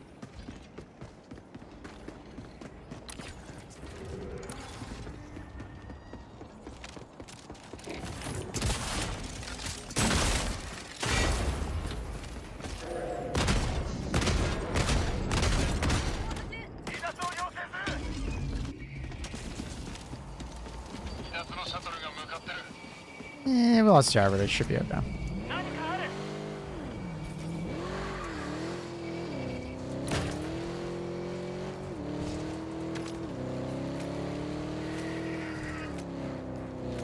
Ooh.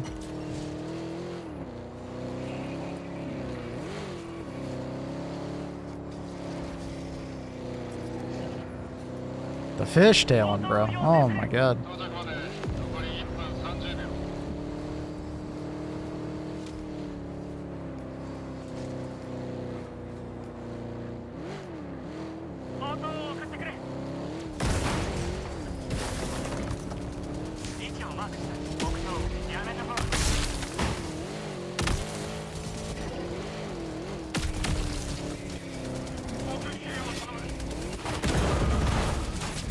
Forklift.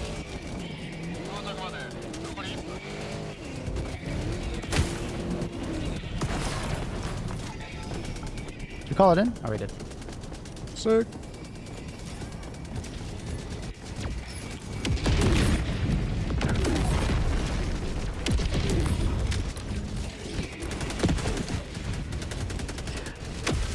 I want a forklift demo.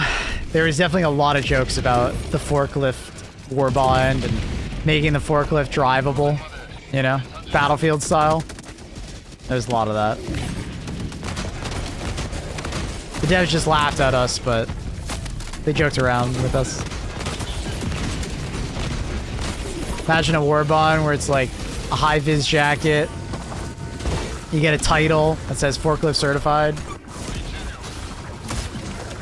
He's so good. Hi, Luna. Nice tail. You smell good. Luna. Hello, kitten.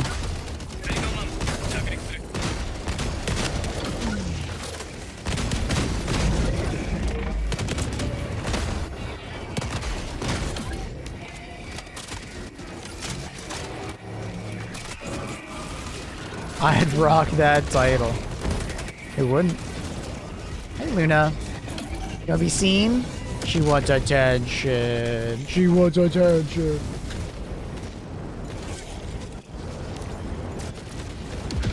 Hi, Luna. No joke, my cat smells like fabric softener. I wonder why. You getting in?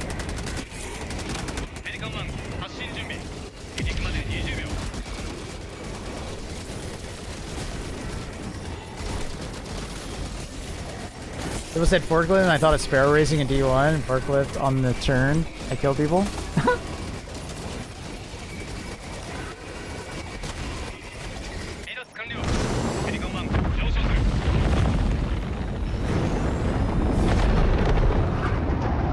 What was the point of climbing up if you just wanted to go down immediately?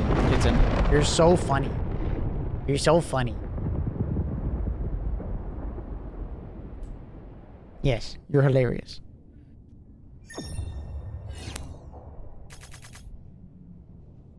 Hilarious, Luna. So funny. Goofball. Goofball, Luna. Absolute goofball. You just play with randoms? Yeah, 90% of the time I play this game. Oh, Luna. Ah. Knocked over my can. Luna. This one. Look. You knocked this over. lucky there wasn't much water in there. Oh my god. It's just like carbonated water, so it's not that bad. But what the hell, Luna? You. Oh. She's over. Chat. Thoughts and prayers for Luna. She's collapsed.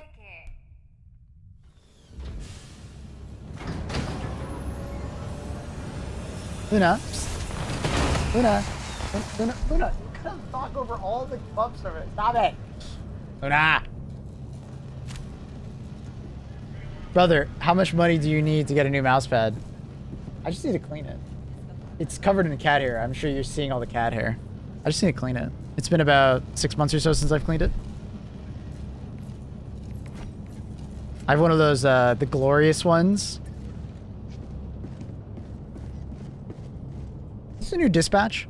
Due to the Galactic War glitch, the location and movement speed of the Meridian Singularity have reportedly been reset automatically, causing unexpected map behavior. This bug was likely caused by the external computing power required to accurately simulate Singularity's path. All Galactic map systems have been updated to their latest versions. The issue has been resolved. Huh? Hey. Oh?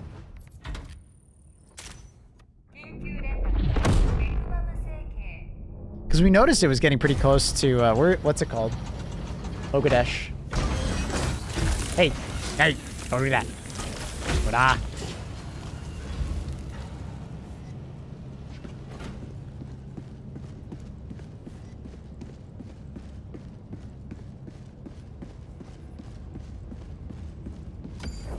So, is it supposed to be? Okay, so it's supposed to be on its way to, Moridash. Okay. You play chat at all? Sundays. Sundays is my day where I play Crazy Man with chat.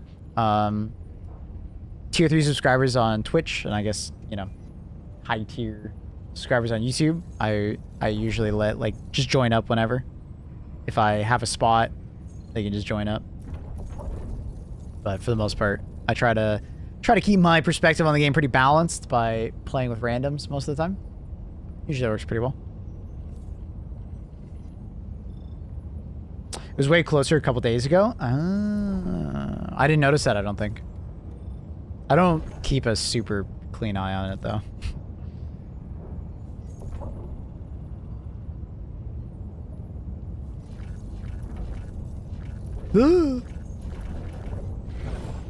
Alright, cool. We're gonna lose that one. Unfortunate. Damn, we got a decent amount over there. A lot of bot ones, though. It's kind of cool. It's kind of cool. Kind of cool. Kind of cool. All right, chat. I think I want to record my Stratagem video now. Luna, would you like to join? I think I want to record my Stratagem video. So I do these live. It's been a while since we've updated our Stratagem videos, so I think it's time we do our bug one.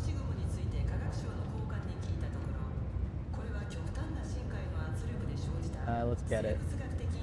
Stratagems? There we go. What does this look like? This looks like bugs. Does it have everything we need? I think it does.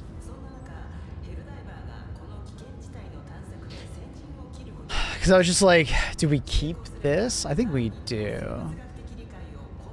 Because I think we have to redo it because, like, obviously that's been reworked. A couple things have been changed. Does that much need to be changed here? Because I think this is my bugs, isn't it? This looks like my bugs tier list.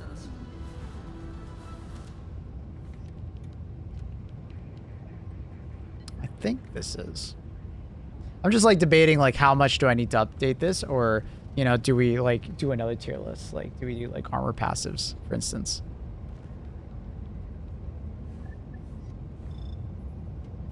Maybe I could just throw out an armor passive one. I don't think I need to update my weapons tier list for Illuminant. I haven't done that one yet, but I don't think I really need to. I'll be putting up the weapons one pretty soon. I mean, we could do an armor tier list. We need gas mines as soon as possible. Yeah, you guys see that? I had it already in there. Lenny, you're so cute. So, I mean, maybe we just do an armor passive tier list. And I'm thinking like we do an armor passive tier list and then in the same video talk about the benefits, like the pros and cons of like the different armor tiers.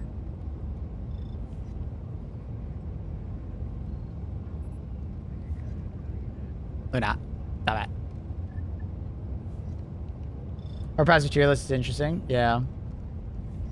Because we've got extra padded, scout, fortified, engineer, medkit, moxie protect. And I literally can't see my screen. Servo assisted, electrical conduit, PPC, flammable, gas, unflinching, siege ready.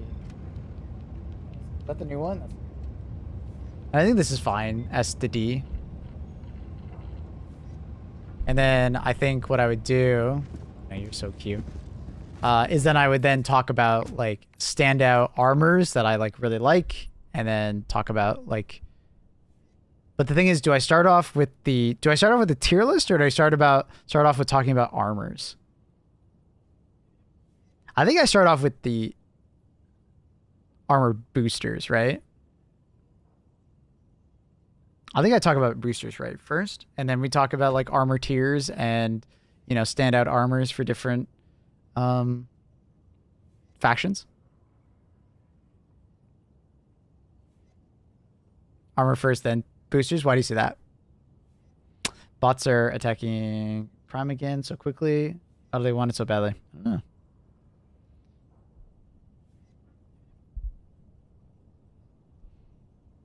I don't know why they want it so badly.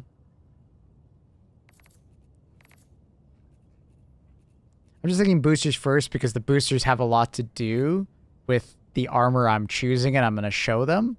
So I feel like I should talk about the tier list of the boosters first.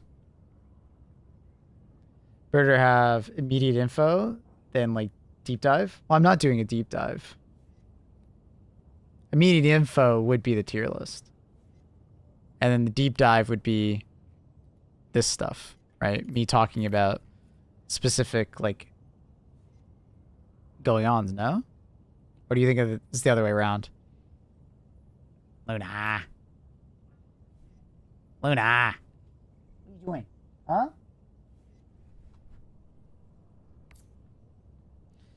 We all know that Commando is the one true religion. Fair. It was reversed in my head. Yeah, I just thought like the tier list would be something that people want immediately, and I'm not gonna go into like great depth on the tier list. I'll mostly talk about like I'll be like doing proper deep dive, talking about like the armors. I feel like, you know what I mean? Like I'll mostly just be doing like pros and cons of each. Kind of defend my position on tier list, and then, you know, I think I could be done with that tier list in like less than 5 minutes or something around there, and then move on to armors. I think the armors, I think it's going to take me longer because I'm gonna kind of start off with each faction, talking about each faction, like bugs, bots, terminids. But I think the perk passives is very universal, you know.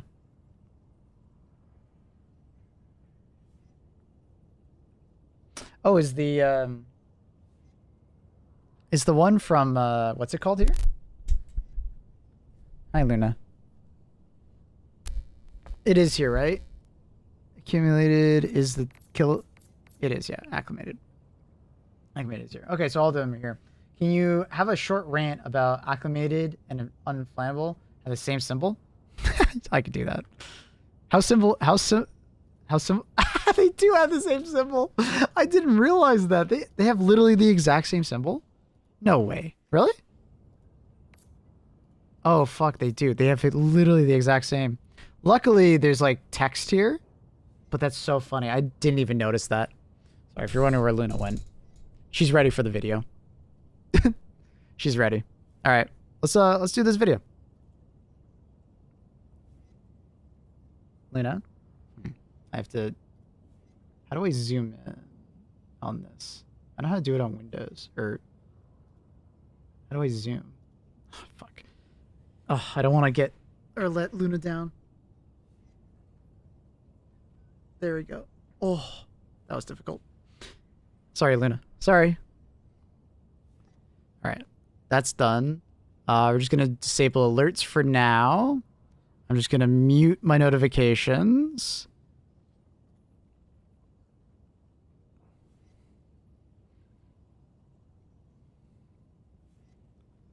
Okay. You guys feel free to talk to him. Whoa! What? Did you just see the YouTube chat just go crazy? Well, it finally updated. Dude, what the hell? I think it finally resynced. That's crazy. Okay, well, it's working again. My YouTube chatters, give it a try. Is it working again?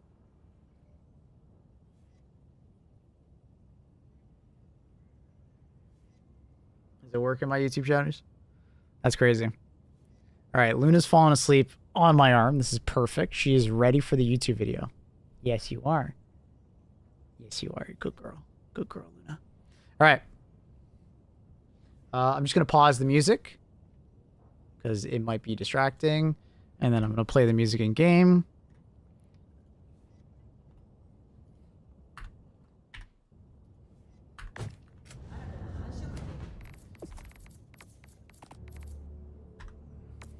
Okay. So, here we go. I kind of want to do these more last. Also, the second part of... I need to remember the exact wording on the scout armor. I always forget the second perk on it. How exactly? So it's marks placed on the map will generate radar scans every 2 seconds. Reduces range at which enemies can detect it. Yeah, okay, so... the radar pings are quite nice for people looking for certain POIs and stuff. Which is quite nice. Okay. I just had to remember that. It's been a while since I've looked at that one. I was like, I'm pretty sure I remember that top perk. Anyways. Alright. I thought you forgot about us. Nah, it just hasn't been working today. It's been really weird. But, okay. Yo. Let's do it, Luna. You ready? Fix my hair. Hair seems so flat today. Okay. Hey, YouTube. We're back with another video. Today, we're going to be discussing the ins and outs of Armor in Helldivers 2. This is 2025, post-Illuminate update. And we are looking at all the armor boosters to start off. And then secondly, later in the video, we're going to be talking about the different factions, what tiers of armor I'd recommend, which perks to pair with them, and just general, like, picks, top picks that I usually go for when, picking for the different factions. So hope you guys enjoy the video, and let's get into it. Firstly, starting off with the Fortified perk. With this one, we're getting a 30% reduction in recoil. It essentially acts as if it is one less tier. So what I mean by that is when you're standing and shooting, you're essentially crouched in the game's eyes when you're wearing this armor. And then if you're crouched, you're essentially prone. And if you're prone, you get a further 30% reduction in recoil. It's quite noticeable. And it is nice for those like higher recoil weapons. You know, if you're starting to look at like the Adjudicator or the Dominator to some extent, or hell, even some of the machine guns like HMG, some people swear by it. I think the recoil reduction is quite nice, but it depends on your loadout and how much you're going to get out of that. The second part of Fortified is the explosive damage resistance, which is actually very useful in most situations in the game. Obviously, not all enemies are going to be doing explosive damage to you. Out of the bugs, it's mostly like bile related or just teammates. A lot of the team damage you're going to be taking is going to be explosive damage. So this is one of those armors that if you are just tired of your teammates killing you with like clusters and stuff like that, Fortified can definitely help in those situations. Probably the faction that you probably will see the most benefit to is probably bots. But do bear in mind, a lot of the damage you received in this game is split up into multiple categories. Similar to how your damage is dealt with certain weapons, same as how we're taking damage. So from like a rocket against automatons, it is split up into the rocket actually impacting you. There's an impact damage, and then there's also an explosive damage. And Fortified is only going to be affecting the explosive component of those things. So if you're still getting one shot by like explosive based things like cannon turrets and stuff, that's why. There's still an impact component. But if the laser cannon turret hits right next to you, it'll reduce the damage significantly by half. So Fortified, absolutely solid perk, I think, overall. I think it fits somewhere into like the A-, B+. It kind of depends on how you're playing, and then also like what kind of weapons you're bringing alongside. Some may say that I'm like kind of overvaluing it just because, you know, many would probably like argue about like, well, why don't you just wear like the engineer kit? Because we're going to be getting into that one next. The engineer kit is, you know, fantastic for having those extra grenades. And then you're basically trading off. Do you get the extra grenades or do you get the explosive resistance, right? Because that's the difference between the two. Because the engineering kit also has the reduction in recoil, right? I find myself taking the engineering kit typically when I'm going off by myself, kind of doing more scouting, and I don't have like a resupply pack, or I'm not reliably going to be getting resupplies, right? Because it's not like you're going to be getting more from like a given like supply pack or something like that. It just has, you have a higher total amount. I think engineering kit mostly shines with the thermite because you're going from 3 to 5 rather than just 4 to 6. Just a bigger jump in percentage of like extra. It just gives you a lot more room to like, you know, maneuver and have more nades. And also if you're dying pretty frequently, you're coming back with those full nades, which is really nice. Engineering kit, I'm probably going to put right next to Fortified in most situations. It is really nice to have those extra grenades at times, but the extra defensiveness of Fortified, I don't think is something that we should be forgetting, especially when we're talking against your friends. Because I'm going to mostly be doing this from the perspective of 4-player co-op, right? In those hectic moments in tier 10 where, you know, you're dying to a lot of those explosive damage situations. If you're also someone who doesn't have democratic detonation, engineering kit will also be a lot higher because you probably don't have a grenade pistol or a crossbow or a eruptor. So keep that in mind. Medkit, I'm a big fan of medkit. It's it's so broken the way I use it and how often I use it, and I think it just works in so many different loadouts, and it doesn't really matter what you bring. Other than like, I wouldn't pair it with someone who brings a supply backpack, right? Because it kind of counters it out. But in general, it is a fantastic all-around choice, and you can't really go wrong with it other than a supply backpack, like I said. It's amazing for just tanking damage, soaking damage. Like in bot missions, you just pop it early and make that cross to the next piece of cover because you have that extra 2 seconds of basically just infinite health regen. It's amazing in bugs because it can absolutely get you out of some insanely gnarly situations where just bugs are like gnawing all over you. And then for Illuminant, you know, in those situations where the vote lists are all around you, or you're just taking tons of those like elevated overseer shots, you'll be able to like walk out of that.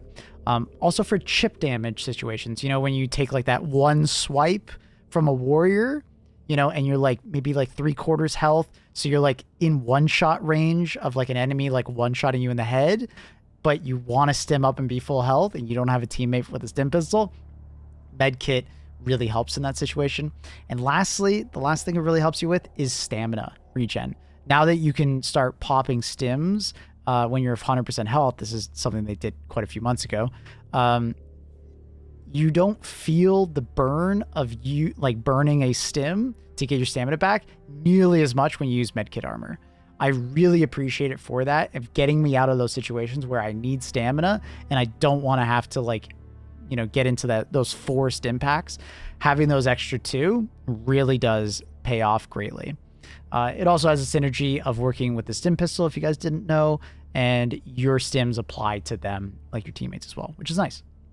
So I absolutely think medkit is like absolutely a solid overall just an amazing pick, and it's hard not to use it with like almost every loadout in the game, because I am basing it on like how many loadouts would you bring this perk along with, and how many loadouts does it actually benefit, and it benefits literally all of them. Democracy or Techs, bit of a hard one. I'm probably going to put it somewhere in like C tier. It has its moments where it's quite it's strong, especially if you're like winning those coin flips. It's fantastic for that. But you just got to understand that sometimes you're going to have to win multiple coin flips to survive one impact, right? So let's say you go flying because of a 500 kg, right? You've just won the first coin flip. Then you hit a wall, okay? You have to survive another coin flip. And then you might have to win another coin flip as you roll down, right? So you might have to win like 3 coin flips in order to get out of that situation, right?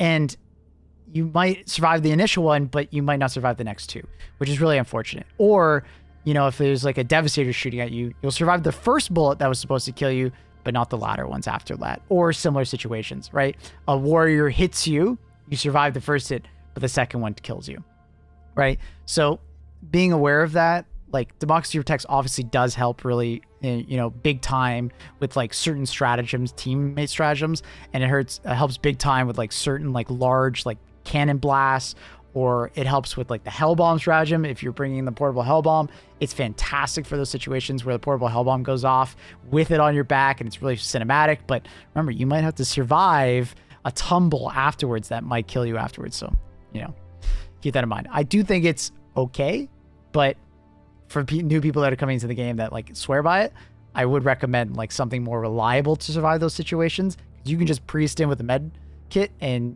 you will feel invincible for quite a few seconds. So keep that in mind.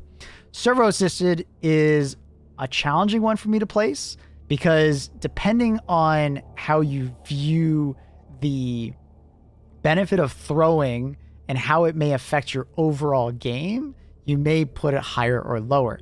There's some people that absolutely swear by servo assisted and they like always love throwing their stratagems at 75, 80 meters.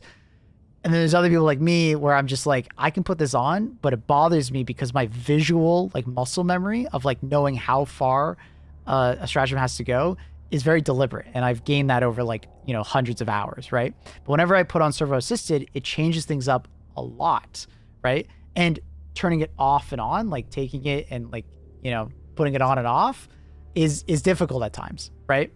I have a really hard time of like putting it on, using it, and then taking it off, and then like having to relearn that muscle memory again.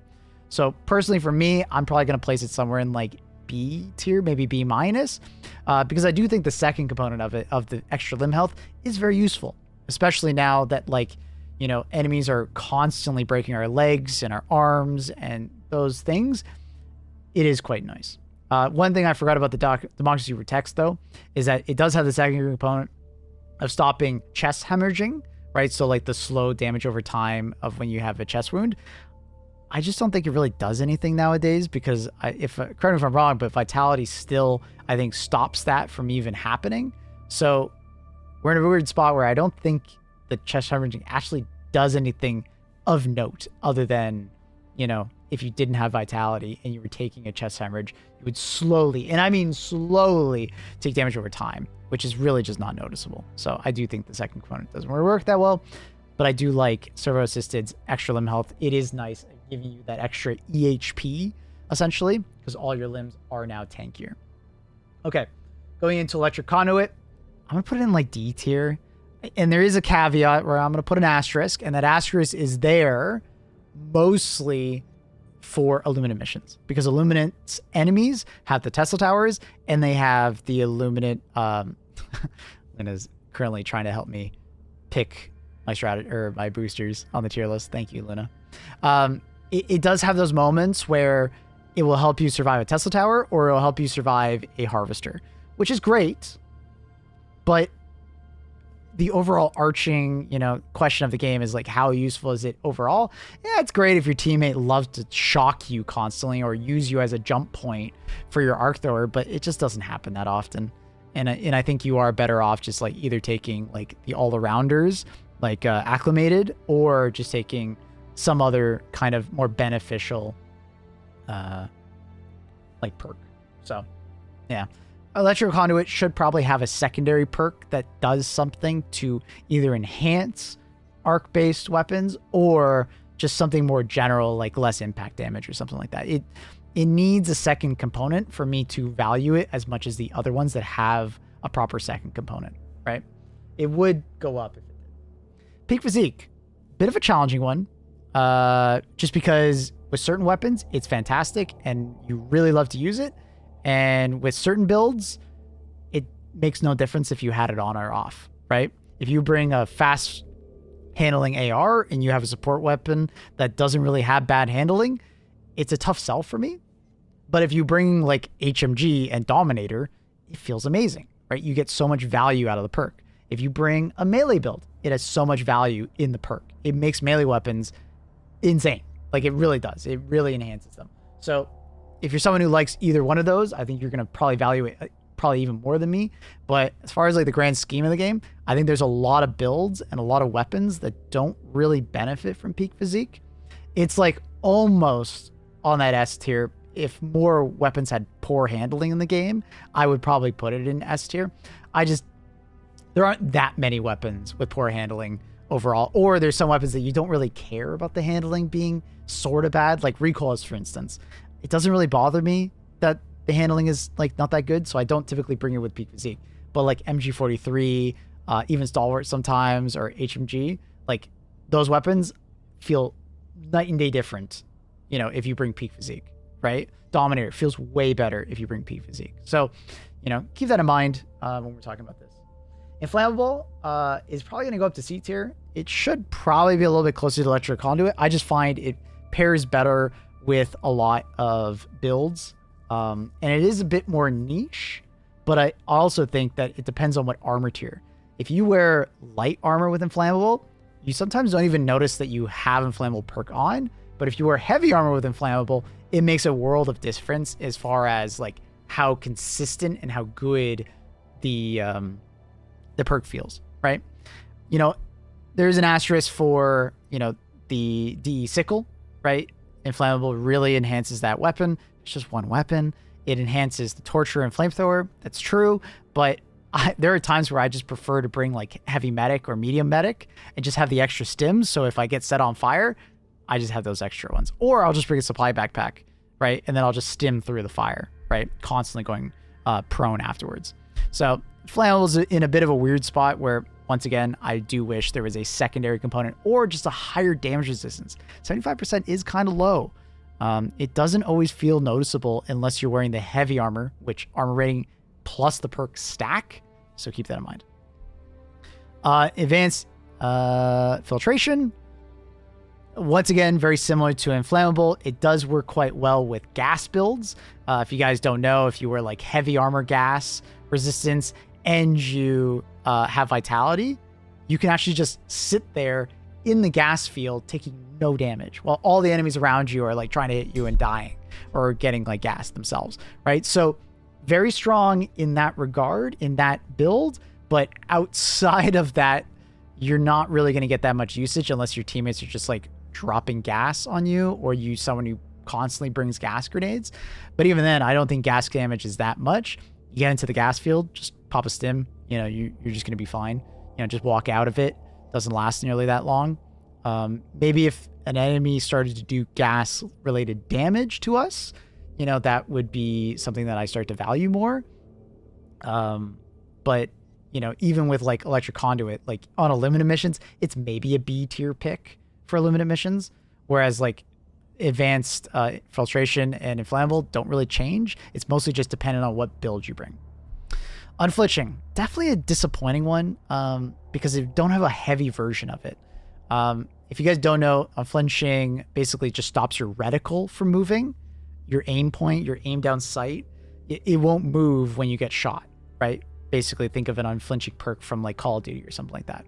Now, some people are like, it should also prevent stagger because some people say it doesn't even work because when you get shot, you still stagger backwards, right? So that may unsettle your aim a little bit, but for the most part, it does work. It just doesn't work as much as some people think it does or should do. And then also we don't have a heavy variant of it, which is probably the version that most people use it with. If we had a heavy variant, I'd probably put it A tier because it's actually going to be quite nice against Illuminant enemies shooting at you, but also bots, specifically bots. Because it's really nice when you have unflinching and you're using it with like the AMR, for instance. No flinch. It's great. It's really nice to be able to shoot through that flinch when you're getting shot at from like a heavy devastator, because I'm sure we've all been in those situations where a heavy devastator is shooting at you and you just can't get your shot on target because they keep flinching you every time you shoot them, or they shoot you. It's very annoying. But I think for the most part, I think it deserves somewhere to be in B-, C+. I might be being a bit too kind to it, being in B-, but I do think like with quite a few weapons and even primary weapons, it does feel a lot better on bot missions, and I'm mostly going to be putting it there for bot missions. It doesn't help all that much on bugs, but I have heard the argument of like, it is nice when a bug comes up to you and hits you, your weapon doesn't stagger super hard, so all of a sudden you like shoot the rock next to you and die with your crossbow. There is that. I can absolutely see those moments where like someone really appreciates it. And it also has really good drip. Side note, sidebar, the drip of unflinching armor is really good. So I'm also going to put that. I'm going to give it a little bit of a... Okay. Siege Ready, no surprise, absolute S tier. They already have said that you're not going to be fixing the unintended behavior of it. If you guys don't know, currently it gives ammo not just for your primary, but also gives it for your secondary and support weapon, as long as you don't have a backpack that stores the ammo for it. So it doesn't work with the autocannon, but does work for something like the AMR. And then the secondary component is increases the reload of your primary weapons. There's people out there that say that it affects your support weapons and secondary weapons. That's placebo. It doesn't actually. We've done like slowdown footage of it. Does not affect them. But, you know, if you guys have evidence that it does, you know, feel free to link it. But, yeah, it should only be your primary weapon. From all the weapons I've seen tested, it only affects primary weapons. But regardless, really strong for primary weapons, especially like crossbow, getting that extra ammo and reload speed. Because let's be honest, 50% of the time you're using the crossbow, it feels like you're reloading. So getting that 30% faster reload speed is really nice. Highly recommend. Or I guess it's 20%. Yeah, really nice. Highly recommend. Accumulated, or acclimated, sorry. B+, B tier. The reason why this kind of comes above the other ones is just because of how well-rounded it is. And you get the added benefit of acid-resistant armor, which does affect bug-related attacks, right? So like the acid P of the new hunters, bile variant enemies in general, bile titan, those kind of things are, you know, actually benefiting from acclimated. One little side note, fortified does help with bile titans. Bile titans attacks count as like kind of an explosive. For a long time it said whenever you died to a bile titan, explosive. You died to an explosive. So fortified actually does, you know, do quite a lot against a bile titan if it is spitting at you. So top tip on that one. So yeah, acclimated, strong for like anti-fire builds because it does give you a decent amount of fire resistance. Not amazing, but it does something. It can help you versus the versus like the Tesla towers and stuff like that. Just make sure it doesn't headshot you. You will die in one shot still to the Tesla towers in aluminum missions if it headshots you. So careful. And then also the acid and then gas. If you're bringing any gas grenades, it does help. You know, solid all-arounder. I do wish it had a secondary perk like a lot of the damage resistance ones. But, you know, that being said, I do think the all-around nature of it, you know, propels it a little bit higher than the other ones. And a little less niche. Because you can bring it with all the builds that I said, you know, worked for those. You can bring it with that one. All right, we have the integrated explosives. This is the new perk from the Warbond, where it's basically after a short delay, I think it's 1.5 seconds, it causes an explosion. The explosion is quite nice. It can close bug holes. It can kill a charger. It can kill quite a few small bugs, but it's essentially the radius of like a grenade. So it's not like this massive explosion. Yeah, it's more of like a meme pick. I think it's like closer to like a D tier. If it had a secondary perk of something else, you know, maybe it had like a reduced amount of explosive damage, or like it had some kind of like subdued version of Democracy Protects, just some kind of secondary component to it, I feel like I would value it more because, you know, I feel like it's more just a fun perk, right? It's just funny when you die and you can take out some enemies with you, or you have like a teammate that like kills you and then they die with you for a funny moment.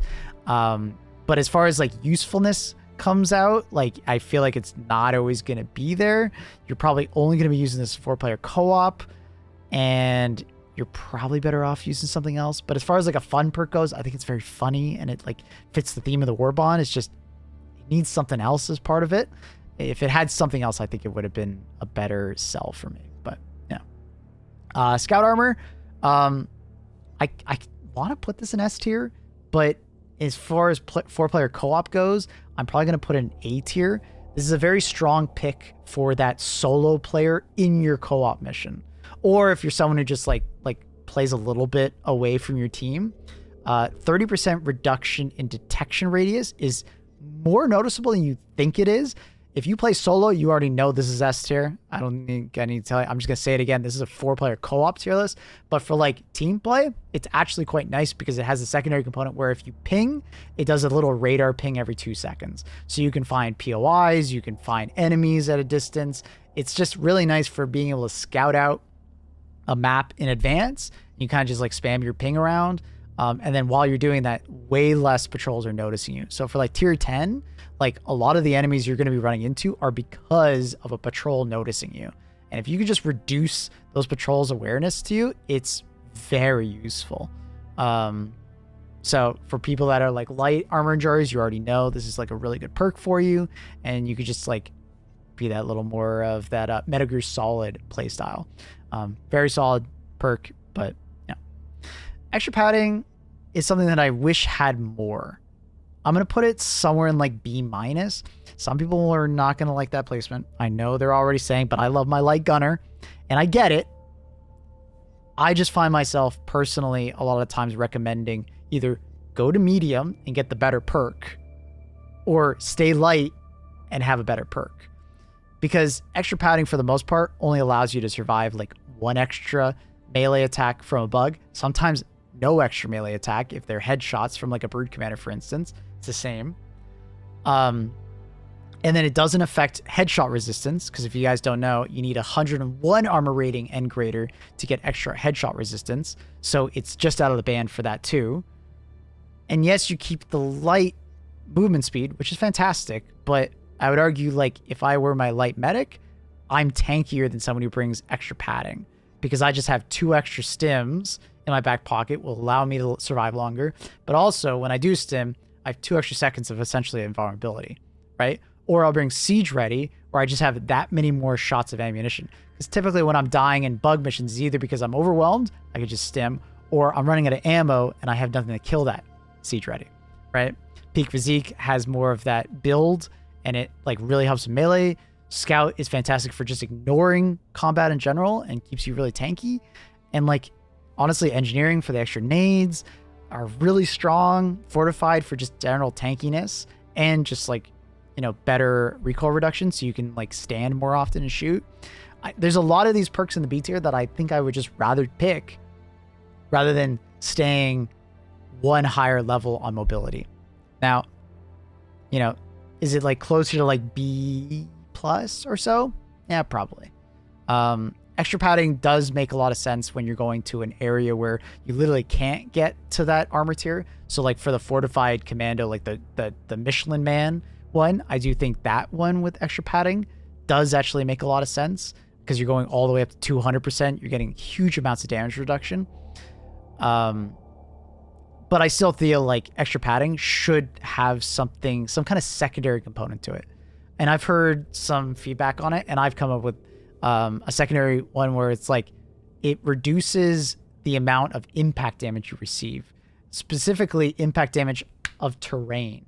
I would love this to be like, and it kind of fits thematically, where if you take some explosive damage, you hit terrain, you know, those situations where like, you know, you hit something, what is it? The rocket striders, they blow up and then that causes you to hit like the wall or something like that. And then you die.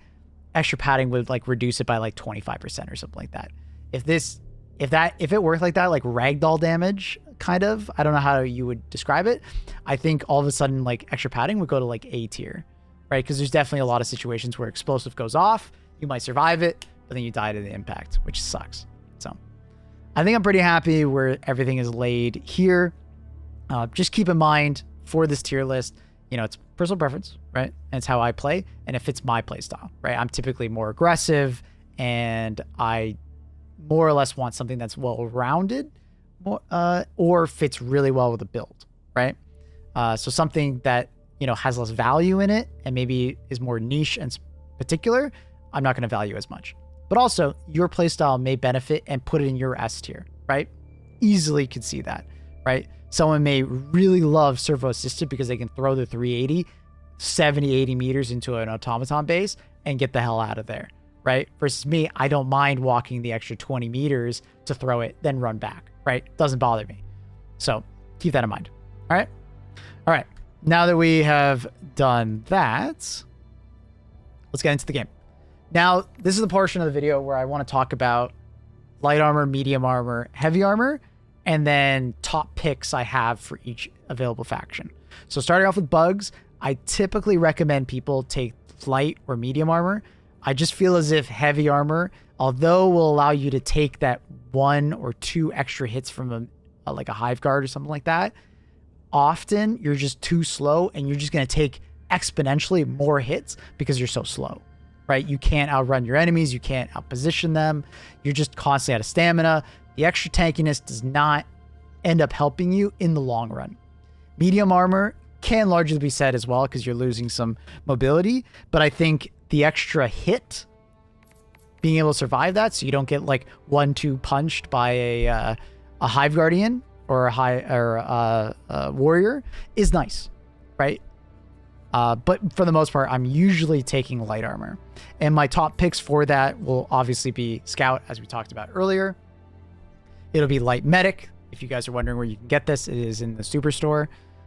Engineering is always nice for those situations where you have a high recoil weapon, but also you have like thermites or just like need more nades in general. Like gas grenades are insane right now, as I've been talking about, having those +2 on every death, or just in general. So you can like throw out 6 individual gas grenades. You can basically keep a bug breach gassed the entire time it's out, right? It's insanely good in that regard.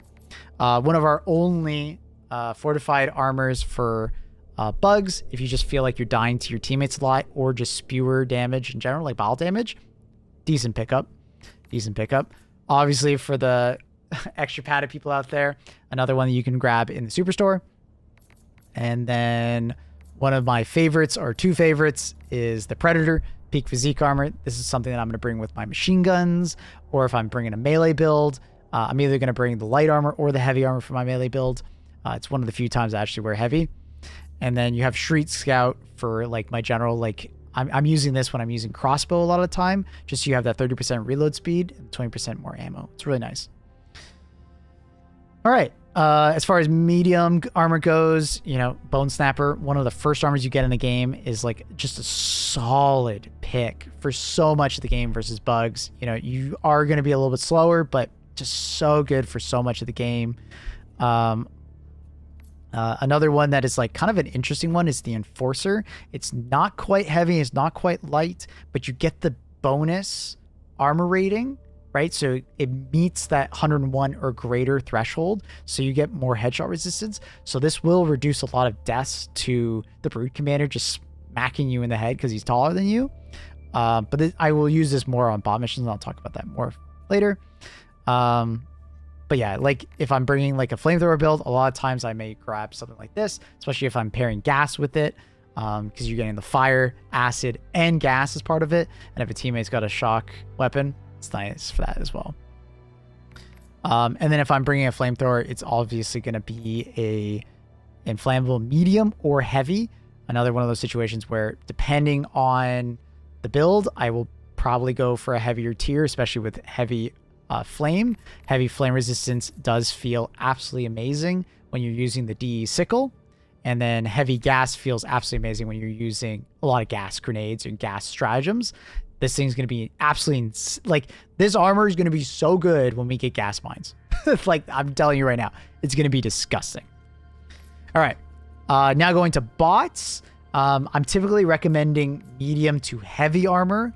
It's not to say that you can't make light armor work in a bots mission, but I feel like you need to have a particular play style that many players will probably not have when they're playing bots.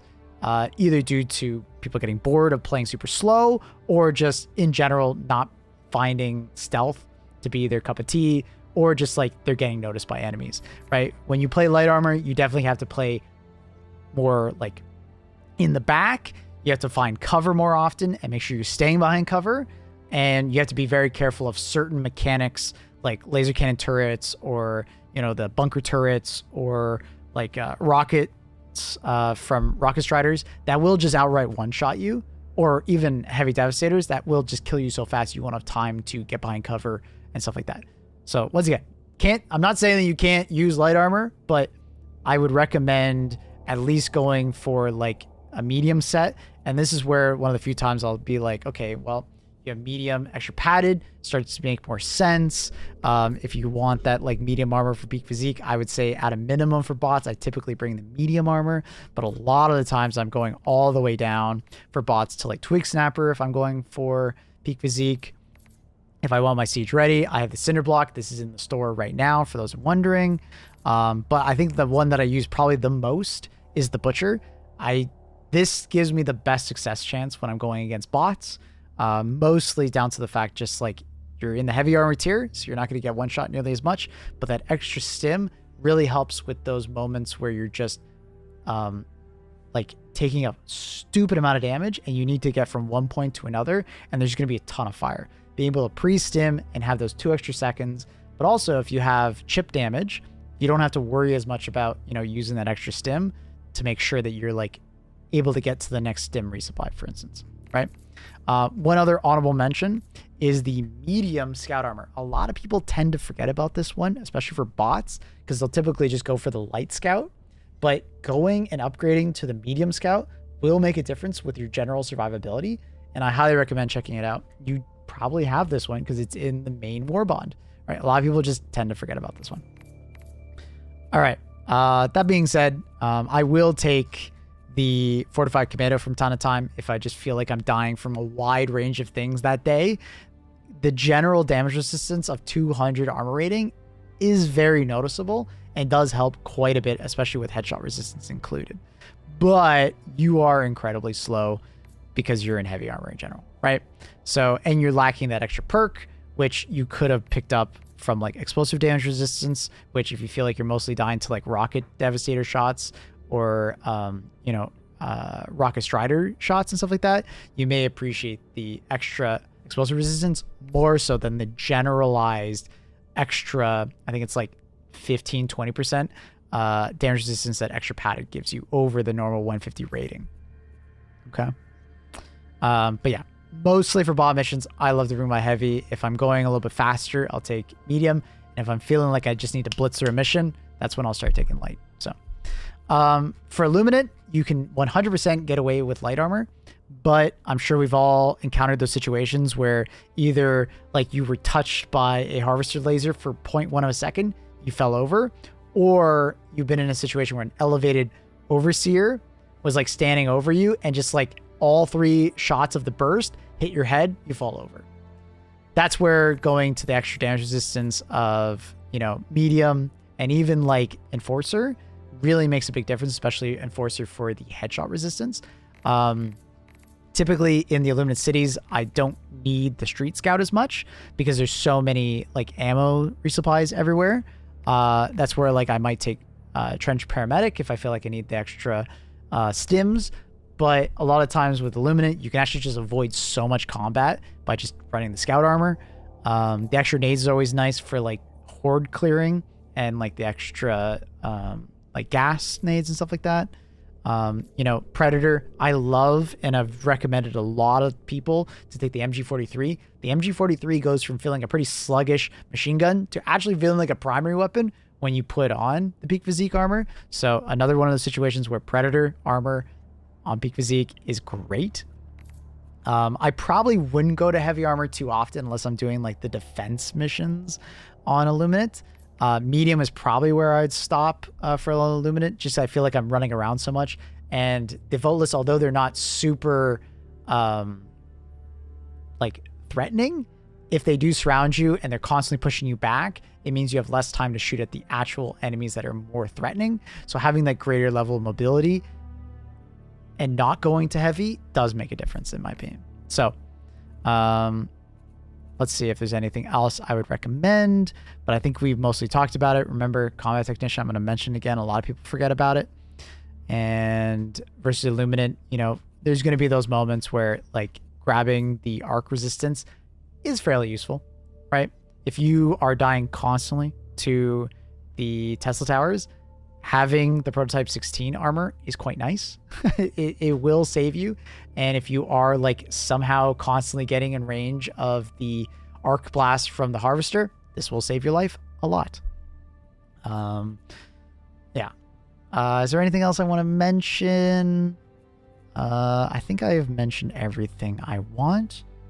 Is there anything that I feel like I'm missing as far as armor chat? Anything that I've like just haven't noticed?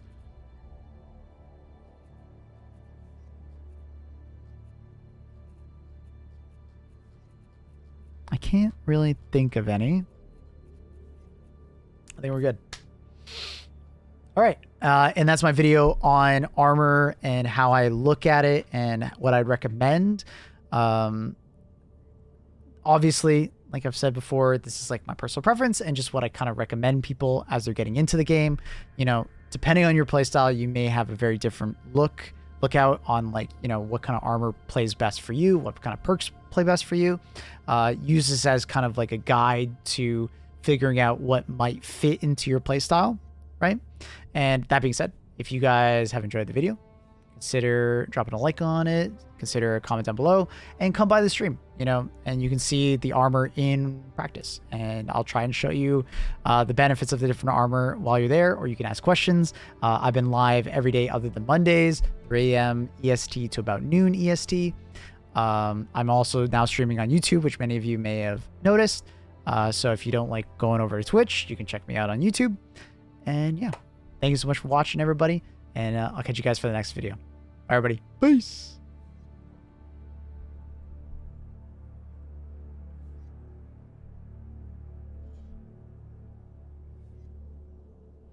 Maybe address the Dickle only works with the healing booster. What do you mean? Like Vitality? No, Vitality is just one component of the damage resistance.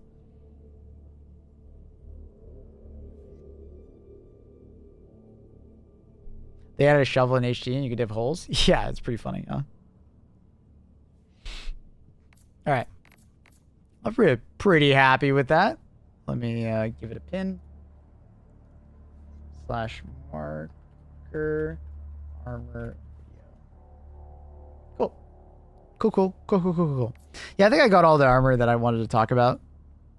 Didn't really talk about democracy text, but that's just how democracy text works. We talked about the heavy gas. Didn't really talk about servo assisted, but I don't know. I think servo assisted is pretty niche for certain people.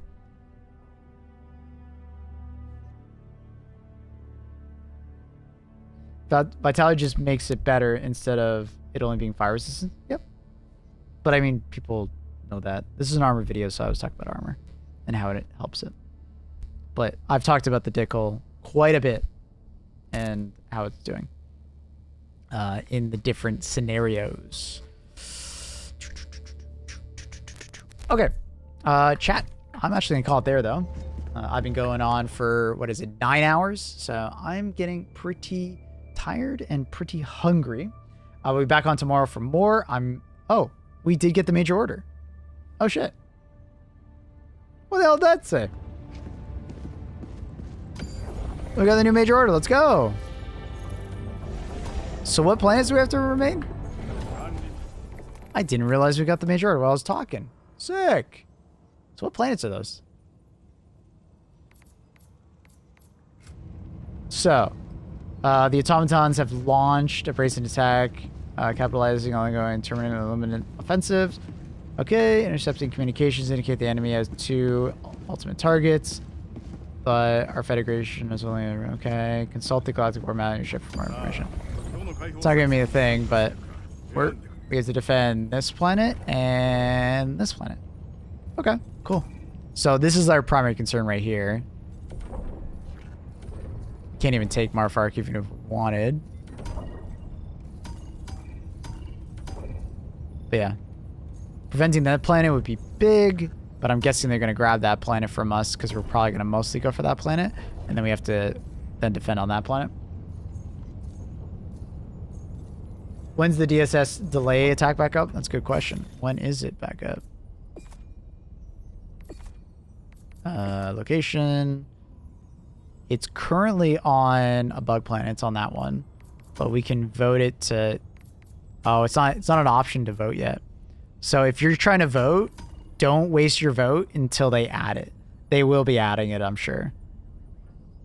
But I do wonder, do we have an action available?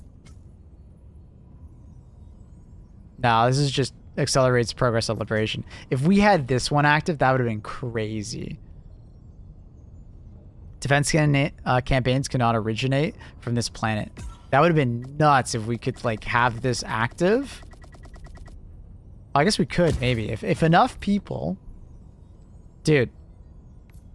If enough people vote to go to Martel, and enough people spend currency on the orbital blockade, it'll send it to Martel and immediately stop that. And then people can continue diving on this planet to defend it. That's crazy. Because this is only active for another 4 hours, and then we can then start that one.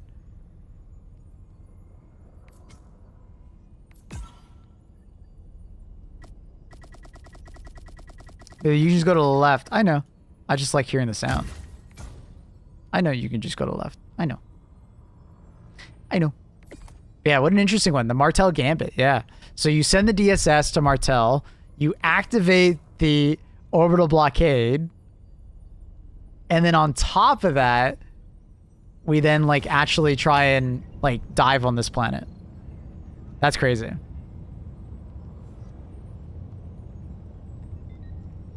Connects to 2 that we care about. Yeah, but this will lead to that. So we can prevent losing this planet. That's actually huge. And I'm not saying you don't dive on this planet. I'm just saying send the DSS to Martel. So that will prevent the attack there, right? And then we can also get that. Because if all we do is just attack there, great. We prevent this, but this planet gets taken. And then that will start attacking on that. Like, as long as enough people contribute their credits, this plan works. Because it will go to Martel in 2 hours, right? It'll sit there AFK for a bit. But then this will be active right afterwards. So, it'd be perfect.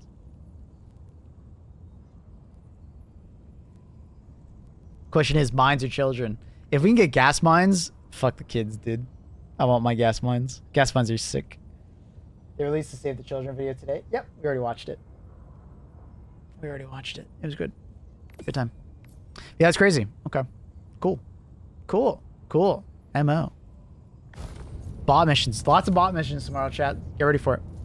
I'll have to get Accurate to send me back that that bot video so we can get that uploaded, because I'm sure a lot of people are going to be wondering about bot primary weapons. So. Okay. Okay. All right, chat. Let's find someone to host real quick. Stick around for just a moment. I'll find you another person to watch. Let's see who's active on the Twitch right now. Find you another. That's me. I can hear myself. What do we got? What do we got? Wait, is Cloud on right now? I just see Cloud. Cloud! Oh yeah, let's go host Cloud. All right, chat. Say what's up to Cloud. Really cool dude. Met him in Stockholm. He does a lot of the news channels on YouTube. So say what's up to him. Oh, thank you so much for the resubscribe. 7 months, brother. Thank you, Val. Thank you, dude. All right, chat. Say what's up to Cloud. Be nice, be kind. Show him some love. Clicked on the wrong thing. Have a great morning, evening, afternoon, night. And I'll see you guys tomorrow. Join us in the raid. Join us in the raid. Join us in the raid.